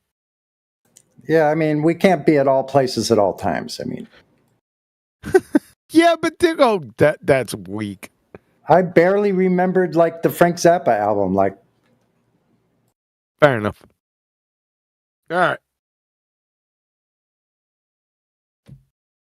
All right, where are we at?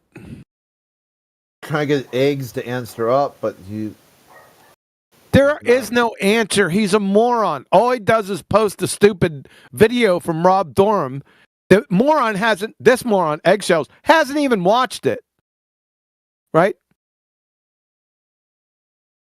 There's no conclusion. There's nothing there. My word.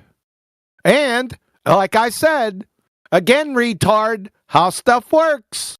With a gyro compass, they tell you how it does. And it's a legitimate website. Who the fuck is Rob Dorham? I know who he is, but in comparison to how stuff works, they're a fucking award-winning website for their shit. Their homes. They tell you right away how gyro compass works. Just think about this. How can a mechanical instrument point to a fucking concept? That's all you have to ask yourself. And then you say, oh my God, that's retarded. And then we laugh at Eggshells for being a fuckwit. That's it. That's the end of the argument. You don't even need to know the technicals. That's what I hit him with. Indio more or less hit him with the same thing. Then muted his dumbass. Yeah, point to a concept. That's exactly right. That's Eggshell's point.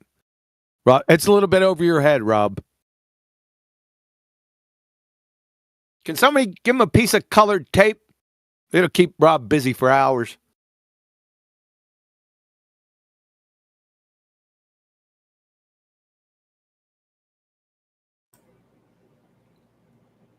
we wouldn't want to be liable for a fatality based on colored tape.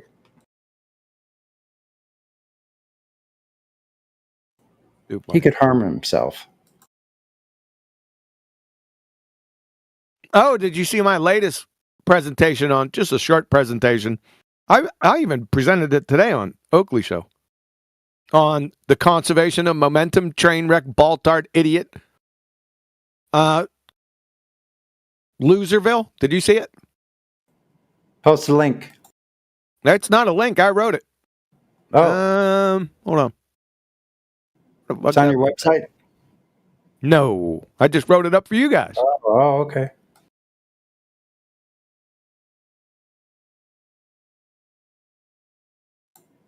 I'm trying to regain all the citations, man. I lost all of them I had a different operating system and it crashed. Just stay tuned and you'll get them. Yeah, I'm starting to get them. I have like 10 or 15 already now. Wait. So here's what I wrote up yesterday. Because I was hearing some idiot ball-tarts talk about the conservation of momentum, which they wouldn't know collectively if it climbed up their arse and started kicking footballs wrapped in Carolina Reaper lace concertina wire. So I gave them a little scenario, right? This takes them right to the woodshed. Want me to go through it?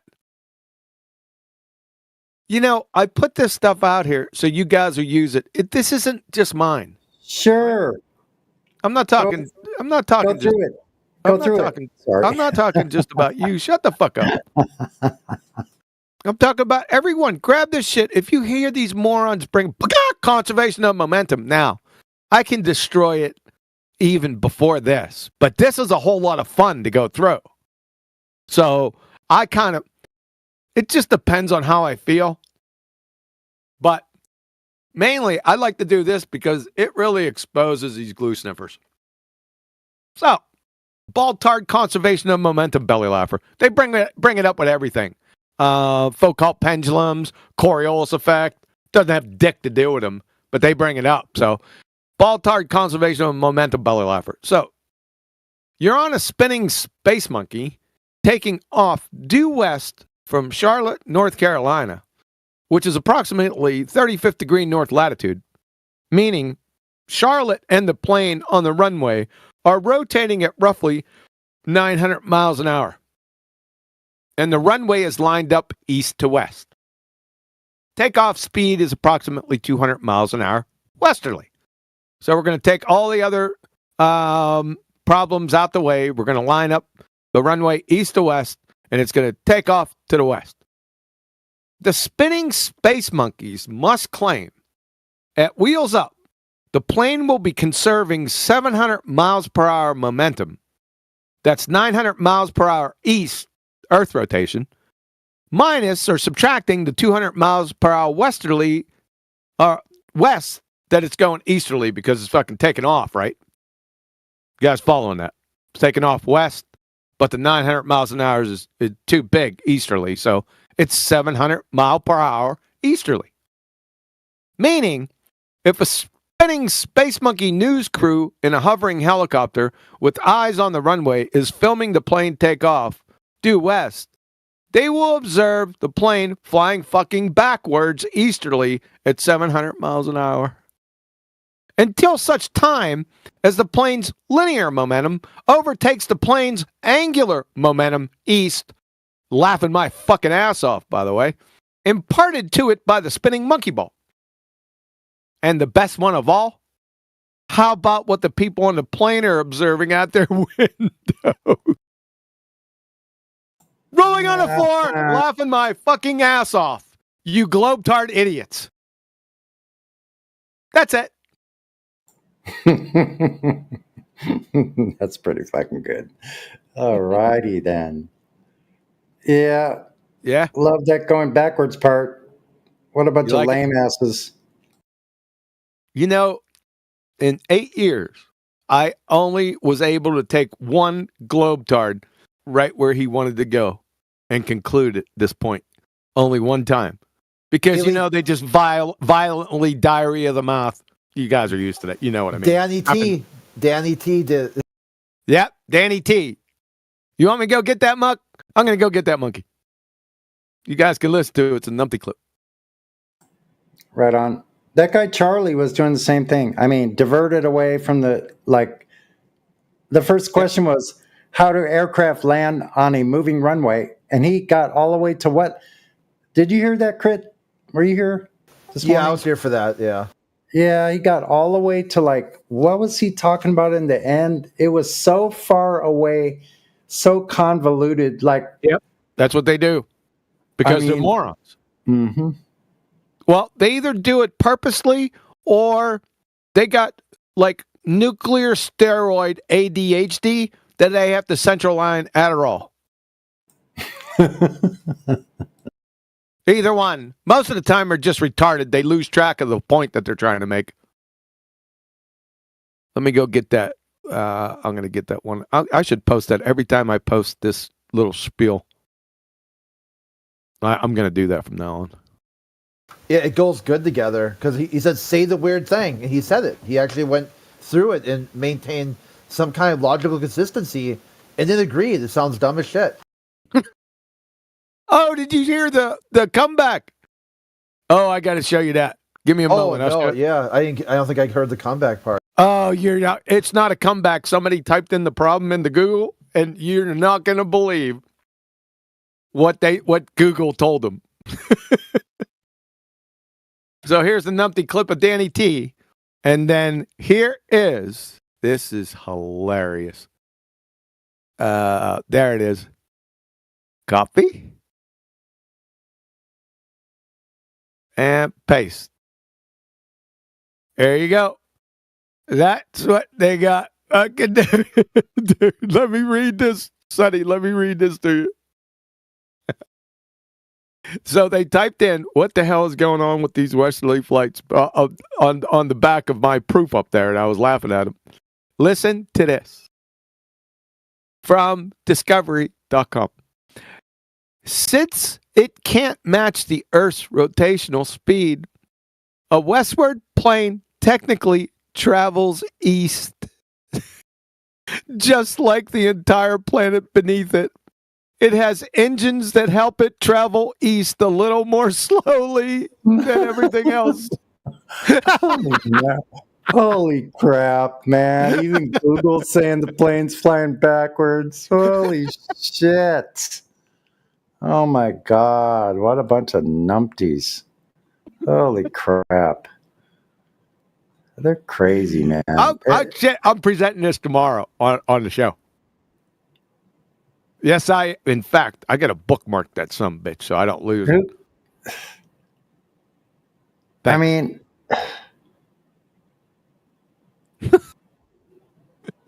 there's hundreds of people rolling in their grave. Now, Sonny, it's too funny. The baller that looked it up and sent it and posted this said he couldn't fucking believe. He couldn't believe it. Even AI is agreeing, and they agree it's bullshit. Yeah, who was that? It was fuck. What the hell is he even in here? Oh man, what was his name, guys? Come on, you guys were in here when he did that. Mushkane. Mushkane, that's who it was. Thanks, Flatsy.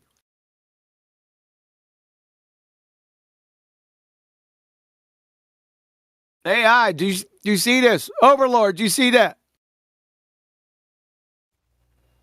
There's a Glober named Tourist that wants to talk to you. He said he was muted for hot miking. Fuck him. Overlord!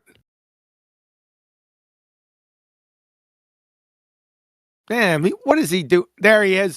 Do you see this? Hold on a sec. All right. Oh, the backwards flying slow plane. 44, because I know you like shit like this, man. Check that shit out, man.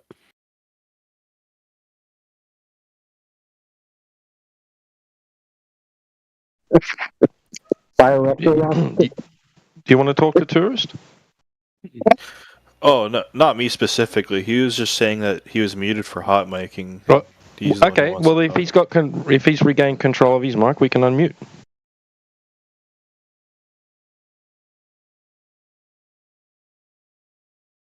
I don't really care, to be honest with you. It's up to you guys. All right, tourist, you're unmuted. Please control your microphone.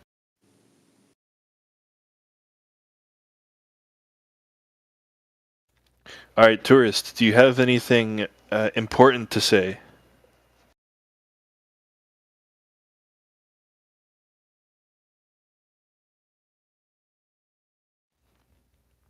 Hello, tourist, do you have anything important to say? No, dude, I just accidentally was like typing and I hot mic'd, so that's my bad, you know. But I didn't need to get muted. I would have muted myself. No, but you wanted to be unmuted. Did you have something you wanted to say about the Earth? Not at the moment, no. Okay.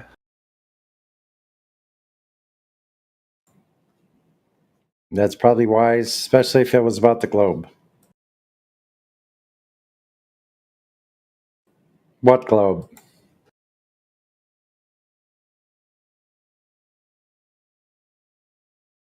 The mathematical construct.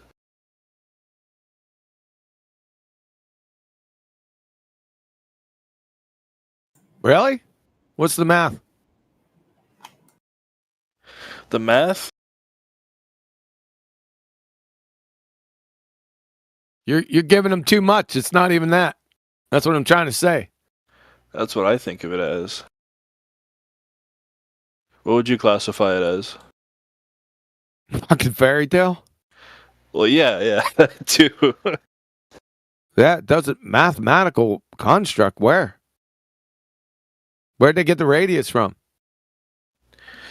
From assuming it's a ball. Yeah, assuming a lot of other things too, but those are all flat Earth proofs. They got the mass too. I don't know how they weighed the Earth, dude. Yeah, they have Erasmus. He didn't really do that. The person that is actually credited with the radius of the Earth is Al Bubby Baruni. So look it up.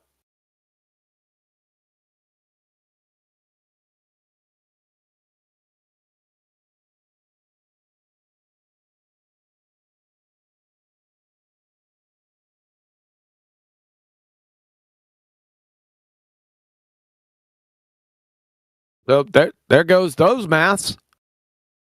He used the horizon. How do you have a horizon on a globetard? Let's see. Yes, planes can fly against the Earth's rotation, is what tourists said. And he made sure to highlight it too. Well, yeah. Well, there's a problem with the conservation of angular momentum, which is a tear-jerking belly laugher anyway. They're saying the plane has angular momentum. Really? They better look at the conservation of angular momentum, not linear momentum. They got a problem there. I just didn't bring it up. There's so many problems with it. I could just destroy it right from the beginning. But where's the fun in that? I want the planes flying backwards, man. That's where I'm going for. That's where the fun is. You know, because remember when Mama always told you never look at the eyes of the sun? But Mama, that's where the fun is.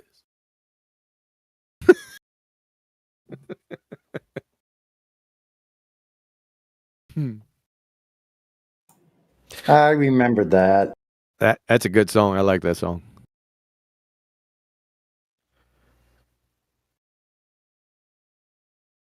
Because the Your atmosphere. jets are planes. They fly backwards. Oh, hold up. Look at this. The Earth's rotation doesn't directly affect the plane speed because the atmosphere paradox rotates with the Earth. They're fucking glue sniffers. Really? Then please explain east, north, and south surface winds. Not only mid-level and high-level winds, and then clouds going in every different direction at different levels. Please explain that shit. And you ain't flying over a globetard. Oh, who posted this? Tourist. You ain't flying over a globetard. That ain't happening. Have you seen the pitch data? That mug is flat, horizontal plane. 2 hours with the pitch data. There's another one that has. Who is that guy that came in here? He likes to do flight simulations. What that? Under Clay? Yeah, Clay under seal. Clay under seal, yeah. He's certifiable, man. He sent me some resources and shit about those flight simulators and the equipment they have on the flights. You globetards are done, man. It's all over. Of course, we have the pitch data, so doesn't matter anyway.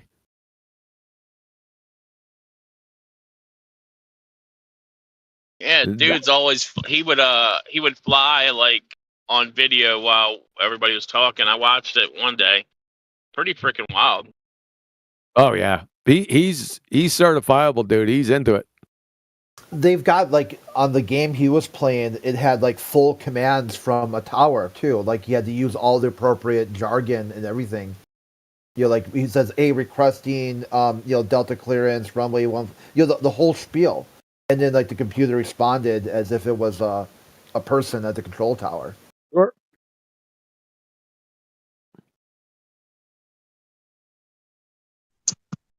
So you have to request that they stop the ball turd from spinning so you can take off. No, they have to stop. They have to stop the ball tard and flatten that sumbitch out because he ain't flying over a ball tard. Anyone that can fog a mirror that's been on an hour flight knows that. That was my first proof. Well, no, I'm lying. That was my second proof. The first one, 3 days after I arrived here. So May 15th, 16th, so May 18th, 2016, I formulated the Bolivian salt flat proof. It's all on my website.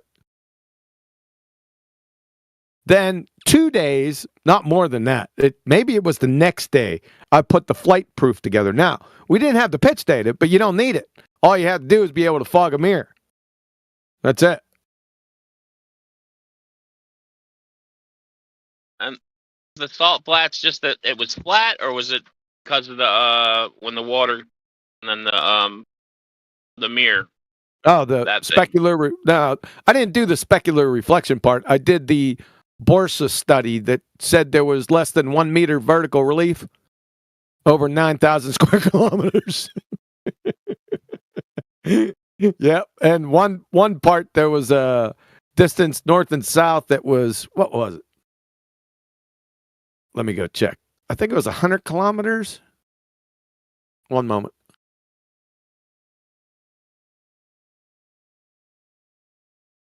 Bolivian salt flats.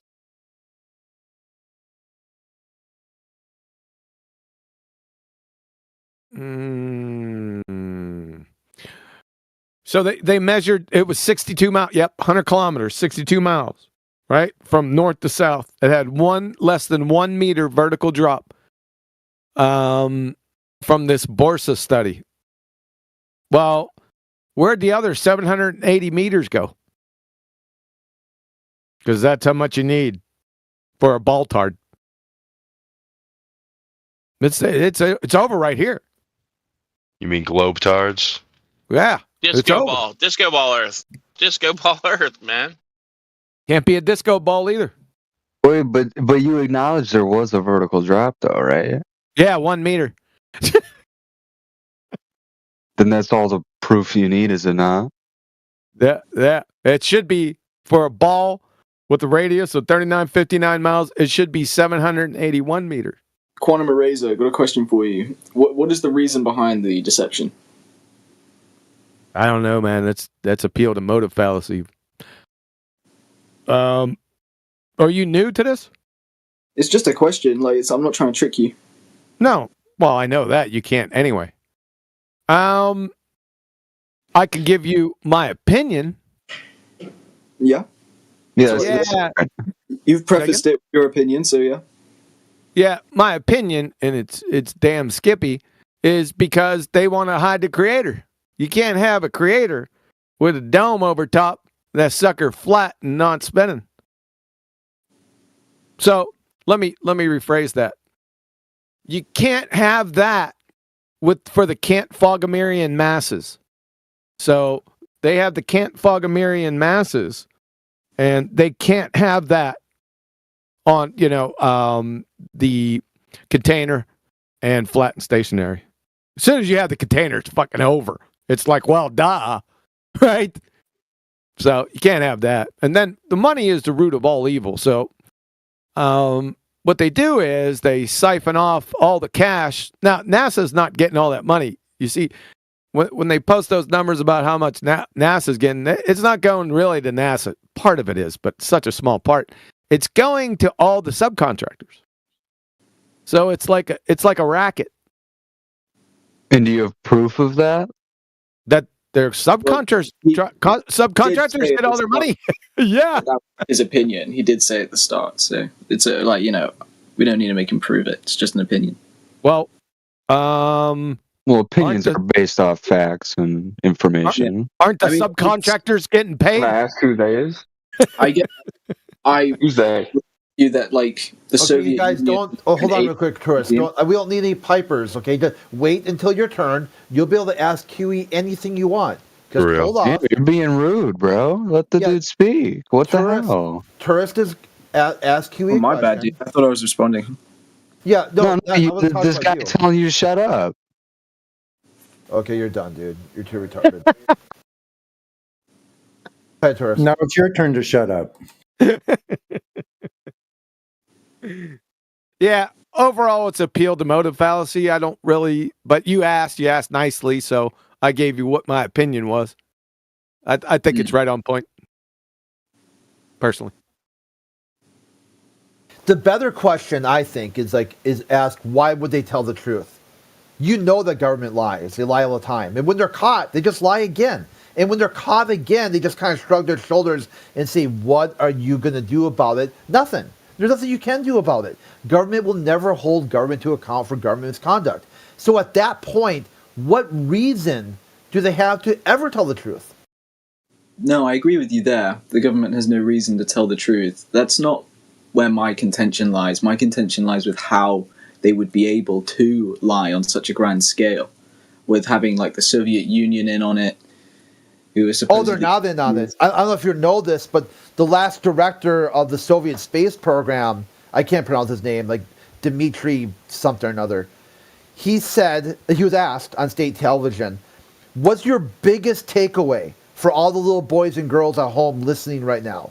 As you exit the Russian space program after your 12 years or whatever, what's the biggest thing, the biggest takeaway you learned? He said, there is literally no proof that America ever went to the moon in the 1960s. So they are not in on it, okay? We already know that. Do you have that, Crit? Yeah, I got it. Can you post that? Can you PM me or DM me or do something? Yeah, I don't think I have the video anymore because it was on RT and I think they blocked it. But I got just a screen cap and then a bunch of news reports that talk about it. We don't really need that, dude. The vacuum of space violates the second law of thermodynamics, dude. So we don't really even need that. Wait, can you go into that? Yeah. It violates the second law of thermodynamics, entropy, because the gas pressure that you're breathing right now, if it had a void of 3.85 times 10 to the 80th cubic meters, that gas pressure would increase in entropy and fill that void immediately. What is entropy? That's a great question. Oh, do you not know? Yeah. But there's a couple definitions of it because it's not just one. Not just one. Can you give me all of them? Yeah, there's two. Yeah. I don't know about all of them. Like I said, there's just two. All two? All two, yeah. You know either? I can give them to. I want to be. Oh, you get to look it up. Okay, my bad. No, it's in my research, but I want to be hyper specific, so there's no question. Wait, last night you got mad at me for using Google. Oh, shut the fuck up. Dude, you're using Google. You're looking up the definition. I'm not using Google. I'm using my research, you dumbass. Yeah, you're looking it up, right? You dumbass. I'm looking at my research. Okay, Boom Master. Okay, Boom Master. Let me get two things straight for you, okay? No one here is mad or anything. No one here cares what you do. No one here cares what you don't do. anything you do is equally as irrelevant as anything you don't do. What is your point here? The point is, when you come into this conversation, I invite you to come with the sharpest tool you got. Exactly. My mind, dude. That's why I asked you a critical question that you couldn't answer. Your sharpest tool is your Google, and that's why Google you got just laughed works. at. It's like this is like the same argument that people that say like, Wikipedia. Oh, I was done by the way. Yeah, instead of your noodle, you used your Google, and that's why you got laughed at. Oh, yeah, no exactly. one was mad So at you. It was like laughing at some guy who just confessed without a Google it. You're just a dumb fuck with drooling. Just sitting there drooling. At least you're somewhat sober. Yeah. Do we want to get to the definitions? Yeah, let's do it. What did you look up? It's my own research. In classical thermodynamics. Shut the fuck up. Whoa. From the Journal of Chemical Education, or somebody will shut you up. I bet. From the Journal of Chemical Education, Wisconsin.edu. In classical thermodynamics, the dispersal of energy from localized to spread out at a given temperature. In molecular thermodynamics, it is considered the change in a system or surroundings or their total from which there are fewer accessible microstates to one for which there is an increased number of accessible microstates. That's thermodynamics in a nutshell. The first is classical thermodynamics, like from Clausius, Lord Kelvin, Carnot, and Carathéodory. And in molecular thermodynamics, a lot of work was done essentially by Dr. Frank Lambert. He also had another thing to say about it. This is the death knell. You ready? I'll put it in chat for you. Let's go over this. So at 4 minutes after the hour from Dr. Frank Lambert. Gas expansion into a vacuum. Mixing of ideal gases or liquids. Diffusion, effusion, colligative effects, and osmosis. Each fundamentally involves an increase in entropy, baby. Yada, yada, yada. So, I'd like to focus on that gas expansion into a vacuum one. As a globetard, you believe in the vacuum of space without a container. How are you still breathing? I breathe it. Yeah, you shouldn't be, because we have an atmosphere that like holds it in. The atmosphere, no. I don't think. Have you been keeping up with current events? Is our atmosphere gone? Atmosphere is a paradox. Atmo means air. Air is a gas. Shit. Sphere is a shape. Gases have no inherent shape. Just call it atmo. So, gas expansion into a vacuum fundamentally involves an increase in entropy. Now, I don't know how you're still breathing as a baltard, because that's saying that gas should have fucked off. In fact, gas pressure would have never, ever been created without a container in the first place. So it's a standing violation of second law of thermodynamics. It's a well done. That's it. This all assumes that gravity doesn't exist, I guess. Gravity has nothing. Do you see gravity in this definition? We'll get to gravity in a second. Do you see gravity? Do you see gravity? Then why wasn't it stated? You're saying gravity produces a decrease in entropy of the atmo. It should have stated that shit. So gravity now is in direct violation of the second law of thermodynamics. Who's going to win? What do you think? And gravity doesn't exist anyway. Even if it did, even if I gave you all of debunked Newtonian classical mechanics and his universal law of gravity, it wasn't actually his. It's actually Reverend John Michel, C.V. Boyes, and Cavendish. That's actually the universal law of gravitation. You'll never find that in Newton's Principia, by the way. But I digress.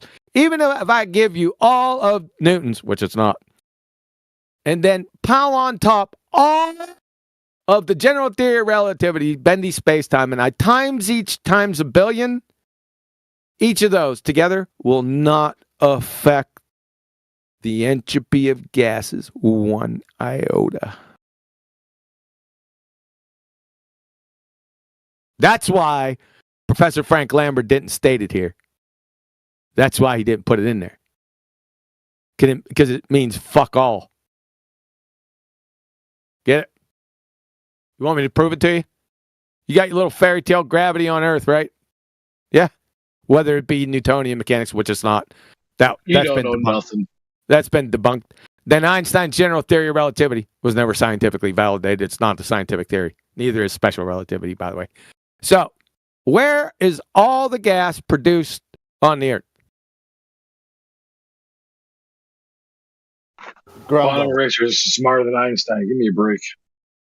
I was smarter than Einstein the moment I came out the womb. So, again, my question. Again, my question, not ad homs. My question. Yeah, don't. I'm going to show you how it's. I'm going to show you how it's a tearjerker belly laugher, even with your belly laugher gravity that you don't understand. So, yeah, I wouldn't, but this guy's he's literally making fun of Einstein. Dude. So, where are all the gases? Where are all the gases? Just follow it. We'll just go right to the end. I'll take you right where you want to go. So, again, where is all? Let me just say this. Where is the majority of gas produced on the Earth? The ground. Not you, Cret.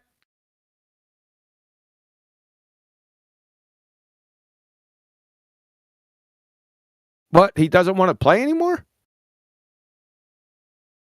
He might be thinking it through. I'll ask again. Where is the majority of gas produced on the Earth? Go ahead, Google it real quick.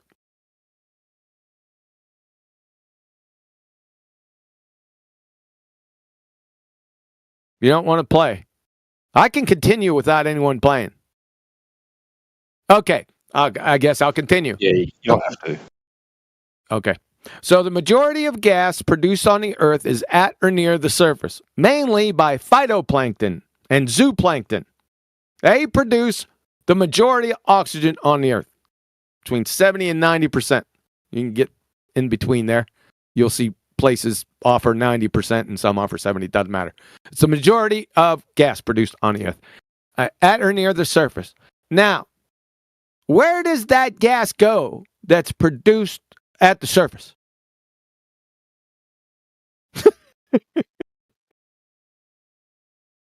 I know. It's a real tough question right here.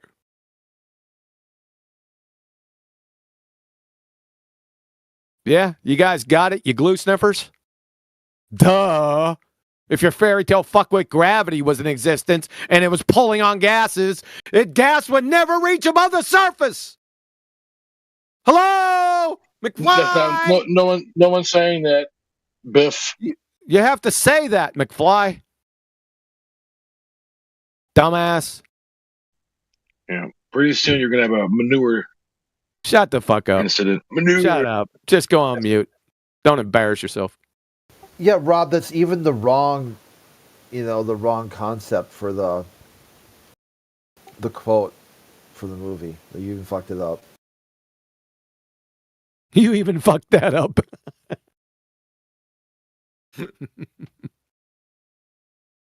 Oh, boy. It was Marty who dumped the manure, not his dad. Marty never dumped the manure. Biff well, he set the situation up. Yeah, we set the situation up for it to happen.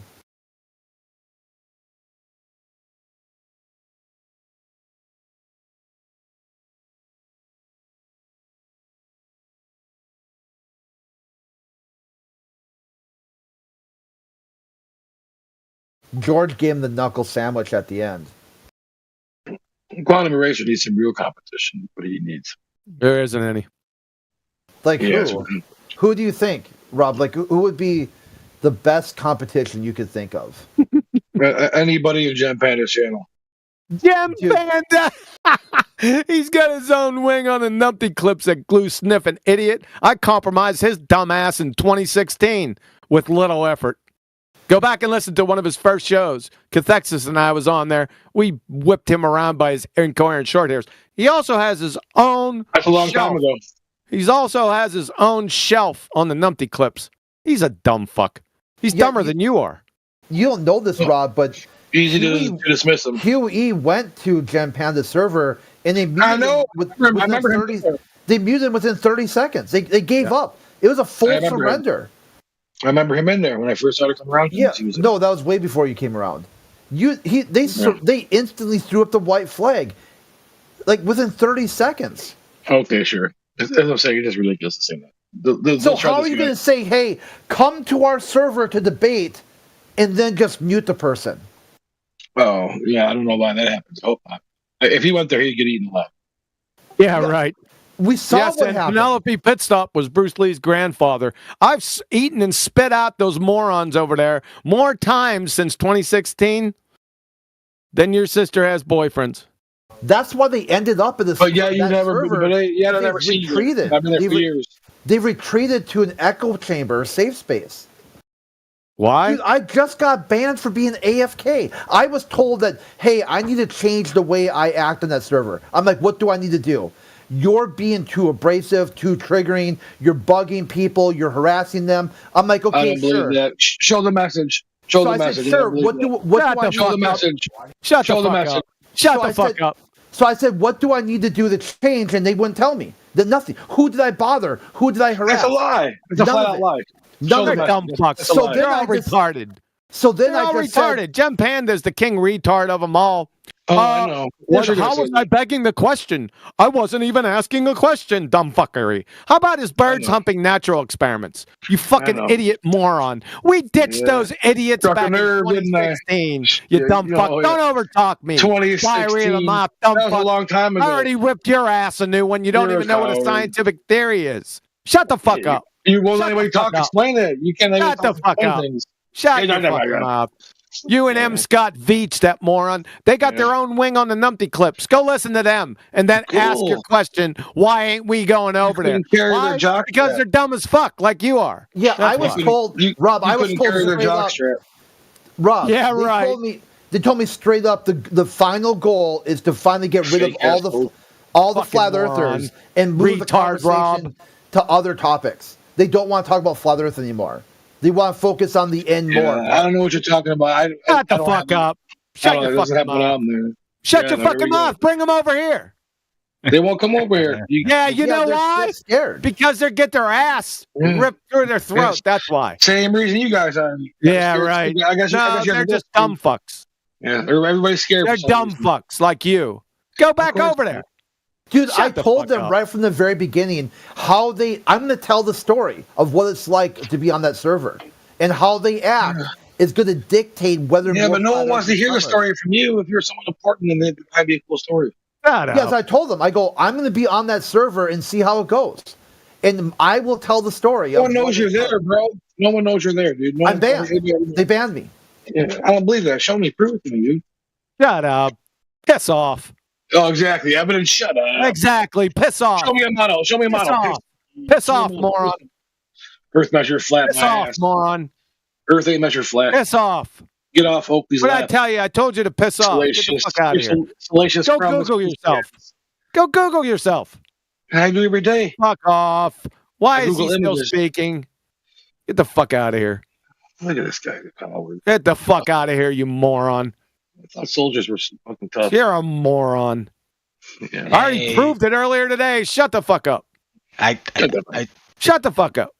Andy's back. What's up, dude? Quantum Radio, voice is so beautiful. It's so lovely. It's just like, it's orgasmic, my guy.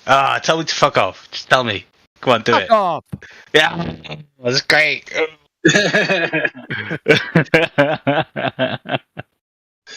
He's so triggered, man. No, it's such a nice voice. He could literally, you could go into radio, man. You could go into radio. Yeah, you could. You could do it. He does a podcast. Does he? Quantum, do you? What is it? What's your podcast? It's not a podcast, dude. No, it's okay. Like, what is it though? Like, can I listen? Bro, Curious. Bro, It's 20 of the same people every day. Dude, you've got a good voice, though. I'm just saying, like you could host podcasts. You've got the podcasting voice, you know. You've got it. I wish I had it. Like I'm a little bit like, Grant. Dude, you'll love it there. Yes, he has a podcast where he helps exercise therapy for drunks. That's always You'll fit good. right in. That's nice. You could help me out. I'm posting Gem Panda's wing on the numpty clips over here when you guys get a chance. Of this I don't think I'm in on that. moron. I don't think I'm in on that. I probably DM'd you something. You can talk all you want. Quantum, send me. Gem Panda right there. TT. Send me, years ago. Once you go there today, you can see Hold on, I got plenty more. Look, you get tossed like a salad, dude. Once you go there, Rob, this is a problem with Gem Pandas. It's like they have this idea. They've constructed everything wrong with the world is flat earthers' fault. It's all because of flat earthers. They can't think of anything wrong in the world that doesn't go back to something that flat earthers did. Okay. So Can I jump in with a disagreement? Yeah, hold on, Andy. Okay. So then what they do basically is, like, Southern evangelicals will not shut up about gay sex. They talk about gay sex more than gay people have sex. That's like what Gem Pandas is. They talk about flat earth more than flat earthers talk about flat earth. It's cringe. It's like the worst part that humanity and the internet has to offer. Yeah, they're given a device that they can hold in the palm of their hand and access the full breadth and wealth of human information. Reach out and understand people. You really think you're saying something? They can't understand anything. You're not interesting, anything bro. at all. You're not deep. You think you're saying things, but you're not saying anything, dude. You sound like you're not even listening. I can tell you, as a flat earther, being on that server, being banned and unbanned multiple times, I said I will give it one more shot. One more try to see if you guys can get right. And they can't. That's the sad part, dude. They can't get right. The sad part. You don't even see it. Like, they will never be able to get right because in their worldview, the flat earther's a super villain. They'll barely recognize your humanity. That's how far gone they are. They're so flat Earth mod, just type it in. Talking shit. Just look, Come on, this guy, he's a flat Earth mod. That's your opinion, bro. Just look at the text chat. Yeah, but he's a flat Earth mod. Even recognize what flat Earth is. You can't say this guy's out there on his own. He's a flat Earth mod. He's not nothing. Come on. Andy, I thought you were going to take a break, dude, and wait till the end of the conversation and add. Great, I'm backing you up. Is that not allowed? Oh, well, I don't know if you're backing me up, but I don't need it. Okay, so like, sorry, man. I just let you know. I go into some of the. I'm sure you don't want my backup. I go into some of the dankest and darkest. No, you do nothing, Chris. Stop it, dude. I'm there when you come there. You don't say. But I'm backing you up. I'm sure you don't want it, but I am backing you up. Stop acting like you do things, dude. Like you go there, you don't go VC. You sit in text chat and say a couple things and leave, dude. You have this whole crazy. Like he's a mod though. He's a mod. That's the best part. I got banned over nothing at all. Very little engagement and still got banned. Show a picture of it. Show a picture of the text chat you had. Just go in there. Just go in, type it up. Just send me the message. They did a whole victory. Just go type in text chat. They did a whole victory dance. Like, the Wicked Witch is dead. Just go look. You made all that up. Can you admit that you made it? I'm not going to post DMs of me trying to get unbanned. Okay. You could just blank out the rest of it. All you gotta show is the part where they said it's not working out. You've been doing all this. Yeah, I got that. Can you do that? Yeah, I got that. But I got a rule where I don't post DMs because I try to keep things at the lowest level. I know, blank the names out. You can blank the names out. You can. Yeah, it doesn't matter. Oh, I got you. You know why? Because it didn't happen. You're just a liar, dude. Okay, fine. If you want to think that, go right ahead. It's not a think. As of now, you're lying. It's a very simple thing. Okay, good. So if I'm lying, then don't ask me about going over there anymore. If he's a producer right now, you've got two answers. I'll never come back again. If you can produce. You got two. I don't care what you do. I don't care what you do, Rob. I don't care what you don't do. Exactly. If you come back or if you don't come back, you can't even follow that. You've said multiple times that this is the last time I'm coming here. I ain't coming back, and you come back. Show me where I said that. Show me where I said that. Show me where I said that. Yeah, you're not even in. Now we're talking about me. Show me like you left. It wasn't that long ago. You left all the servers. Everything. He's a preacher. You left He's all the servers. You left all the servers you were in. You were done with the debate. You You're don't know moving anything. on, and you're right back. You're right back here. You don't know anything about anything. You're like herpes. You're literally like herpes. It just won't go away.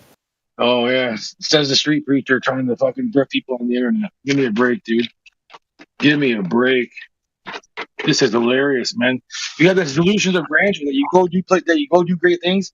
You go into a room and no one knows you're there. If they do, you don't go in VC. You don't talk. You don't engage with them.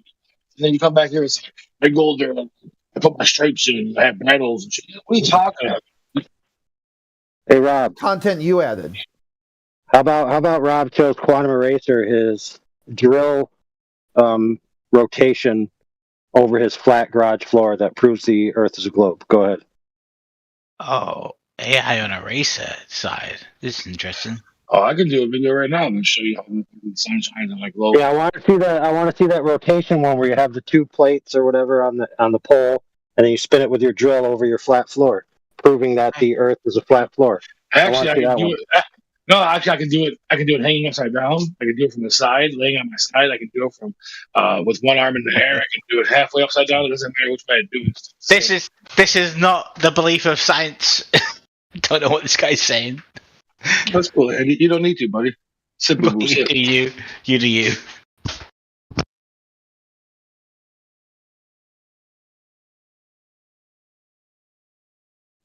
This guy. This is like to the point of like weirdness, man. Oh my god, go on, prove your point. Shut the fuck up. You're a retard. You already been demonstrated a retard. Of course I'm a retard. But let's discuss how much of a This retard fucking I am. guy, get your dumb ass out of here. No, I'm not. I fucking love Go you. back Come on, over to suck my your dick. Let's fucking talk. idiot boys over there. Why is he still in here? Why Don't is suck he my still dick. speaking? I would have just. Shut the fuck up, Andy. Why do you still speak? Get the fuck out of here, Noxious, you dumbass. Don't even know what a scientific theory is. Get the fuck out of here, moron. You're the one saying that. You're the one. Never said that. You're the one. Never said that. It's great. You're the one. It's great. Get the fuck out of here, clown. I know you don't like competition. You and your birds humping natural. I posted the whole fucking wing of dumbass Gem Panda over here in the text chat for people to listen to. It's so fucking stupid. It's so retarded. Every single thing he says, it's beyond imagination. We got real scientists. We You got real fucking pilots, clown. We got real Shut the everybody fuck over up. here. You ain't got nobody. Shut the fuck up. In this Just shut the fuck up. So good. He's so good. You got community college education, dude. Shut the fuck up. It's a great shut the fuck up.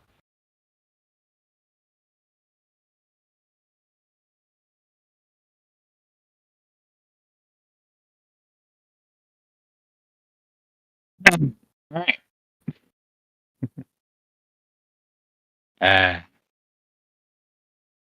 Anyone want to chat? Any questions?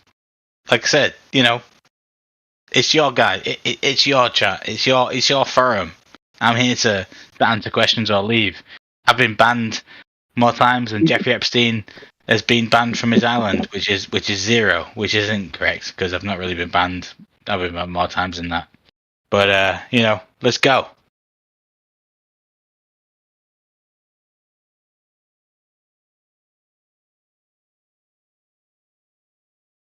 That one didn't work. That's okay though. I'm Jeffrey Epstein on this island. Let's ban the carrots. Oh yeah. They live here, man. These people live here, dude. Oh, people live on Jeffrey Epstein's island. It's a normal habitable island within the Mediterranean, in the Caribbean. It's a completely normal place for people to live, right? Would you consider yourself Epstein and then these people the kids? I would consider myself a Catholic priest, which would put myself in normal behavior. Oh my goodness! Shut it. There we go. Hey, AI overloaded, jump right in. They can't take Glober's talking for too long. They get pissed. Glober. Yeah, eventually you start talking about degenerate topics, which is your modus operandi. I will talk about whatever topic you want me to talk about. That's AI. That's AI with the motor. I want you to talk about Rob Noxus's awesome garage floor and how flat it is. You like that? I could do something in the garage for sure. Rob Noxious, I don't know the dude, and I've not measured his garage. It's big enough for the entire universe. He looks like a big dude, though. His garage is probably about as uneven as mine is. So, hey, you know. I really to Dude, he's not a big dude. He's like you. Do you remember Family Matters with Urkel, the guy with his short? He looks pretty big. Are you out of your mind? No, he looks like Urkel, dude. He looks like Urkel, but white. You don't think that dude's like 250 pounds? Like, he's a pretty big dude. Oh man. No, you don't think that's okay? Like, it's a big dude. It's fine. But he's a big dude. I'm like 5'11", like 220-ish, 216-ish. And you're a big dude. You're a big dude. Yeah, I'll post a pic, dude. I'm fucking. Right, so you're a fat chick. Yeah, so you're a fat chick. We get it. I'm all jacked up. I'll post a pic, dude. I'll post a fucking pic. I'm all jacked. No, you post a pic. That's okay. There's nothing wrong with fat people. I'm kind of fat myself. That's fine. Andy, don't be cheating on Quantum Eraser with this picture now. No. I'm just fat. It's not quantum weight. It's real weight. It weighs me down. Oh, there's a lot of pictures here. A lot of chats. I can't keep up with all this shit. I don't know what chat we're on here.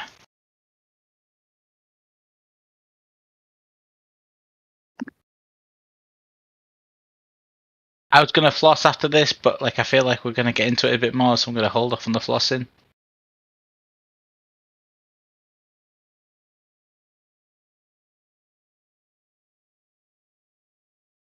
Giant Alco Cloud found There I am, dude. Alco Supply, billion years. Andy, That's I am, me. man. I live in the middle of that. Right in the fucking middle. You want a mustache ride?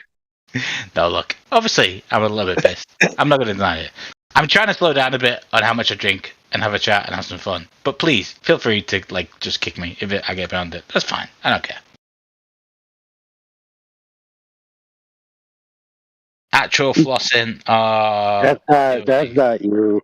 No, it's flossing. Like, I don't really floss. I'm supposed to floss. I floss a little bit, but you know what I mean. Like, it's yeah. I should probably floss.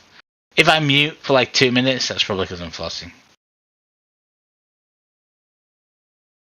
Unless I hear something ridiculous and I just feel like I have to respond. You guys think I'm boring, dude. At least I'm not boring. I want to be here. I want to chat. I love you guys. It's been fun. You know, we get along. Dude, are you a flat earther or are you a globetard? Libpod? Which one's that?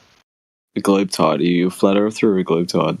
Oh, I'm a globetard apparently with those two views. Yeah. Yeah, overall, Andy, how about this? Let's try to switch gears a little bit. Okay. What brought you to the channel today? What were you thinking? Tell your story. So you My logged story. on this. I've had a few drinks. Most of my friends drink on weekends, but I have a weird job where I drink on weekdays. So it's like, what do I do? And it ends up being like join Discord and chat with people who have opposing views to me. That's just where life is right now, and that's what kind of what it is, you know. So that's what brings me here, and I'm okay with it, and I enjoy it. It's a lot of fun. You guys, you know, we have a laugh. It's okay. I really actually quite enjoy it. And then we discuss things, we disagree, and that's okay. Yeah, I mean, that's the main key I was hoping you would say, because if you're not having fun, you're not doing it right. Oh, no, it's a lot of fun, man. It's yeah. I want you to preface the way some of these anti-flat earthers act. They are not having fun. They are very upset that someone thinks the earth is flat. I'd say it's the same on both sides. Well, that's my point. I mean, it's the same. Like, I could say to you right now, like, I believe what I believe, and we believe triggered, and both sides. You got to remember that there are people right now who sit in this Discord who spend their entire life on the proof that the Earth is round. So if you're gonna make any, who is that? I mean, come on, let's be honest. Like you can't Jedi, get them. If yours. who's sitting here. I'm not gonna insult the guy. Them to talk about AI overlords and all them. Like, I'm not gonna insult them. I'm just saying their whole life responds around like responding to people who don't agree with what they believe in. And hey, look, that's fine. You know what I mean? Like that's okay. Shut the fuck up. Dude, you jumped the shark here, okay? No, but you asked me who were the people who respond to your belief. And no one's talking about beliefs. But you asked me who are the people who just like sit there and just respond to anything I believe in, and those are the people. And that's fine. You haven't given anything to really talk about yet. That's the main No, issue. I've told you the people who just the people who are there and they're always going to be there, who just do not believe in what I believe in, and that's okay. It's the people who like Amish Underground, Jedi. I'm just basically naming people I recognize here. Jedi, but I think he's offline right now. But yeah, all those people, then that's fine, and they just fundamentally do not believe in what I believe in, and they're going to disagree with me, and hey, that's okay. That's so guys' beliefs. This is my belief. Let's discuss it. That's fine.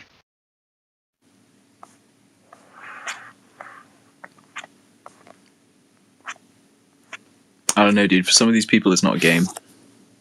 Yeah, I'm sure it isn't, and that's okay. If they want to make a life out of it, I'm going to do my best to sit here and make a game out of it. Maybe we agree, maybe we disagree. That's what I've been doing ever since 2016, because that's when this argument died for you globetard idiots. All the rest of this is just us laughing at you and dancing on your graves.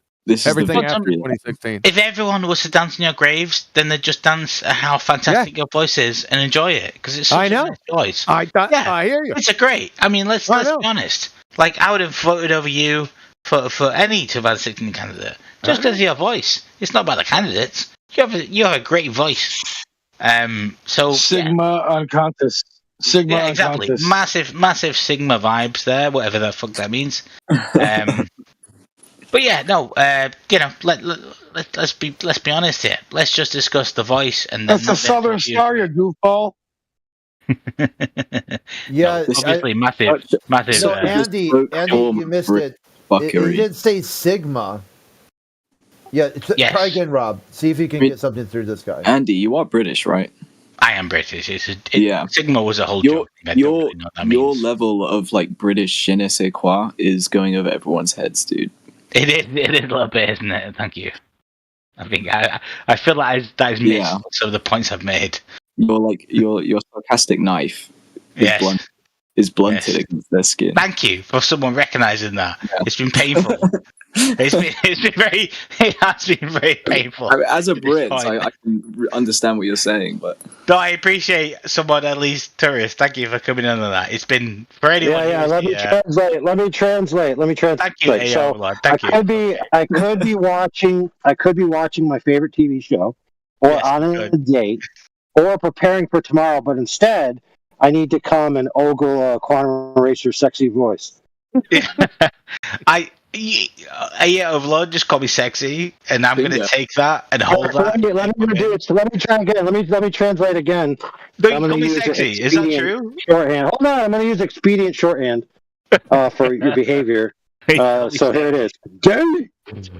You call me sexy. I'm going to hold that. But yes, tourist, thank you. I'm sure some idioms and some mannerisms went over the general populace here, and that is a risk we take of being here. I think quite literally about 6 hours now. With this you're hitting hours. You're an amateur. Okay, maybe 5 or 4. It's been a fun do though. We've had some fun. We got tons of British people in here, dude. I'm erasing quantum. British person. I claim to be an expert of the 24/7 channel. I'm here as a consulary discussing things. That's it. You probably won't give the rank of consulary, but I'm going to claim You're not a wartime consulary. No, you can not give me that rank. I'm going to claim it. That's okay. We'll hold it right there. Tom, you're out. Tom, you're out. I'm done. I'm dismissed. Bang! Done in the head. Not a consulary. Did not make it to a made man.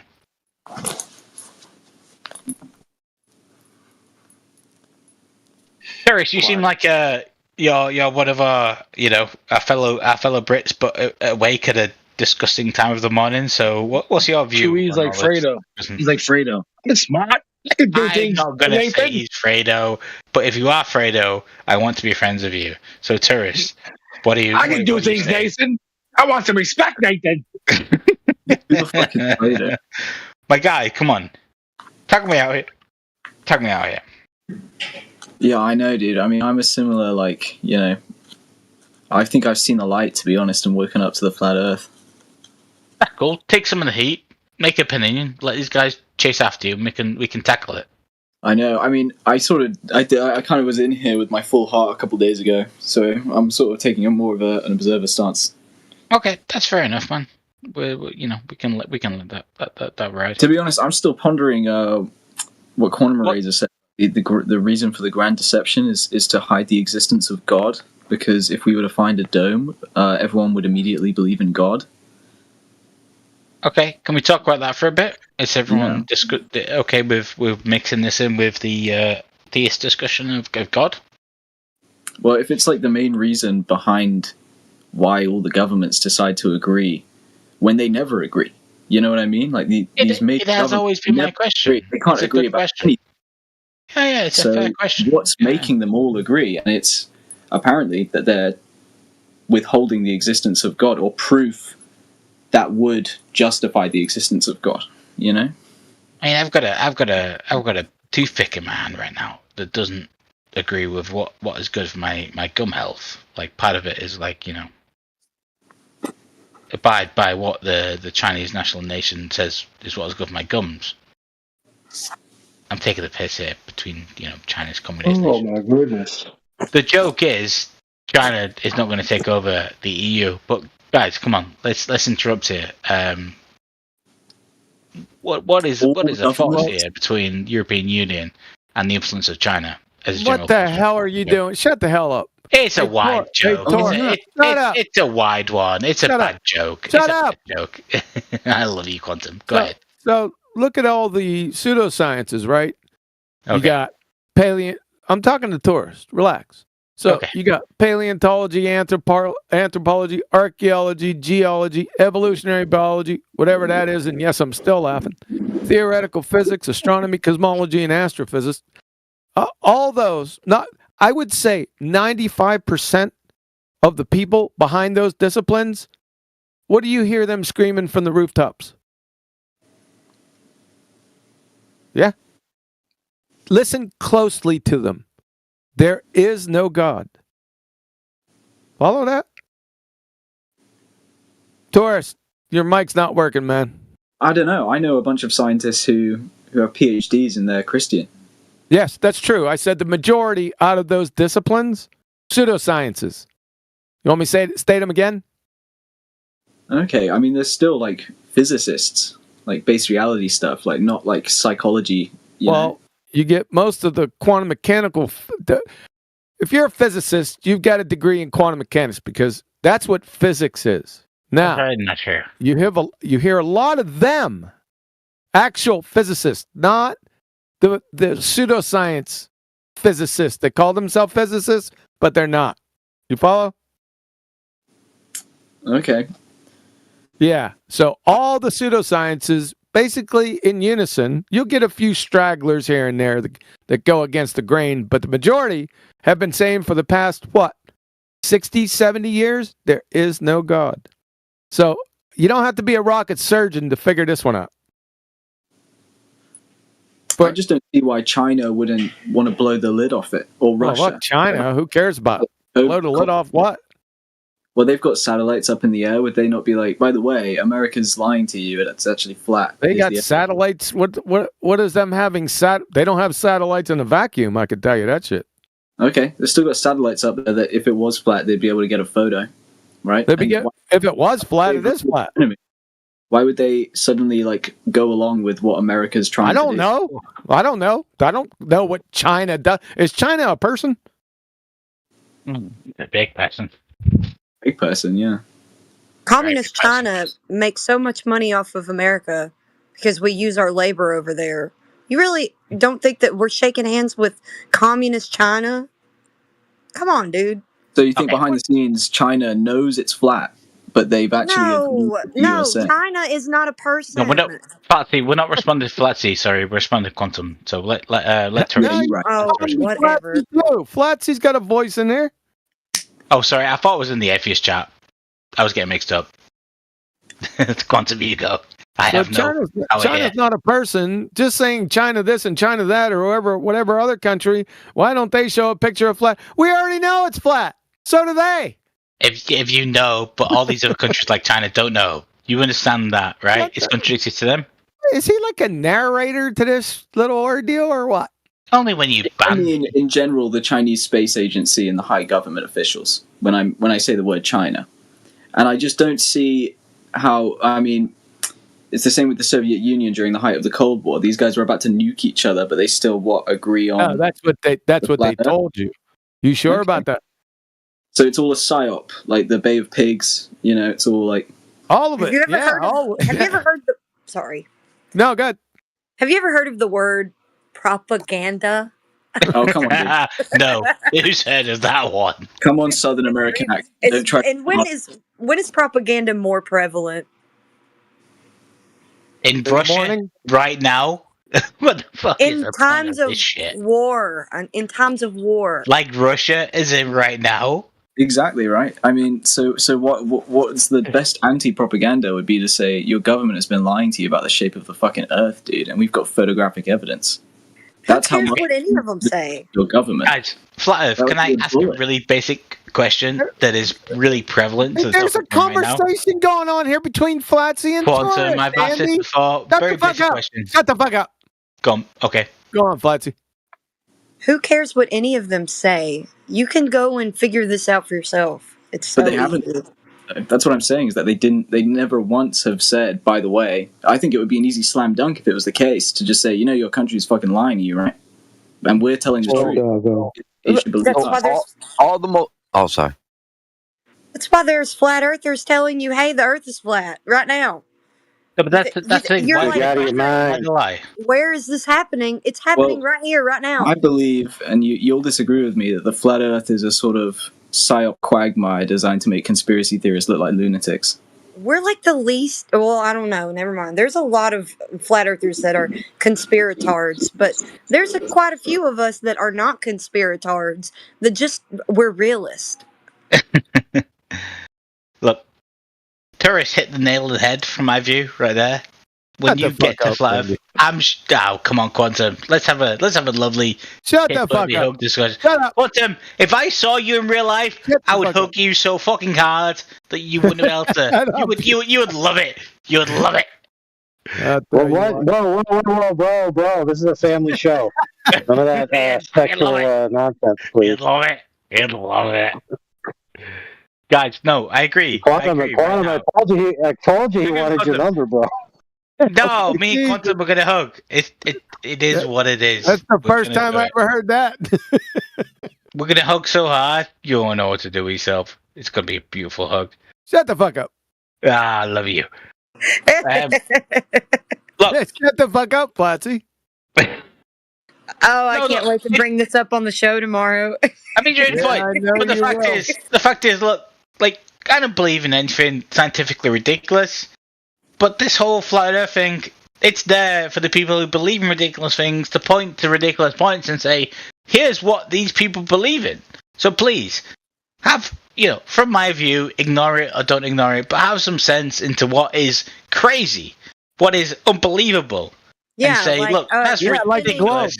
A spinning space monkey ball, and that's pretty crazy. It's mental, That's the pretty catchphrase. crazy, dude. The fact so's the idea that the dome anyone ever is believed above, that mass is and crazy. China would never want to pierce it. Like China detonated a satellite which nearly wiped out the ISS because they don't give a fuck that much about America's space program. They're almost there is no space program.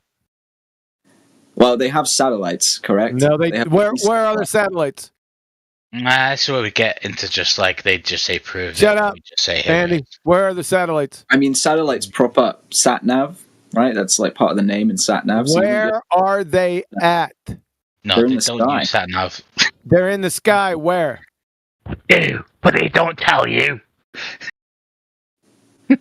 I mean, I know you believe that they would have to pierce the dome, so it's impossible. I don't have any beliefs. I just know where they're not. They're not in the vacuum of space. That's because do you not use Google Maps? Do you just Shut not use the that? fuck up? Do you not use it though? Shut up, Andy. I'm not talking to your dumbass. Your questions are ignorant, anyways, Andy. No. Good grief. You don't know anything about what you're asking or talking about. I'm literally an engineer qualified in way more than you guys are, so that's a hilarious view. But hey, we'll carry on. Very hilarious. Hold on. How do you know that? Everyone here is a complete stranger. Are you invoking your special evil mind powers? Because this person here who is like, you have nothing to do with it, You got doesn't have special really evil clear mind about their powers. life beliefs. Yes, my mind powers. Yeah, it sounds like it. Shut the fuck up. Go ahead, Tork. Okay.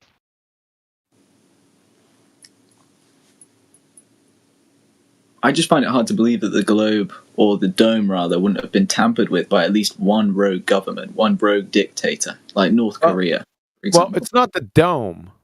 There's a container, so get that straight. And you had America back in the day fucking with it. Exactly, right? Yeah, they were blowing. What was the name of that operation? Operation Dominique. Dominique. Yep, that one. Operation Fishbowl. Hold up, pull this up. You're saying that they were puncturing the dome? Yes, they tried to puncture it. Yep. Dominic means of the Lord. So, fishbowl of the Lord when you combine the two operations from the Americans and the Russians. Fishbowl of the Lord. Yes, and in case you didn't know, it was Kennedy who said we're going to the moon. And then it was Kennedy who said, yo, bros, there's a huge secret organization that's entrenched in everything, that's lying to the people. And I, before I'm out of this office, am going to expose them. And then he got his dome popped. Coincidence? Is there any possibility face? that secret I don't think so. organization? Was it people that killed him? It was no guys. Andy just went right through over top of you. Right through you. I didn't get to listen to your ending. Shut the fuck up, Andy. I love you, Quantum. Sorry. Yeah, I was just speculating, is the phrase pop your dome or whatever become famous after Kennedy, or was it existing before? That's what I'd like to know. And where did you find out what type of missile they use? What was the name of it and its significance? What was the name of it? One of them, anyway. Thor. Thor. Too funny. Yep. That's a good missile. What does Thor has? A hammer. They're trying to hammer through. Good missile. Intercepts things in space. Good results. You looking that shit up? What does Rocka mean? Hammered out. There we go. It's a conspiracy. I rest my case. Yeah, I'm reading about Operation Fistball, Operation Dominate, the whole lot. That's why I'm check it out. Yep. Yeah, when I looked into that, that's when I became a flat earther, when I was reading into those operations. And I remember I looked up and I said to my husband, I think I'm a flat earther. And he was like, oh, yeah? Okay, that's pretty much what changed my mind as well. Was the history, looking through all the operations. Then it's like, and in the other one, that right after that, they started digging. You know, it's like, yeah, but you guys missed a step, which is important for Andy's benefit. Is that during this time is when they were doing a heavy exploration in Antarctica. The guy in charge then went up north for a little bit, then he went back south. And then they did all this fishbowl, Dominic, loobity boobity. And after that, they immediately made the Antarctic Treaty and they shut down full exploration beyond the 60th parallel. And they put a ceiling on how high you could go in the sky. All part of that.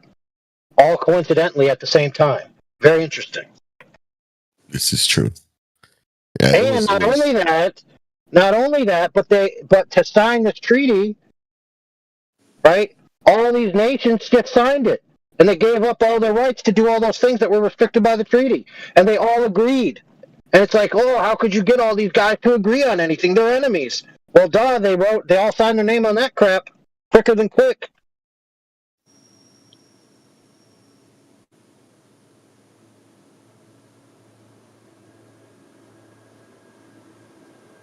Yeah, that whole timeline, it's pretty crazy. From going to Antarctica to then doing the missile, tying the treaty, everybody just signing up and saying, yeah, whatever, we're not going to do it. Checking how far they could go up, how far they could go down. It's pretty much a lion in a cage, just checking their boundaries. And wasn't that also when they were doing the Arc of the Parallel and the geophysical year, something like that? All of that happened in such a short time frame.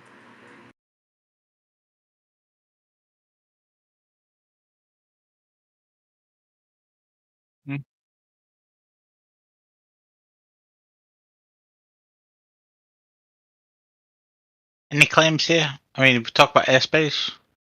There's some territorial Airspace? claims over airspace. No, You mean that space between your ears? Yes. no, Yes, yeah, that one. that.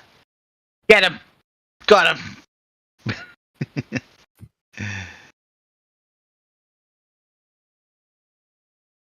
It was some good fun, though. It was some good fun. Also, I want to throw this out there for the slow kids in the back. No, it's okay.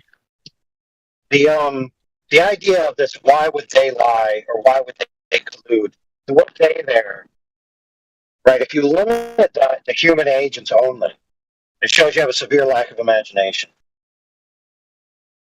Because we all know that throughout the human antiquity, the majority of people in the world believe in agents who aren't human, whether that be spiritual agents, some type of extraterrestrial agent, some type of intraterrestrial agent, whatever it may be. But for some reason, when it comes to this, their mind is just like stuck. Oh, it could only possibly be humans that are involved. Couldn't possibly be something greater than a human that's in charge of everything and orchestrating everything. Oh, no, that's crazy. Okay, can you elaborate just on like agents that are real though? Is that okay? Yeah. Let me give you one real quick. You ever heard of an angel or a demon before? Like, you ever heard of these things? I've heard the concept. Yeah. Yeah. There you go. Problem solved. That's a so. And not only that, but a lot of people are using their own rationale. Like, oh, my motives. I can't understand from the reasons why I would be motivated to do things, why other people are motivated to do things for different reasons than I have. It's like, well, no, duh, because they're different than you. Good grief. When people ask why would they lie and why would they collude or how could they collude, it just shows you asking the question have a severe lack of imagination. It's like you never read a book before. I'm not questioning. So let me ask a question about belief. It's the unanimity of it. It's that every single person would agree to do it unanimously without a single whistleblower. Would I understand they've got? It's not true, dude. It's not true that there's not a single whistleblower, dude. You're out of your mind. There used to be some contradicting views here. Sorry, let me just make one point real quick. Yeah. Would my views on what God does exist, does that need to be unanimous? Does it need to be ubiquitous? But would it not just be a case of like if I don't believe in that and everyone else doesn't? Is that Well, let me put it to you like this, Andy. Let me put it to you like this. So, one of the main religions in the world is Christianity, right? Christianity has a certain metaphysical set of assumptions or truths that come with it, whichever way you want to look at it. One of the truths is that there is an agent, a malevolent agent, that is essentially the second or third most powerful entity in existence, and he hates humanity, and it says in the Bible he has the power to deceive the whole world. So if you believe in that worldview, and then you have to ask, shut up. If you believe in that worldview, and then you have to ask, why would people lie? It just shows that you're dumb as a brick.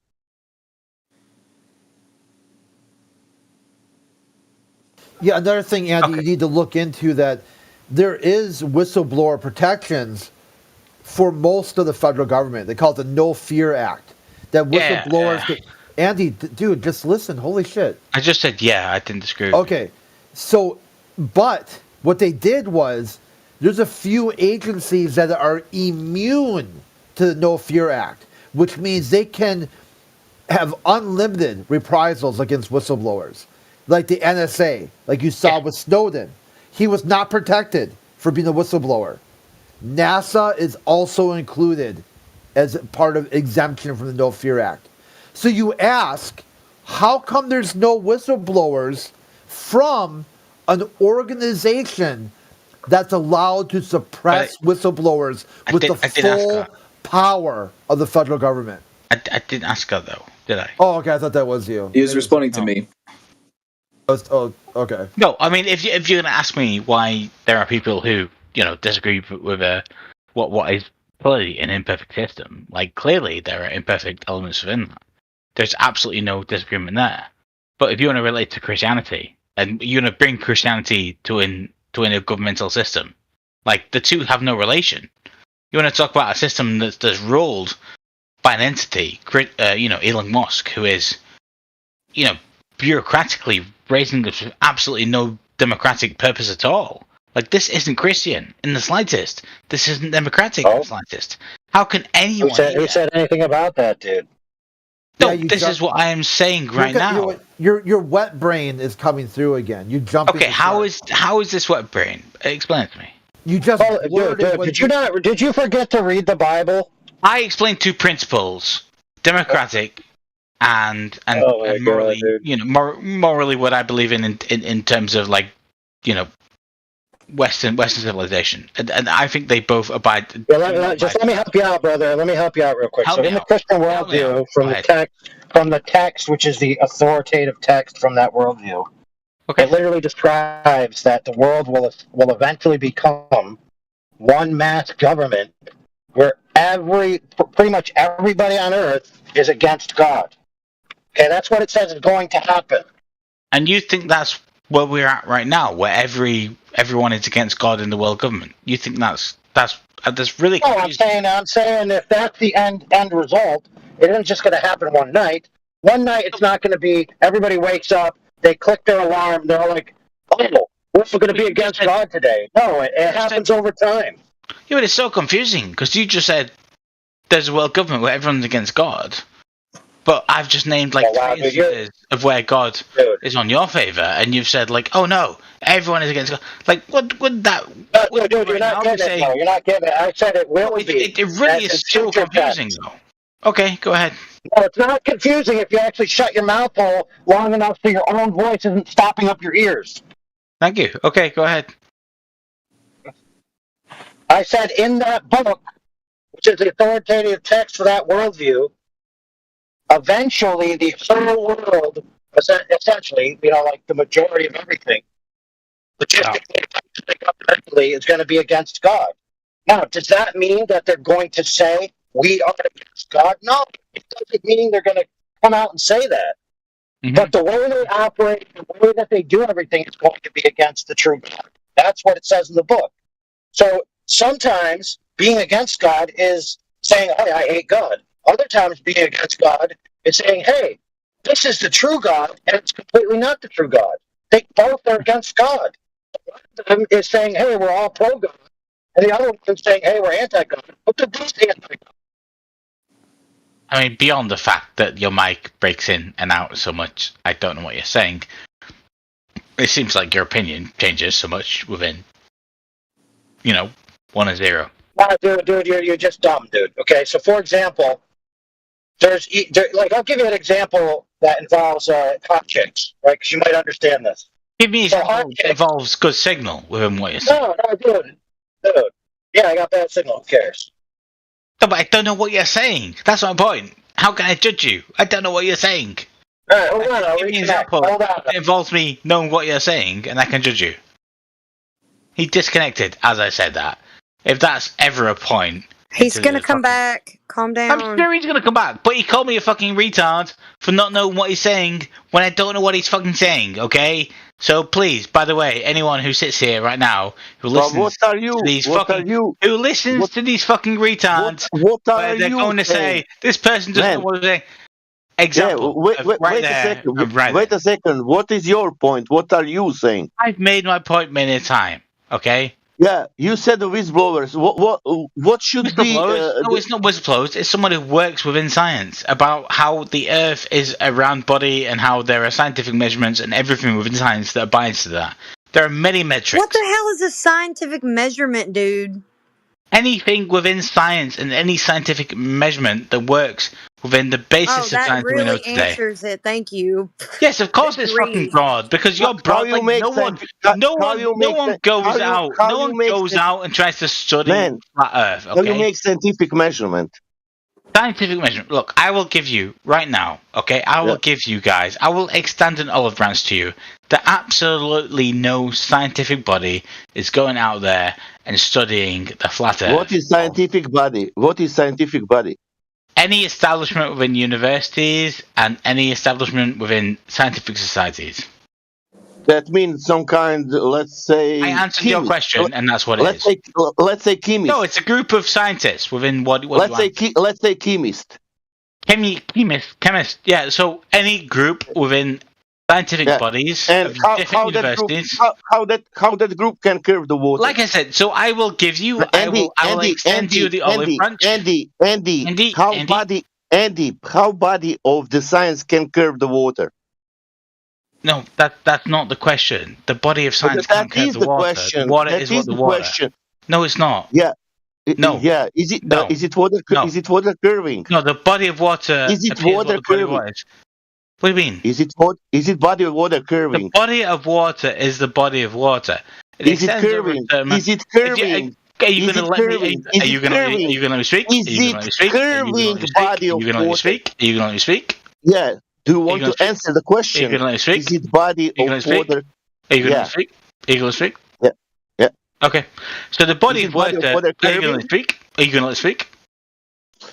Do you want to answer? Are you going to let me speak? Do you want to answer? Are you going to? Do you want to answer? Holy crap.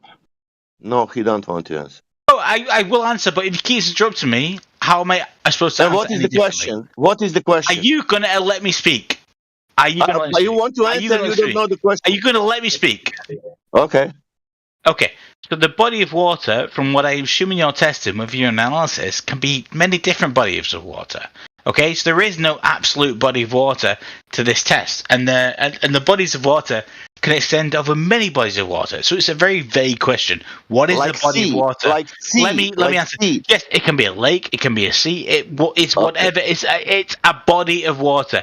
It's whatever you test. Okay. Another question. Can we have sea level on the sphere?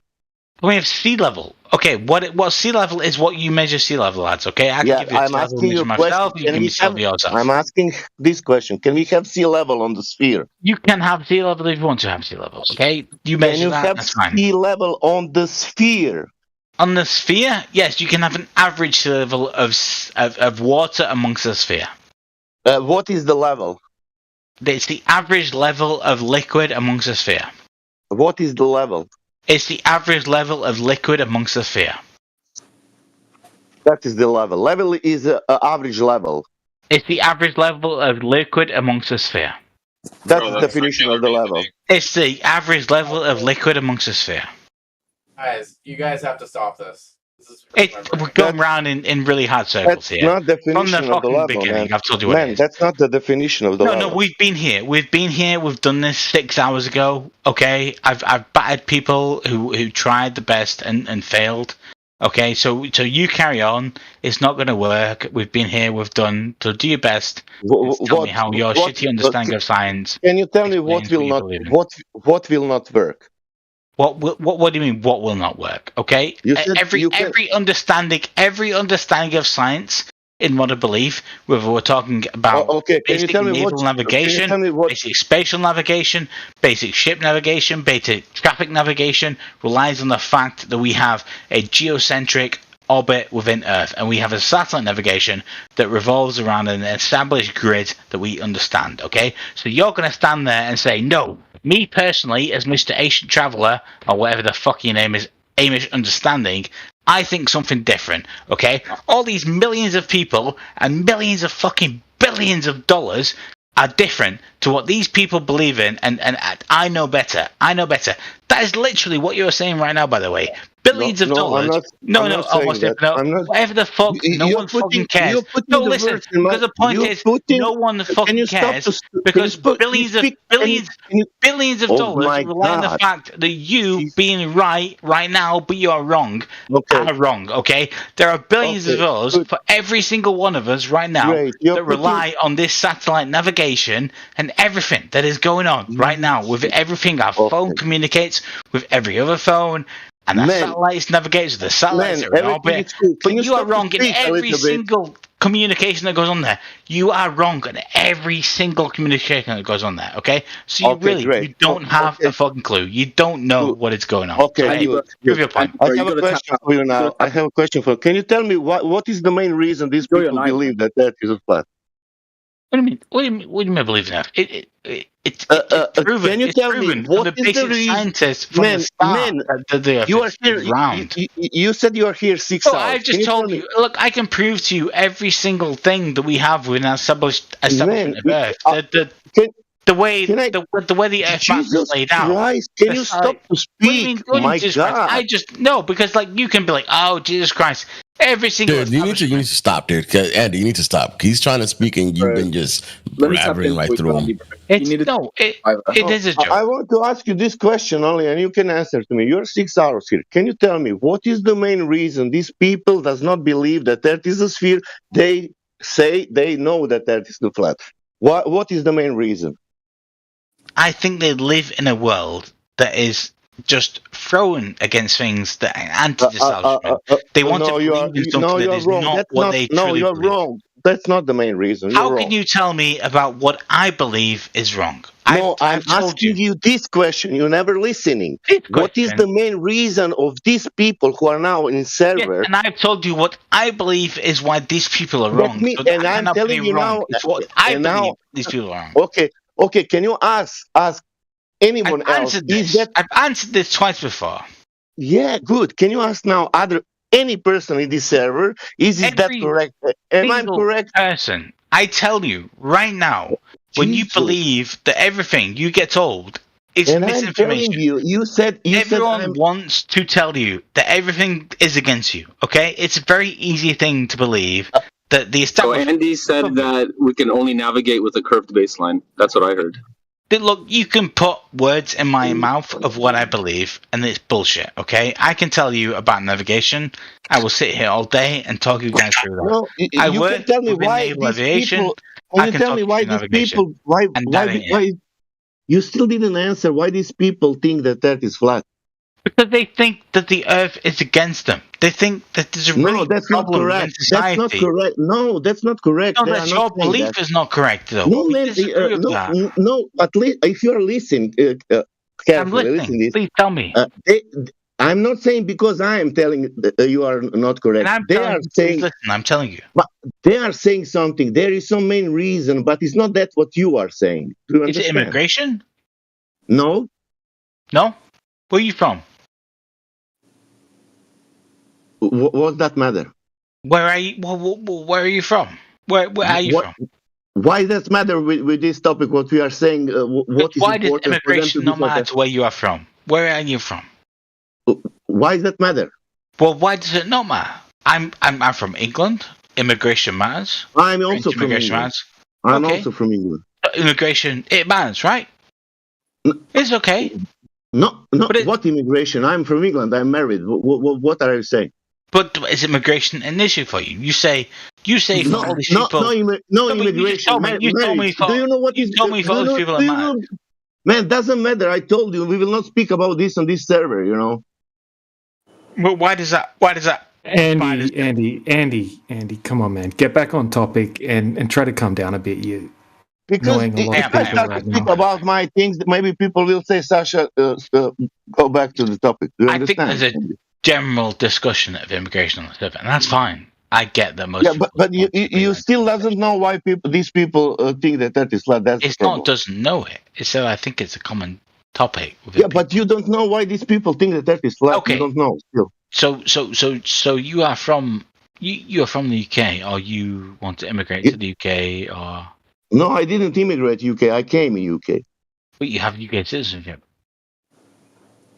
Can I come to live in any country where I want, or I should to immigrate to that country? Can I ask you a question? Can I come to live in any country what I want, or I need to immigrate to come in another country? Can I ask you a question? Is that okay? Yes. Yeah. Yes. Answer for that question. Can I ask you a question? What question? Where are you from, and where do you want to immigrate? I'm from UK. Yeah. What?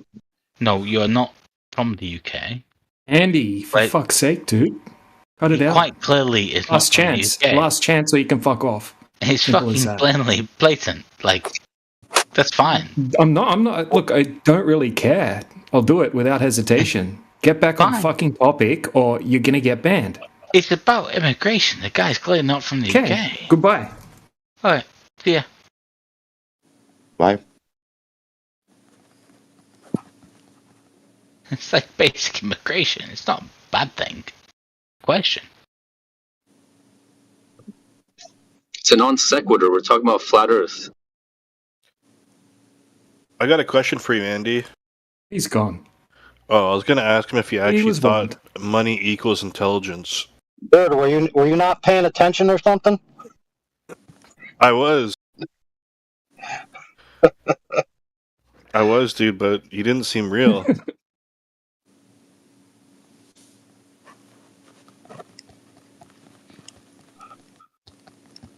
A toddler could have argued that better, actually, to be honest.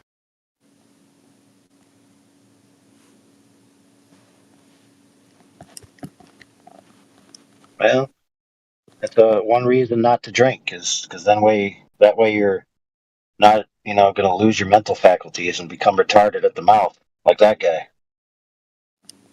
I don't know. I don't think he was drunk, dude. Yeah, he was.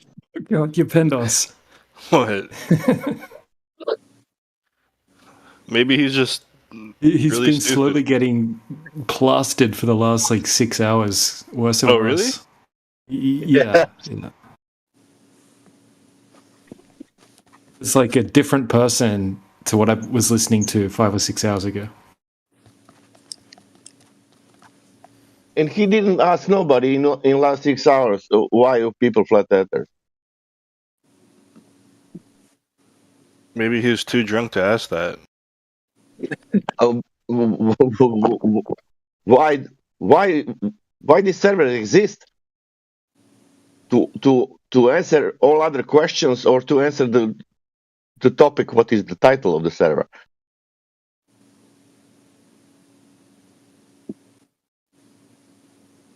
The flat Earth topic didn't work out for him earlier. That's why he wasn't wanting to talk about it anymore. He's been getting schooled by the guys all afternoon. It doesn't work for nobody. That's why they will start to speak about anything else. Science and satellites and this and that. Yeah, but what these people saying? What they think about that flat Earth? What's that flat Earth? What that mean? Oh, they don't understand.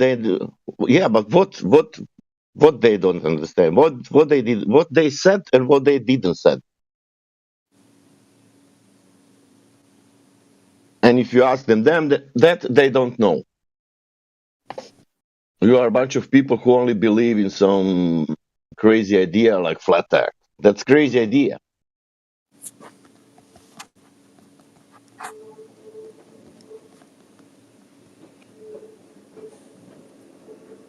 And sea level is average level around the sphere. Great.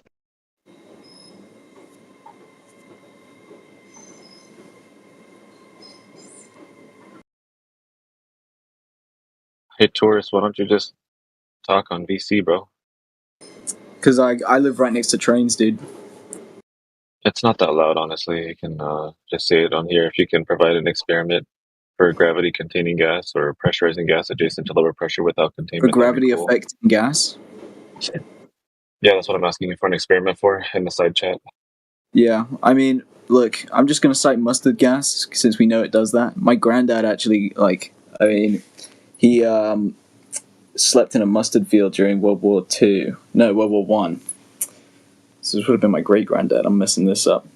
But the whole point is that they all slept in a mustard field, and because it sinks to the bottom, just where they were all sleeping, they managed to poison himself, and he died pretty early because of it. It sort of gave him horrific diseases from sleeping in it. But if he'd stood up, he would have been above the mustard gas. He would have been totally fine. It was only that 1 foot that it was really sinking to. Do that, bro? So that would just be an observation. Do you have an experiment to prove that? So you don't believe that heavier gases float down? No, we don't believe that gases are behaving anything in the vacuum. This is on Earth, though. This is not in a vacuum. This is within our atmosphere. Yeah, what is that is a very terrible argument. Yeah, it's a bad argument because all gases don't do that. And if you think, never said they did. I said heavy gases, right? Heavier gases. Yeah, no, I know, but he is made out of. So what he asked for, you then went off to mustard gas in a field with your grandpa. But that was in no way, shape, or form a good counter to what he asked. Yeah, well, I don't have an experiment off the top of my head that proves that. I just sort of know it as common knowledge. Well, yeah, it's common knowledge that things that are heavier will find its way downwards, right? But what he's asking is totally different even than that. He asked you if there's anything that you can provide to where you made a gas ball in a vacuum environment. That was, I think, maybe I misheard him, but I think that's what he asked. Sure, I mean, you could just Google that yourself. I've been doing a lot of Googling everything you guys say, so just do me the courtesy. So where do you think we're gonna find that? Only on a computer screen? The answer? Can you read the answer? I mean, give me a second here. Yeah.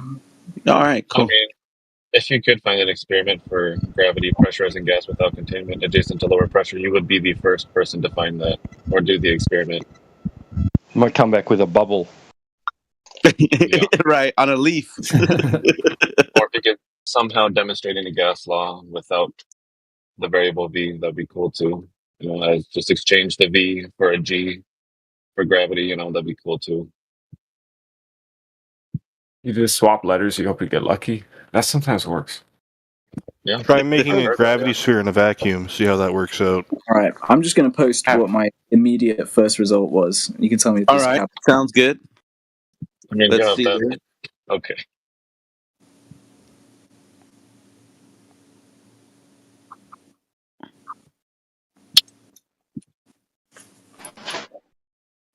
Okay, so what did you ask it? It's in the image, dude. In a vacuum, the concept of heavy gases is irrelevant because a vacuum, by definition, contains essentially no gas molecules at all. Meaning there is no gas, regardless of its weight, present to be considered. The key characteristics of a vacuum is its extremely low pressure due to the near absence of gas. Okay, you said it's. What did you ask it specifically? It's in the image, dude. Am I going crazy? Oh! I'm sorry. It was a little my phone. Heavy gases in a vacuum. That's what you. That's what you Googled. Okay. So. Sorry. Go ahead. No. So according to this own answer, what does that tell you? Then that your concept of a heavy gas doesn't exist within a vacuum. Okay. So then, do you think that answers his question for you? I mean, it doesn't disprove gravity, which is where he was going. My framework loves that question, bro. I mean, can you show gas having a downward bias in a vacuum? How proves the gravity? Without containment? Don't you think that his question would logically, you could look at it in the sense where you're like, okay, if I Google heavy gases in a vacuum and then it says the concept of heavy gas is irrelevant, then how do you make your position relevant to reality? And that's what he's asking. Where is this place where this can happen? Well, no, I mean, my initial sort of argument is wrong because the concept of a heavy gas doesn't exist within a vacuum. Okay, so at least you heavy can gas speak to that effect on the atmosphere. Okay, so are there heavy gases on Earth? Yes. So then how does that exist in a space, in a vacuum? I'm saying that we keep saying the same thing over and over again. Heavy gases don't exist in a vacuum. Okay, thank you. I think that answers his question, meaning you can't provide what he asked because he asked for where can you show me where that happens? And you just conceded right now that doesn't exist. And we agree with you, by the way. It's Go not ahead. a conceit, though. It's not. You can't prove it yes or no because the simple concept of heaviness for a gas doesn't exist when it's not proportioned to any other gases, i.e., in a vacuum. Wait, so are you not understanding what you're even answering yourself? Because you just explained how this environment can't work, yet No, I on the mean, other dude, on the gas same flow. on that same Gas coin, flow. you're going to say this environment work. Do you hold on, wait, hold on, slow down. Do you understand that you are saying this environment exists while then simultaneously telling us that it doesn't exist according to Google, but then still saying it does? Are you not catching that? Is anyone else? Am I misunderstanding this? Anyone I getting mean, that? if you believe what Prince Adam is saying in the chat, right? The answer is we exist within an atmosphere. We don't exist within a vacuum. The Earth is not a vacuum. It's got an atmosphere, dude. Come on. No, no. He's pointing that out to you. For this is what you're saying.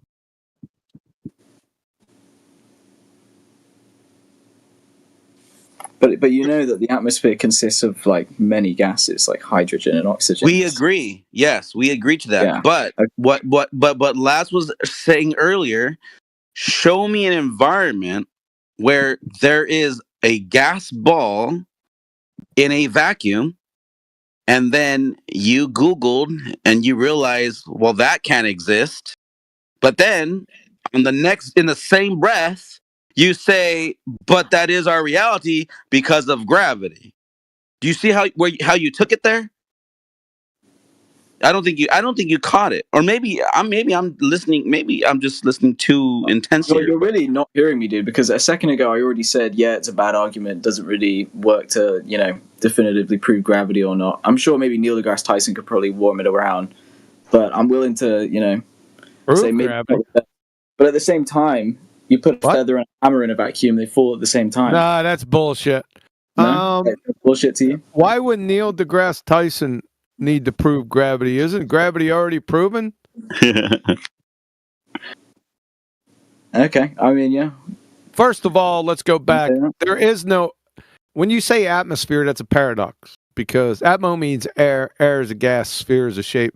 Gases have no inherent shape whatsoever. So, atmosphere is a paradoxical statement. Number one.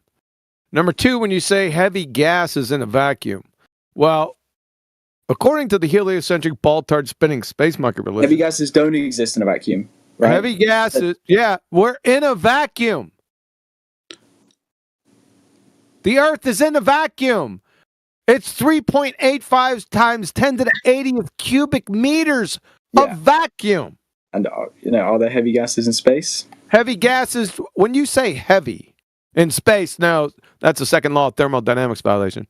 When you say, are you saying gases have weight? In proportion to each, like, different gases. Really? Yeah. I'll tell you what. So, let's take an evacuated chamber. And we're going to weigh an encyclopedia. Let's say the encyclopedia weighs 2 kilograms in the evacuated chamber.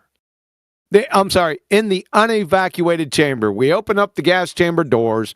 We allow all the air inside with the 2 kilogram encyclopedia, right? And the encyclopedia weighs 2 kilograms. Now what we're going to do is we're going to evacuate that chamber and pull all the air out of it and get it down to a high vacuum. According to you, since gases have weight, if we weigh that book again, what should happen? Am I going insane? Can we all just definitively say heavy? No. Follow what I'm saying, for fuck's sake. Yeah, but heavy gases don't exist within a vacuum. Follow what the fuck I'm saying. Are you just gonna blow by my fucking point? I mean, a book is not made of gas. Oh my God! Just fucking Taurus. You're gonna piss me off, dude. What am I missing? I said, do gases have weight? You said yes, in proportionate. This blah blah blah. So okay, let's evaluate that statement. I'm gonna fucking start over again now. Listen closely. You said gases have weight. Yes. So we're gonna take a book. It's an encyclopedia. It weighs 2 kilograms. What we're going to do, we're going to find a vacuum chamber, an unevacuated vacuum chamber. Evacuated vacuum chamber. I hate this fucking argument. So, we're going to put air in the fucking vacuum. We're going to open up the doors. We're going to get a scale.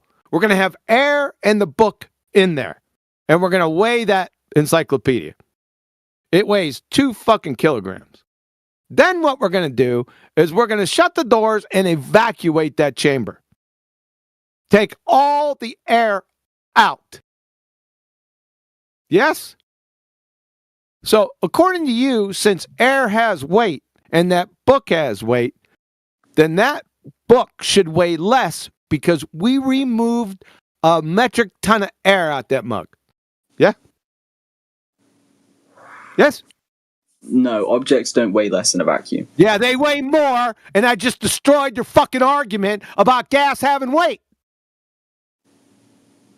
No shit. They technically weigh slightly more because there's no buoyant force. Yeah, they weigh more when they shouldn't. Well, it's the buoyant force of air. They not buoyant force your ass. You're going into something that you're completely clueless of. And I just disproved gases have weight. Because you can't take away weight and have fucking less weight. Or more weight, sorry. The book would be slightly less weight, right? I think you're confusing, right? Like gases, they don't pull on things, they float in the air. No, you're confused. Gases are weightless. They have no weight, and I just demonstrated it with the book in the vacuum chamber. Yeah, exactly. The book would be slightly... Shut the fuck up, Snackle. No one's talking to you. Dude, you're totally right. I feel like it's just a miscommunication because when I say there's heavier gases, it's only in proportion to other gases. No, it's not in proportion or anything. There are no heavier gases because there ain't heavy gases. There is no in proportion because gases have no fucking weight. Period. I just showed you in a vacuum chamber. Why does the CO2 go down then? Shut the fuck up. In the experiment. Shut the fuck up. It's not an experiment. It's pretty simple. It's just baking soda and vinegar. Are we talking about the same experiment? Shut up! Shut the fuck up! Am I talking to you? Do you wait your fucking turn? Me and Taurus is talking. Sit there and shut the fuck up. Taurus, your next point. Yeah, dude, you were talking about satellites earlier. I just want to zone in. I'm just going to present you with this just so everyone knows what I'm talking about. I've seen this with my own eyes. It's the Starlink satellite trail. I don't give a shit. Where is it? It's in the side chat. Where is this satellite located at in space and fucking time, tourist? Not in the fucking side chat. Give me elevation. Okay, dude. I mean, I can look that up for you, but I've seen this with my own eyes. I don't give a fuck what you've seen. If it's in the vacuum of space, it's a standing second law of thermodynamics violation. So what is it that I'm seeing when I see this? Your eyes are not calibrated for distance, son. I don't know what the fuck it's your point. You tell us. Well, you're saying, right, that for it to go above into a vacuum would violate thermodynamics and physics. No, yeah, that's a fact. Yeah. So what is it? I don't fucking know. It's something. Invisible three-toed gnome pixie dust. I don't know. It's your fucking claim. You tell us. It's something, right? It's got to be something. Something that's deep. I'll tell you what. I'll tell you what it's not. Shut the fuck up. I'll tell you what it's not. It's not in the second law of thermodynamics violation. Tell you that much.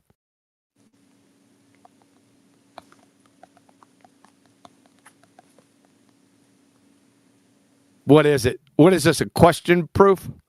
It says 340 miles to 550 kilometers above Earth. Obviously, yeah, that's above the ISS, right? No, that's in the vacuum. Second law of thermodynamics violation. It's out in fucking Narnia. It's called a low Earth orbit.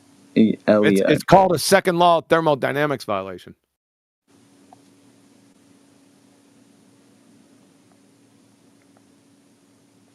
You better get But that. he's not that. You better get He's that. not asking you, John, what is that? When you're saying this is the second law of thermodynamics violation, he's not asking you what's that.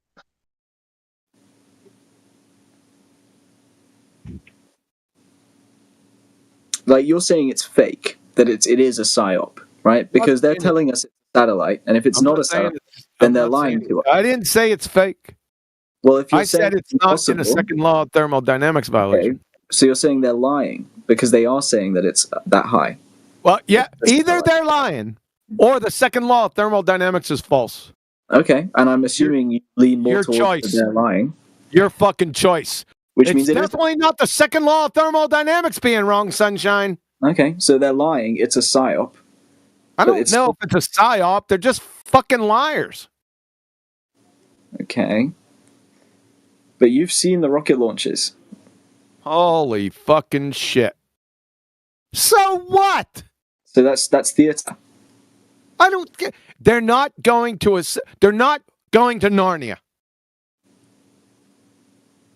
So I don't know what they're doing. I only know where they're not going. It's impossible to believe in space for you. It's not a belief, it's an absolute fact. I don't have fucking beliefs, right? This is if they're saying that they're going where the ISS is at 10 to the -6 torr, then that's a standing violation of the second law of thermodynamics. So they're not fucking there. And your law, and what you're referring to there is that entropy would mean that an atmosphere is impossible. Atmosphere doesn't exist anyway. Now you got the atmo. You don't have an atmosphere because gases don't take shapes. Number one. Number two, they ain't going where they say they're going. That's what I'm telling you. As in, they just go up and blow something up and come back down? I don't know what the fuck they do. All I'm telling you is they're not going to Narnia. I mean, you're right to mistrust NASA, but you're taking it too far. I don't mistrust them. They're not going to fucking Narnia, dude. Yeah, look is it impossible to saw a woman in half and then put her back together, Taurus? Or is the magician telling you he's doing that? But we both know that's not what's going on. As an adult, but as a child, you might be like, whoa, that woman's head in half and her toes are twinkling at the bottom. And then they put it back together. Explain to me what Starlink satellites are then. I don't have to explain anything to you because this your guy. claim. Apocryphon. No, not him. What are the Starlink It doesn't satellites? matter what I think. Not him. Shut the fuck up, whoever's interrupting our conversation. I just took over. Shut the fuck up. Whoa. Slow down, Kiwi. I'll be quiet, but you don't have to talk to me like that. But you're right. I'll be quiet. Go ahead. It's a simple question. What are they? They're not satellites. I'm going to tell you. I'm going to get back to you, Apocryphon, in a second. So remind me. It's your claim. I don't have to tell you your claim, counselor. All I can tell you is if you think those satellites are up there in fucking a second law of thermodynamics violation while you're still breathing, you're I believe that the satellite. Don't fucking talk through me. I'll say it again. If you think that those fucking satellites are up there in Narnia, second law of thermodynamics violation, while you're still breathing, you're a married bachelor. Okay. My only contention being, right, that there's a quantifiable story to how they end up as satellites. Quantifiable stories. Yeah, I've violate got the second law. They've got the satellites. We've got the photos. No, you don't. You don't have any photos. No, you don't. Those are taken from Narnia. You see what I mean? Even if it's all a fantasy. No, you don't. No, you don't. You're in violation of the second law. Everything you just said. Well, even then, dude, if it's all theater, if it's all propaganda, there's still that story there, and I just want to know what your explanation is, so I can compare. It's not my explanation. Which one seems more ludicrous? It's not my explanation. Yours is more ludicrous. They're not in fucking Narnia. Than what, though? I don't know. It's your claim. But all I'm asking is, than what? So they're not. I don't know. What are they? You got a question proof. They're fucking invisible three-toed gnomes climbing up the fucking green pea tree. Because that sounds ridiculous to me, dude. Oh, there sounds ridiculous to everyone here. But why can you not just say what they are, like even a theory? Because they're not my fucking claim, and it's not a fucking theory. You would fail 5th grade general science.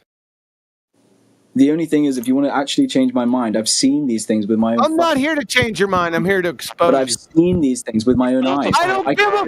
Here we go. Round and round we go. Gnomes. They're round and gnomes. round They're we in go. Narnia. You're seeing shit in Narnia. You're a fucking dumbass.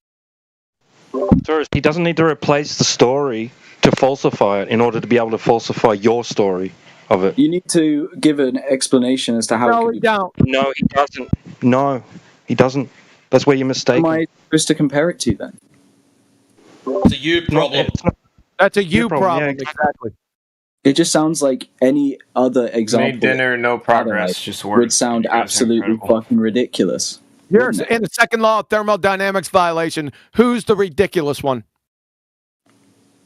You could say drones. It's drones You flying. are in the second law.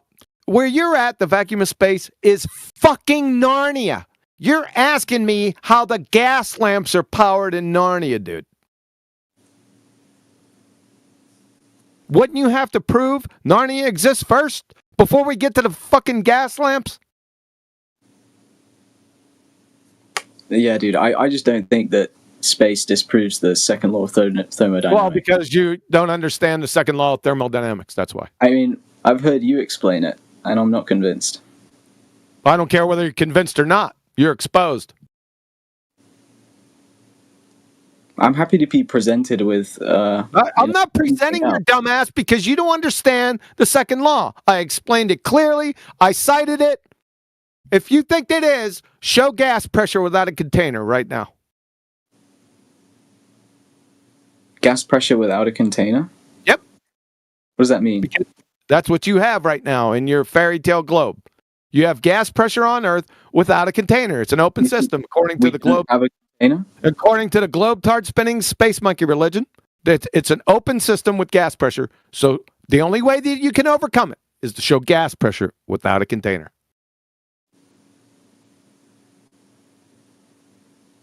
Yeah, but what you're saying is wrong because there is a container. Where's the container? It's the atmosphere, the ozone. The atmosphere is a paradox, number one, and gases aren't fucking containers. Gravity is a container. Shut the fuck up, Snackle.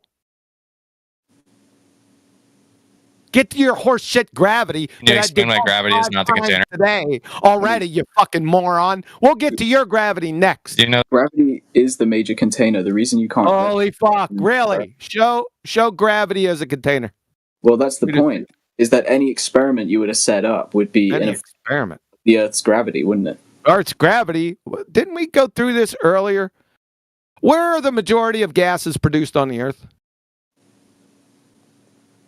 The ocean. By phytoplankton at or near the surface and zooplankton, right? Yep. If your gravity was true, which isn't scientifically validated, but for right now we'll go for it. I can give you all the gravity that you want. The debunked universal law of gravitation times 1,000. The bendy space-time, the non-scientific theory of general theory of relativity by Einstein, I can give that to you times 1,000. Times that, times each other, it will not affect the gravity of gases or the entropy of gases one iota. I'll show you. So, all the gases are produced at or near the surface. Which direction they go? Are you saying that they should just fly out into space? Which direction do they go from the surface?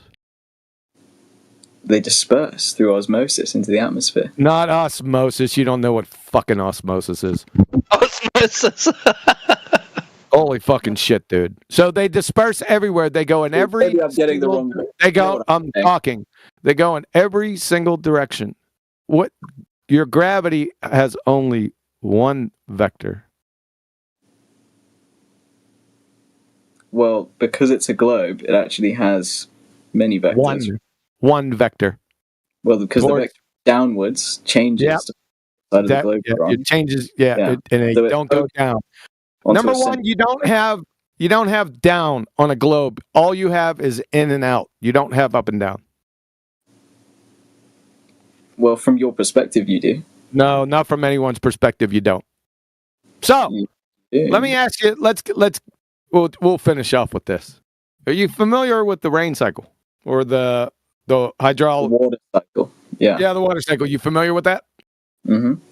So, sun comes out, shines on the oceans, lakes, ponds, puddles, and it breaks the hydrogen bonds in the water, produces water vapor.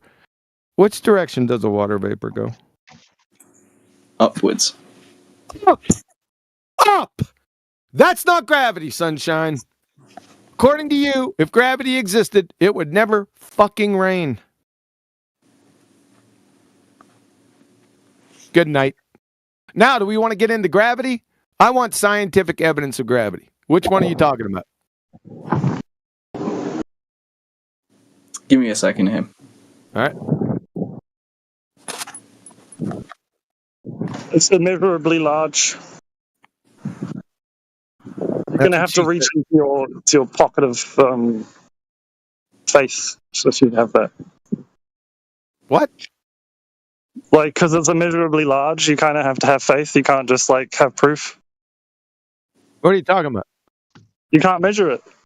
Can't measure what? Whatever you're looking for. Oh, shut up. Taurus, you back? Yeah. So, we're back to gravity. Which one are you talking about? Just to bookmark or to finish off what we were just saying. It's already finished. When these gases created by these phytoplanktons or these water that evaporates and turns into clouds, the reason it doesn't just fly out into space is because gravity is affecting every gas No. Gravity wouldn't allow it to go up from the surface, dude. Well, no, gravity does allow it to go up. No, fuck off. Let me just get the point out. Let me get the point out. Horseshit. That's horse. You don't have a point. You're in violation of the entropy law. There's a thing called air pressure, and it decreases the higher up you get. Define gas pressure. Because of gravity. Yeah, your ass is itchy. Define gas pressure. Tourette's. Hold on. I'm gonna smoke his ass. Define gas pressure right now. Atmospheric pressure. Define gas pressure. Atmosphere. How many fucking times do I got to tell you? Every time you say that, you're saying married bachelors.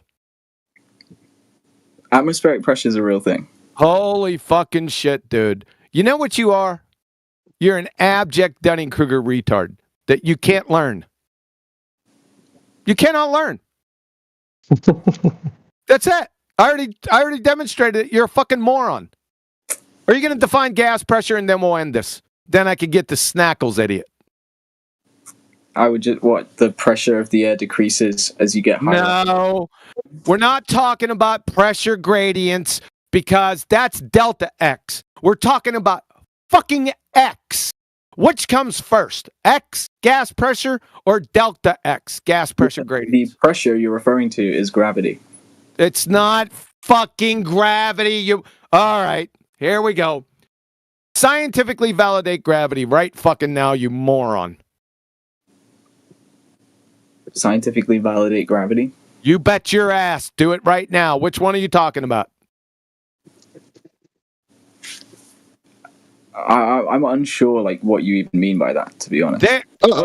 See, you're a pretender clown, numpty dipshit, man. You shouldn't be in this discussion. You're begawking gravity. You don't even know what it fucking is. Why are you in this discussion with me? What the fuck? Because a second ago we're talking about air pressure, and for me, brought up gravity. Gravity is a crucial part. So gravity is bullshit. It's a fucking fairy tale. It doesn't exist. You can't scientifically validate it. I ask you what type. You're saying, what do you mean, Kiwi? What fucking type? Let me show you right now, glue sniffer. At 46 minutes after the hour.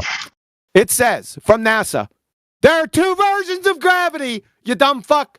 Newton and Einstein. So which one?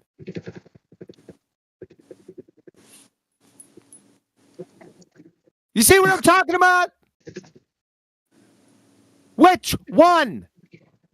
Better start Googling your fucking ass off right now. Look, what experiments do you want me to talk about? We could talk about falling objects or One stars bending. fucking experiment that validates gravity. Stars bending light. We can observe that.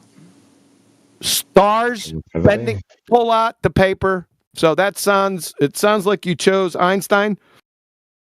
So, in order for general theory of relativity to be an actual scientific theory, you're going to have to go back and look at the published paper, November 25th, 1915, and I want you to pull out the hypothesis of your light and star horse shit from that paper right now.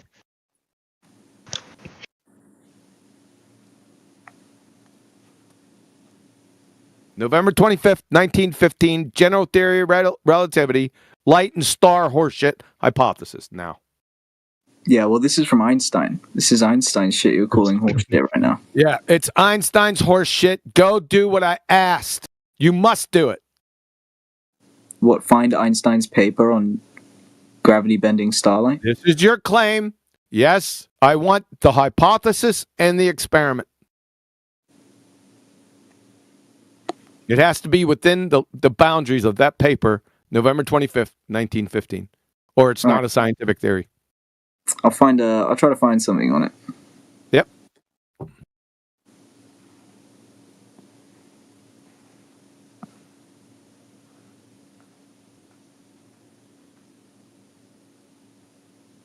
Professor Okay, so messaging I'm me. posting an article. I'll also post the link linked within the article to the source day site, which is in the monthly notices of the Royal Astronomical Society. I don't want that. I want the general theory of relativity, that paper. Did you hear what I said? This is talking about Einstein's general theory. No, I don't want anyone talking about it. I want the hypothesis and the experiment within the walls of that paper. That's the second fucking time I told you. Well, dude, you're just getting really controlling instead of having a genuine conversation. This is a genuine conversation between me and a pretender clown numpty dipshit. You're a fraud, sir. You don't know what you're talking about. Hey, can I have a shit at the wall. Quantum eraser Throwing after shit at the wall to see it'll stick. Who the fuck is over talking me? I'd like to have a conversation with you after you're done. Fuck up. Shut him up. Shut him up.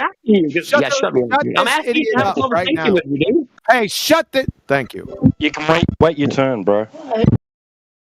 So, who I'm talking to, Taurus, you, I'm sorry to say you're a demonstrated pretender clown fraud, numpty dipshit, throwing horseshit at the wall and see if it'll stick.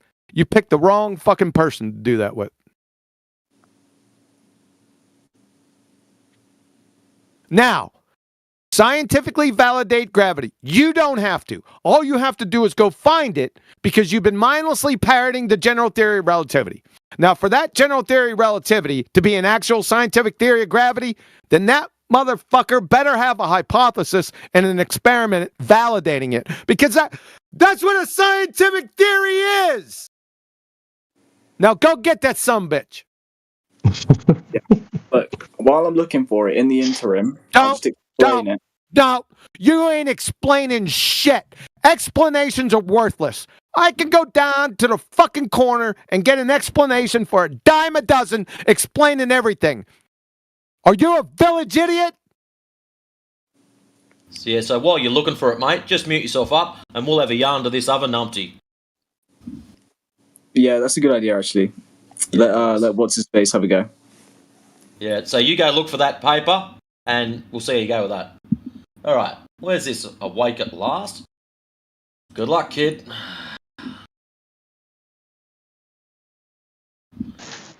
Hello, how you doing? You had a question.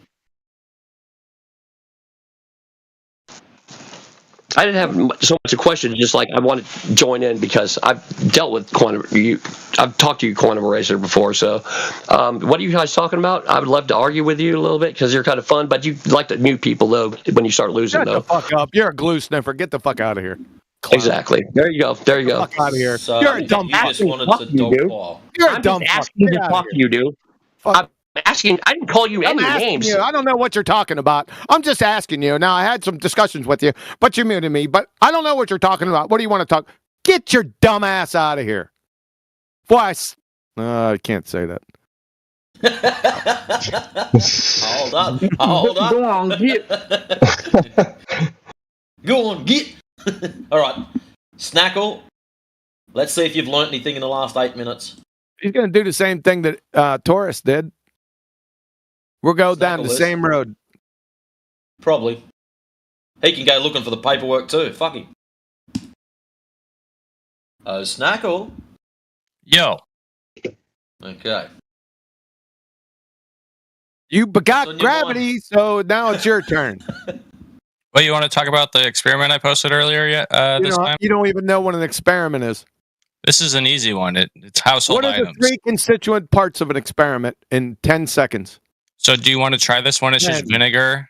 9. It's just baking soda and vinegar and a 7, glass and a candle. Do you have 6, those items? 5, 4, 3, Do 2, you have? 1. I'll post it again in the side chat. Mute. Bye-bye, dumbass. You'd fail 5th grade general science. That's very impressive. Him and his baking soda. Shove the baking soda up your ass. QE stands for what in this case? Shut the fuck Quantum up. electrodynamics. You're missing a D. Yeah, you got the D. It's for dumbass. Shut up.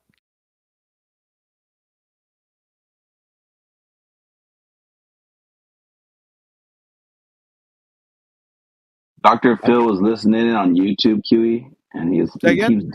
Dr. Phil was listening in on YouTube. Oh, fuck him. He keeps DMing me to like tell you stuff, but I'm just. Yeah, tell him stuff. Have you listened to my numpty clip on Dr. Phil Belland? For 35 fucking minutes, this doofus of a crayon munching moron made so many incredibly stupid statements and still shows his face out here.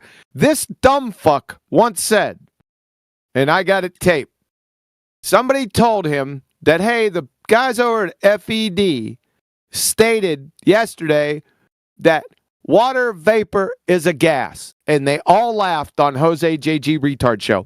And in the background, Phil Bellin commented, he said that water vapor is a gas is the dumbest thing he ever heard.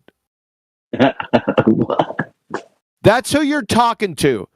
Mr. Thermodynamics, dumb fuck. So tell Dr. Phil to go sit down in the corner, right? And if we need any snacks or beverages, we'll signal his slobber nurses, and maybe he can come and help assist them and bring us sandwiches and refreshments. Other than that, sit down and shut the fuck up. He's actually banned from the server, so he can't go up. But he's listening on YouTube, though. That's why he was chiming fuck him. He's a fucking retard. I remember him from years ago. I remember hearing you guys go at him. Doesn't even know gas. He doesn't even know water vapor is a fucking gas, dude. Oh, that's hilarious. The level that we're talking about here. Yeah, no worries. I was just throwing it out there because he kept DMing me, bro. I was like, okay, I'll tell him. All right, slow down.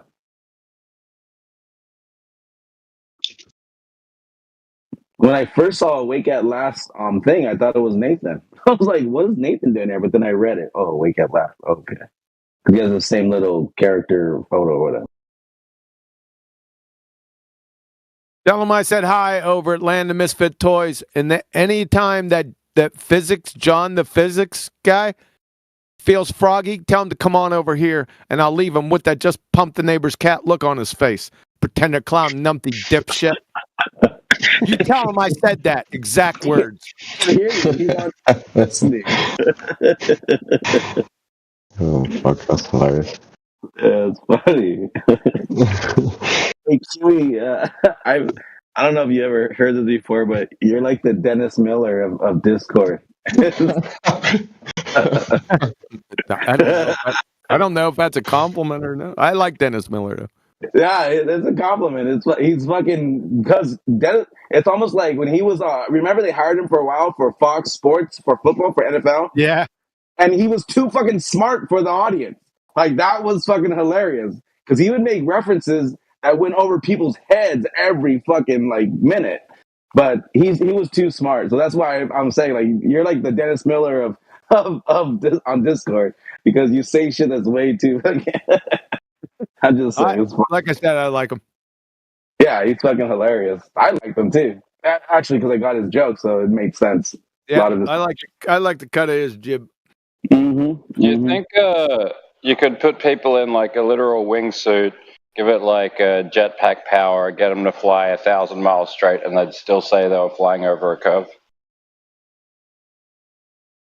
I guess it depends who you ask because these dumb fucks think that a straight line, which will be curved to the shape of the Earth, which is level to the shape of the Earth, like they would say, yeah, because they think that that's the way horizontal lines work, but they're fucking retarded. They don't understand what it is. Yeah, a guy actually said that about 5 minutes ago. It's like it's so big that it's immeasurable. Okay, that's not how like your relative size to a thing works. But all right.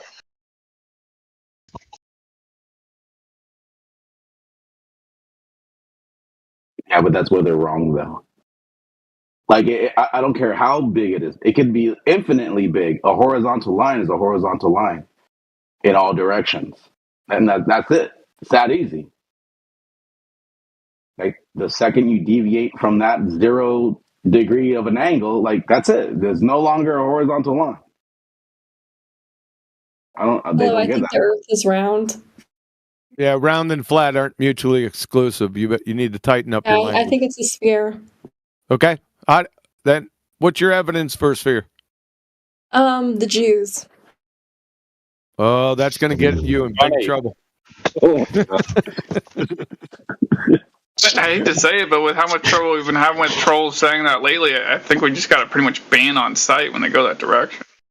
I mean, otherwise we just put the channel in jeopardy. Yeah, that anti-Semitic shit. They're not playing nowadays, especially. They're getting more serious with it.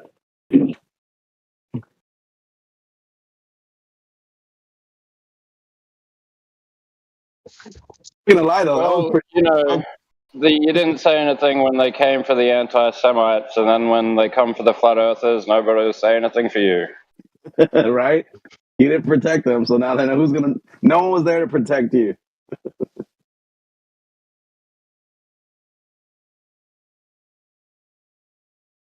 Poor thing.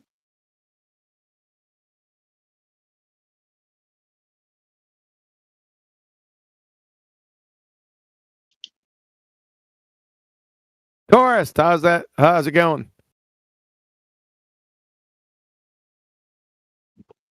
Did he find it yet? Yeah, I've sort of just been reading this paper. I'll send it in. I haven't finished reading the whole thing, but this is what I've been reading up on. It's an actual paper on gravitational like microlensing.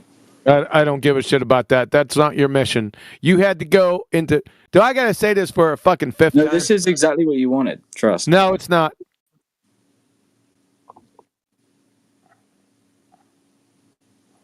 Do I gotta tell you again? Draw him a little picture. Draw him a little picture. If you're not posting the general theory of relativity from November 15th or November 25th, 1915, and a quotation out of that showing an actual hypothesis and experiment, I don't want to fucking see it. It's useless. Yeah, that's what I'm showing you. This is what I'm saying. I'm saying I've got. Let's see it.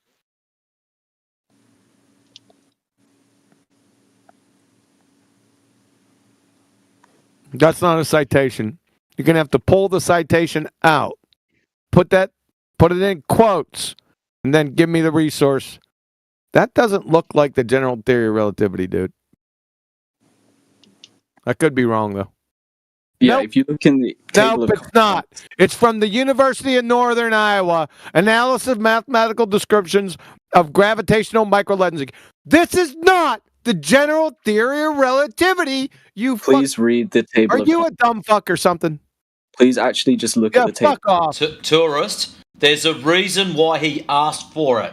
Is because before you can have this, you've got to get through the other one. Are we on the same page? No, read the table of. I'm just. No, don't care. In order for you to get to this, you must get through theory of relativity. Yes. Exactly. Right. So there's no point in reading this. Do you understand that? Read the image. Read A. Look, you're not listening. There's no point in reading this if you can't get through the other one. Yeah, general relativity. Read the fucking image. What does it say at the top? Not reading it. Go get the. There's introduction to general relativity. Don't ever talk me. You go get that fucking original paper right now. I've posted the paper in the chat. Just kick him. Are you kidding? I found what you wanted. I'm not kidding. You're a fucking retard, son. You can't understand simple instructions.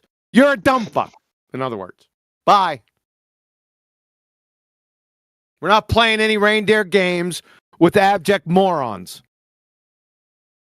Can't even parrot wiki appropriately. Your little chat skanks aren't going to work either, because Matrix isn't going to like that. I'm going to tell you. I've seen him before.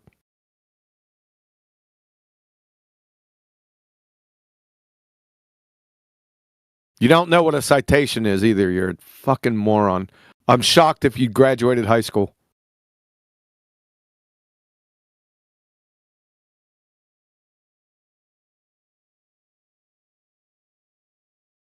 Yeah, it sounds like it's secret because nobody could post that bitch. Tambo, you're back feeding. Sorry, my bad.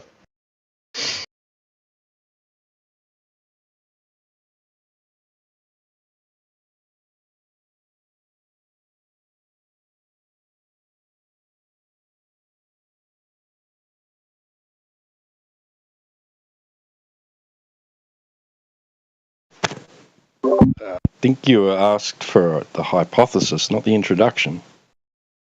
I asked for the hypothesis and the experiment of his light fucking around with stars inside General Theory of Relativity, published November 25th, 1915. Really fucking simple. If it's there, it's there. Post it, and then we'll move on. But right now, there is no scientific validation for fuckwit gravity. None. Zero. Never has been. Never will be. Thanks.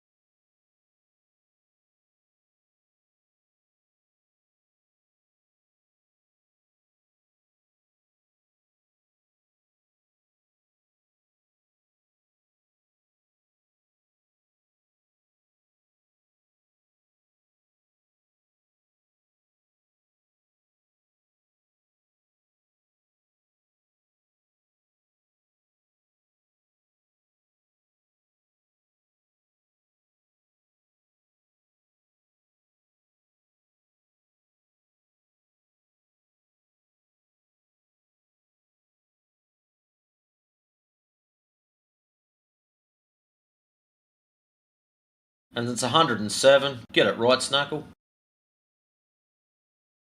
Knackle doesn't know what a scientific experiment is. You're a fucking retard, son. Go back to primary school. Pay attention this time. When you're going through, I'd drop anchor in like 5 or 6 50-level basic reasoning courses along the way, you glue-sniffing idiot.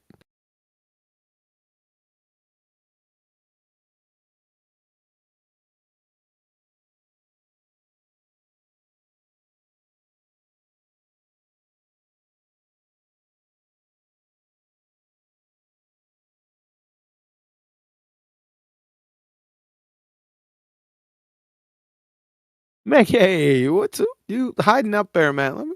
Mickey's here. Mickey, come back. What's up, Kiwi? What's up, man? Sky, how's it going? Pretty good, man. I'm just on my break right now. Where'd you move to, man? Tornado Alley. I'm like one of the bowling pins. Nice. Welcome. Yeah, I'm in Nebraska. Oh, shit.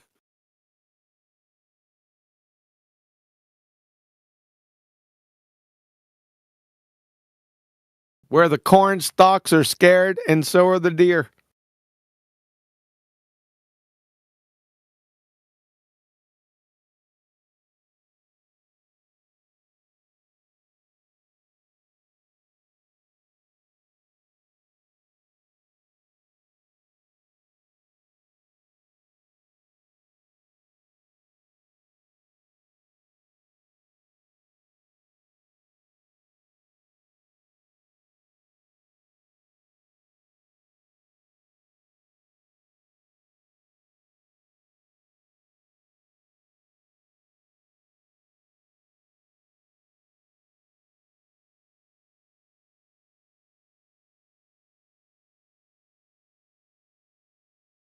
Miggy, got another good argument for you. If you want to snatch it up, I'll give it to you.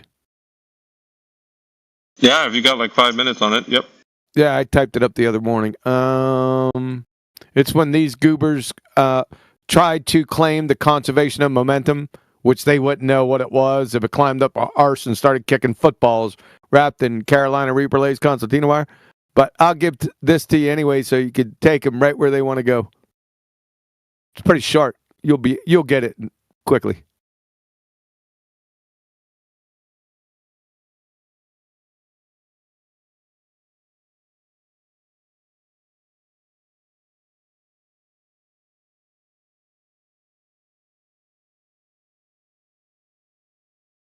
I'll post it at Miggy at Alpha. There you are.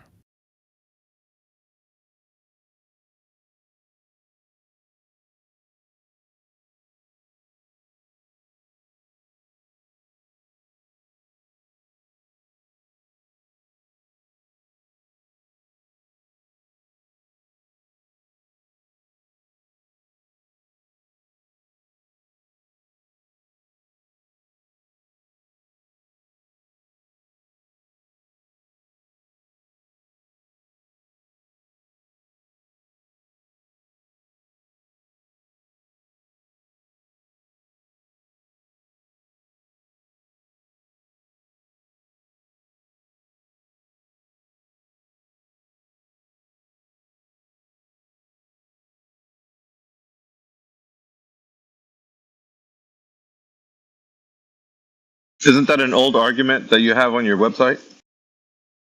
No, I don't have it on my website. I just put, well, it's close to the Coriolis effect argument. So it's close to that, but it's a little bit more poignant.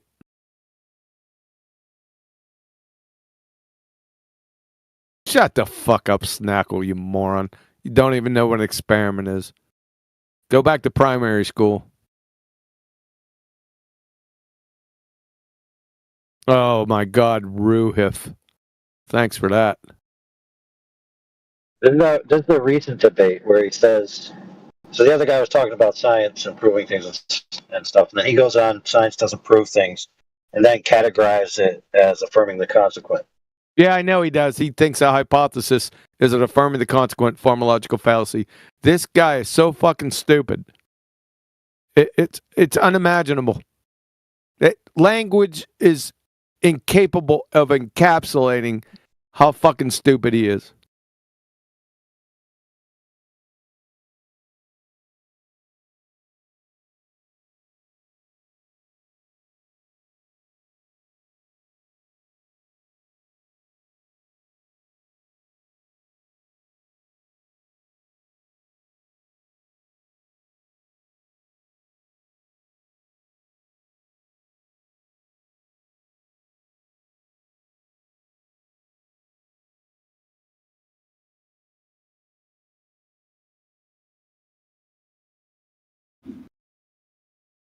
Well, Shick Shack, if this argument misunderstands inertial frames, please hop off mute and enlighten the good people on where we've gone wrong. This will be somewhat entertaining. He's a dumb fuck. And just says it. No cowbell whatsoever. You're a fucking moron. You wouldn't know what an inertial frame was if it climbed up your arse and started kicking footballs wrapped in Carolina Reaper lace concertina wire. You're a clown. Chat skank clown. Come off, moot, and it'll be your undoing. Oh, Kiwi, you missed the mustard fields. Oh, were you there for that? What? The what fields? Yeah, you know, mustard fields, where the mustard gas comes from. I don't know. I got the ending of it. I don't have any context, but all right. Yeah, that was what The guy was saying about, you know, heavy gases. Yeah, that was that guy. So earlier he was talking about mustard fields, and his grandfather slept in a mustard field, and because he slept low towards the bottom of the mustard field, he died. But if he had stood up and slept standing up, he would have lived. Oh my God.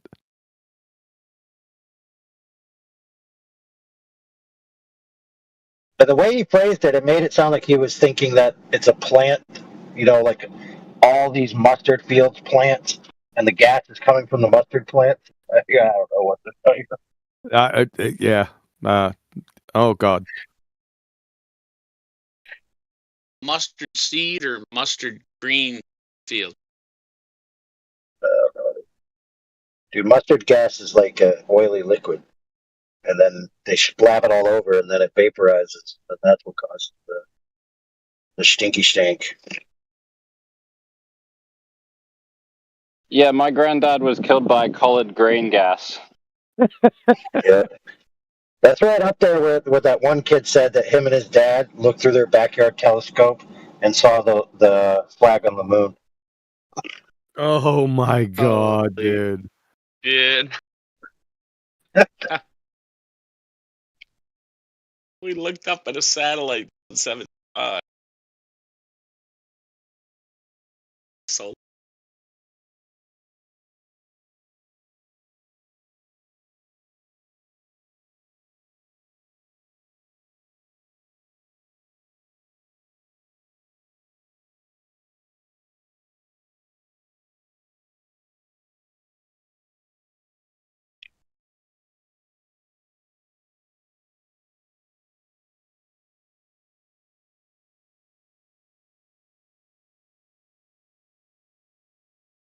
they make that flag out again?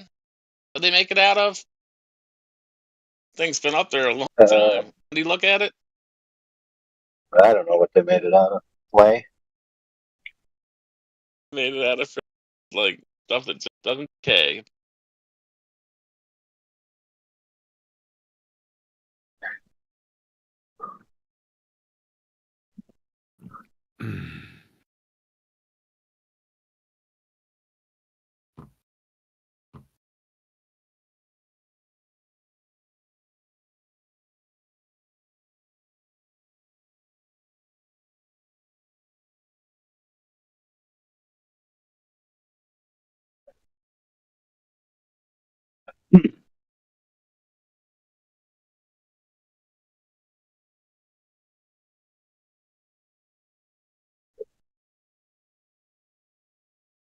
Thing is, when you're asking about NASA's materials and such, you can just apply the same structure to their rhetoric. Everything's held together with glue and a lot of bullshit. Dude, what the heck? Why are you trying to offend my eyes in the chat there, bro?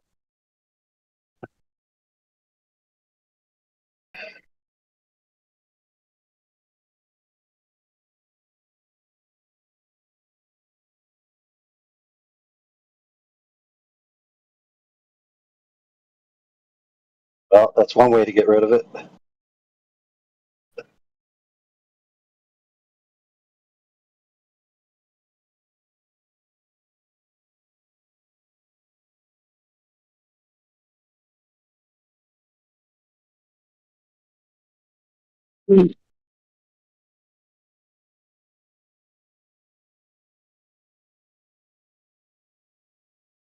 All right, so somebody from the chat says, if you can ensure you won't mute me, then I'll speak right over you as you talk.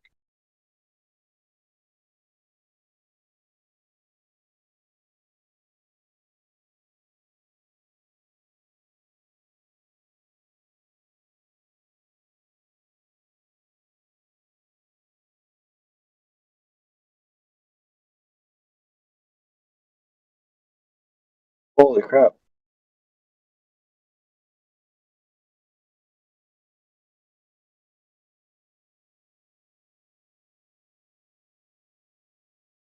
All right, let's read some chat. Here we go. Mr. Shick Shack Shack, do you realize that without Earth rotating, planes would crash? Because they base their calculations on the Earth rotation in terms of the air jets. I suppose he means jet streams.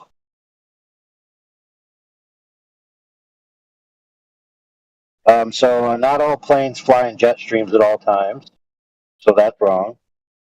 And the planes that are in the jet streams, they're just in the jet stream. So why would the Earth rotating or not rotating cause them to spontaneously hit the ground and explode? Makes no sense, bro.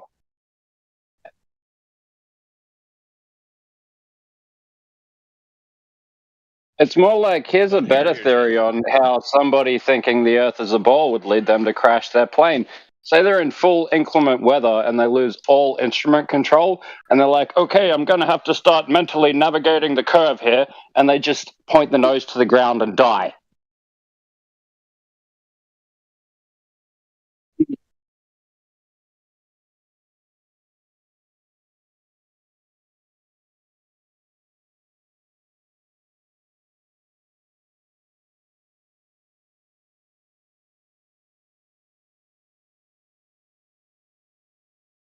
Crazy.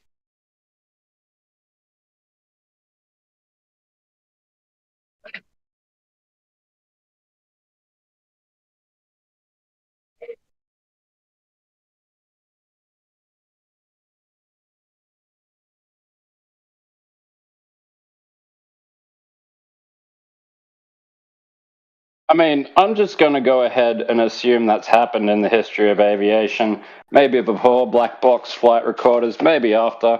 But at some point, somebody's lost all visual control and has gone, right, I've been going for about 20 minutes, time to adjust for the curve of the Earth. Smack!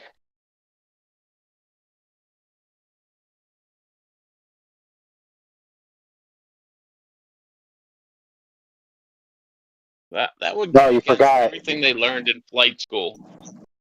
You forgot. They also have to, every so often, they have to fly slightly backwards.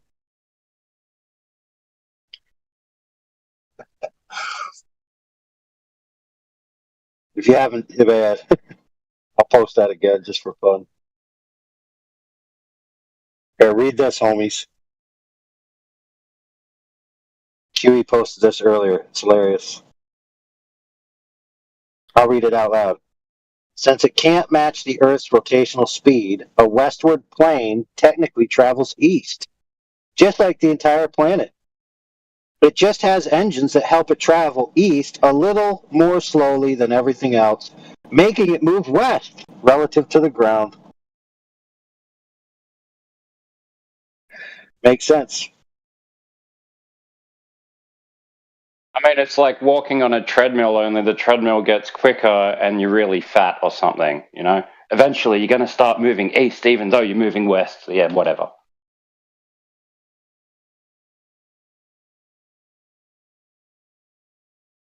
Okay, Ludwig, you're currently on about 6 democs. We need you back at 1.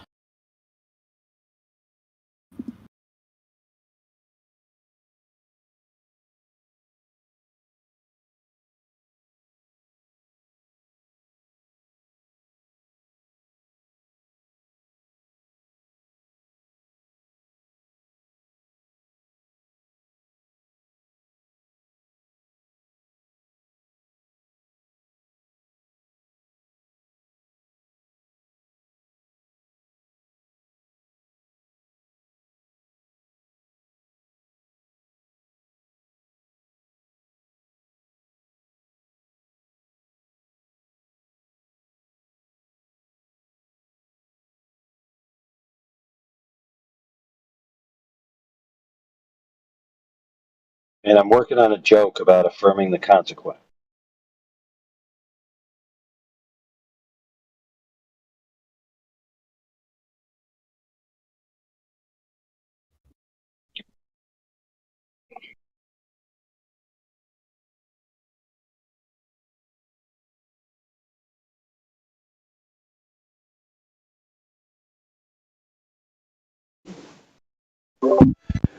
If AI Overlord is funny, he will make a joke.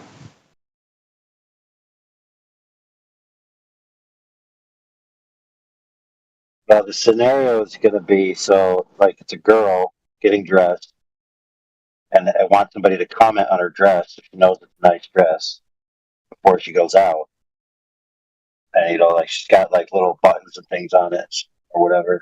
So she's trying to get something about that. And then the people are not doing it, and then the other person's like, "Why don't you just affirm the cunt sequence already so we can get out of here?"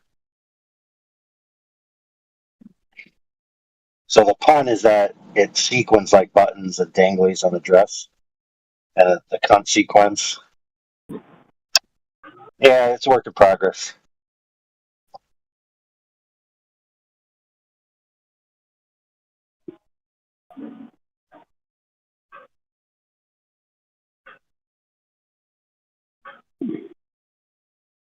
I tell you, there's one place that joke might fly, and that's like high school drama, which I did.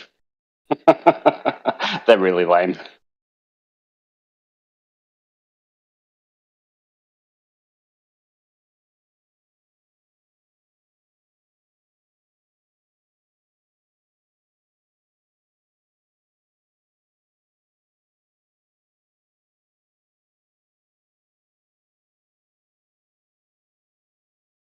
But I will say, putting like 1,000 sequins on my own costume taught me that theatre wasn't for me.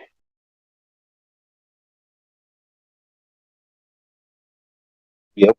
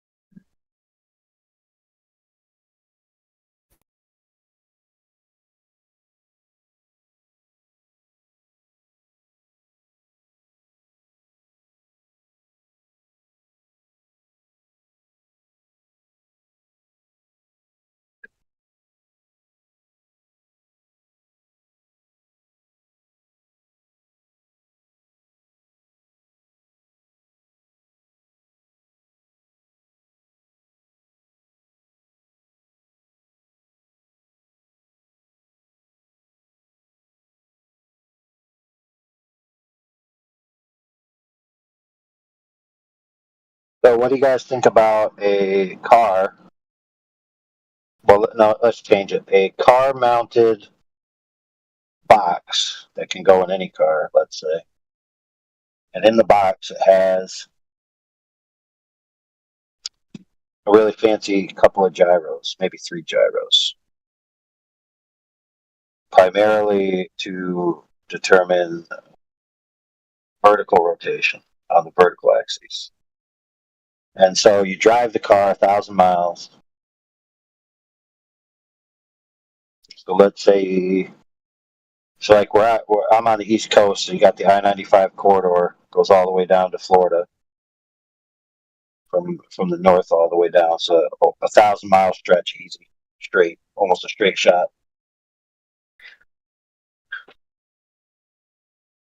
So 1,000 miles, it should the gyro should, if they're saying the Earth is a globe, it should be at 15 degrees displaced, right, from its original position on the vertical axis. Makes sense? Yep.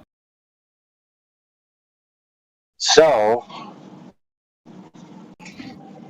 that would be a good test to do, and it wouldn't be that much money, and it's something that's feasible. And not only that, then you could, you could do a nice drive, arrive at your location, and then you could pass off the unit to another person who might do a east to west. So go from, Florida, go back up, get on the westward highway, go all the way out to California.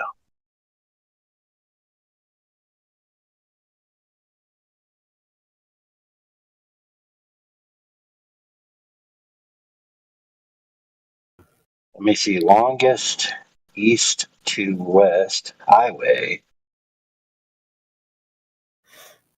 Technically, you could just fly at a fixed altitude and be done with this in just a few hours. 70. 70's a pretty long highway.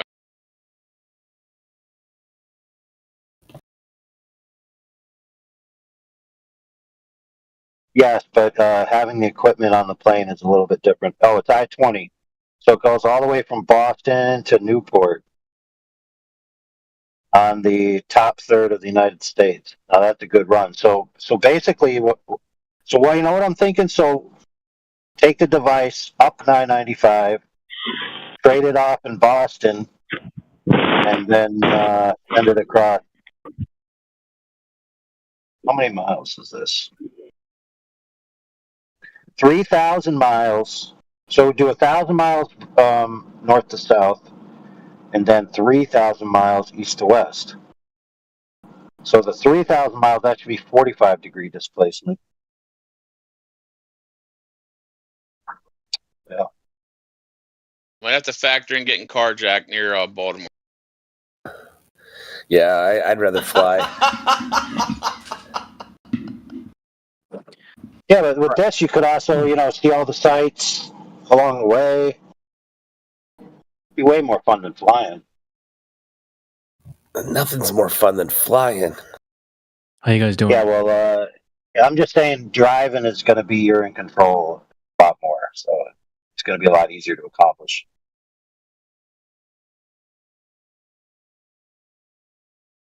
The control aspect. All right, T-Dub. So when they're finished with their little gyro box, one of us is going to sneak over, nick it off them, flip it upside down. Fly home, and we can drive across the country. We also need to get some lasers when we hit the 90-mile straight. We'll see if it really is, and test it from Taree across to Perth, and see if it does any much of a turn. 2,100 miles.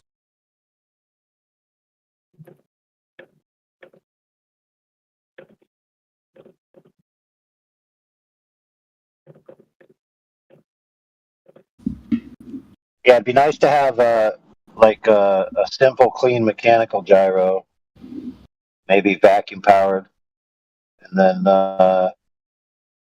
maybe like whatever other kind of optical gyros, a couple of them for redundancy. Then you have a little camera rig that would be filming the entire time, and the readout panels, and the actual mechanical gyro, what it's actually doing.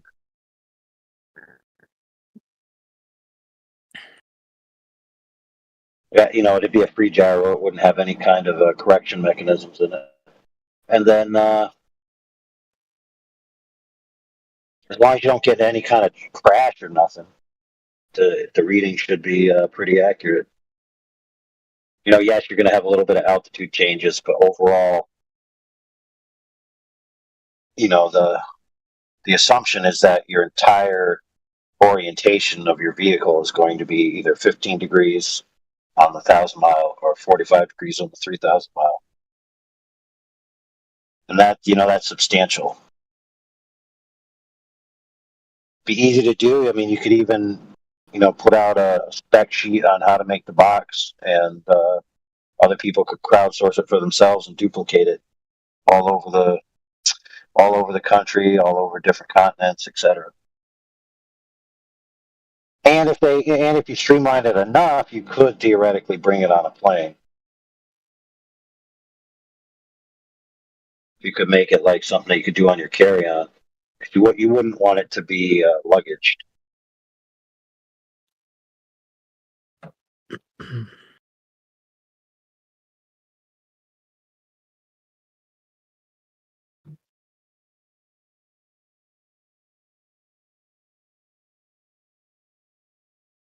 What are you guys talking about tonight? We're talking about Glover's wet dreams that they dream about every night, about things actually rotating as they travel across the surface of the Earth. Things rotating as they travel across the surface of the Earth?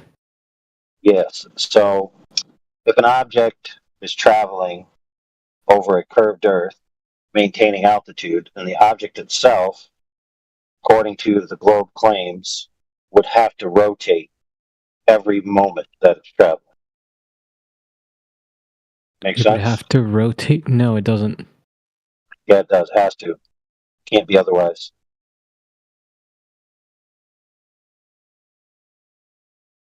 Why would Unless it it's have to fighting rotate? it. Well, you're correct. Unless it's fighting the rotation. So, for example, just imagine a plane, right? Yeah. Flying at a fixed altitude, so it's Mhm. always the same distance from the Earth. Mm-hmm. So if that plane is flying over a curved surface, Mm-hmm. right, according to the globe claims, in order to maintain its altitude, right, it's traveling in an arc. Mm-hmm. Just a great. So if something's traveling in an arc, Mm-hmm. and it's not fighting the natural forces that the globe proponents claim exist in their worldview, then the plane would be constantly rotating. Sure. I mean, it's rotating relative to somebody who's in a fixed spot on Earth. Correct. So if a plane travels 1,000 miles in this manner, it would be 15 degrees rotated from its original attitude, correct? From where I'm standing, sure. Right. So it makes perfect sense. So that's something that can be measured, whether it is happening or not happening, correct? I'm sure it is somehow. Well, yeah, of course it is. But I mean, the plane isn't exerting like a force or any effort to rotate, right? It's just maintaining altitude. I could care less. I could care less what you claim it's Couldn't exerting. care less. It has to rotate.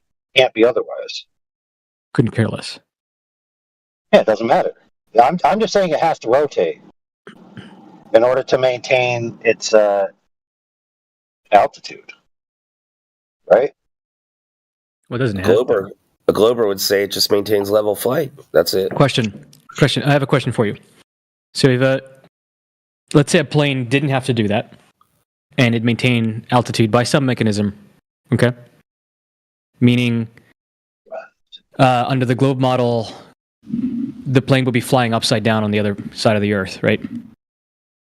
Do you think the plane had? If the plane, hold on a second. If the plane is not rotating, yeah, but if the plane is not rotating and it's traveling around the Earth in the manner in which you said, then the plane would end up upside down, and the people would fall and hit the ceiling. Okay. Do you think the plane needs to exert a force in order to maintain that orientation? I don't care. I mean, I'm asking you. Like, do you not care to answer my question? It's not. Well, yeah, but it's not relevant to my point. Well, okay. Well, I'm asking you, right?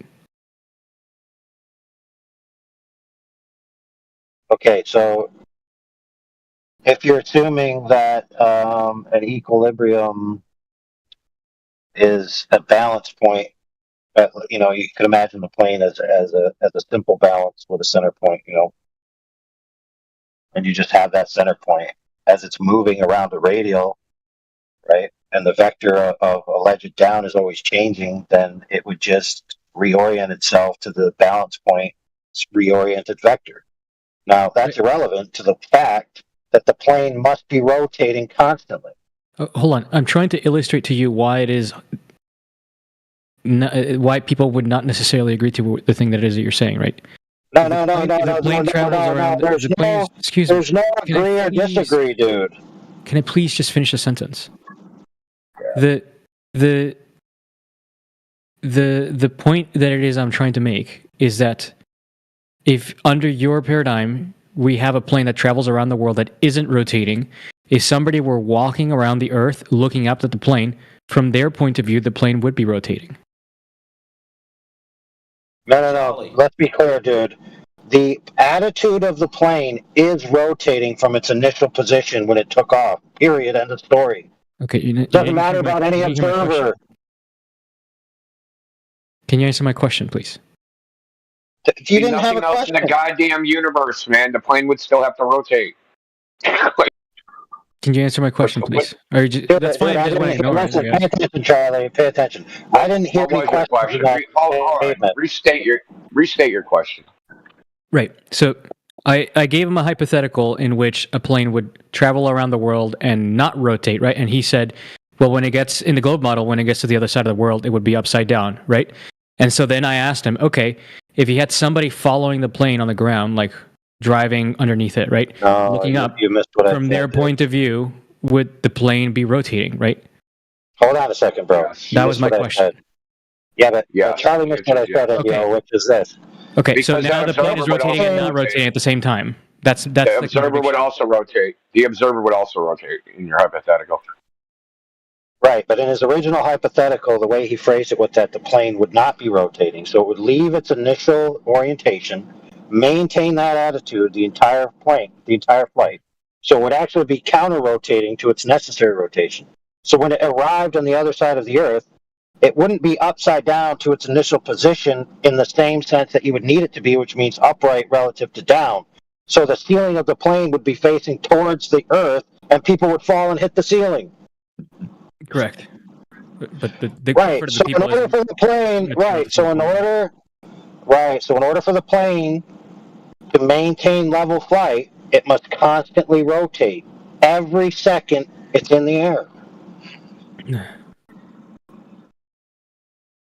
mean, I think it'd be more accurate to say that gravity is rotating, right? The plane doesn't need to exert any effort, but I agree that the orientation of the plane changes. Its attitude is rotating. Every second it's in flight, dude. Its attitude is rotating? Yeah, you know its attitude, like its initial attitude, is its orientation in free space. And then, every second it moves, its orientation in free space is rotating from its initial position. So, imagine it as a hand of the clock. Hold on, brother. Yeah, go ahead. Sorry. No, attitude is not taken from the baseline, dude. That's one metric, but base orientation attitude can be trued to a single starting point. So it's not the case of what you're thinking about attitude, but I'll explain it even simpler on a clock. So on a clock, you have the 12. Oh, sorry, you have that long, the hour hand. We can just use the hour hand. When it's pointing at 12, that's basically the top of the clock. When it's pointing at 6, that's the bottom of the clock. Now, the clock hand rotates around the entire thing, and the arrow at the end of the clock hand rotates. When it's at 1, it's rotated 15 degrees, I believe. When it's at 2, it's rotated 30 degrees. When it's at 3, it's rotated 45 degrees, and so on and so forth, until it's rotated 180 degrees to point down when it's pointing at the stick. How long are you going to keep talking until I can respond to the first sentence you gave? What are you talking about? I'm putting an analogy of a clock. I'm done now. Go ahead. I don't need the analogy, right? My issue is with your usage of the word attitude, because attitude means a very specific thing on planes, right? An attitude of a plane in the globe model over the United States isn't necessarily different than the attitude of a plane that's over Australia, say, because attitude is defined in terms of its horizon. I understand the point that you're trying to make, right? But attitude isn't the word that you want.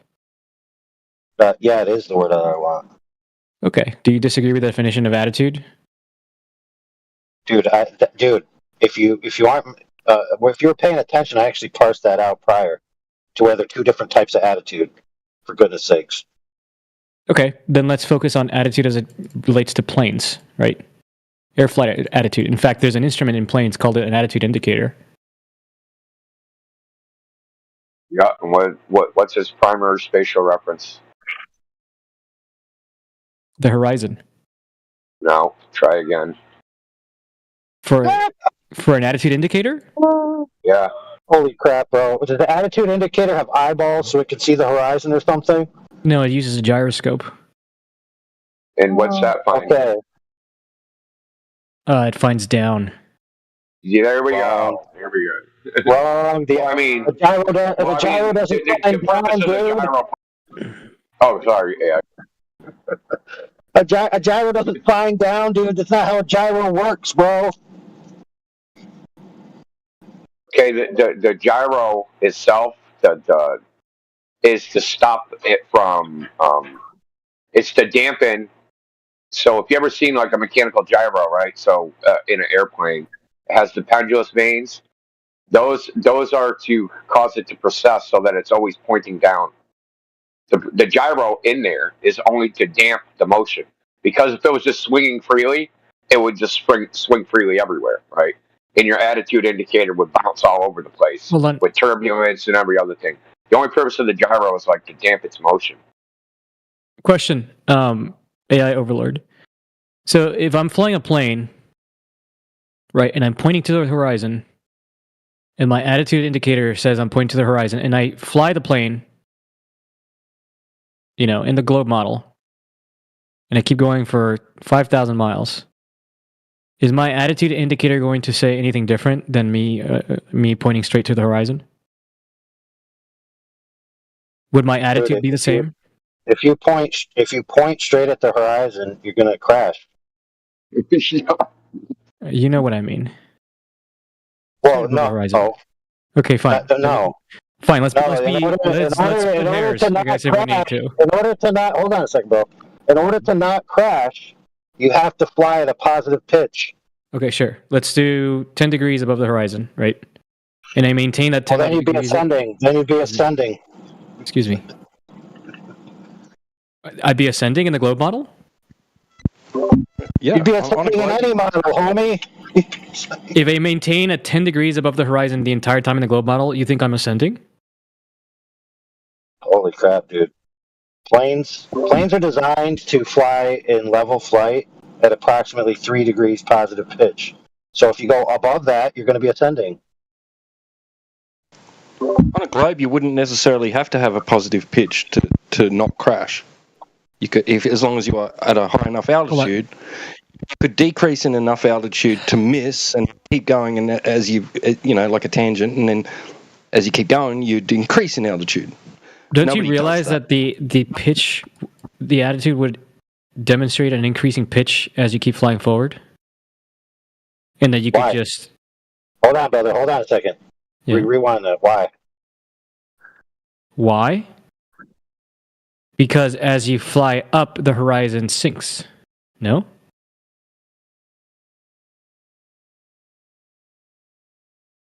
To a degree. Oh my goodness, dude. Yes, that's my point. And if you maintain a specific pitch... brother, we already just talked to you. Pitch. Hold on, brother. Are you just not capable of letting other people finish? No, because we already conceded to this point that we're not talking about the horizon. We're talking about horizontal. I'm talking about an attitude indicator in the plane. The attitude indicator in the plane... It's an artificial horizon, dude. Yes, it doesn't point at the horizon, for goodness sakes, for the last time.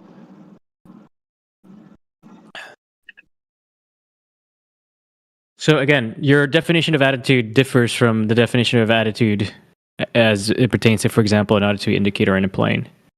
So according to the plane instruments, your attitude isn't changing, right? What? Dude, you haven't even set the baseline for understanding what you're even talking about. Okay, are you going to actually engage with the discussion, or are you just going to, undermine my point? Well, dude, your point needs to be undermined. He said if you fly 5,000 miles, your attitude indicator would still be pointing in the same way. It wouldn't change. That was his question originally. What? He admitted that? Because okay. Attitude indicator and saying that. Okay. Yeah, no, okay, yeah, that's my point. I agree with you. Okay, so the point is that there's an attitude indicator, and the way it works is it points down, right? So the artificial horizon is 90 degrees from the direction that's pointing. Right, and as you keep flying, right, if you maintain a constant pitch, your attitude isn't changing. Your attitude indicator is going to say your pitch isn't changing, right? Yeah. As you fly around the Earth. So your attitude But in reality, your attitude should be changing. Well, no, because attitude doesn't mean what you want it to mean, meaning orientation relative to a point on the planet. So he specified two different attitudes. So I think he means the initial orientation. reference is, but it's orientation relative to what? Relative to a specific point on the planet. which point does fucking the attitude indicator on a plane point to using gravity? It doesn't point to a point. You just said it. You just going to be contradicting The attitude indicator is relative to the horizon, right? Which changes as you fly around the Earth. No. So it absolutely does. It absolutely does. Okay, it's relative to the gravity vector. Sure, that's orthogonal to it, but it changes it in the same way, so it's equivalent. Sure. The horizon part is artificial. Sure. Okay. But that changes, right? And the gravity vector changes on ball Earth.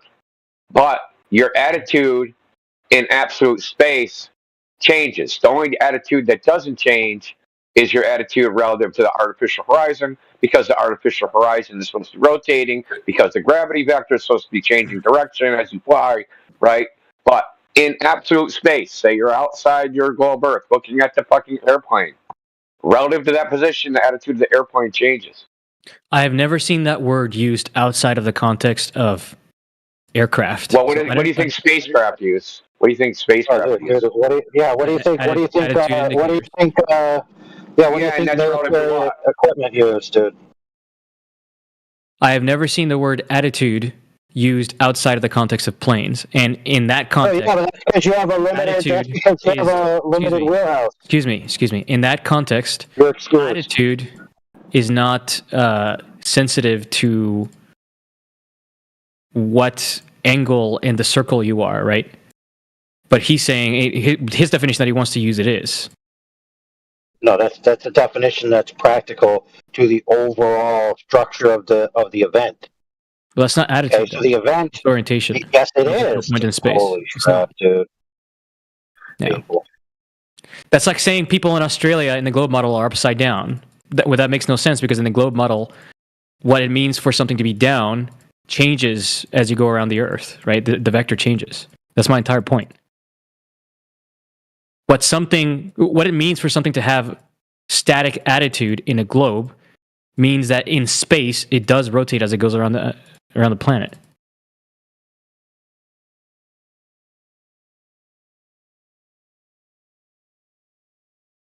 So if that's true, what you've just said there, Charlie boy, all of the instrumentation on a plane, especially the stuff that collects data, i.e. pitch, yaw, roll, would mean fuck all, because they're all being reset every single millimeter that it moves. Constantly being reset. Why would it be reset? All you need to do is because record... you have to if you're changing your vector. Matrix, I was talking. You That's don't need nice, to... I don't care. Excuse me. You're excused.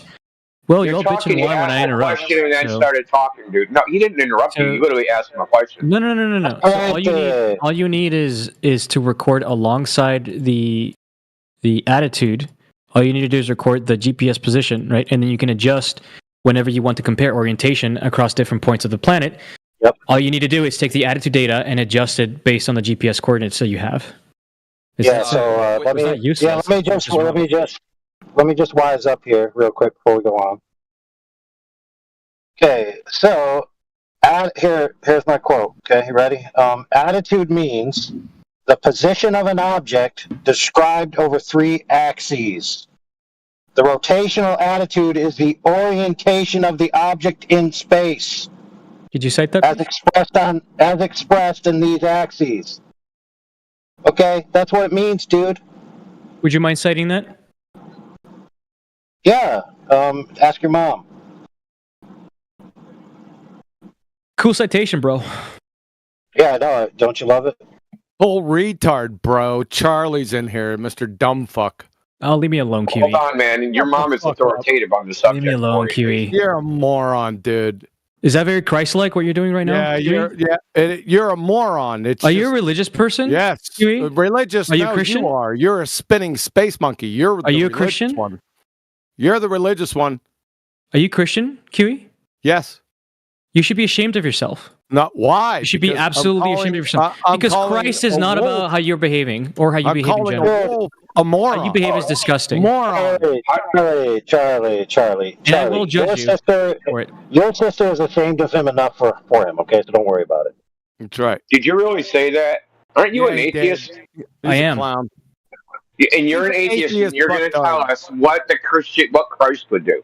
That's fucking rich. Absolutely. Yes. That's rich. Yeah, then you're a retard. Tell me one section you read of the Bible ever. I've read the whole thing. Okay. You probably did. So what did Christ do in the temple? You mean the turning the table over because marketers were like selling shit on there? This fucking guy. Right. People like was he you pissed cite off? that shit. People like you cite that shit as permission to just be fucking assholes to everybody. When you know calling Jesus out wasn't. wolves. This numpty dipshit as an atheist has three numpty pillars. Numpty pillars. Something can come from nothing naturally. Ink, paper, and glue molecules can author technical instruction manuals and blueprints, and they all directly violate the laws of thermodynamics, quantum mechanics, and common sense. That's the three numpty pillars of atheism. You fucking clueless clown, you. Show something coming from nothing. He can't. Why not? He can't listen to you because he deafened himself, so he can't answer your question. That's shocking surprise. However, abhorrent behavior is entirely congruent with the Christian worldview because the Christian worldview clearly defines all people as sinners, even those who are the saints are still capable of sins, as the Bible clearly describes, so it's entirely congruent with that worldview. What's not congruent with Charlie's worldview is the fact that the ball he believes in can't be demonstrated in practical reality because the curvature doesn't exist. So Mr. Quantum Eraser's worldview is fully intact against Charlie's barrages, while Charlie's worldview is entirely imploded. Oh, let me clue you in, Charlie. He's he not deafened listening. himself. Yeah, he's not listening. Yeah, well, he's out of here then. Sorry I interrupted your intellectual discussion with Charlie the retard. Yeah, dude, it's just fucking whatever. Shucking and jiving, as they say. He's a moron, dude. If you ever, I toasted his ass like 7 years ago. It was the $6 million man crash and burn. They were over in the corner blushing. It was that bad. He's a fucking idiot. I wanted to ask him, how do you get orientation information from a free gyro? And then I wanted to watch his head explode. He was saying that attitude is only relevant when talking about planes. In other words, it's isolated to specifically talking about planes and isn't used in any other, applications, fields, technologies, etc. He was arguing from personal incredulity because he said that he had never heard of it being a term for any other thing or anything else other than planes. So immediately, Flatsy argument from incredulity. Damn, sharp.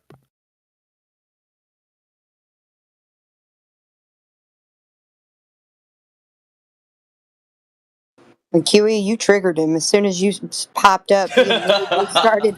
He started going in on you about Christianity instead of the topic. Of course, don't they all do that? As soon as they hear my voice, It's so funny. What do they all do?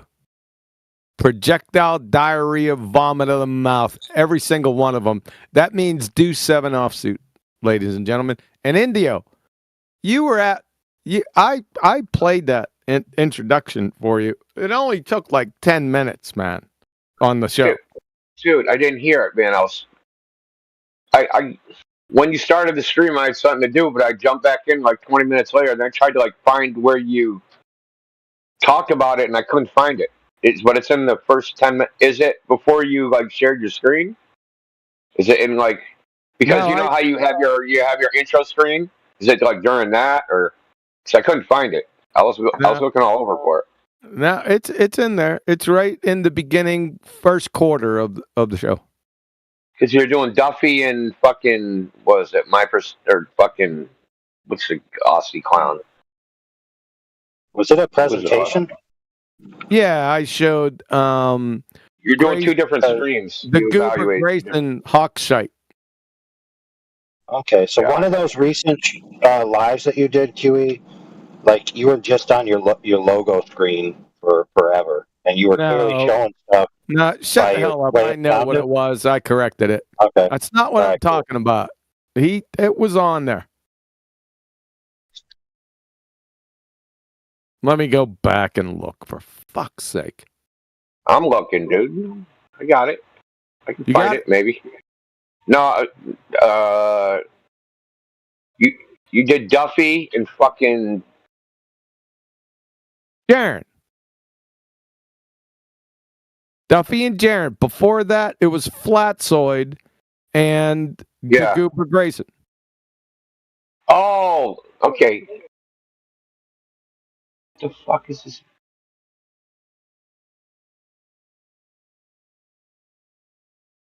Dude, that's why I missed. That's why dude, that's why I fucked. Because like on the stream, it doesn't say like the video you're reviewing. His name is Base Theory, not Goober Grayson. Yeah, I know, but his name's it's Grayson Hawkshite. Yeah, that's why I freaking missed it because I was just like scrubbing through it, looking for it. Like I thought you'd either have like the video that New Perspective did, because I didn't know what you were gonna do. No, Yeah, it was, I'll definitely listen to it. Yeah. What he's gonna admit 3 or 4 times that in his paradigm, the Earth, the spinning Earth, is the inertial reference frame. No fucking way. Yes, I'm telling you, dude. Go fucking listen to it. It's at 38:30 time stamp, India. All right, thank you. You got it. And like, listen, I want someone to show me anywhere that be nice is a Christian ethic, dude. Like, show me. Where does it say that shit?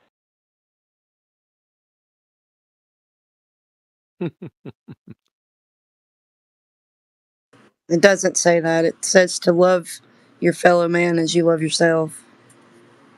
Yeah, you know, I believe in tough love. Me too. I would much rather somebody be harsh and honest with me than be nice and trying to deceive me.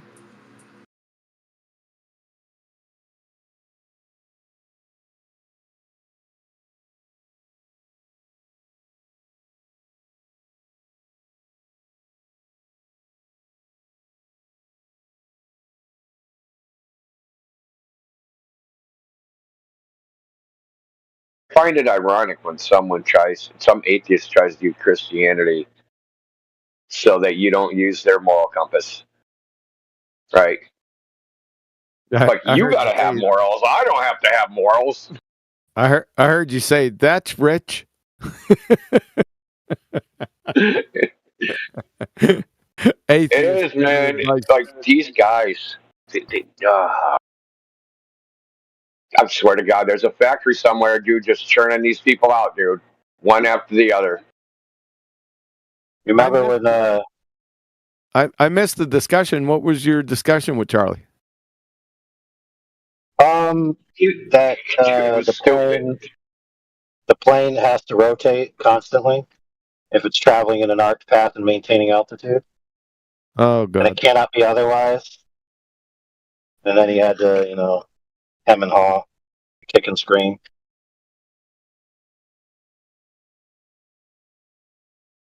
He tried to argue against it at first. Did you guys hit him with the pitch data or what? No, I don't see it up here. Oh yes, I do. There it is. Matrix hit him. All right. Yeah, right before you came in, he made up some story about how GPS corrects the pitch data and that they just amalgamate it in the frickin'. He literally just made something up on how he imagined they could do it. My God, Charlie, you're a dumb fuck. He also didn't know. Sorry. Okay, this one threw me for a loop. He thought that as you raise in altitude, since the horizon is below you more and more, relatively, as you raise in altitude, and since it's the artificial horizon and the pitch is off the horizon, the horizontal, that it's actually going to be increasing in pitch because the horizon is dropping down. As if gyro is actually functioning on the actual horizon and not just horizontal.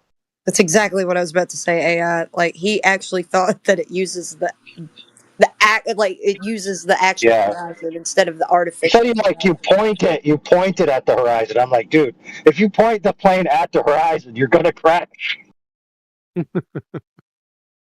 Like, what do you not get about Imagine him going to flight school. He gets in the plane for the first time. They're like, okay, here, take the stick. And he's like, flies right at the horizon. And they're like, pull up. He's like, no, Earth's the globe. I'll never hit it. Like, bye. Globe Earth pilot crash. There was also one point of contention that I didn't pop up. I just put in chat because you guys were talking about when you angle the plane up above, or you pitch the plane above the artificial horizon. Uh, it also matters the speed that you're going. That wasn't being necessarily addressed, but figure it was implied. Hey, If you Flatsy, decrease in speed with Flatsy. your pitch above the horizontal, it's going to descend with that decrease in speed also. Yes, Flatsy, but there were already 3 facts in his brain pipeline. 4 facts would have caused an implosion. Fair enough. Fair enough. Globe Earth pilot Matrix. Make sure you write that down, Matrix. Yeah. Globe Earth pilot. I just heard someone sing. I don't even know who said it, and I'm cacking myself. It was Oblivion. I remember. It reminds me of a Globe Earth sniper. You remember? Yeah. Too funny. Hey, Indio, you want to see something else that's real funny? Check this out. I just torqued this argument. Indio, you with us? Yeah, I'm here, but I can't talk. So I'll listen. All right. So I just torqued this argument the other morning about conservation of momentum for the Baltards. And the guy that I was up against, it kind of flabbergasted him. So he fucking went into Google and he searched the topic about planes flying west. Yeah, I'm gonna post it in the text chat. You got to read this. This is what not Google, but Discovery.com said to him, and he posted it. Read that slowly. I don't think he can since he can't talk. So maybe you want me to read it to him, or do you want to? Go ahead, read it to him. Since it can't match the Earth's rotational speed, a westward plane technically travels east, just like the entire planet beneath it. It just has engines that help it travel east a little more slowly than everything else, making it move west relative to the ground. Oh, he can read. Sorry. Figured if you couldn't talk, you couldn't look in the chat.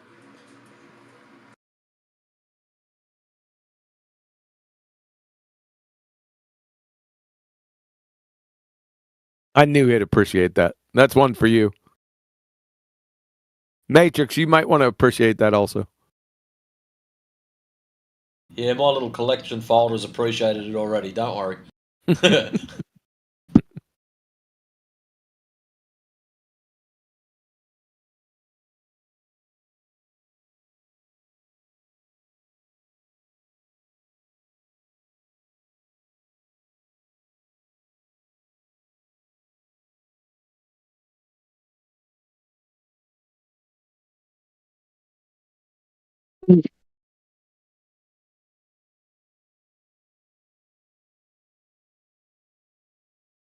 I'm trying to remember, has there ever been a glober that I've put that to, that the plane must necessarily rotate every moment?